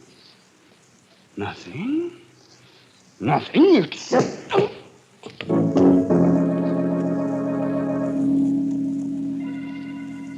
I came to, I was there in the dark. Flashlight, the gold plate's gone. Left there to die.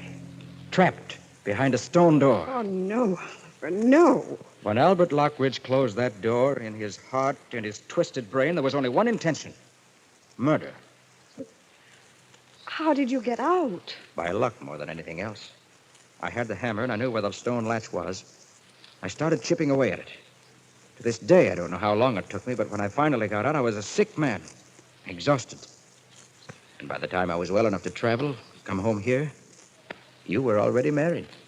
And he told me that you'd been killed by natives. Of course, that was a lie, but... Oliver, I still can't believe that your story's completely true either. But why? A man who's been the victim of an attempted murder would see that the murderer was punished. You didn't even try to. Well, Lenore, how could I? He was your husband. Well, why should that? Could I brand you as the wife of a murderer? Loving you as I did, as I do? I had to wait. But now let's forget this horrible past. I can't, no matter how I feel I can't. After all, there's no proof. Lenore, don't you believe me? It's not just that. Don't you see? At any moment, the telephone may ring telling me that he's alive. If I knew your story were true, perhaps I'd feel differently, but No, my place is here. I must stay here. Lenore, please. If you feel any love for me at all... Will you go, Oliver? Please. If that's what you wish. Yes, Lenore. I'll go. But remember, I love you.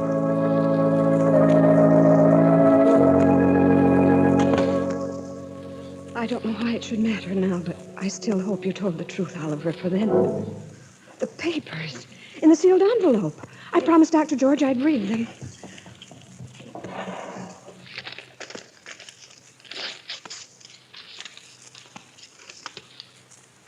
Lenore, there are many things on my mind as I sit writing this last word to you.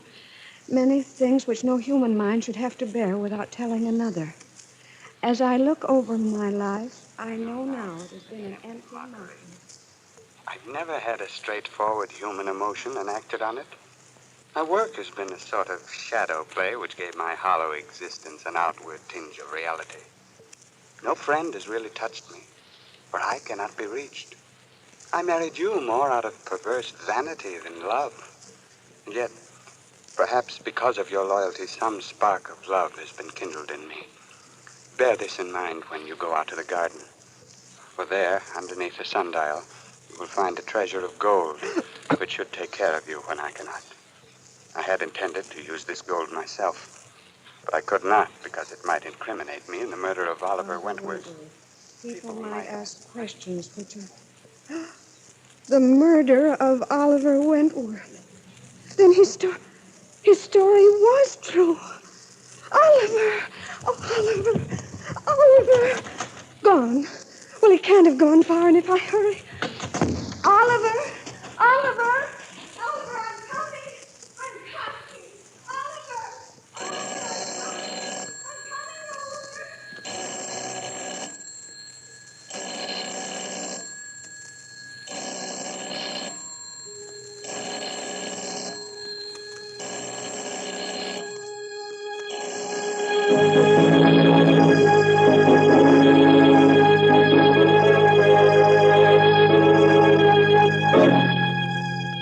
A telephone ringing in an empty house.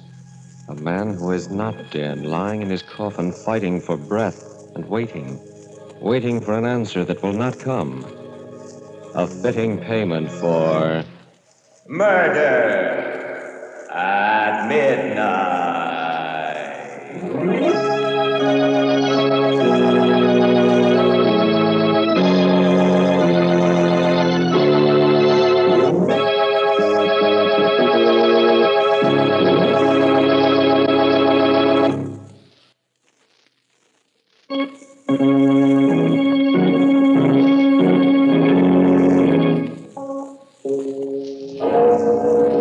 Remember to be with us again when death stands waiting at a newly dug grave and the clocks strike 12 for...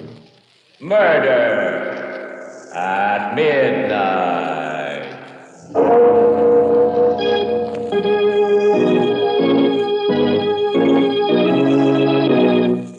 The parts of Mr. and Mrs. Albert Lockridge were played by Mr. and Mrs. Raymond Edward Johnson, with music by Charles Paul. Murder at Midnight was directed by Anton M. Leader.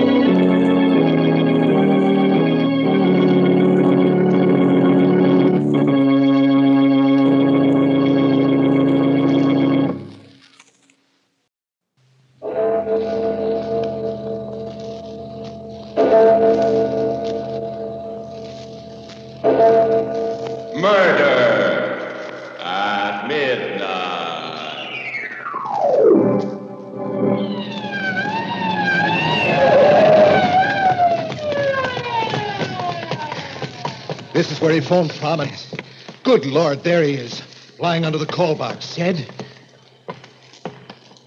His throat cut from ear to ear. And there, look, right next to him. Another of those devilish chessmen.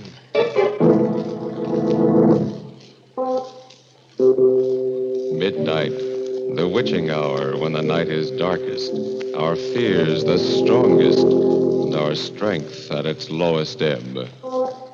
Midnight, when the graves gape open and death strikes.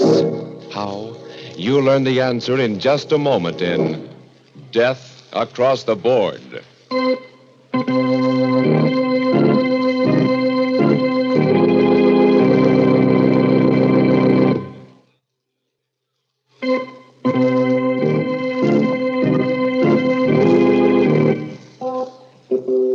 And now, Murder at Midnight.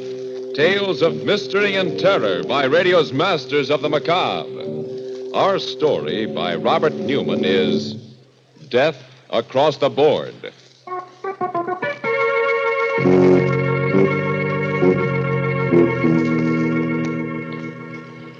It's about 11 o'clock on a sultry summer evening, and Dr. John Strand is standing in front of the window of a pawn shop in the oldest part of the city. There is the usual collection of odds and ends on display, and also some items that are rather unusual. On a sudden impulse, he pushes open the door and goes in. Good evening, sir. Good evening. Is there anything I can do for you? No, thank you. If you don't mind, I'd just like to look around. By all means. I just thought that if there was something in particular you were looking for, I have some very fine glassware. Hobnail, flint, and sandwich glass. No, thank you. I don't go in for glass collecting. Hello, this chess set. It's a very interesting one. And a very interesting game you're playing. My dear sir, you have no idea how interesting. Whose move? White's. Oh, well, then White should win in 6 moves. That, sir, is very much open to question. Well, perhaps we can play sometime. How much for this set? Oh, I'm awfully sorry, but it is not for sale. Oh, that's too bad. Yes. However, if you are interested in chess and chessmen, I know of a set that I think might appeal to you. It is an Arabian set, 12th or 13th century ivory, reputed to have belonged to Salah ed-Din. The white pieces are Saracen warriors, and the black pieces are crusaders. You have it here? Unfortunately, no. But it is not very far away, and if you thought you'd like to see it... Well, if it's not too expensive, and if you're sure it's no bother... My dear sir, don't give it another thought. I will be most anxious for your reactions, even if you do not buy. The address is 23 Vallon Place. That is down 2 blocks and 1 to your right. Ask for Felix and tell him that Raphael sent you. 23 Vallon Place and ask for Felix. I will phone him. Tell him to expect you. Your name is... Strand. Dr. John Strand. Very good, Dr. Strand. Somehow I have the feeling that we shall see each other again. All right. Perhaps even have a chance to play that game you mentioned before.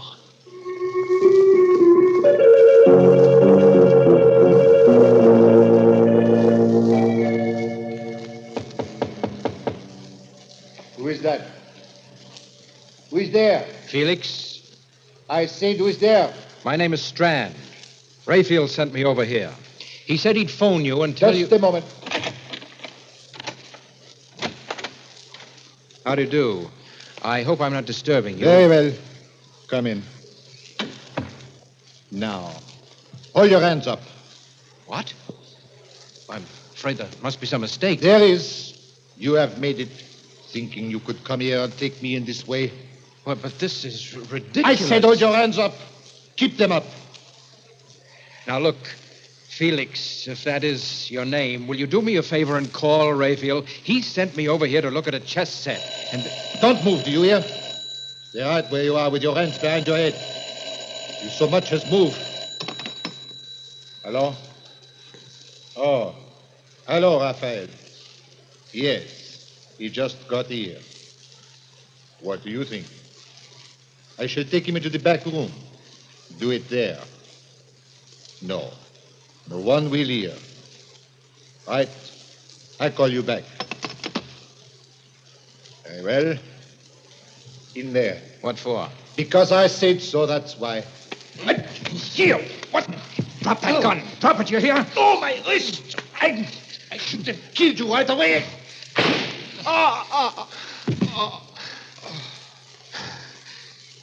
Okay, now. Now get up and tell me what this is all about. You hear me? I said get up. Felix. Dead.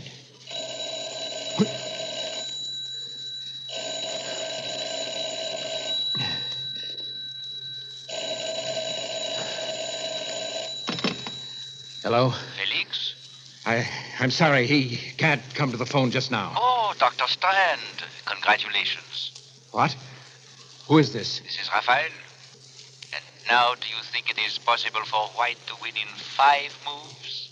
Well, what do you mean? What in heaven's name is... You killed him, did you not? Of course you killed him, or you would not be speaking to me now. May I suggest that you go through Felix's pockets, take out the most interesting thing you find there, and bring it to my shop? What? Bring it... Hello? Hello? Raphael! Goes through his pockets. Well, I've got to get to the bottom of this and find out what it's all about. A wallet, keys, and a chessman. A black rook. A black rook. All right, Mr. Raphael. I think perhaps I'll take you up on that. I will go back to your shop.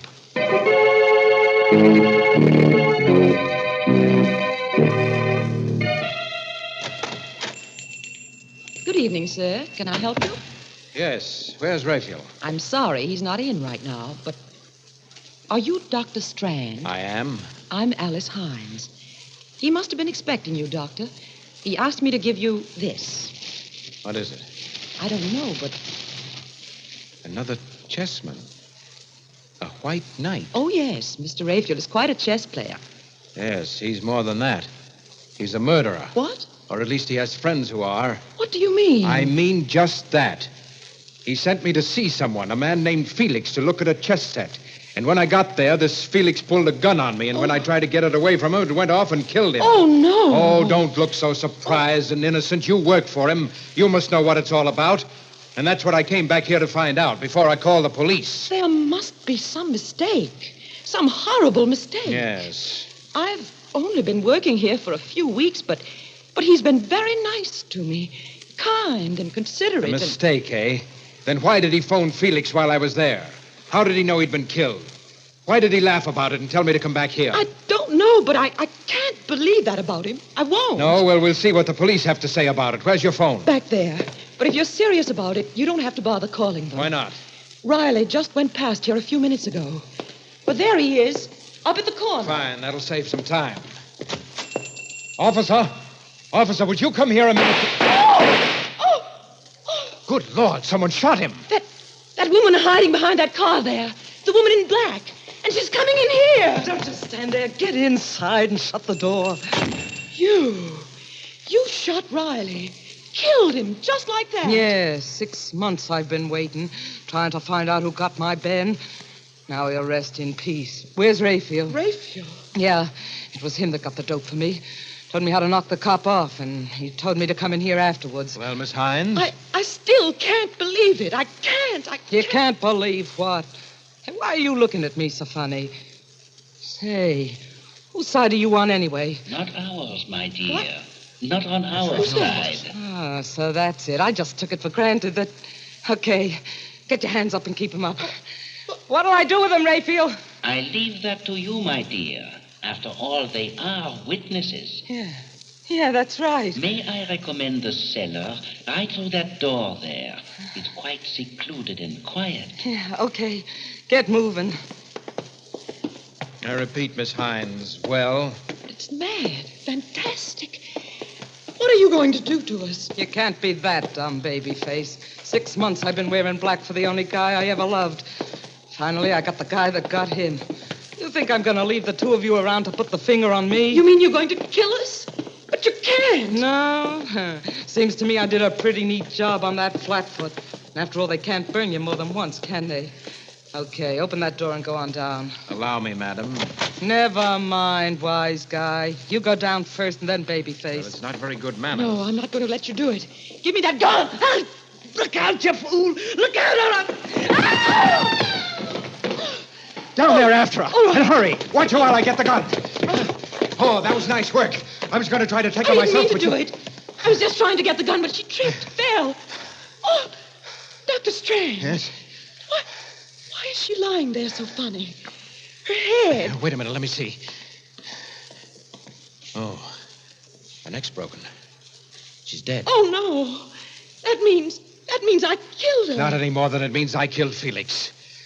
Well, Miss Hines, I think you must believe me now. I ask you for the last time, do you know what's behind all this? I told you I don't.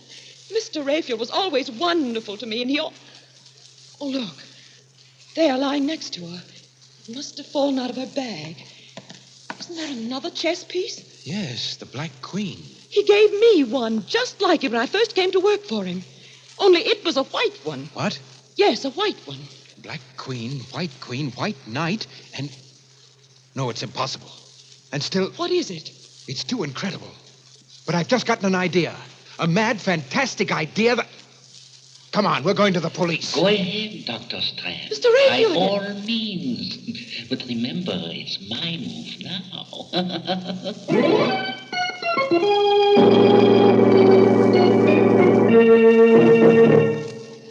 Raphael's move. With 3 pieces removed from the board already, 3 corpses, and the hands of the clock still moving toward the witching hour, and more.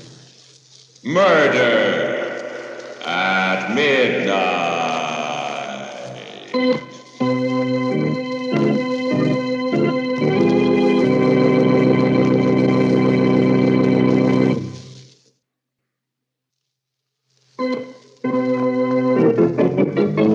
And now, back to Murder at Midnight and Death Across the Board. It's about a half hour later, and sitting in the office of Police Chief Adams, Dr. Strand has just finished his account of everything that has happened. There is silence for a minute. And then, without looking at either Strand or Alice, Adams says, So, you each bumped someone off, eh? And you've come here to give yourselves up. No. No, we certainly didn't come here to give ourselves up. I told you that in both cases it was self-defense. We're here because there's a madman loose, a homicidal maniac, and you've got to do something about him. A guy that just goes around bumping people off for fun, eh? Or rather gets other people to do his killing for him. Oh, no, there's much more to it than that. Much more. Yeah? What? Well, it just came to me a little while ago. Well, that's nice. There was something strangely familiar about this Raphael. Did you ever hear of Raphael Norbert? No. He was one of the greatest chess players in the world. Won practically every tournament in the books. And then about 5 years ago, he disappeared. Well, I believe he's playing another chess game now, the maddest game that ever was. Is there a map of the city around here? Yeah, right there on the wall. Now, let me see. Now, here's Raphael's shop. And... Yes, this would be it.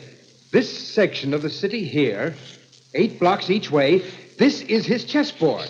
And human beings, people like Alice and me, are his chessmen. What? John. I know it sounds fantastic, but I think it's true. Oh. Now, when he sent me to Felix's, he told me to go down 2 blocks and 1 to the right.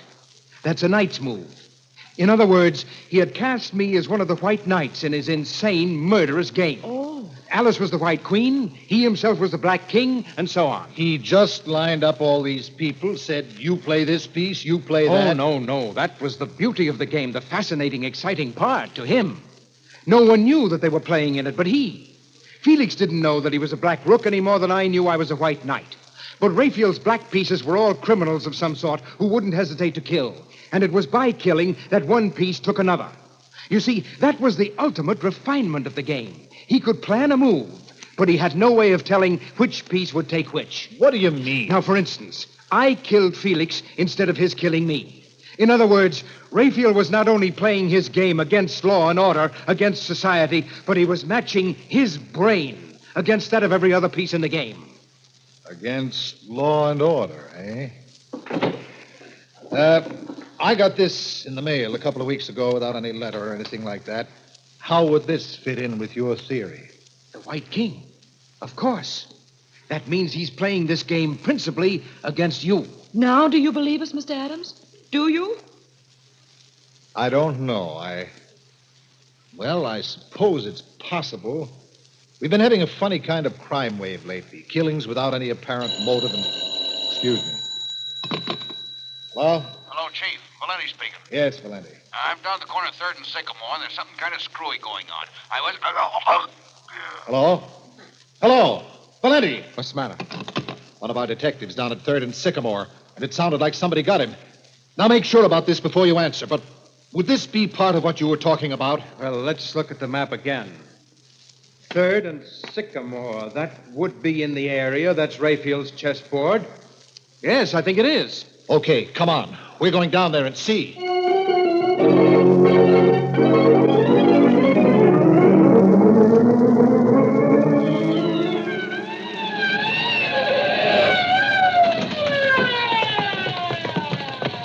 There he is, lying next to the call box. Yeah. He's dead. Stabbed. John. Yes? Mr. Adams. Look there, lying next to him. Another chess piece. Yeah. Yes, a pawn. A white pawn. Well, of course. If you're the White King, then all your men would be pawns. Pawns, huh? They're the pieces that get pushed around, aren't they? Well, they're the ones that are usually sacrificed. 2 of my men, Riley and Valenti. Okay, Strand, if this Raphael wants to play, I'll play with him. Then you do believe it? Yes. You're a chess player, Strand. Do you think you can figure out what this Raphael character is going to do next and tell me how I can meet him? I might. I only got a very quick look at the board, but if I could remember the location of the pieces... You mean he's actually got a board set up showing where all the pieces, everybody is? There's one set up on a little table right next to his desk. No one's allowed to touch it. That's the one. I think I remember the position of the pieces that were left, but some moves may have been made since I saw it last. Well, what are we fooling around here for? Let's go to the shop and make sure.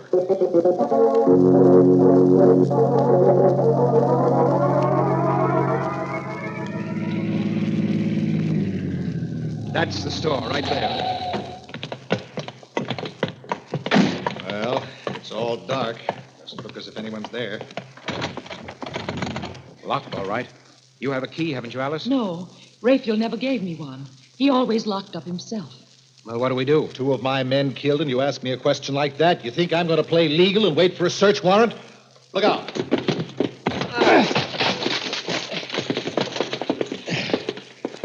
Okay.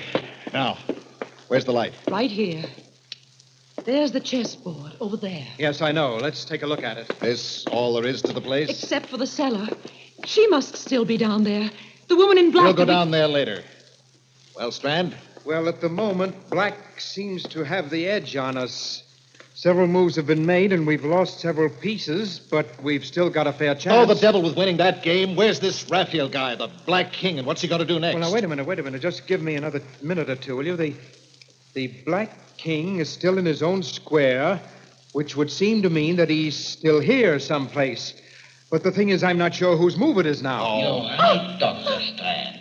I am still here, and it's my move. What in thunder? There's Rayfield speaking over some kind of a loudspeaker system, maybe from the cellar. All right, I'm going to see. I'll find out. Oh, John! Oh, Alice. Alice, where are you? Here. Right here. Are you all right? I think so. What was it? What happened? Well, he must have had the place mined or set a booby trap. And when Adams went to open the cellar door, Where is Adams? I'm not sure, but I think he's over there. I must have some matches someplace. Yes, here. Oh, under that beam there. Oh. Help me lift it off. All right. Oh. Okay. Adams. Is he? No, but he's badly hurt and losing blood. We've got to get him to a hospital fast.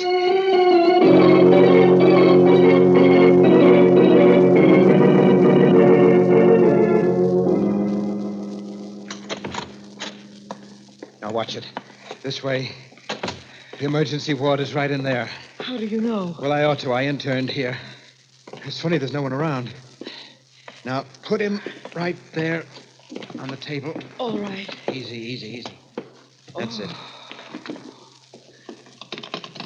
Hello. This is Dr. Strand speaking from the emergency ward. I have a very severe accident case here. Is there anyone around who can take care of him? What about surgery? Crandall? Oh, fine. Will you ask him to get down here as soon as possible? Thanks. Chap I used to know has just finished an operation. He'll be down right away. Will there still be time? Yes, I think so. We'll have to give him a transfusion once we get him patched up. Now, I'd better rustle up a sterile uniform for myself in case Crandall needs a hand. If I remember, they used to keep them in here. Isn't there anything I can do? Just keep an eye on him. The tourniquets particularly. It'd be just too bad if he lost any more blood. Right. He's still unconscious, but I think... That you, Crandall? I'm awfully glad you're here. Pretty serious case. Adams, chief of police. An explosion. Oh? There's no time to go into the whole story now. But if we don't work fast, we may lose him. I only had a chance to make... What are you doing? Removing the tourniquets? No, wait. I'm not ready with the ligatures yet. You're not Crandall. You're Raphael. What? Right, Dr. Strand. Raphael Norbert. Dr. Crandall is still in surgery, locked in, as a matter of fact. I put on this mask and gown not because I thought it would fool you, but because, well, somehow it just seemed appropriate. But it can't be you. You were in the shop. No, Dr. Strand. If you're thinking of my voice, as you guessed, it was coming over a loudspeaker system from next door. And if you're thinking of my position on the chessboard, you forget that I had not made my move yet, huh? You probably expected a Brodsky endgame. That would have been the classical move. But I played a variation of it. You castled? Right. What? I know you do not play chess, my dear Miss Hines. Castling is a move in which the king changes places with one of the castles or rooks. It was a move which brought me here to the hospital waiting for you. Mr. Raphael, I don't know why you've done everything you have, and I don't care, but you've got to let us do something about Mr. Adams. All that blood he's losing. Yes, Raphael, for heaven's No, sake. do not move, either of you. I do not want to have to shoot, but I sincerely hope it will not be necessary. After all, when the chief dies, the game will be over. And the most interesting game it has been. But haven't there been enough deaths already? You are very sentimental, my dear. I'm afraid you would never make a good chess player. Pieces have been taken, that's all. But suppose we just give up. Say you've won. That's right, Raphael. We'll concede you the game, but let me do something about Adams. There's still time. I've got everything ready here, all the instruments. No, Dr. Strand. This is one game I will not concede. That I insist on having played out to the last move. Well, if that's the way you want it, all right. And if I'm not mistaken, it's my move now.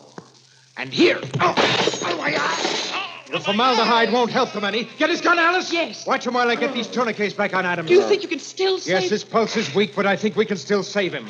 As for you, Raphael, you made one bad mistake. You forgot that 3 of us came to your shop. The White King, White Queen, and White Knight. That would put you in check. And you can't castle when you're in check. I bow, Dr. Strand. I felicitate and congratulate you. But if I am to lose, I prefer to lose in my own way. Look out, Alice! Watch him! He went through the window. Shall I call the police? Get them to go after him? No. There's a railroad underpass right outside. A drop of about 60 feet. I think that's game, match, and tournament. One last move, and the game is over. Over as we'd like to have all our stories end, with a final... Murder at Midnight.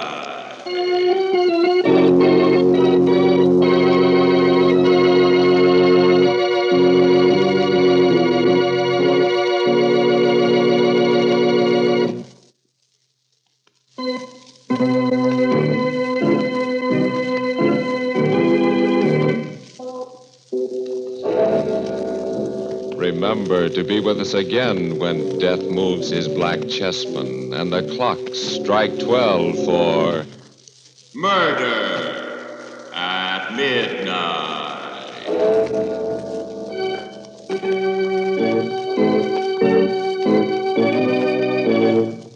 The part of Dr. John Strand was played by Eric Dressler. With music by Charles Paul, Murder at Midnight was directed by Anton M. Leader.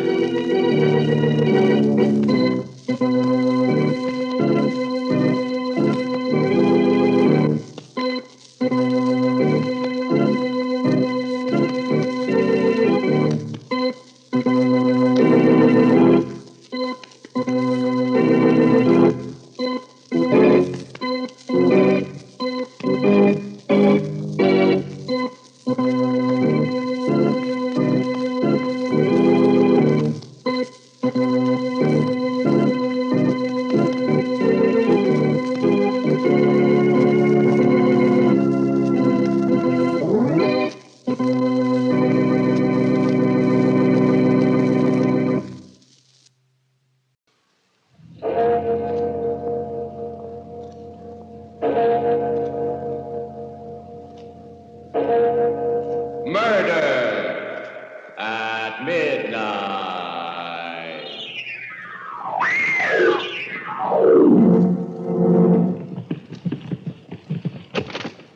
Quentin, look. The window. Torn out of its frame. No, they're on the floor. Sylvia. Good Lord. Her head twisted almost off, and her body looks as if every bone in it was broken.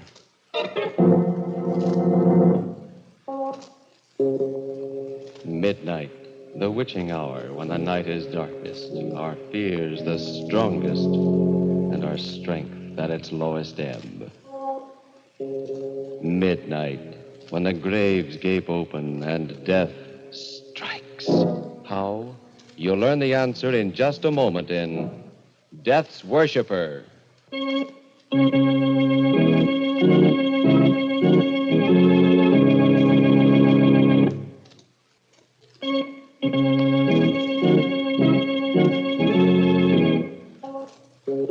And now, Murder at Midnight. Tales of mystery and terror by radio's masters of the macabre. Our story by J. Williams is a tale of fear from afar called Death's Worshipper. On the surface, it's a New York apartment like thousands of others. In a house with a brownstone front on a dark little street. But to Kate Bonney, living here with her brother Peter, it has become a prison cell, a place of menace, a house of terror. I can't explain, Peter. It's as though I were caught in a spider's web, waiting helplessly while the spider comes closer. But, Kate, you still haven't told me just exactly what's troubling you. It's real, Peter. It's a feeling that, well, like in a nightmare when you know something awful is after you and you can't escape. It's drawing closer. It's coming here to this room to find me. What'll I do, Peter? What shall I do? Please, Kate, pull yourself together. You've got to. I'm sorry, Peter. I'll try. Ah, that's better. Now then, let's have it. I can't come home every night to a sister who's afraid of the dark. What's it all about? Do you remember the weekend I spent at Quentin's place in the country? Just after he got back from India? Yes, of course. You couldn't make it, and I went alone. The conference in Chicago, I remember. Reminds me, I wonder why I haven't heard from him since. Those letters he wrote about some discoveries he made. Discoveries? Don't mention them. Why not? Because I have an idea that they're behind everything that happened. What do you mean? He didn't even mention the expedition until after dinner that first night. There were just the three of us, Quentin, Sylvia, and myself. He went into quite a bit of detail, describing his reasons for going. The long trip through the jungle. Finally came to a little gone village and tackled what I was sure was the last belt of jungle. That last stretch took us 6 hours. At last we broke out into a clearing, and there it was, towering above us, the temple of Shiva the Destroyer. Oh, that must have been a thrilling moment. Thrilling. You can't possibly know what that meant to me. I was just frightened. Sylvia frightens rather easily. That's not true, Quentin. It's just that it looked like some kind of crouching beast with a single devil's horn. Rubbish. It was breathtaking, Kate. Imagine a great square block of stone set in a riot of jungle foliage. Out of it rises a tremendous three-cornered spire fully 100 feet high. Oh, that must have been magnificent. Yes, and the whole thing covered with a lace tracery of stone carving. And this was what you had set out to find? This was it. Oh. You see, the Hindu Trimurti, or Trinity, is composed of three deities. Brahma, the creator, Vishnu, the preserver, and Shiva, the destroyer. Yes. Well, in this tiny district in the hills, there had once been a local cult which worshipped only the destroyer. In a curious and perverted way, well, the worshippers became their god. I don't understand. When they prayed to Shiva, the god himself entered and took possession of them. They were Shiva, with all the powers and all the frightful energy of the god. Good heavens. No, not a very good heaven. For you see, the heaven of these worshippers was nothingness. Nothingness? Yes. For them, the ultimate goal of man was destruction. The merging of oneself into a kind of cosmic non-existence. Now you can understand how I felt, Kate, when I first looked at that temple. Yes. I suppose that, yes, even a greater mind than yours, Sylvia, might well shrink before the majesty of a concept like that. Well, I know I would have been frightened, too. But India is a place where just such a concept would originate. Life means nothing there. Death flourishes in 1,000 forms. I climbed the spire of the temple and looked down over the sea of jungle to the brown river in the distance and the thread of smoke that marked the village.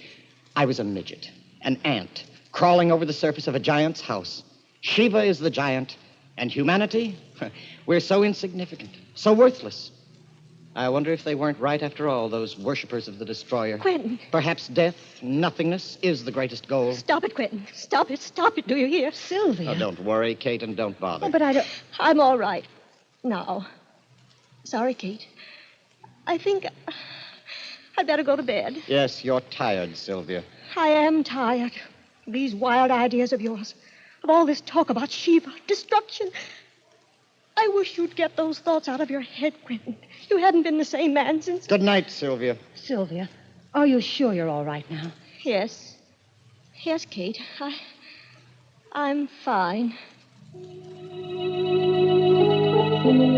But she wasn't fine, Peter. And it wasn't just fatigue that was bothering her. She was frightened, I could see that. Frightened out of her wits by something. And Quentin was different. When Sylvia had left us, he sat looking at me silently for a long while. And when at last he spoke, it was on another note. You know, Kate, all this talk of nothingness and death makes me believe more firmly than ever that man must try for happiness while he's alive. I agree. At least it's a pleasanter subject than what we've just been talking about. I'm glad you think so. Because I'm not happy now, Kate. But I thought you and Sylvia... Sylvia. There's nothing between us. Nothing. Hasn't been for years. But No, not even when we first got married. But you... When I first met you with your brother Peter years ago, something happened to me. My heart sang. It was as though I had burst out of my shell. I knew then. Quentin, you don't know what you're saying. I do. For the first time in years, I know exactly what I'm saying. I found a philosophy I can believe in, Kate, in a troubled world. And for the first time, I've found strength to tell you that I love you. Quentin, please. Kate, listen. Don't be alarmed. It would be so easy to go away together. Anything is possible for me now. Anything. We will go away. It doesn't matter where. No. We'll find a new life together. The power I know can be yours, too. I love you, Kate. We can make a new world for ourselves. We can be the gods of that world. Quentin, stop. I see. I didn't really expect you to say yes immediately. It is quite a decision. But perhaps I can get you to change your mind. Quentin, you mustn't think... You're right. I mustn't think. I must act. I knew I wouldn't be able to sleep after that. I didn't even try. I went out for a walk. And when I got back, about a half hour later, there was a light in the studio at the far end of the garden. I was curious enough to walk over and look in the window. The room within was hung with oriental tapestries, with odd, crooked Eastern swords. Quentin sat alone, staring at a figure on the table before him. I could hear him through the window. His face was set, wooden, expressionless, but his eyes seemed to shine in the candlelight like a cat's. And the figure before him, it was horrible. It was a bronze statuette with a serene but awful smile on its face, a smile of hellish triumph. A dozen arms sprang from each shoulder. It bore a club with a skull at its tip, and it seemed to dance upon the back of a crouching dwarf. And Quentin, staring at it, was speaking to it.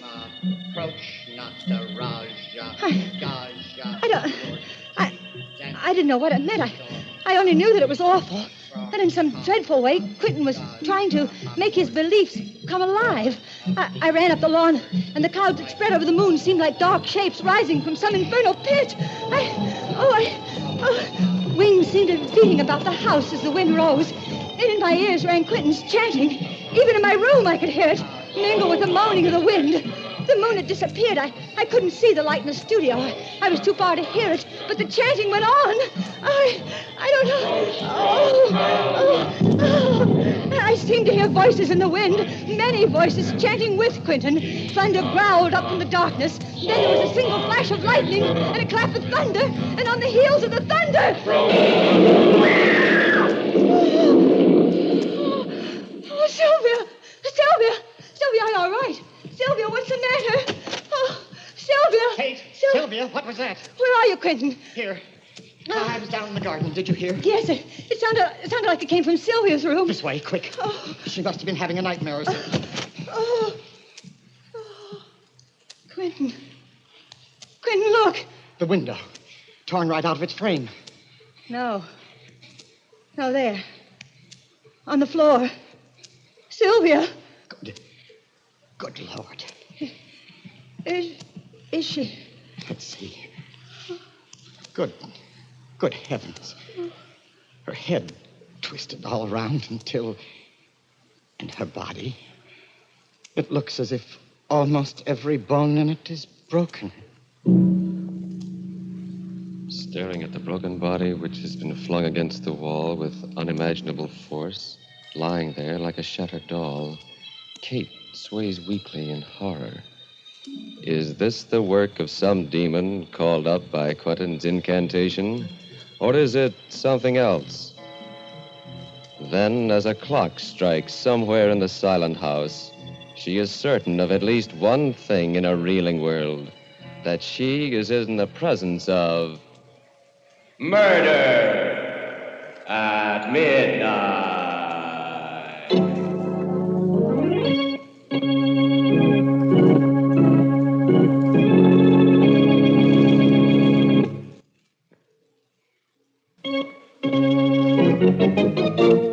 And now, back to Murder at Midnight and Death's Worshipper. Pale and shaking, Kate Bonney continues telling her story to her brother. It was as though something with superhuman strength had twisted her head around and then just tossed her aside against the wall. Every bone in her body was broken. It must have been pretty ghastly, but surely you're not going to let the memory of that... It has nothing to do with memory. Something that's more than human, I don't know what, killed Sylvia. And now it's after me. After you? Haven't you seen the papers in the last few days? No, you know I've been up to my neck in work. What's that got to do with it? Oh, look here. These clippings, I've been saving them. Let's see. Another unsolved murder. Police admit bafflement. No motive. Well? Go on. Read the rest of it. Middle-aged man, identified as J.D. Brathwaite, broker. Neck was wrung, apparently, by someone with tremendous physical strength. Yes, and this one. An unidentified woman, neck wrung and the body thrown against the wall. And this, and this, and this. All the same. Kate, darling, this is all perfectly ridiculous. No, look. Here's a map of our neighborhood. The first death took place up here. The next, 2 blocks further south. Don't you see? One after the other, they're coming closer to this house, to me. Kate, now listen. It's quite clear what's happened. You were upset by Sylvia's death, naturally. Just because of the coincidence of these crimes, you have an obsession that someone or something is haunting you. You've been working too hard. And I suppose you've been having nightmares, too. They're not nightmares. I'm going to run across the street to Dr. Sanford. No, Peter. You lie down and try to rest. I'll bring Sanford over and have him take a look at you. You're all run down. No, Peter, don't leave me. You don't know what Pour yourself a drink, Katie. I won't be a minute.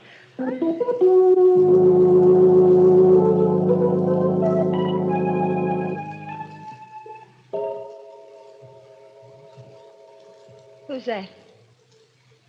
Peter. Is that you? Peter, answer me. Is that... Who is it? Quinn. Hello, Kate. How are you? Don't come any closer. I'll call Peter. Why, Kate? What's the matter? I suspected then when it happened. And now these last few days I know. Sylvia, you did it. You killed her, Quentin. I don't know how, but You're you did. mistaken, Kate. It wasn't I. I was only the instrument of something greater, stronger than man. Quentin? What do you mean? Don't be afraid. He's really benign. He? Shiva the Destroyer. Oh. It is his love for mankind that allows him to bring the blessing of annihilation. Oh, no. I worshipped him, and he came. He came in a rush of wind on the thunder and took possession of me. I was Shiva. Using my body, he climbed the wall, burst the window in. He killed Sylvia. Oh, no. Yes, Kate, I became Shiva. At least I must have. I don't remember it clearly, but there were great wings, lightnings. And when I came to myself, I was seated in my studio again. And those others? You know about them? Yes, I killed others. I don't remember how many. But all life will end in nothingness, and man's highest goal is to dissolve into dust. I was conferring on them the highest possible blessing, obliteration. Quentin, you're mad. Your discovery... My discovery has made me a god. Now he's starting to come to me, now without the incantation, without my willing it. Sometimes at night I feel the great wind of his coming. I turn to ice as the god approaches to seize upon me, and... Kate, I'm afraid. But why did you come here? What do you want of me? I need you, Kate. I'm afraid. That's the truth. I'm afraid of the blackness, of the nothingness, of the inevitable end of all things. When I'm alone, I feel the horror of it, of the darkness. You can save me, Kate. You're the only one who can help me. Sylvia's gone. There's nothing to prevent... You don't know what you're saying. Come in, Doctor. Oh, Quentin. Hello. I was just... Stay where you are. Don't come any closer. A gun? Now, look, Quentin. I warn you, don't come any closer. Stand still, Peter. Kate, for the last time, will you come? Quentin, please listen to reason. Put that gun down. Quentin. Easy, Peter. I wouldn't mind killing you, Peter. But if you wish to live, stay where you are. And don't follow me. Has he gone mad or what? Kate, what happened? I'm not sure. He killed Sylvia. He admitted it. And he's killed... I don't know how many others. What? It's true. He believes that Shiva, the Destroyer, controls him. He believes that when he kills, he's granting a blessings to the one he destroys. But that's crazy. No, not so crazy, Peter. May I say something? Why, of course, Doctor. I thought there was something wrong with him the minute I saw him. His eyes, I think it's a case of self-hypnosis. Something like the Moros practice when they run amok. They believe that they're possessed by God, and while in this state, they can actually perform amazing feats of strength and endurance. A number of primitive peoples have the same belief. Dervishes, Indian fakirs. Your friend must induce this state by an incantation of some kind, or by concentrating on some object until the hypnotic state is induced. That's true. I heard him. I saw him praying to the image of Shiva. That's how he must do it. Well, if it is true, he's extremely dangerous. We'd better get the police. May I use the phone? Wait. I can't believe it. He certainly wasn't joking about that gun, Peter. And according to your sister, he's already killed several times. No, he mustn't do that. Peter's right. We're his friends. And he loves me. He said I was the only one who could help him. He really is afraid and alone. Of course, Kate. Doctor, Quentin and I were kids together. If he's in trouble, we've got to do something to help him, not call the police down on him. Where do you think he's gone? I'm sure he's gone back to his house in the country. We could try there anyway. My car is just around the corner. I think we're taking an awful chance, but on the other hand... It's a chance we've got to take, Doctor. He told me that Shiva comes to him now without incantation. I'm terribly afraid of him and of what might happen. But I'm more afraid of what he may do now to himself or to someone else.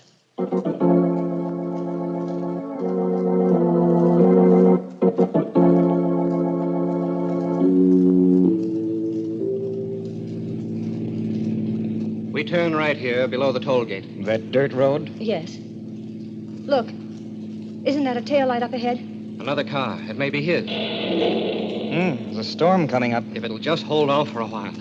A storm. Just like that first night. There, the other car's turning off. That's the driveway to Quentin's house. Step on it.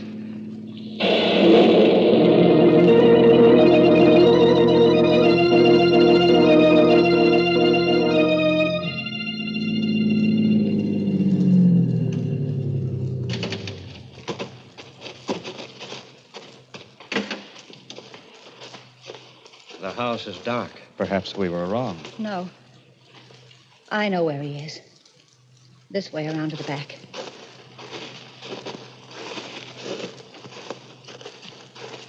There's a light. That's the studio. Quiet. Quiet, let's have a look first.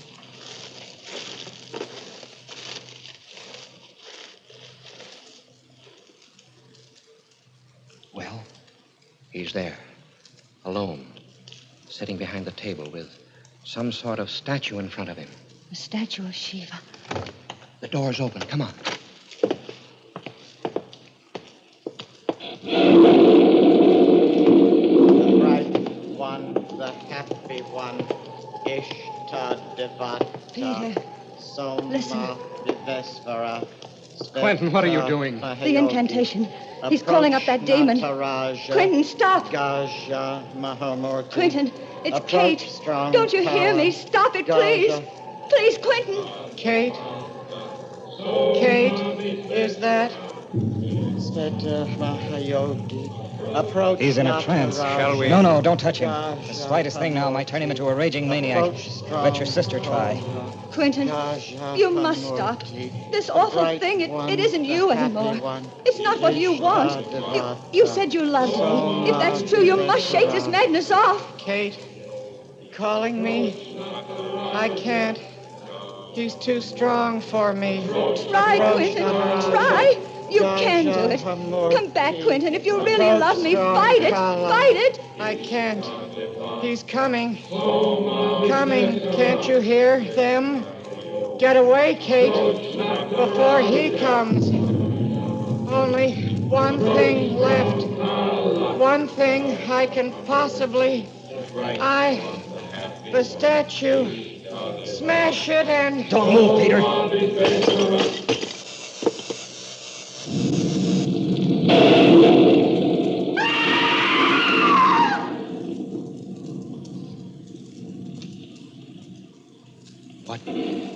What was it?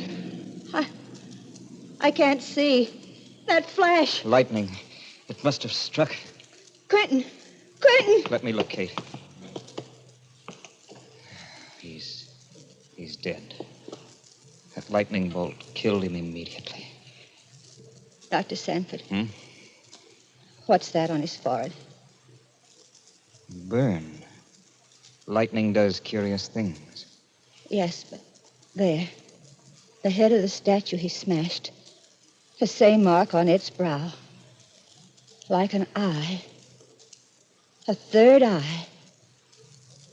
The mark of Shiva. The vengeance of a thwarted god? Or coincidence? Kate and her brother look at each other, and then again at the contorted face with that inexplicable burn etched like the mark of Cain upon its forehead. And in the distance, from some far-off steeple, a clock begins to chime the hour. 12 strokes for... Murder at midnight.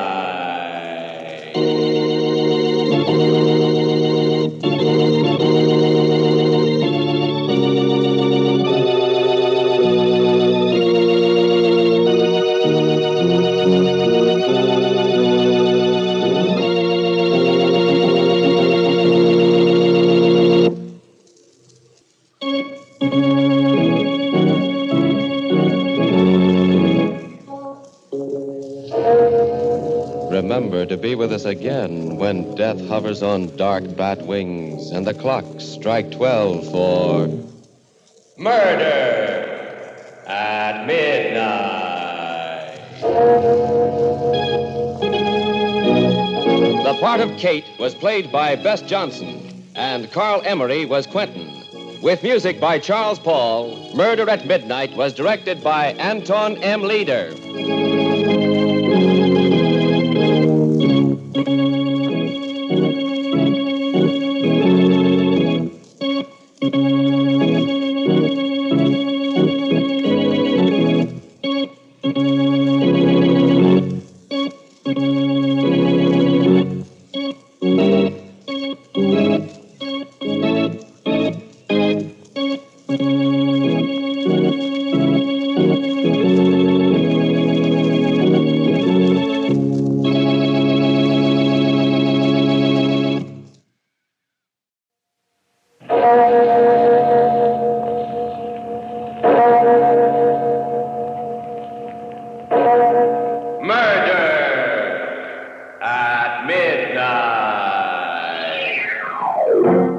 She seemed to be making for the roof, but on the top floor, we finally caught up with her. Crane, please, please.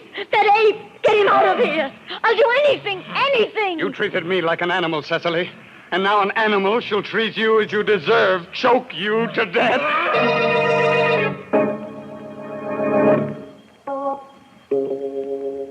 midnight, the witching hour when the night is darkest and our fears the strongest, our strength at its lowest ebb. Midnight, when the graves gape open and death strikes. How? You'll learn the answer in just a moment in The Ape Song.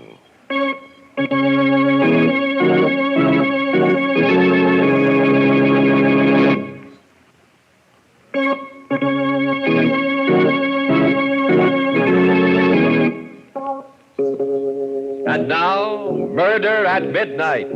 Tales of mystery and terror by radio's masters of the macabre. Our story by Peter Martin is The Ape Song.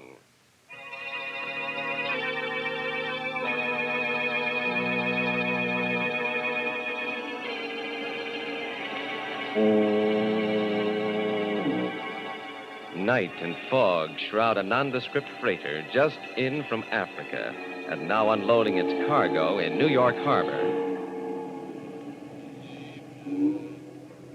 Down in the ship's deepest hold stands Crane Folliot, the famous big game hunter. Before him is an iron cage containing his latest conquest, a restless thing of panic and hysteria and insensate passions, a huge ape. Quiet. Don't be afraid. I'm not going to kill you, hurt you. I've killed too much already. And besides, I need you to live, need your help. Now, that's better. Yes, my friend, you shall live to save me from death. A death in life. I'll be taking them off in a minute. Huh? Oh, good. Lucky thing we were able to get a hold of another truck. Why the university forgot to send their truck is beyond me. Still, I don't think keeping the animal in my cellar overnight will harm him or anybody. Nah. Look at him shake, though. He's scared. Well, not scared exactly. That's because, like all apes taken from their natural habitat, he imagines he's in the presence of death. Death? Yes. What's he doing now? Opening and closing his mouth as if he were trying to sing or something. How did you know? No. Know what? Oh, I'm sorry. No, you wouldn't know. They can sing, though. Yeah? They do. But only when they're in the presence of death.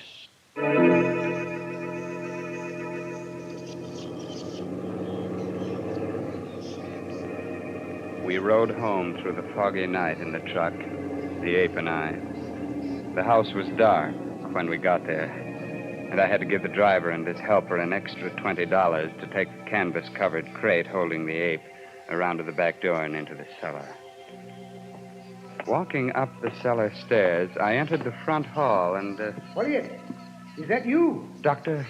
Murchison. Yes, welcome home. What are you doing here? Your wife was just going out when I came here, but she let me in, and I've been waiting for you. Waiting for me? Yes.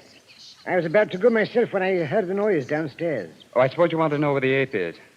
Well, he's downstairs in the cellar. I see.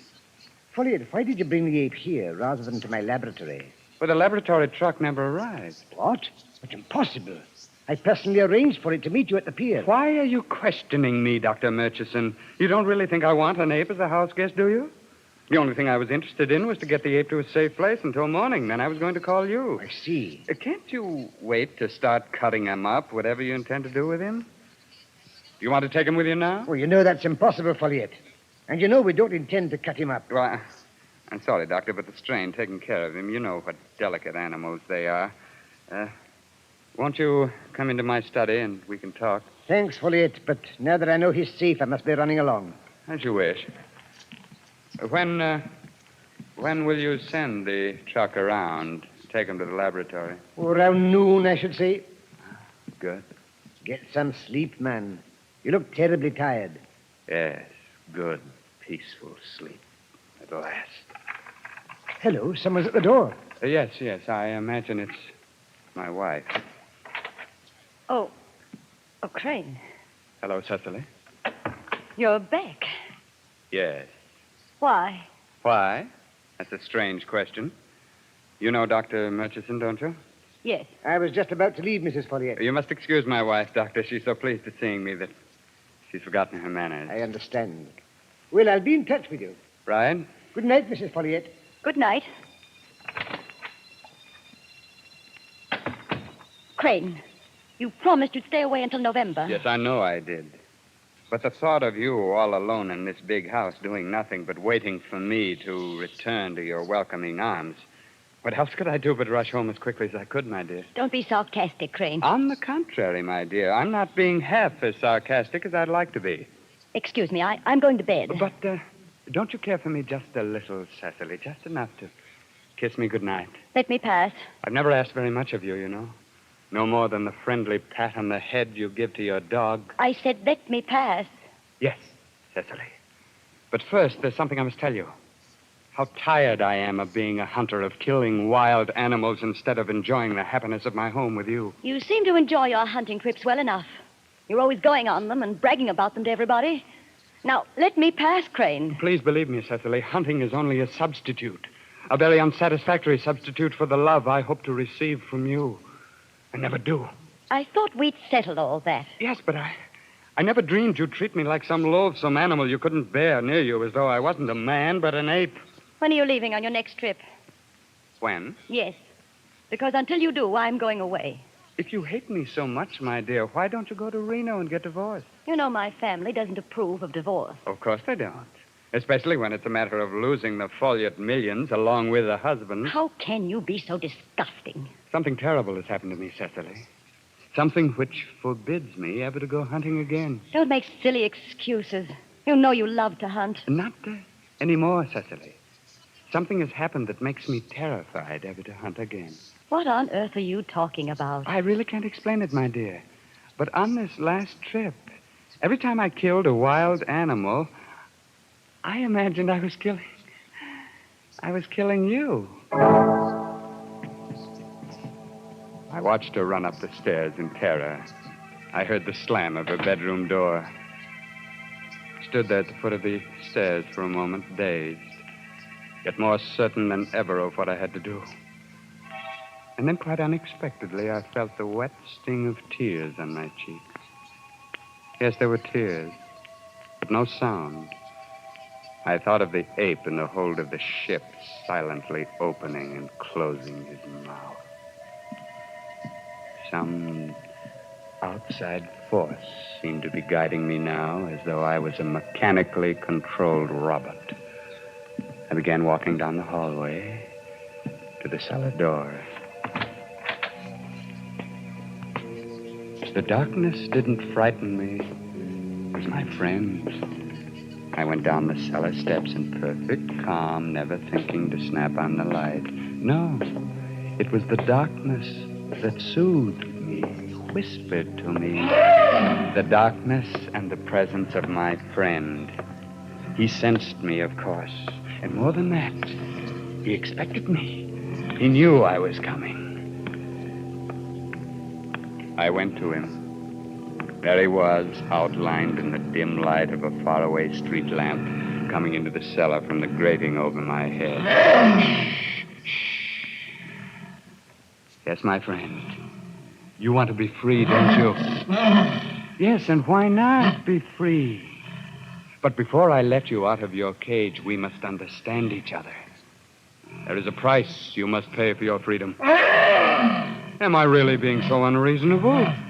Listen, you shall do what I command you to do, with an ecstasy of satisfaction. Do you hear? For this time it is no animal you will see die, but a human being. And more than that, my friend, you will not only see her die, but you yourself shall kill her, shall avenge all the terrible deaths I have dealt your fellow brothers of the animal kingdom. I see you are pleased, and you should be. Didn't I kill your mate? But I tell you, Cecily drove me to it in my need to quench my murder lust against her. And now, my friend, you shall act as my conscience. You shall kill Cecily in revenge. Your spirit shall be my spirit, and Cecily will die.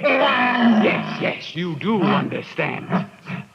Here in my hand is the key to your cage, the key to your freedom, and mine. We have made our bargain, haven't we? Yes. We understand each other as though we were two brothers. Yes. Come out. Now, upstairs to her room. It is there that you shall sing at last. Yes, your song of freedom, your ape song.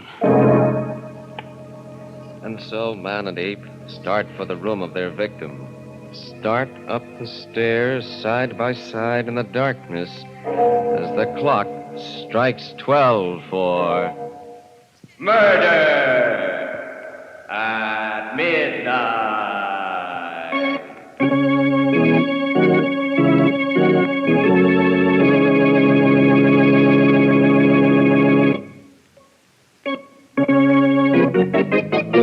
And now back to Murder at Midnight and the Ape Song. Crane Folliot and his ape continue up the steps to Cecily's room. We went up the cellar stairs together. And it didn't seem strange when the ape took my hand as though wishing me to guide him. And then for a moment I was afraid of trouble. The ape became fascinated with the heavy carpeting in the hallway, patting it with his hand as an infant plays with sand. But finally I got him to stand up and come with me. We made hardly any sound as we climbed the main staircase leading to her room. Who is it? What is it, my dear? What's the matter? Oh, something in the room. I hear it. I see its eyes. But that's fantastic, my dear. There it is. Crane, what are you doing to me? I see nothing. I hear nothing. Crane, let go of my arm. In a moment, but won't you kiss me, please? You're going to kill me. Oh, no, not I. Come, aren't you going to kiss me just once, as you used to in the old days? All right. Yes, anything. But let me go. Good. Now, let me hold you in my arms. Oh, Cecily, I need you so. Why have I lost you? Why did you forsake me, Cecily? Go! Cecily, come back. Don't run. You can't get away. Very well, if that's the way you want it. It was quite a chase. I followed them as they ran through the house from room to room, floor to floor. She seemed to be making for the roof, but I knew if she got away from me, she'd never shake off the ape. Finally, on the top floor, we caught up with her in the attic. Crane! Please, that ape! Get him out of here, Crane. I'll do anything. You treated me like an animal, Cecily. And now an animal shall treat you as you deserve. Choke the life out of you. There she is, over there in the corner. No, Crane. She made me kill your mates. Kill her! Kill her! Kill her! Crane! Goodbye, Cecily.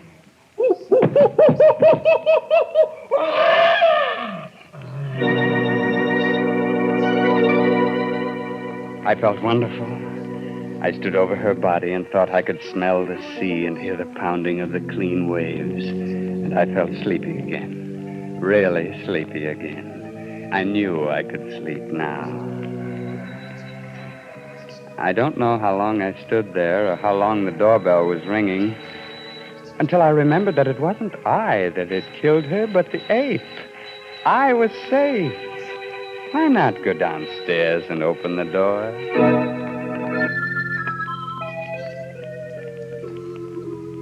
Couldn't get a taxi, and I wanted to see the ape first thing in the morning anyway, so I thought I'd come back to that comfortable sofa of yours. Dr. Murchison, the ape has escaped. Escaped? Yes, he jumped out of a window into a tree after killing my wife. Folliot, what are you saying? Yes, right after you left. The first I knew of it was when she screamed. I ran upstairs to her room, but... Queer. What was that? I merely said it was queer. I can't tell you how sorry I am, Folliot, for you. Sorry. For me? Shouldn't I be? In a way. Yes, it's lucky you did come back. We'll have to organize a search for the ape, of course. Call the police. Yes. I am sorry for you, Folliot. Terribly sorry.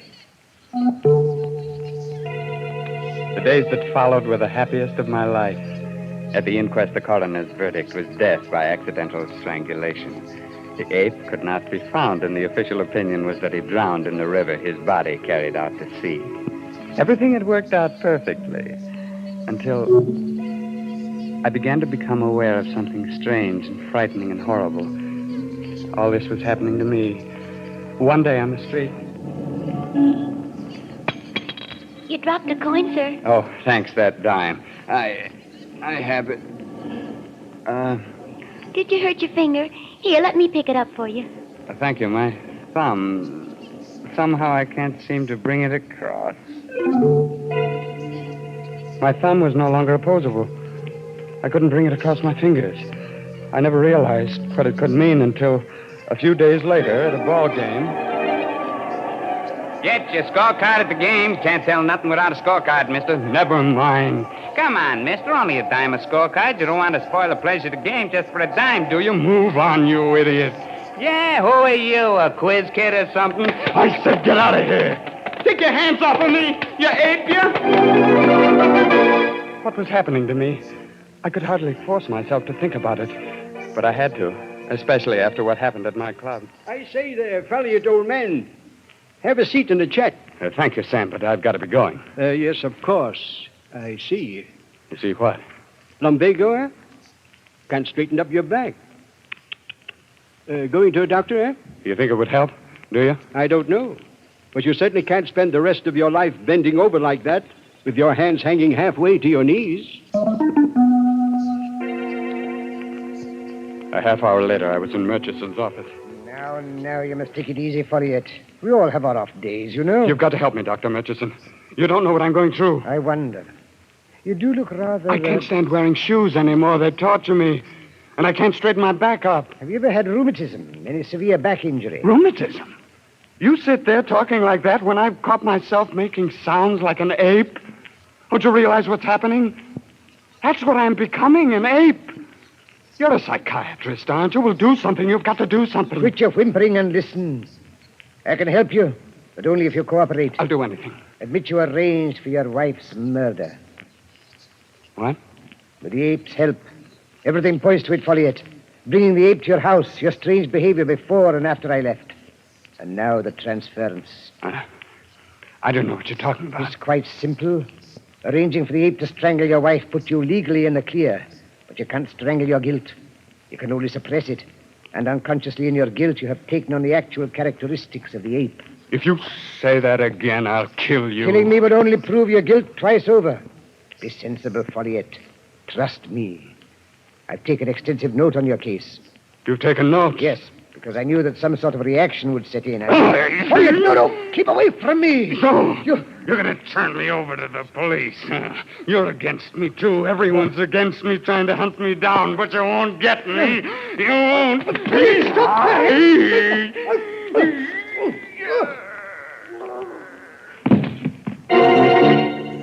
I dropped him, and he fell to the floor gasping. And then I tore open the door and ran. I didn't know where I was going, what I was going to do next. I only knew I had to hide. I found an abandoned house, hid in the cellar, and there in the darkness, it all became clear. Ape. The ape who had killed Cecily. I was the ape. That meant he was Crane Folliot, and that meant... Yes. I had to find him somehow. Kill him for killing Cecily. And that way become my old self again. Ape, where could I go? Where would I hide if I were he? Where there is green, yes, and trees, and rocks. Ape, yes, in the park.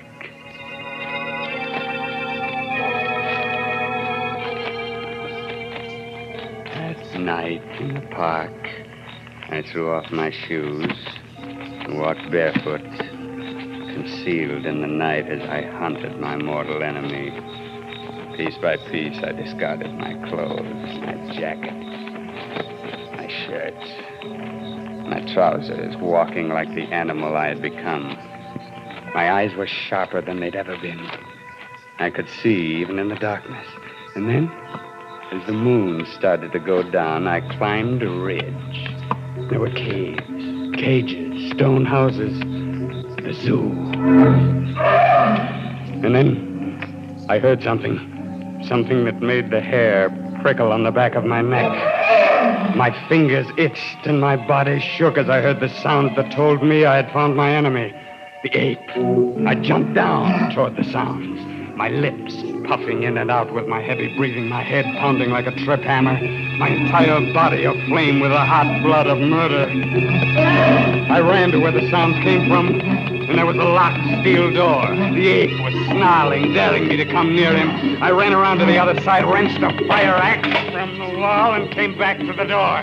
I smashed at the lock with the sharp edge of the axe, opened the door, and leaped into the cage. He reared at me with his hind legs, and I sprang at his throat. Hold him, Moses! Jake, get your gun, quick! There's a man in there! Hurry up, now! Die for killing Cecily! And die and me, too! Let me be Folliot! Folliot, do you hear? Watch out, the cage is open! Dead. You're dead. And I free!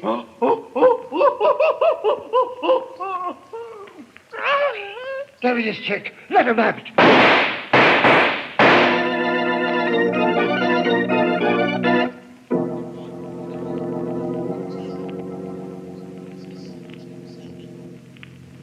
Yes, it's he. I pronounce him dead. Who'd have thought a man could make a sound like that? It was dark, and we thought the ape had killed him, so Jake just fired. What gets me is his trying to kill an ape with his bare hands and doing it. To his crazed mind, this was the same ape he provoked into killing his wife. I'll never forget that sound as long as I live. Never. The complete transference into ape. Yet he could have been saved. Look at them lying on the ground. Too bad we couldn't have gotten here a minute sooner. Sure left an easy trail, dropping his shoes and clothes after him piece by piece. Ape and man on the ground, side by side. It ain't pretty. His toes turned in, puffs of hair from the ape's throat still clutched between his fingers, his teeth biting into his lower lip. Poor Folliot. Or should I say poor humans? How close to animals we really are. Two bodies lying side by side in the darkness, with no one to say which was the victim. As the clock strikes 12 for Murder at Midnight.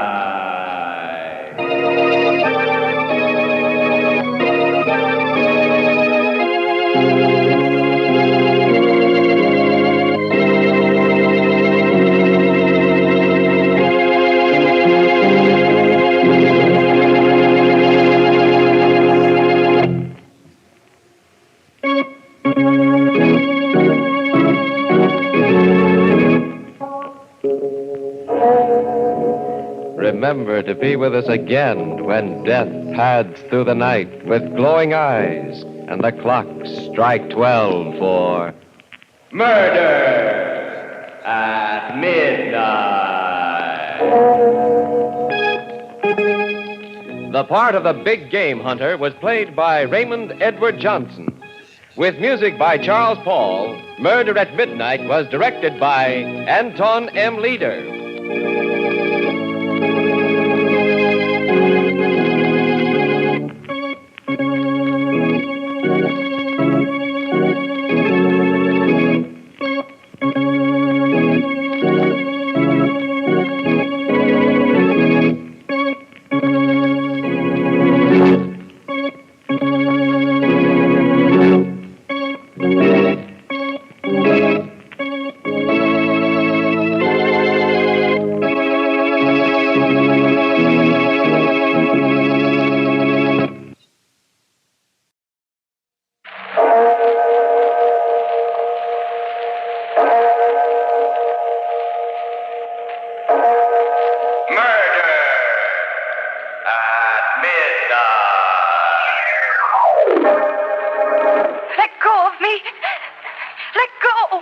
First, I have a little surprise for you. Look there, right in front of you.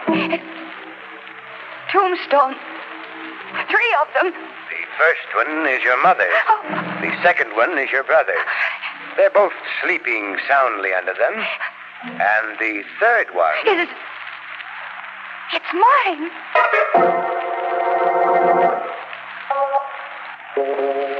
Midnight, the witching hour when the night is darkest, our fears the strongest, and our strength at its lowest ebb. Midnight, when the graves gape open and death strikes. How? You'll learn the answer in just a moment in The Man with the Black Beard.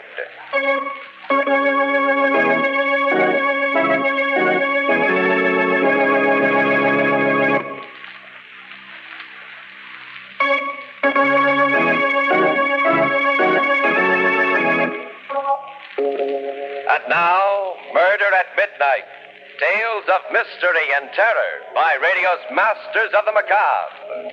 Our story by Sigmund Miller is The Man with the Black Beard.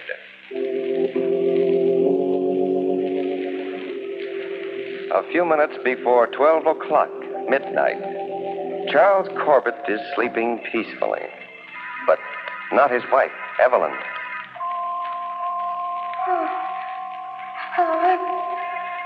No. No, don't touch me. There's no use running. You can't get away. Please let me alone. You mustn't be afraid, Evelyn. You. That black beard. I've seen you before. Of course you've seen me before. Everybody does. Sooner or later. No. I don't want to see you. And I won't.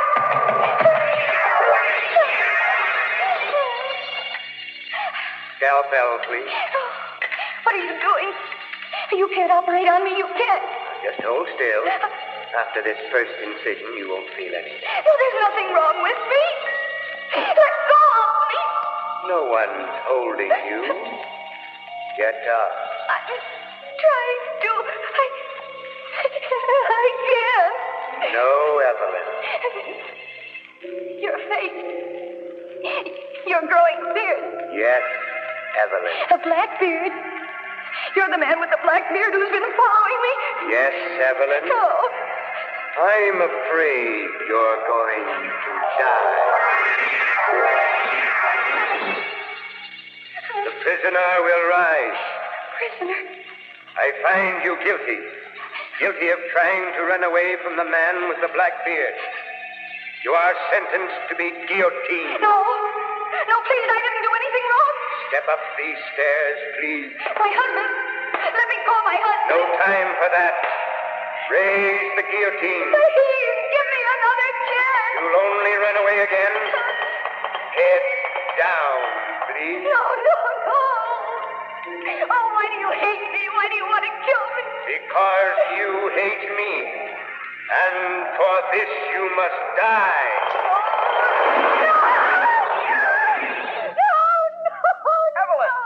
Evelyn, for heaven's sake, what's the matter, darling? Charles, help me. Stop it. You're perfectly safe. Look, darling. Look, you're in bed. I'm in bed? Yes. Oh, Charles. Oh, what was it, darling? What was it? Was it a bad dream? Oh, Charles. It was the most dreadful dream I've ever had. Oh, there. There was a man with a black beard, and he was trying to kill me. No, darling. At first, he was a doctor. He was going to operate on me. And then he tried to guillotine me. No. And the knife was just going out. Oh. But you... Poor darling, it's all my fault. Oh, no. Why is it your fault? Telling you about that latest case of mine, that murder case. No, Charles. No, I don't think it was that. No, I've dreamed about that man with the black beard before. Charles, it means something. When did you dream about it before? I don't know. It was about a month ago. Oh, yes, that was when I got my new job. That makes sense. No, Charles, there's something else. I can't help feeling it. I can't help feeling that I'm going to die. Don't say that, Evelyn. No, I feel it in my bones, Charles. I'm certain. I'm going to die. Soon.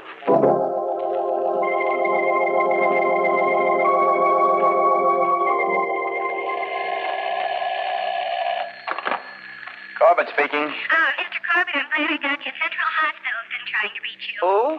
Central Hospital. Oh, they must have the wrong Corbett. I don't know anyone there. Oh, they said it was about your wife. My wife? What about her? Well, she collapsed down the street, and, they brought her into the hospital. Okay. I'm going right over.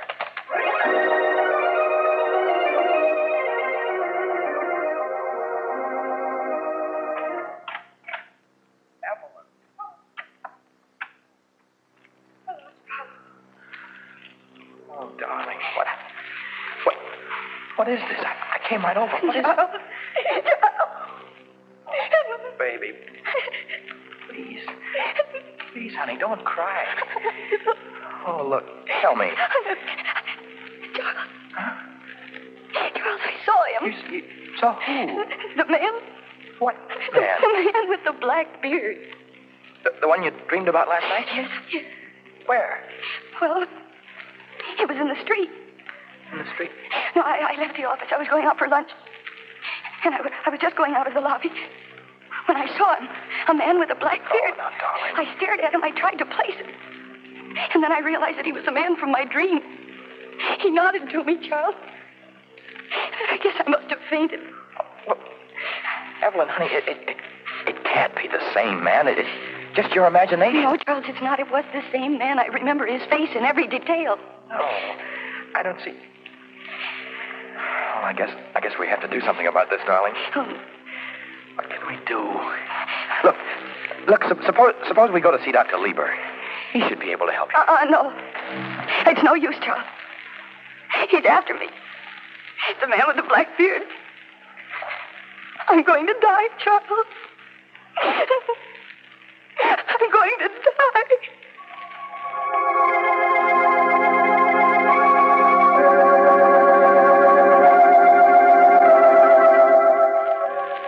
Can you describe the man to me, Mrs. Corbett? Yes, Doctor, I can. He has a long, narrow face, deep-set black eyes, and a black beard. Had you ever seen him before before you dreamed of him? No, I don't think so. And you believe the man you saw in the street and the one you dreamed about are the same? I know they are. You say he nodded to you, as if he knew you. Oh, he knew me, all right. He wants me to die. You met him twice? Yes, and both times he nodded. I can understand your being afraid of him. But I think you also hate him. You do hate him, don't you? Hate him? Doctor, I could kill him without even thinking twice about it. I see. What do you think, Dr. Lieber? If she did not hate him, the explanation would be simple. She might have seen this man with a black beard before she dreamed of him just passing in the street. And she could have had a nightmare about him. But hate is important. Hating him the way she does, that means he has become a symbol to her. A symbol? Then you don't believe he's a real person, do you? That he's really threatening me? Not in the way you mean. What we'll have to do is to find out just what he does stand for. But, Doctor, I tell you, I know what he stands for. He stands for death. I'm not going to tell you to forget him, Mrs. Corbett, because you won't. But if you'll come back again tomorrow, well, we'll see if we can't find out a little more about him.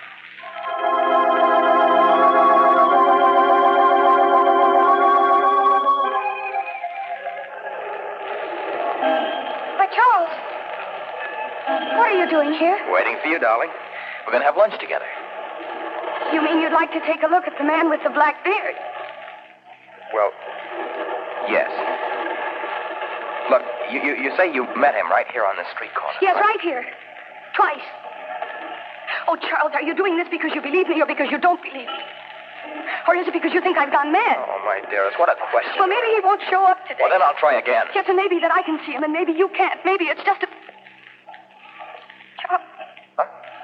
Look. Where? There. Coming towards us. Well, I'll be... Oh, just as you described it. Then you do see him. How do you do? He spoke to me. He never did that before. Get into that car. Hey, you! Wait, I want to talk to you. He isn't paying any attention, Charles. He's driving away. Can't let him get away. Taxi! Come on. Taxi! Here, inside, Evelyn. Wait. Where'd you, bud? Follow that black car. We've got to see where he goes.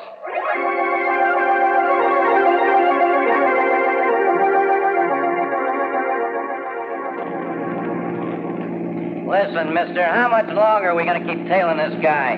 We're way outside the city limits. Yeah. We're going to tail him until we find out where he's going. You haven't lost him, have you? No, he can't go much further because this road... Hey, he's turning off. Huh? Into the cemetery. What? What did you say? The Cypress Cemetery. He's going in. Well, step on it, will you? I'm going to catch him. Don't worry. There's just this one road, and the entrance gate's on the other side of this curve. There's an attendant there. He'll have to stop and show a pass or something. Holy smoke. He's gone. Hey, stop at that gate, will you? Yes, sir. Excuse me, we're looking for a big black car that just came through here. Black car? There hasn't been a car through here for an hour. You see, Charles, I told you. Stop it, Evelyn. I told you. Stop it. Look, there must have been one. We followed it all the way from town. A man with a black beard was driving it. Mister, I say there hasn't been a car through here for an hour. With or without a beard. A man with a black beard and a black car vanishing into thin air at the gates of a cemetery. But then, where would you expect the trail to end that began with a nightmare, a dream of Murder at midnight.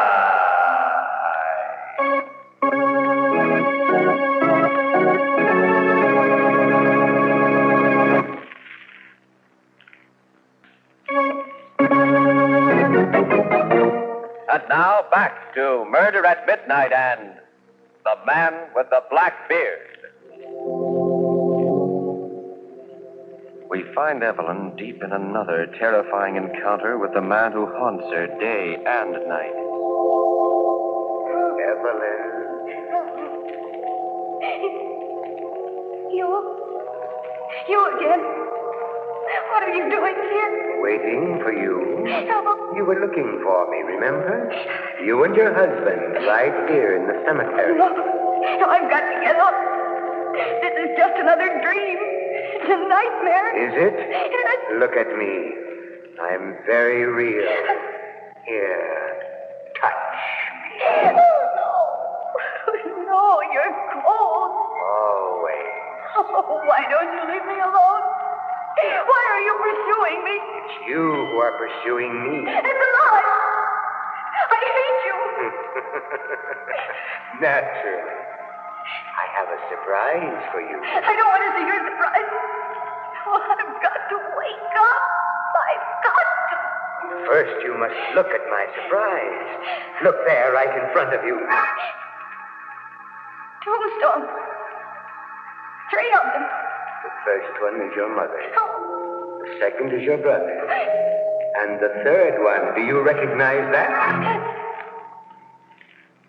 It's my own. Can you read the inscription? Oh, It says, Evelyn Corbett, beloved wife. Simple, but dignified. No, it's horrible. It's horrible. Now, if you kindly step down into your grave, our business will be finished. No, I won't do it. I won't. I don't want to die. I'm afraid I must insist. No, I won't. This time you can't help yourself, even by waking up. This time in you go. Evelyn! What are you doing on the floor? What is it? Oh, Darling, what's the matter? it was he again. Who? It was the man with the black beard. He threw me into my grave. Oh, no, darling. You fell off the bed, that's all. Oh, Here, darling, let me help you up. Back on the bed. There. Oh, Charles. Oh, Charles, if this keeps up, I'll go out of my mind. I know, darling. Oh, Charles, do something. You just got to do something.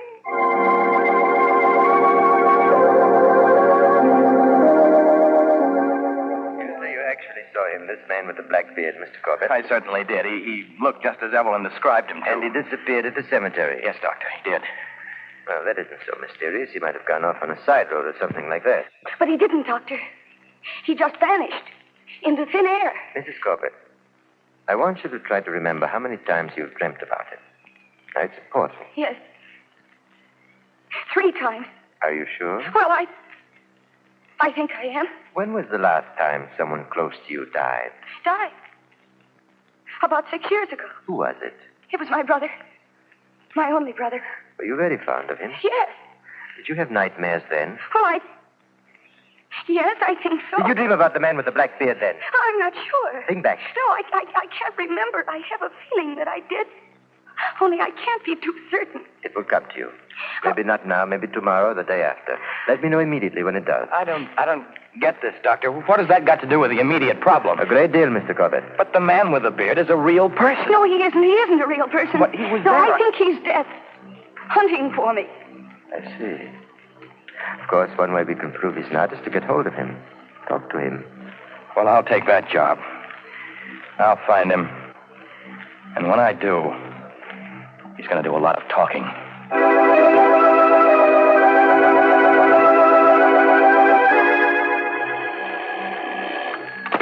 Hello. Mr. Corbett? Yes? Oh, this is the office calling. The boss wants you to investigate a new case. Yeah. The body of a Mr. Hampton was found in the river today. He was heavily insured, and they want you to go down to the city morgue to look at the body as soon as possible. Okay, I'll go down right now. Goodbye.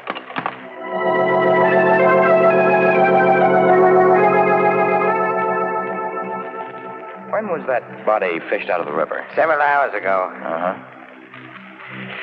Okay. You can put the sheet back. Now, what do you think? Murder, suicide, or accident? Well, I don't know yet.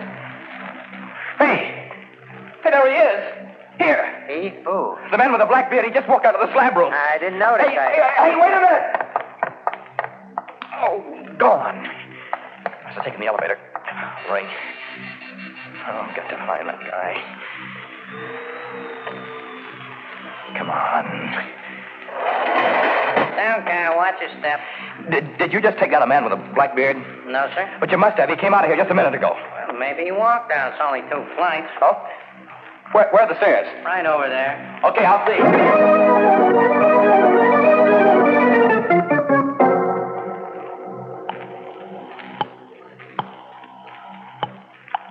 Hello? Hello, Dr. Lieber? Yes? This is Charles Corbett. Anything wrong? I just saw the man with the black beard again. You did? Where? Down at the morgue. Did you talk to him? No, he disappeared. I ran after him, but he just vanished. That's too bad. We've got to get a hold of him, Doctor. Perhaps we can meet him at the street corner near my wife's office. She's seen him there several times. I have a very heavy schedule, but when's the best time? About 1 o'clock? I'll be there. Look, should I have Evelyn come too? Yes, that might be a good idea. Good. Maybe we can clear this up today.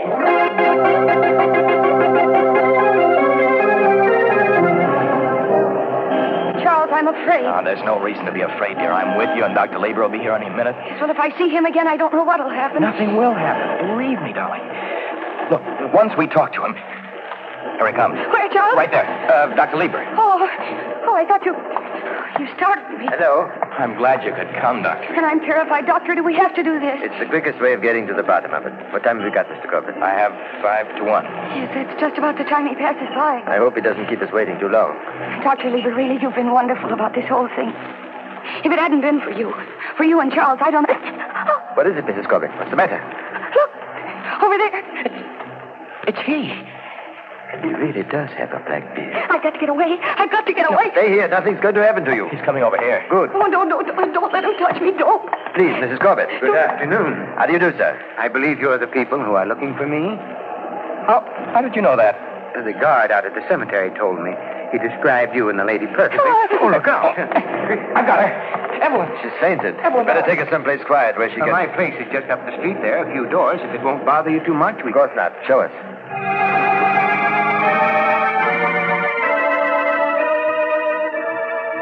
Here we are. But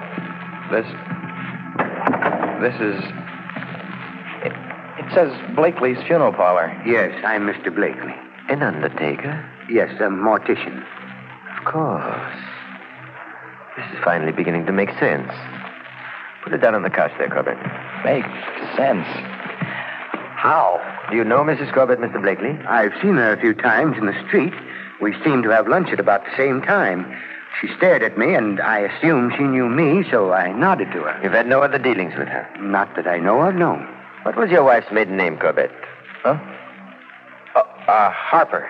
Why? Would you look that name up in your files, Mr. Blakely? Why, yes, of course. Let me see. Hadley, Halton, Harper. Cecilia M. Died January 26, 1926. Buried at... Why, that was her mother. And that's the answer. She loved her mother very much. Very much. Yes, she was only 6 years old at the time, but she always said... An age of deep feeling, without any real understanding of cause and effect. Her mother died, and Mr. Blakely came and took her away. As a result, she attributed her death to him. He came to represent death to her, and thus became an object of terror and hatred. But I don't understand. After all these years... She didn't remember him consciously because she wanted to forget about him. But the subconscious mind never forgives or forgets. She must have seen him in the street without really being aware of it. Then her subconscious mind went to work, started creating those nightmares. And you think that when we tell her all this and we explain... I'm sure of it. Yes, but Doctor, how can we explain the attendant at the cemetery and the guy at the morgue? You know, they said they hadn't seen him. Now that we know that Mr. Blakely, the bearded man, is an undertaker, a mortician, the explanation is simple. He was such a familiar figure at the cemetery and the morgue that his presence did not quite register on their conscious mind. Just as we never notice our waiter at a restaurant. Oh, yes. Oh, yes, of course. I see. Now, let me take a look at her. She should be coming to now. Good Lord. What is it? Doctor, what's the matter? I don't seem to find any pulse. I'm afraid. The strain and the shock. You mean? You mean? I'm afraid she is, Mr. Corbett. After all, when we believe someone to be death, they can be death.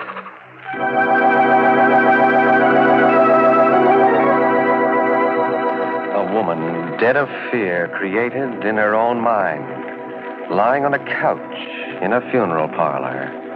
The logical place to end a story that began with a nightmare. A terrifying dream of murder at midnight.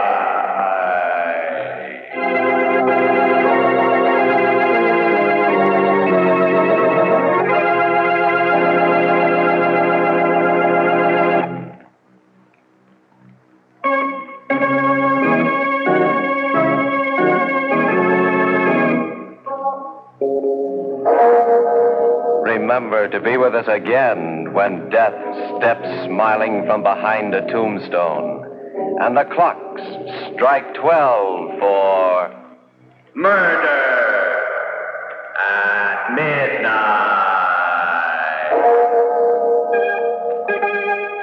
part of Evelyn Corbett was played by Mercedes McCambridge. With music by Charles Paul, Murder at Midnight was directed by Anton M. Leader.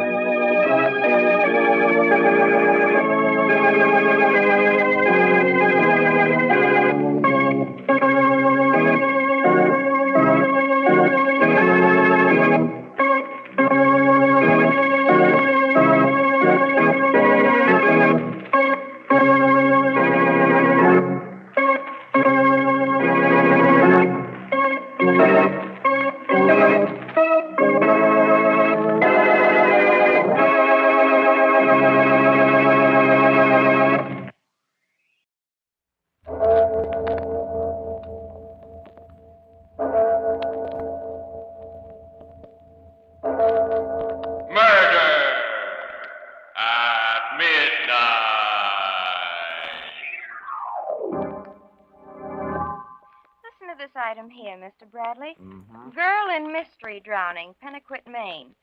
While her sister stood helplessly on the dock, Abigail Thorne, 26, was drowned in the bay here at midnight last night. What? According to her sister Sarah, the older girl was about to board her ship. The Black Swan. What?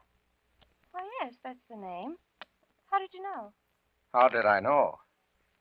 Because it had to be. It had to be.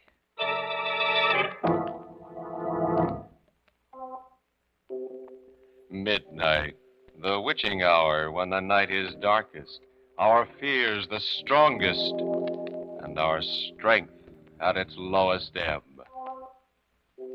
Midnight, when the graves gape open and death strikes. How?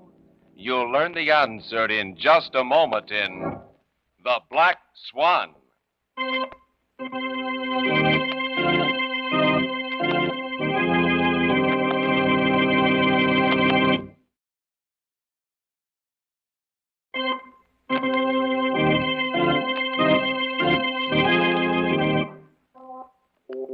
And now, Murder at Midnight, tales of mystery and terror by radio's masters of the macabre. Our story by Leon Meadow is The Black Swan.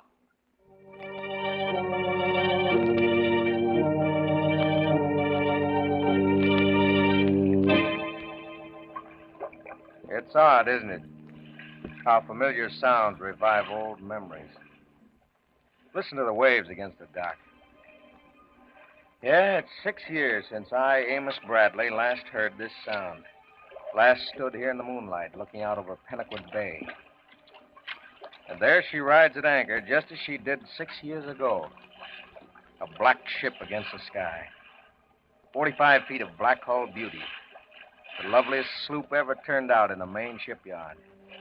45 feet of unholy black evil. The Black Swan, she was named, but a better name would have been Ship of Death. Yes, she was even launched in blood.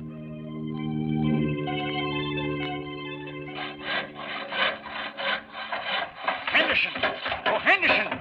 See my son anyplace? Hello, Mr. Thorne. Left Fred on deck. Well, how do you like the Black Swan? Like her. Fine talk about a ship built by Fred Thorne. Well, Fred thinks she's the trimmest job he ever turned out. Trim? A pleasure ship. Well, what are you waiting for? Will you tell Fred I'm here? Well, yes, sir. I'll get him just as soon as we check the keel plate. Yeah, we're going to launch her in a few minutes. Stay around and watch her hit the water. Stay around. Watch. Old, broken down Caleb Thorne. That's all he's good for, anyway. Stay around. Watch. Hello, Father. How are you? Stay around. Watch. Watch as good as buried. Built for a girl. Think your sister'll like it? Abby will be pleased, Father. It's a fine birthday present. All right, men. He's just about ready. All set here, Fred. Okay, Henderson. I'm coming down, too. Want to check the clearance. I'll see you in a minute, Dad. Go on, go on. All right, over here. Captain Thorne will stand here and watch. A worthless, peg-legged old man. The sea is the Lord. The sea giveth a man his life and taketh his life. Stand aside, Caleb. What's taking him so long? Seems to What's that? Fred! One of the braces, Father, it slipped. Hey, Henderson! Henderson, you fool! Get down here! The braces are giving away! Fred! Son! Get out! I'm trying to. It's got me wedged in. If I move the other brace, I'm afraid. Henderson! Fred, just hold on! Hurry, she's starting to fire!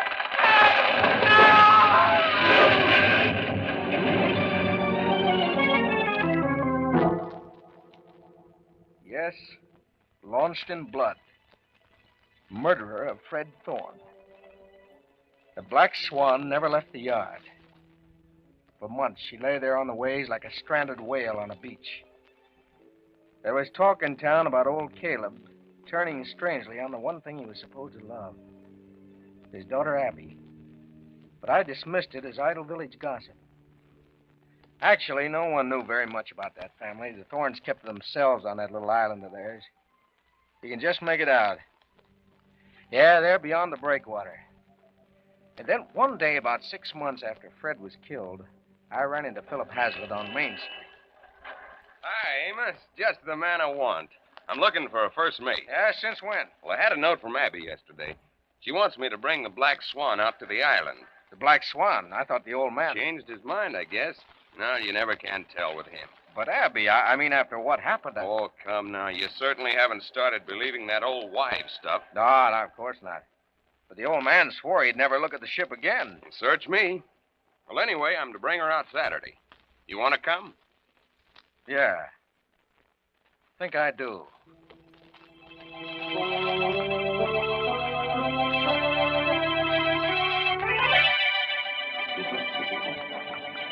Here, Amos. You take over the wheel. She handles like a dream. Well, Fred knew how to build them. Now, watch it.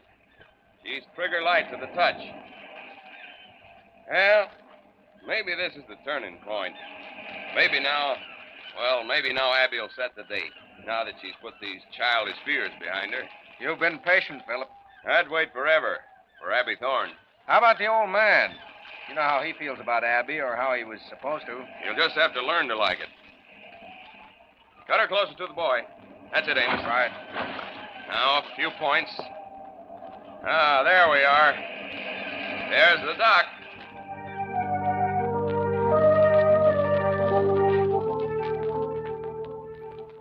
Abby was standing there on the little dock, waiting for us, waving to us as we anchored in the cove and jumped into the dory. A dark-haired, willowy girl. Lovely girl. And next to her was Sarah, Sister Sarah, 14.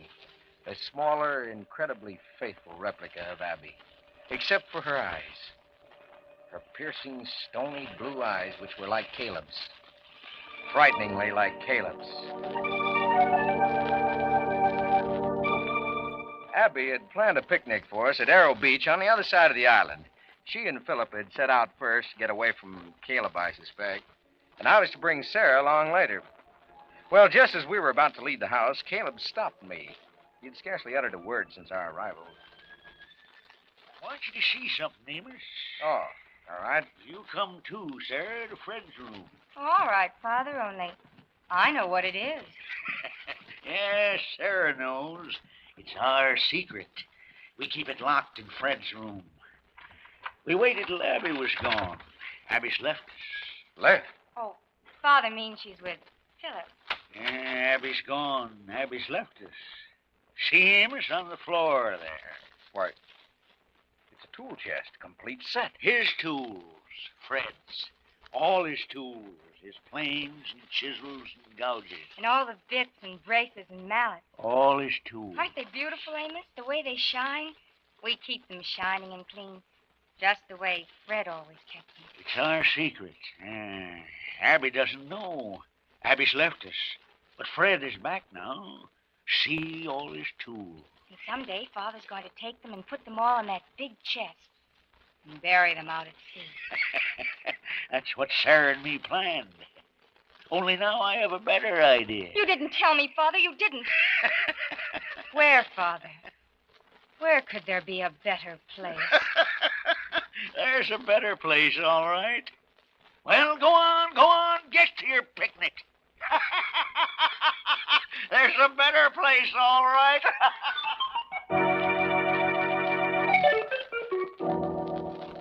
I don't remember much about that picnic, except Abby's unusual quietness, Philip's efforts to keep the conversation alive, and Sarah's strange restlessness.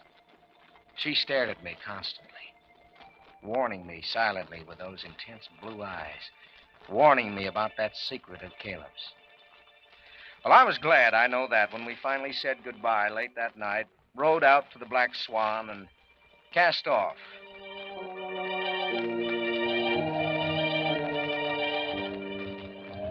Amos, I don't get it.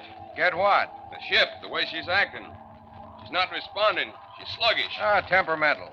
Wait till we get out beyond the cove. She feels the wind. Looks stiff out there.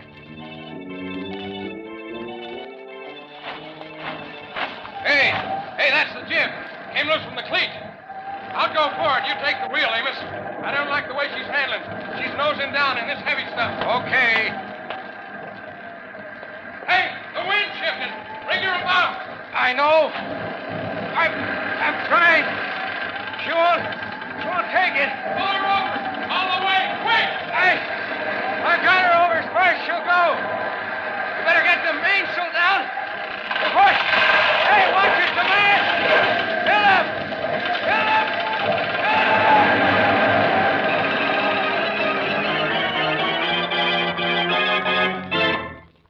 Yes, he was gone.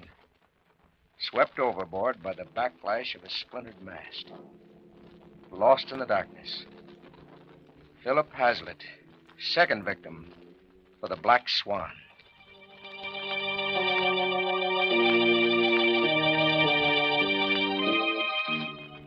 Somehow, I managed to get the Swan back. And shortly afterward, I left Pennicut to work in Boston for my uncle's engineering firm. I heard nothing from or about the Thorns for a year when I received a short, formal note from Abby. Her father had passed away peacefully in his sleep. Well, I would have been less surprised had Caleb's death been more violent, had the Black Swan somehow been involved. And then, once more, Pennicut and the Thorns receded into the past. 3, 4, 5 years slipped by uneventfully before the Black Swan again revived my half-forgotten fears. I had just returned from a conference to find Miss Brewster, my assistant, standing at my desk, glancing at the evening newspaper. She looked up as I entered the office. You're from Pennicut, Maine, aren't you, Mr. Bradley? Yeah, what about Pennicut? Well, this little item here. Possibly you know the girl. Sounds positively spooky. Listen. Girl in mystery drowning, Pennicut, Maine. While her sister stood helplessly on the town dock, Abigail Thorne, 26, was drowned in the bay here at midnight last night. What? According to her sister Sarah, 20, the older girl was just about to board her ship. The Black Swan. What? Why, yes. That is the name. The Black Swan. How did you know? How did I know? It had to be. It had to be. The dark of night, and a ship with a past that is just as dark. What would you expect of a ship that was launched in blood, but murder at midnight?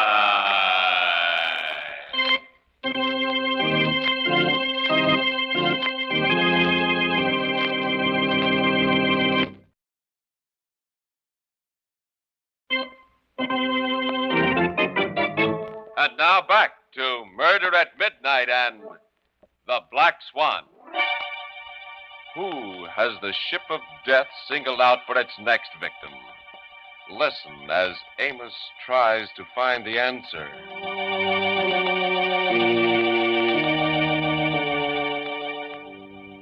So you didn't think a ship could be a murderer? First, Fred Thorne, who built the Black Swan for his sister Abby.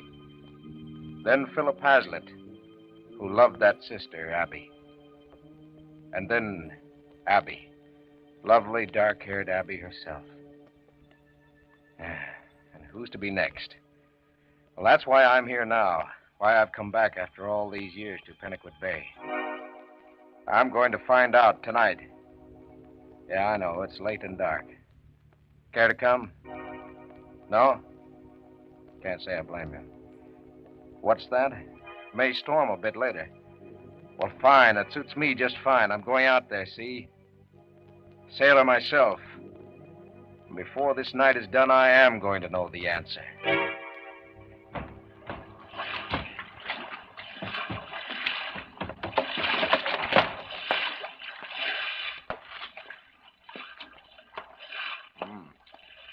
In pretty good shape after all this time. Somebody must be taking care of her. Somebody is, Amos. Very good care of her. Abby! That surprises you, Abby coming back here. It can't be. You need a flashlight to reassure you? Wouldn't Abby's ghost be more companionable in this pale, thin moonlight? It's you, Sarah. Little Sarah. For a moment, You thought I was Abigail. Yes, Amos, you were the one who always said I was the image of her. I am. A pale image. A reflection without substance. Come over here and sit down, Amos. After all, we have a lot to talk about. You want to know, don't you? You came back to find out about Abby. The Black Swan? Yes, Amos. But the paper didn't say how or why, did it? It didn't tell about the fights we had, Abby and I, after Father died. The bitter fights we had about the Black Swan. Until one day, a few months ago it was. Well, why not, Abby? Why not sell her? What's so precious about that horrible ship? I won't, that's all. I won't. Hasn't she caused enough grief? Let her rot to pieces in the harbor. I won't sell. You're afraid, aren't you? Afraid she might kill someone else. Yes. Yes, I'm afraid. Then make sure she never has another chance. Sure? How? Destroy her. In the harbor. Destroy her? Yes, Sarah. Yes, why not? Leave some gasoline at the house. We could burn her in the harbor. Tonight. And that's what you were going to do that night. Yes, Amos. We put 2 cans of gasoline in the dory and rowed out to the Black Swan. But it said in the paper you were standing on the dock. I was. We were about halfway out when suddenly a strange feeling of terror swept over me. Put back, Abby! Put back! Not now, Sarah. No, this is the way it must be. No, I tell you, no, I don't trust that ship. You won't ever have to again. I can't, Abby. I can't. Take me back. Abby, please, or I'll jump overboard and swim back. All right. I'll put you ashore. And then I'll come back. And I'll do it alone.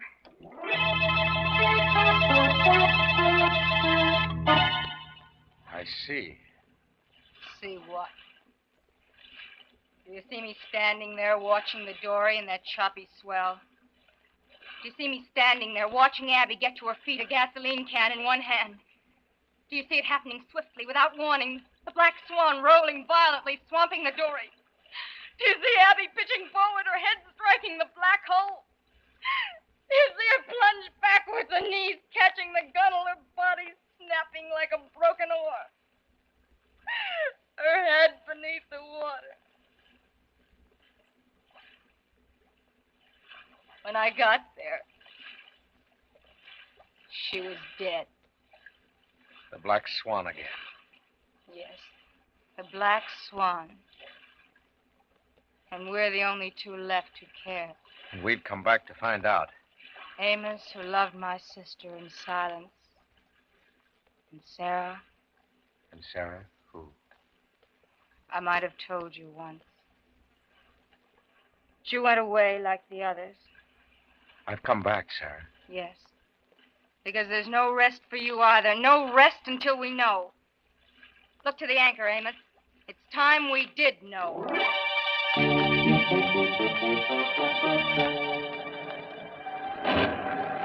My friend at the dock was right. It's going to storm. Yes, I think so. And we haven't learned anything. She's handling like any other ship. Only better.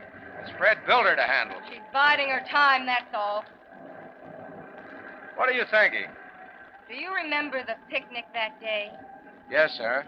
That night, after you and Philip had left, I went to Fred's room.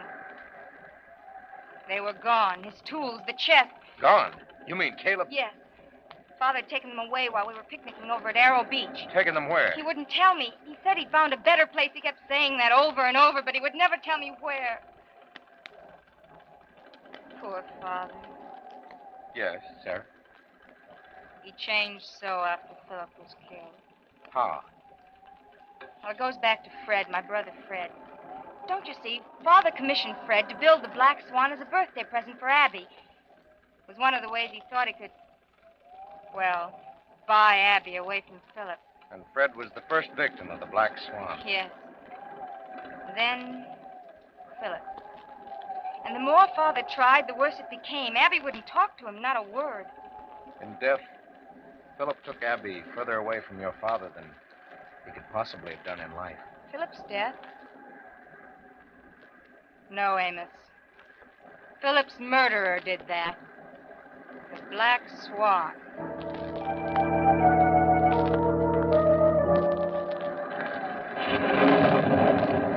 We'd better put about and head back, Sarah. I don't like the way she's blowing up. And I don't care, Amos. I feel so different now about everything. Now that the Swan is behaving herself? Yes. Well, maybe so, but the weather isn't. Now that you've promised to come back to Boston with me and to leave all this behind you, I'm not taking any chance. Anywhere you say, Amos, anywhere. Because now I'm free. See how she's riding the storm? It's as if she were free, too.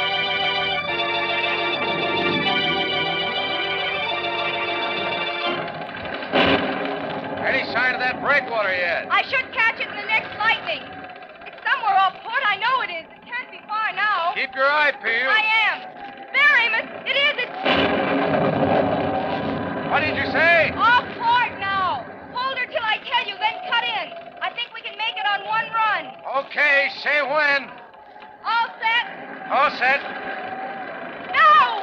Swing her in now, Amos. I am. I'm trying. I'm giving it everything Now, Amos, quicker. We'll hit the rocks on the other side of the entrance. She won't go over. Put her about then, quick. She won't. She's not answering the helm. She's gone dead the way she did the night Philip.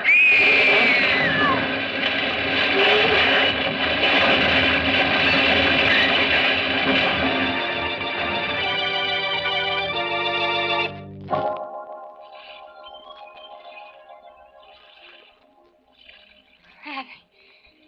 It's my fault. It's all right. It's all right, Abby, Sarah. I made you. You're safe. It's all over. Oh, Amos. Amos, the ship. Finished, dear. All finished. Can you sit up? Here, take my hand. Look, Sarah. I want to show you something.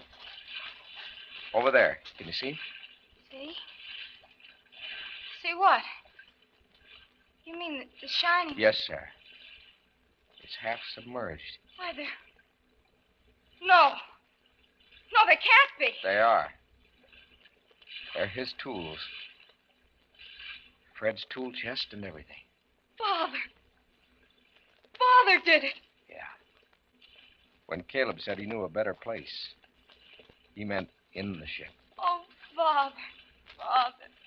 Yes, he took the chest and nailed it up under the deck, up at the bow. That's why the Black Swan acted so strangely the night Philip and I left the island. But, Amos, tonight she was acting so beautifully until... I know. That's because somehow all these years she's been rocking there in the harbor. The chest worked itself loose, just loose enough so it would shift with the ship's motion. But then, I mean, what happened when we tried to bring her in tonight? Well, my guess is that the chest suddenly got itself wedged in tight in one place, off center. That's why she wouldn't answer the helm. Fred's chest. Yes, Amos. Yes, that's why she rolled so badly the night Abby and I... Don't, Sarah. It's all over now. Yes, it is over now, isn't it? It was almost over for us. And then no one would have known. We know now, Sarah. Yes, the Black Swan has been brought to justice. And by her own hand.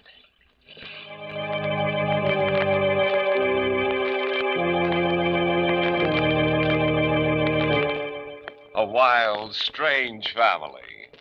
And a ship that was launched in blood.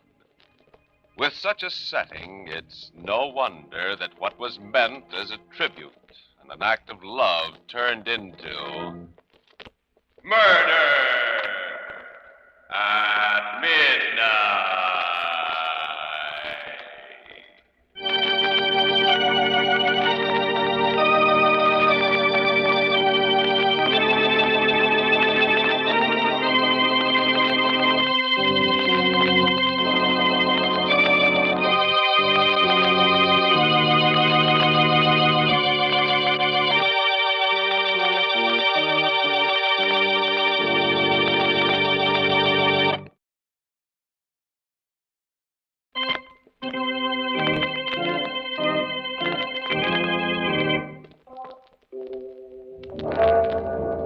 Remember to be with us again when death comes in with the rising tide and the clocks strike 12 for murder at midnight.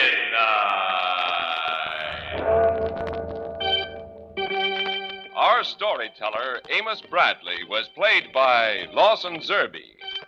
With music by Charles Paul, Murder at Midnight was directed by Anton M. Leader.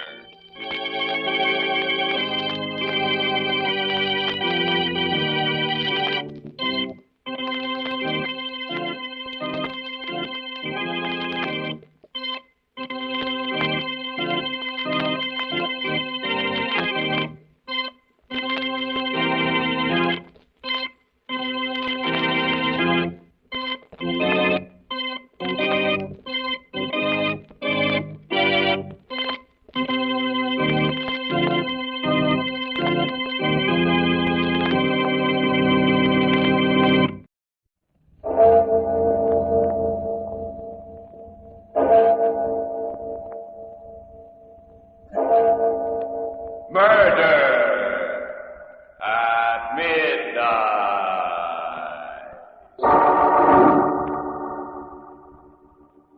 You're lying, Donna.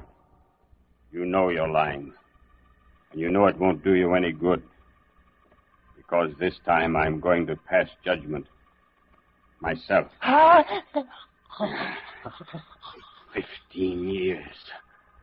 I've been thinking about this. Dreaming about it. My fingers around your throat. Digging into that flabby windpipe of yours. Tighter and tighter. Till you stop struggling and... Yes. And now, I've got a nice grave all ready and waiting for you.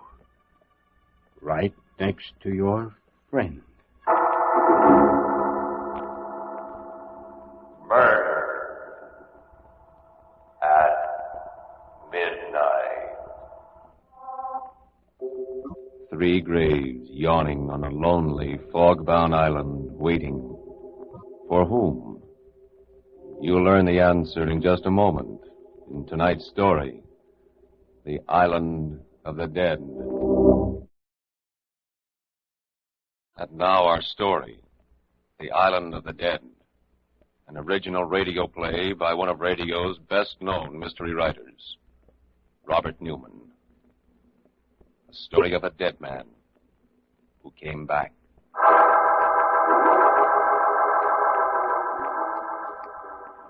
It's a small island, flat and barren, lying in the middle of the river. And it's truly an island of the dead. For it's the city's Potter's Field. It's here that the nameless dead are buried. Those who have no relatives to claim them, and those who are too poor to pay for burial elsewhere. At one end of the island is the pier, where the city launch docks. At the other end of the island, in the midst of the shallow graves, is the squat stone building where the watchman lives. It's 11:30 at night now. He's sitting in the office, reading a paper and listening to the river sounds when...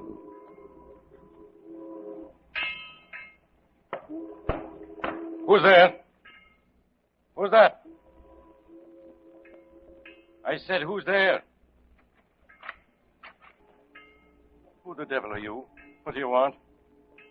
I think that this is where I'm supposed to come. What do you mean? Hey, wait a minute. Are you the new relief man? My name is Simon. I'm Halliday. From now on, lay off that stuff, will you? This place is bad enough without you spooking around, not answering when someone talks to you. Bad? The crying bells, you know what the job is, don't you? Receiving the stiffs that they send out, keeping the records and digging the graves. You'd be all alone, except for Joe, the guy that runs the launch up at the other end of the island. He only comes out when he has to. Yes, I know. Well, I'll go change me shirt and blow. I didn't think they were going to be able to get a relief man until next week. I'm sure glad you got out here tonight. This place was really starting to get me down. And I'll be out in a couple of minutes.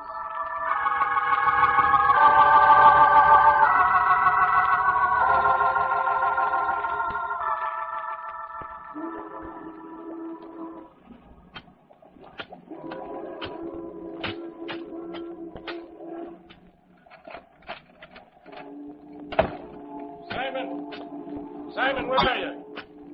Over here. I didn't know where the blaze had gone. What in thunder are you doing? Digging. Digging some graves. I see that. 3 of them. What for? Because they'll be needed before the night is over. Huh? You mean they called up and told you to get them ready? It's funny. I didn't hear the phone. No. No one phoned. Well, then why are you doing it? I told you. I think they'll be needed. You think? Look, I'm going right now. I'll be back tomorrow night. Unless I decide not to come back at all.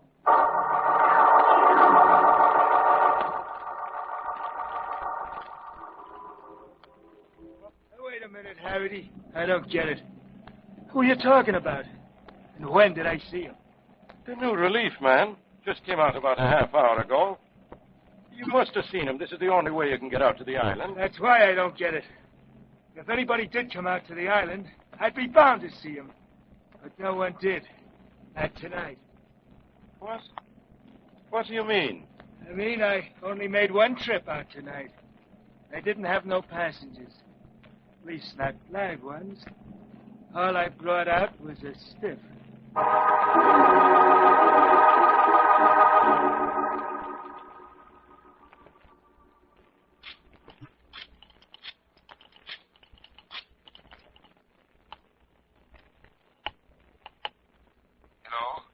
Mr. Marsh?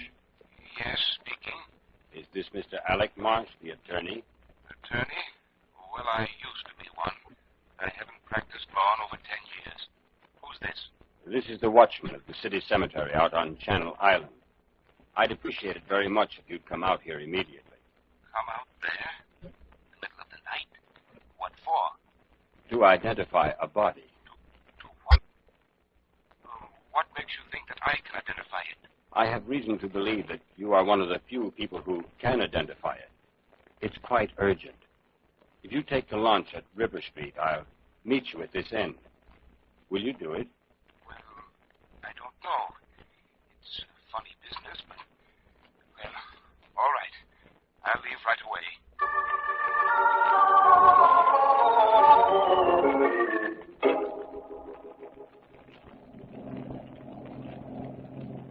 Is it much further to the island? Nope. You can't see it because of the fog, but it's just right ahead there. Is this something new? Getting people to go out to the island to identify bodies?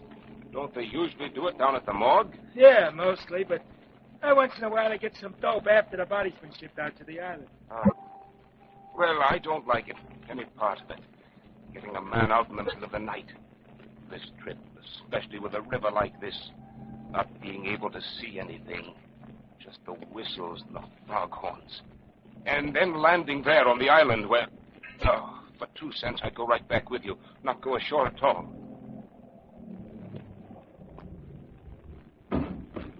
Well, here we are. Just let me make a fast. Okay. Well, you getting off? I don't know. I'll tell you what. The man that phoned said he'd meet me. I'll go up to the end of the dock. If he's not there, I'll come back. Okay.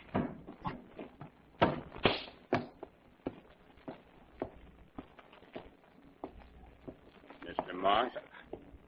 Yes? Was it you who phoned me? Yes. Will you follow me, please? This way. How the dickens can you see where you're going when it's so dark? You get used to it. Just as you get used to anything. As a matter of fact, it's probably just as well that it is so dark. Why? It couldn't be worse even in daylight, when you can see the graves. But how did you happen to call me on this business anyway? I told you. Because you're one of the very few people who can be of any help. Weren't you the attorney for the defense in the Sloan case? Sloan? Sloan? I can't remember. Simon Sloan. Yes. I'm not sure. If I was, it was a long time ago. More than 15 years. But you should remember. Yes, I think I was. He was convicted on a charge of murder in the second degree and got 20 years. With time off for good behavior, he's probably out now and... Wait a minute. Is that who you want me to identify? Is he dead? Here we are.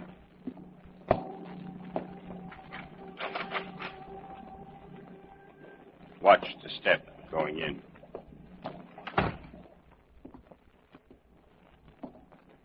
Well, what are you waiting for? Aren't you going to put on the light? No, not yet. What was that? The door.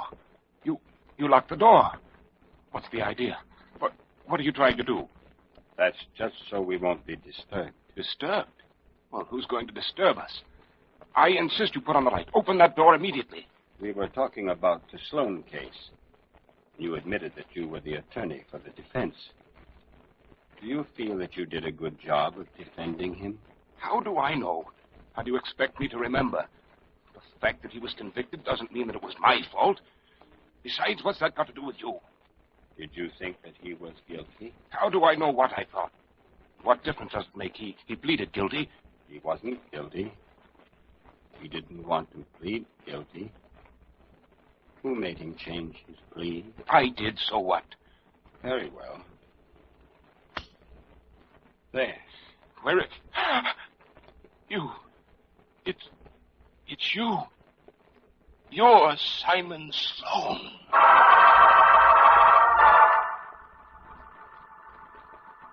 A dead man on the island of the dead. 3 waiting graves. As the clock moves steadily towards the witching hour, prepare yourself for murder at midnight.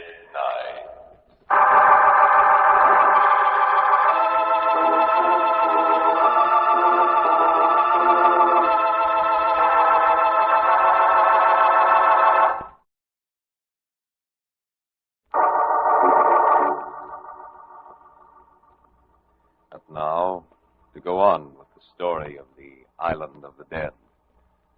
It's just a moment later. There is silence in the small, bare room as Marsh stares at the strange figure that stands opposite him. Then slowly, his face pale and drawn, he sinks into a chair. You shouldn't have done this to me. I told you I'm not well. I've got a bad heart. Why did you do what you did to me? Why did you make me change my plea to guilty? I had to. Why?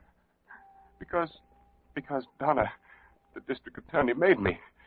He wanted the conviction to build up his record, and he had something on me, an attempted bribery in another case. What are you going to do to me? I've got to get away from here. I'm a sick man, I tell you. I'm not going to do anything to you. You can go now, if you can. There. The door's open. Why are you looking at me like that? You think I can't make it, don't you? And that's why you're letting me go. Well, I'll show you. I just have to take it easy and... No, didn't think you would make it. That is why I'm not angry at you. Now I have a place for you. Right outside here. For you. And for some others, too.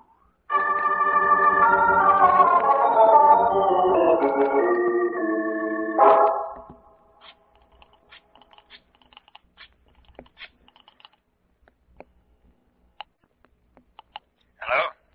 Mr. Donner, Yes, who's this? this is the watchman at the city cemetery out on Channel Island.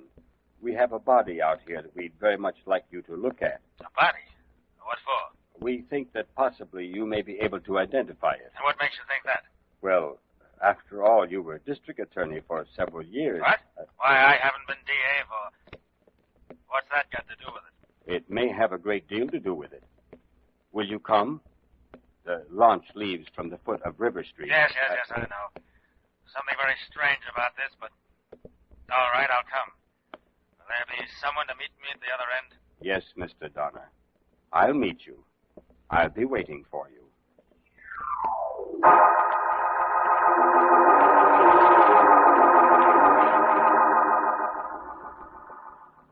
Is it usual to have someone try and identify a body when it's already in a grave? Oh, no, it's very unusual. But this was a rather special case. I'm sorry I haven't any flashlight, but I do have a candle. There. Good Lord. Then you do know him? Yes, I know him. His name is Marsh, Alec Marsh. He was disbarred about 10 years ago. When did he die? About an hour ago. But that's impossible.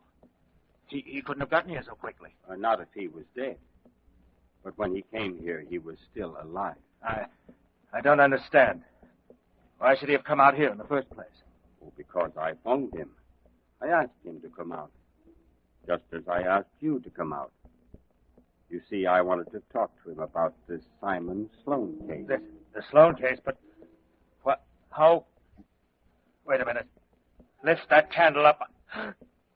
You're Sloan. Yes, Donner. I'm Sloan. What's left of him after 15 years in jail.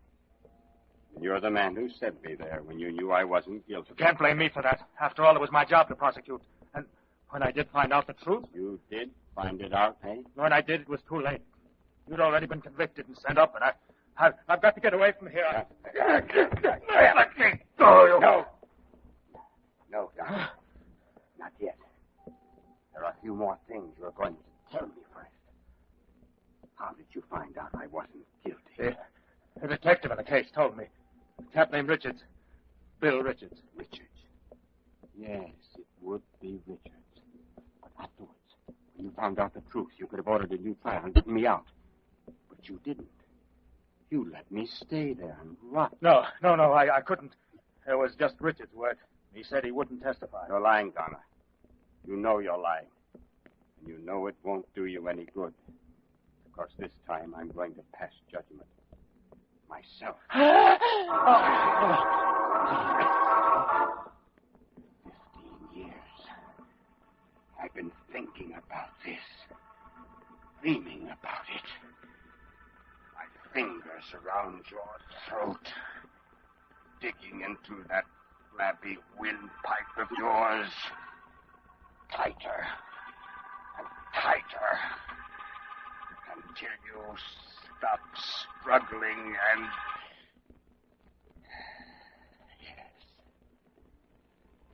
Now I've got a nice grave. All ready and waiting for you. Over here, right next to Marsh. And one more. For our friend, Richard.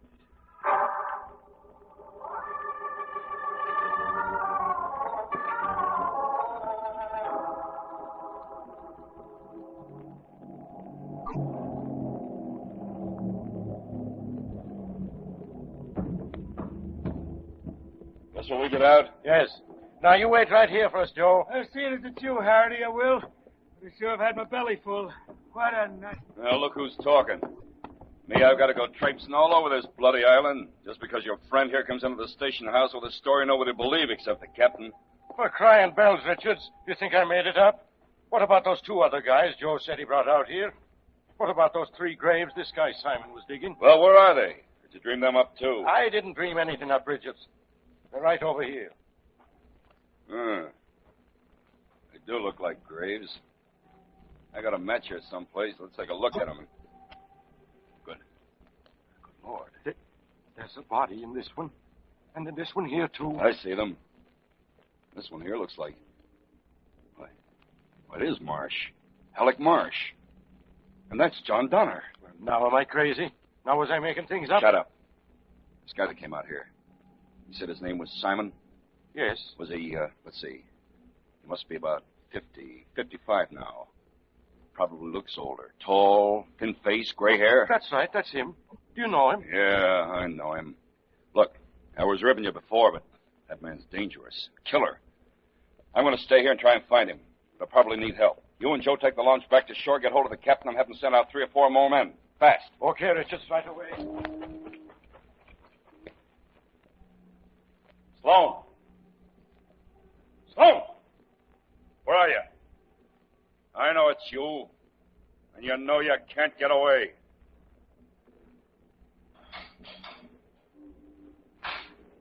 That building. Went in there, huh? Wonder if he's got a gun.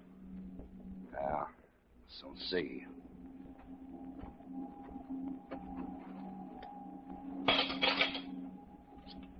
Stick him up, Sloan. I'll let you have it. Reach, did you hear me? Yes, Richard. I hear you. Put on the light. There isn't any light in here. But I got a candle. Just a second. So, it really is you. I heard you were out astir, and I was sure it was as soon as I saw Marsh and Donner out there. You killed them, didn't you? Yes, I killed them. This is really funny.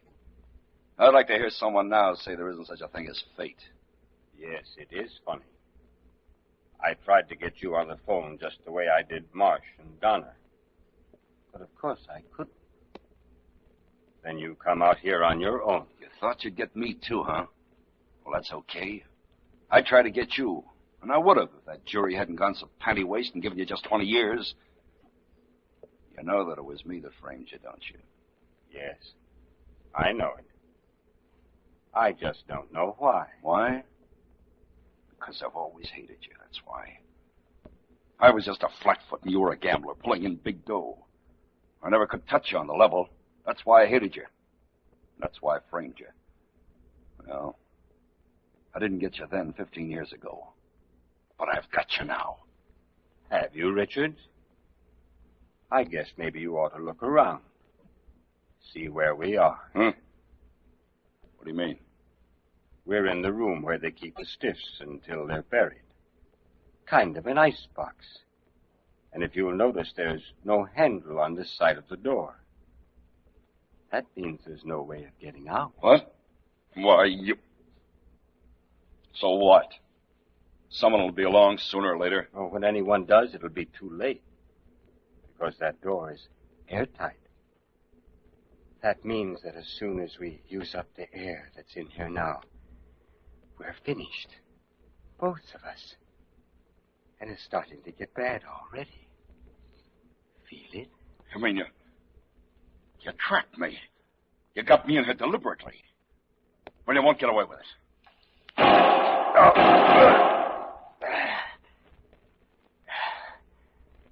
No good, Richards. That won't hurt me. Not any more than I'm hurt already. You see, I'm all gone inside. That's why they released me. I must have passed out in the street last night, and my heart was so bad that they thought I was dead. They sent me out here for burial. But I wasn't dead. I couldn't die until I'd evened things up. On the boat, they waited till they put me ashore. Now I've done it. Gotten all 3 of you. No. There must be some way out.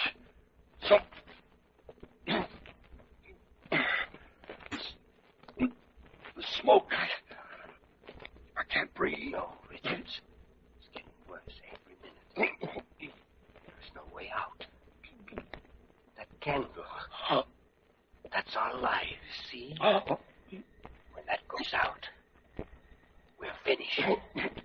It's starting to flicker. Turn blue already. Help. Help. Somebody, please. There's no help, Richards. This is it. There. The candle's gone out. You might just as well lie down and take it quietly, like me. Well, there's just one thing. One little thing. You see, I only dug 3 graves for the 3 of you. Now, someone else will have to dig mine.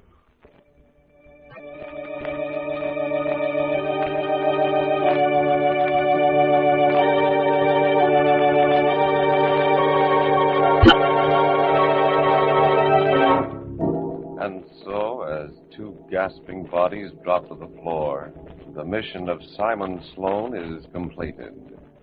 First, Marsh, then Donner, and finally Richards succumb to murder at midnight.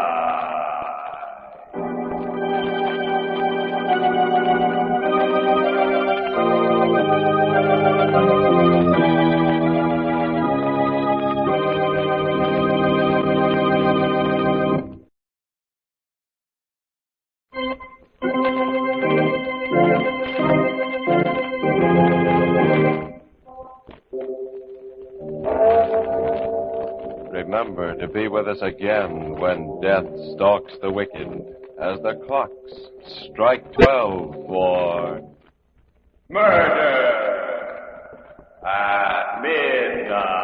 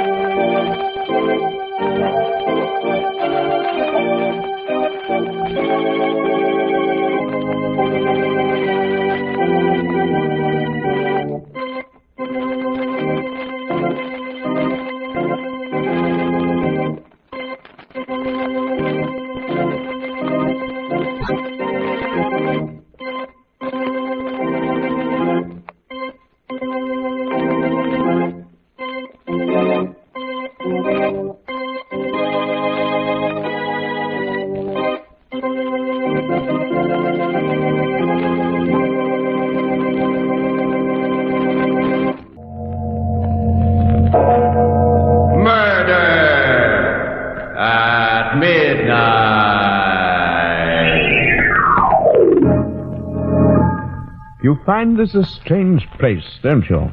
And you're wondering about a lot of things. Who I am, why I brought you here, and what's going to happen to you. Who I am and why you are here are not important, but, yes, I'll be glad to tell you what's going to happen to you. You're going to die. Both of you.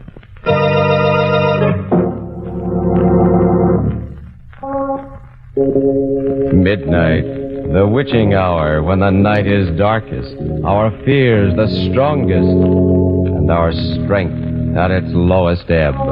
And now, Murder at Midnight, tales of mystery and terror by radio's masters of the macabre. Our story by Robert Newman is The Dark Chamber.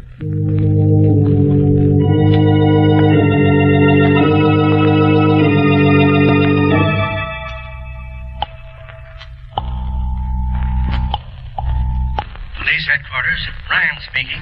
Whoa, police. Listen, you've got to help me. You've got to. Just Don't know a how you can... minute. Hold on there. What's your name? My name's Watson, Joe Watson. I'm a driver for the Ajax Sanitary Hand Laundry, and I've... Address? Where I am, you mean? I don't know. That's part of the trouble. Now, look, buddy. Now, wait, listen. I know it sounds crazy, but it's true. Check the laundry. Check the veterans. I'm an ex-GI. They'll tell you I'm straight. Well, I'm in a room someplace. I don't know where it is or how I got here or what I'm here for. I don't even know how long I've been here. It's a big room, but funny. No doors, no windows that I can see. Just a couple of chairs and a table with this phone on it. Walls are gray, rough, like soundproofing, and... Well, I'm scared. What do you expect us to do? Find me, find out what this is all about, and get me out of here. Well, I don't know. Listen, this isn't a gag, can't you tell? You don't know what it's like just sitting here waiting, not knowing where or why or what's going to happen. Can't you trace this call or something? Well, okay. Hang on. Thank the Lord. I was afraid that... Listen, I hear something. Someone's coming. I better hang up. I'll call you back later if I can.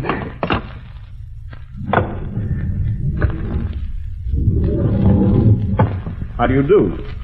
Who are you? My name's Helming. Dr. John Helming. And your name? I don't have to tell you anything. That's very true. Though I didn't think you were aware of it. I think I already know everything about you that I'm interested in knowing. Like what? Name, Joseph Watson. Age, 26. Occupation, employee of the Ajax Laundry. Honorably discharged from the Army 6 months ago with the Bronze Star and Purple Heart. What? So you went through my pockets, huh? Well, if you know that much, you know I haven't got any dough. Money? I'm not interested in money. Well, what do you want, then? Where is this place? The last thing I remember is making a delivery on Spruce Street. Noticing that the lights were out in the hall and hearing a noise behind me. You or somebody slugged me. That's right. Well, will you stop grinning like that and tell me what this is all about? Of course. I brought you here because I need your help in an experiment. An experiment whose details I've already worked out with mice, rats, cats, and other animals. What kind of an experiment? An experiment in fear. Fear? Yes. You fought in the war and you were wounded. That means you've probably known fear. And still you won the Bronze Star. That means you overcame it. The question is, can you overcome your present fears? What are you talking about? You think I have to take your blood pressure, calculate your skin tension and adrenal discharge to tell that you're afraid? Nothing has happened to you yet. Absolutely nothing. And yet you are afraid, aren't you? You're afraid because you're face to face with the unknown. Because you don't know what I want, what I'm planning to do. That is as it should be. And that is the way we will leave it. For the moment. Hey, wait a minute. Come back here. Come back! You can't...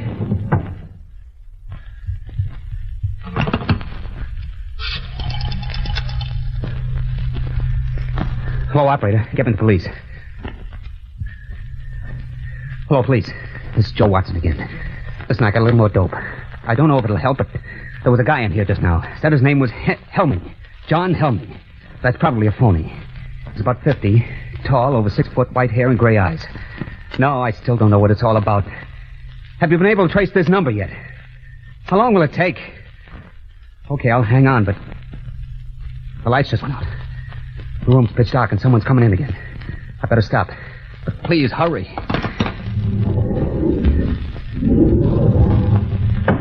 Who's that?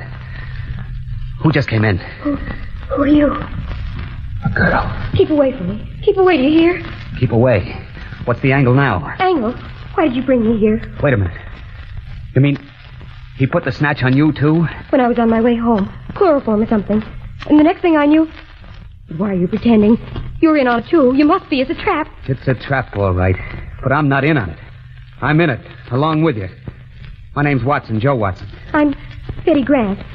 You swear? I swear. What would I lie about it for? I don't know. I don't know anything, but... No, I don't think you're lying.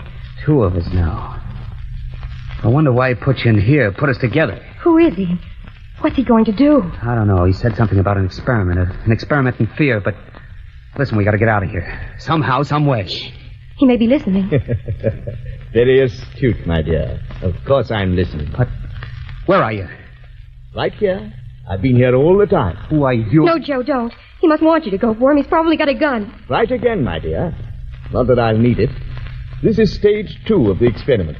A new stimulus to action has been introduced. Man against the unknown has become man and woman against the unknown. Look, let's get down to brass tacks. Be sensible about this. Certainly, Joe. That's why I won't need my gun. This new stimulus has been negated by an increased sense of responsibility. Responsibility towards the girl. And therefore by increased fear. Why, you... Gun or no gun, if I can get my hands on you... Where are you? Where are you? Outside now, so you can relax. That was the final stimulus in this stage. Injured pride. The discovery that I could read your inmost thoughts, knew exactly what you were going to do. But you mustn't let that bother you. I already know everything you're going to do, from now on till the end. Listen, you. Helming! Helming! Stop. Joe. Hold on, baby. Don't let her get you. Must be a way, some way. Do you suppose he's still listening? Hard to say. But I'm going to take a chance. There's one thing he didn't figure on. The telephone. Here? Yeah. If I can find it again in the dark. Here. Here it is. I put through 2 calls already to the police. Told them what was happening and asked them to get me out of here. Had to hang on both times before they could trace the call to get this number. This time I'm going to... Hello. What? Operator. No, this isn't the operator. You're on a busy wire. It doesn't matter. Thank heavens I got somebody. I've been trying for about 10 minutes now. Look, get off the line, will you? I've got to get through to the police. It's terribly important. But you've got to help me. You've got to. My name is Ben Lazari. I'm a prisoner someplace. I don't know where. Oh, what? It's true. A strange house somewhere. A doctor who says his name is Helming. What are you laughing at? What is it, Joe? What is it? I haven't got a clue. Hello? Got a guy named... I'm sorry, Ben. It's no use. What do you mean? We're in the same boat you are. Girl named Betty Grant and myself. Helming's got us locked up, too. Locked up? Yeah. Said he knew everything we were thinking, everything we were going to do. I did get through to the police before, but I guess he caught wise. We're talking to each other over an inside line. Yeah, we're through. Don't say that, Joe. Don't even think it. Look, ask him exactly where he is. Just where are you, Ben? Do you know? Hard to say. I was out cold when he brought me here. It's a kind of a hall or passageway. Cement floor, ceiling. Stone walls. There doesn't seem to be any door or opening or anything like that. That's what I thought here, too, but there must be one. Or how would he have gotten you in there? Listen, start looking. See if you can find it. Okay. Then if the 3 of us can get together, we ought to be able to figure something out. Hold on. I'll start pounding on the walls. You see if you hear anything. Go ahead. What's he doing? I'm going to knock on the walls to see if he's anywhere near us. If he is, if he can find a door and we can get together... You hear anything? I'm not sure. Maybe. I'm not sure either. It sounds awful far away, as if... There, listen. That wall right there. Hello, Ben. Yes. We heard you. You're right next to us. Now you listen and Betty will knock back. Go ahead, Betty. That way you'll be able to tell just which wall it is. Okay. All right. I hear it. I know where it is. Now to find a door. There is one. Hold on. He's got it. He's going to see if there's a door. There must be one. They're busting. Ben. Hello. What is it, Joe? I don't know. I thought I heard something, a yell, and then... Joe, look. There is a door there. It's opening and... You. Dr. Helming. Why, yes. Were you expecting someone else? An experiment in fear. Yes, I think someone else was expected, and still is. But not for a little while yet. Not until the clock strikes 12 for... Murder at midnight.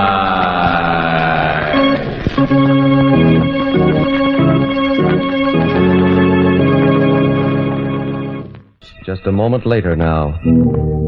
Standing in the darkness of the strange room, 2 frightened young people stare at the tall figure of the doctor, silhouetted against the dim light from outside. They catch a fleeting glimpse of a long corridor and of something lying on the floor. Then Helming steps into the room, shutting the door behind him. I asked whether you were expecting someone else. Then it was just a trick. It was you on the phone all the time. No, don't you think I'd know his voice?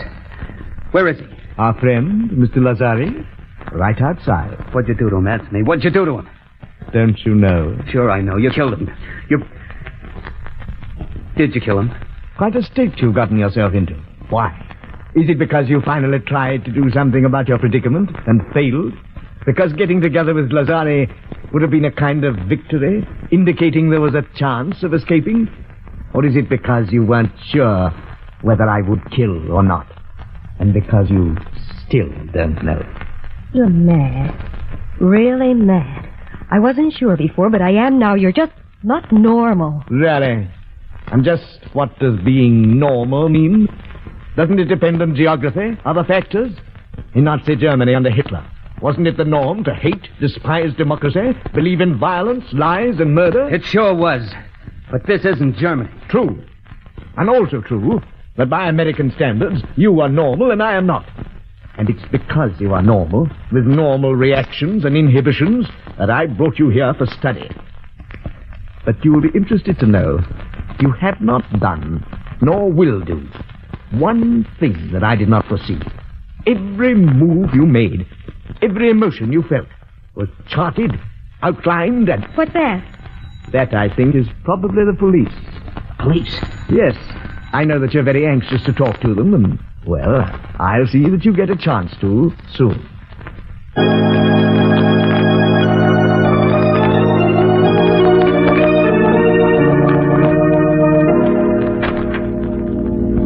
Good evening, officer. I'm looking for a guy named Helming. Dr. Helming. Oh, I'm Dr. Helming. Come in, won't you? Okay, thanks. This is, well, kind of a funny business. It's about a phone call we got a while ago. Finally traced here. From a guy who said he was a prisoner or something, and... that must have been Watson. Well, yeah, that was his name, Joe Watson. You know him? Of course. I can't tell you how sorry I am. It was really very careless of me, and I'll see that it doesn't happen again. What do you mean? Well, if you did any investigating, which I'm sure you did, then you know that I don't run a sanitarium exactly, but I do take a few patients, mental cases, for treatment. Oh, so that's it. A nut, huh? Oh, I wish you wouldn't say that. The war years have been a great strain on all of us. And there were those who just couldn't take it. Watson, for instance, and my other patient, Betty Grant. Two of them, huh? What's their trouble? Well, Watson's case is particularly interesting. A 4F who wasn't able to enlist. He developed a sense of guilt which became too much for him, turned into a persecution mania. Thinks that everyone is down on him, huh? Well, not everyone exactly. His present fantasy is that he's an ex-GI, and that I'm keeping him prisoner. You see, since he wasn't able to fight in the war, he's cast me in the role of the enemy, and he's fighting against me. Any hope for him? Definitely. Miss Grant's problems, however, are more complex. But the interesting thing is that when she's with him, she takes over his delusion and shares it with him. Sure sounds plenty tough. Well, I guess I'll run along. I'm sorry I bothered you. Well, don't you want to see them first, officer, and talk to them? Oh, there's no need of that, Doctor. We get calls from cranks every day. We always investigate, of course. But I insist. After all, you only have my word for it. However, there is just one thing I'd like to caution you about. I know. You want me to play along with them. Right. Oh, don't worry. I'll humor them. Splendid. Right in here. Oh, quite a room. Air-conditioned. Much better than having windows with bars on them. Joe, look. It is a cop. And that means that... And you did get my message. Sure, Joe. Took a little time to trace the call, but everything is okay now. Oh, thank heaven. Such a screwy story. I was afraid that... Wait a minute. Why is he standing there like that? Why haven't you got the bracelets on him? Dr. Helming? Oh, no need for any rough stuff. He said he'd come along quietly. What? But You're lying. I don't know why, but there's something wrong here. You think we made the whole thing up, that we're crazy. Oh, now. It's true. He told you we were, and you believed him. Good Lord, haven't you got eyes in your head?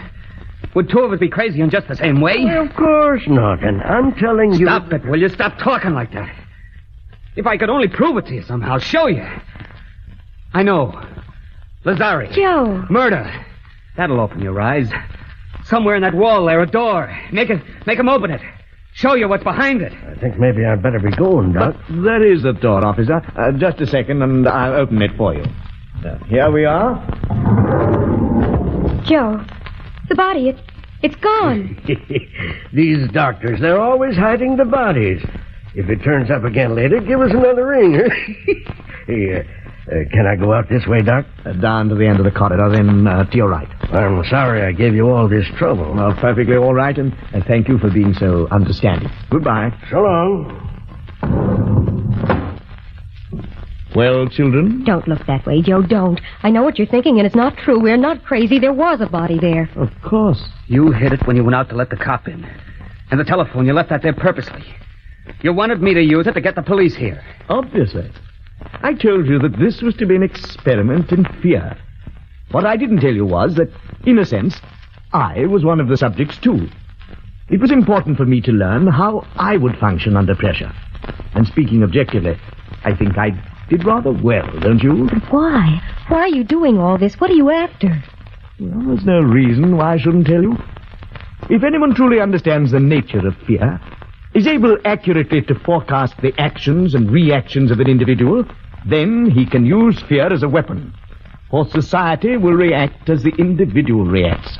You see, society doesn't want to believe that anything can menace it.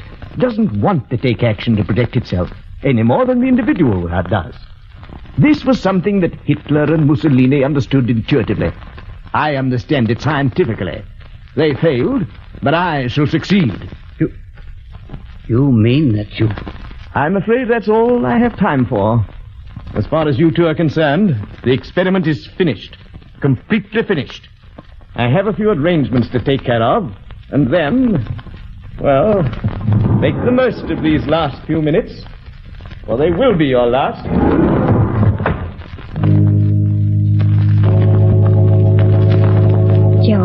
Joe, do you hear anything? Is he coming back? Not yet. He's going to kill us, isn't he? Just the way he killed Lazari. He's going to try to. Why are you sitting there like that, looking at me? I guess because it's the first chance I've had to look at you. How do you mean? Well, when he first put you in here, it was all dark. And so many things happened after that. It's funny. What is? The things that you can tell about a person even in the dark. I kind of thought you were little. I knew you were awful nice and had a lot of nerve, but I didn't think you'd be so pretty. I'm not so pretty, Joe. And I'm not very brave either. I'm scared. I'm awful scared. I don't want to die. Don't worry about it, baby. Don't think about it. But just sitting here like this, waiting. There's nothing we can do. Every time we did try to do something, it was something he knew about, was expecting us to do. Please, baby. Joe, something's happened to you. You were scared before, too. But now... This is going to sound kind of funny, especially now, but... Well, do you have anyone special? A fella, I mean, that... Why, no, Joe. At least, not exactly. Well, that's swell. I mean, well, gee, it's a shame we never met before. If we had, we wouldn't be here now. I mean, well, we probably would have been out together someplace and... Say, what time do you get through work usually? About 6. The store closes at 5:30, but... Me too. I could have picked you up about 6 and... Joe, you still haven't told me what you're going to do. What's the difference? Just as long as somebody does something. But, Joe, I hear something. He's coming. Yeah, okay, get up. Open that corner of the room so he'll see you as soon as he opens the door. But what about you? What? I'll be waiting over here, behind the door. But, Joe... I know I haven't got much of a chance, but well, wish me luck. Joe, no, please, you... All right, my young friends. Time. All my arrangements have been completed, and... Where's Watson? Right here. What are you doing? What? Joe, look how he's... It's okay, baby. He didn't get me. I had the barrel of the gun and... Good Lord, it got him in the chest. But you couldn't have done that. You couldn't have. Outside, Betty. See if you can find another phone. All right. Call the police again. And this time, tell them to bring an ambulance. All right. But you couldn't have done it, I tell you. It was all plotted, craft, worked out in detail. I knew just what you were going to do, how you would react. By this time, you ought to be in a state of complete frustration, resigned, ready to die. Why did you do it? Why? I don't know. Now just take it easy and... But I've got to know. You've got to tell me. Was it because of the girl? Out of desperation? Because you knew you were to die anyway? I tell you, I don't know. I just know that... Well, a guy will take just so much pushing around. Lying there, Dr. Helming stares uncomprehendingly at the young man who bends over him. Then suddenly, a look of fear comes over his face. And even as he tries to draw away, his eyes glaze. And he, too, passes into a dark chamber. A haunted room which has no exit. As the clock strikes 12 for Murder at midnight.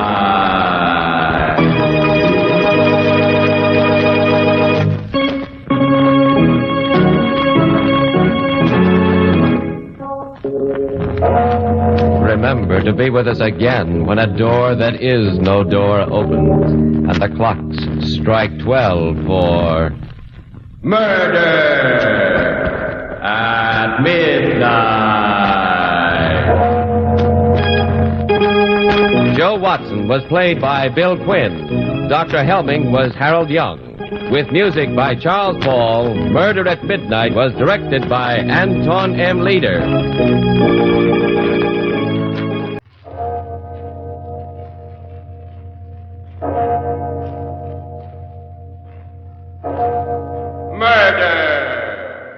At midnight.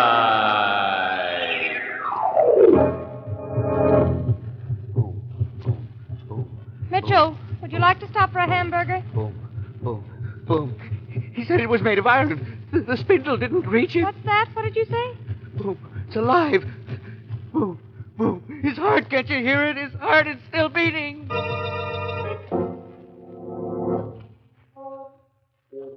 Midnight, the witching hour when the night is darkest, our fears the strongest, and our strength at its lowest ebb. Midnight, when the graves gape open and death strikes. How? You'll learn the answer in just a moment in Death is No End.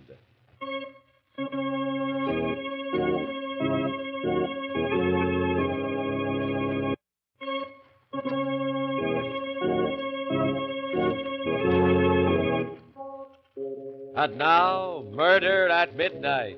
Tales of mystery and terror by radio's masters of the macabre. Our story by A.S. Guinness is Death is No End.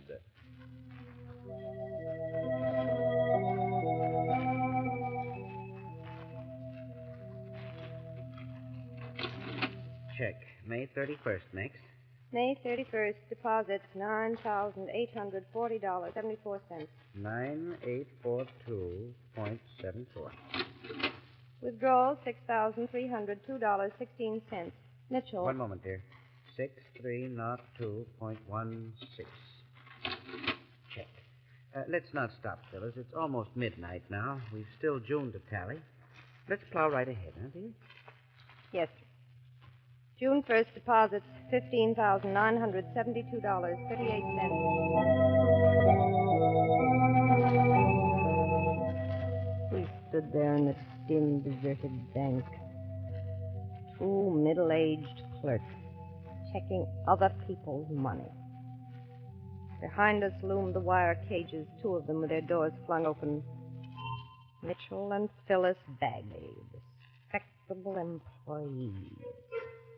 Mitchell and Bagley, new kind of animal, confined to their cages by day and let out at night. Perhaps all women take stock when they reach 40. Perhaps they all experience the thing I'm going through at this moment. A kind of clear, cold reality. Mitchell must have sensed the sudden surge of bitter hate. Phyllis, dear, what is it? One of your headaches? Nothing, Mitchell. Let's plow right ahead. Oh, you just wait, dear. When we leave the bank tomorrow evening and hop into our little car, 2 whole weeks in the Wisconsin woods alone together. Won't that be wonderful? Yes, Mitchell. Now, June 15th. Yes, sir. Let's plow right ahead. Like obedient oxen. June 15th. Deposit $7,000 for... What was that? I don't know. Hey, who put that box in my way? What's that light over there? Oh, it's only old Mike Hassler. Drunk. Who's there? Huh? Answer me or I'll plug you. Oh, take it easy, Mike. It's Phyllis and I. Who? Oh, the Bagleys. The good old Bagleys. Hard workers. Now, Mike, you'd better sleep it off. We'll be here another half hour. Night watchman, drunk. You don't like me, do you, Mrs. Bagley? Well, I ain't drunk. Just a little tonic. You need a little tonic every night. A little tonic, eh, Mr. Old Boy? You're an old drunk. Phyllis. And that tonic will kill you. Phyllis. That's all right, Mitchell. Women are all like that. Tonic kill me. Mitchell. Yes? How old do you think I am? 70, Mike. Now, go over. 70? That's what you think. Why, I'm... I won't tell you. Nope, you'll never guess. The doctor says he never saw a ticker like mine. Made of iron. Nothing can kill this old heart of mine. Nothing but liquor. Eh? Makes it stronger. Here. Just listen to this old ticker, Mrs. Bagley. You hear it? Boom, boom, boom. Get him away from her. Come on now, Mike. Boom, boom. A little tonic every night. Boom, boom, boom. Phyllis, help me. He's passing out. Nothing will kill us. Oh, boom, boom. Oh, dear. All of a sudden it was clear. This night, the old drunken watchman. Everything was clear. I was 40 and my last chance had come. There. Poor old man, he'll sleep it off in the president's office. Mitchell, does he drink like this every night on duty? Mike? Oh, it's nothing. All the men in the bank know about it, except the boss. Last 10 years, old Mike has been hopping out for a half hour every night that way to Gil's place around the corner. Mitchell, I'm leaving you. I'm tired of this life, earning nothing a week, always counting the money other men have made for their women. I'm leaving you, Mitchell. Phyllis! From now on, I knew every step of the way. Maybe I'd been mapping this out unconsciously for years. But now I was in the driver's seat. Phyllis, darling, dearest, why? I know we don't earn much, but... Much? $80 a week together. Tell me how to make more, Phyllis. Please, tell me anything so long as you'll stay with me. Tell me anything, Phyllis. I did. Phyllis, do you realize what you're saying? Phyllis. Take it or leave it, Mitchell. Off the bank? As easy as making a withdrawal, Mitchell. Now, listen. We leave as planned for our vacation tomorrow after work. We come back here at 11:30 at night when that old fool Mike is out drinking. We'll be gone before he returns.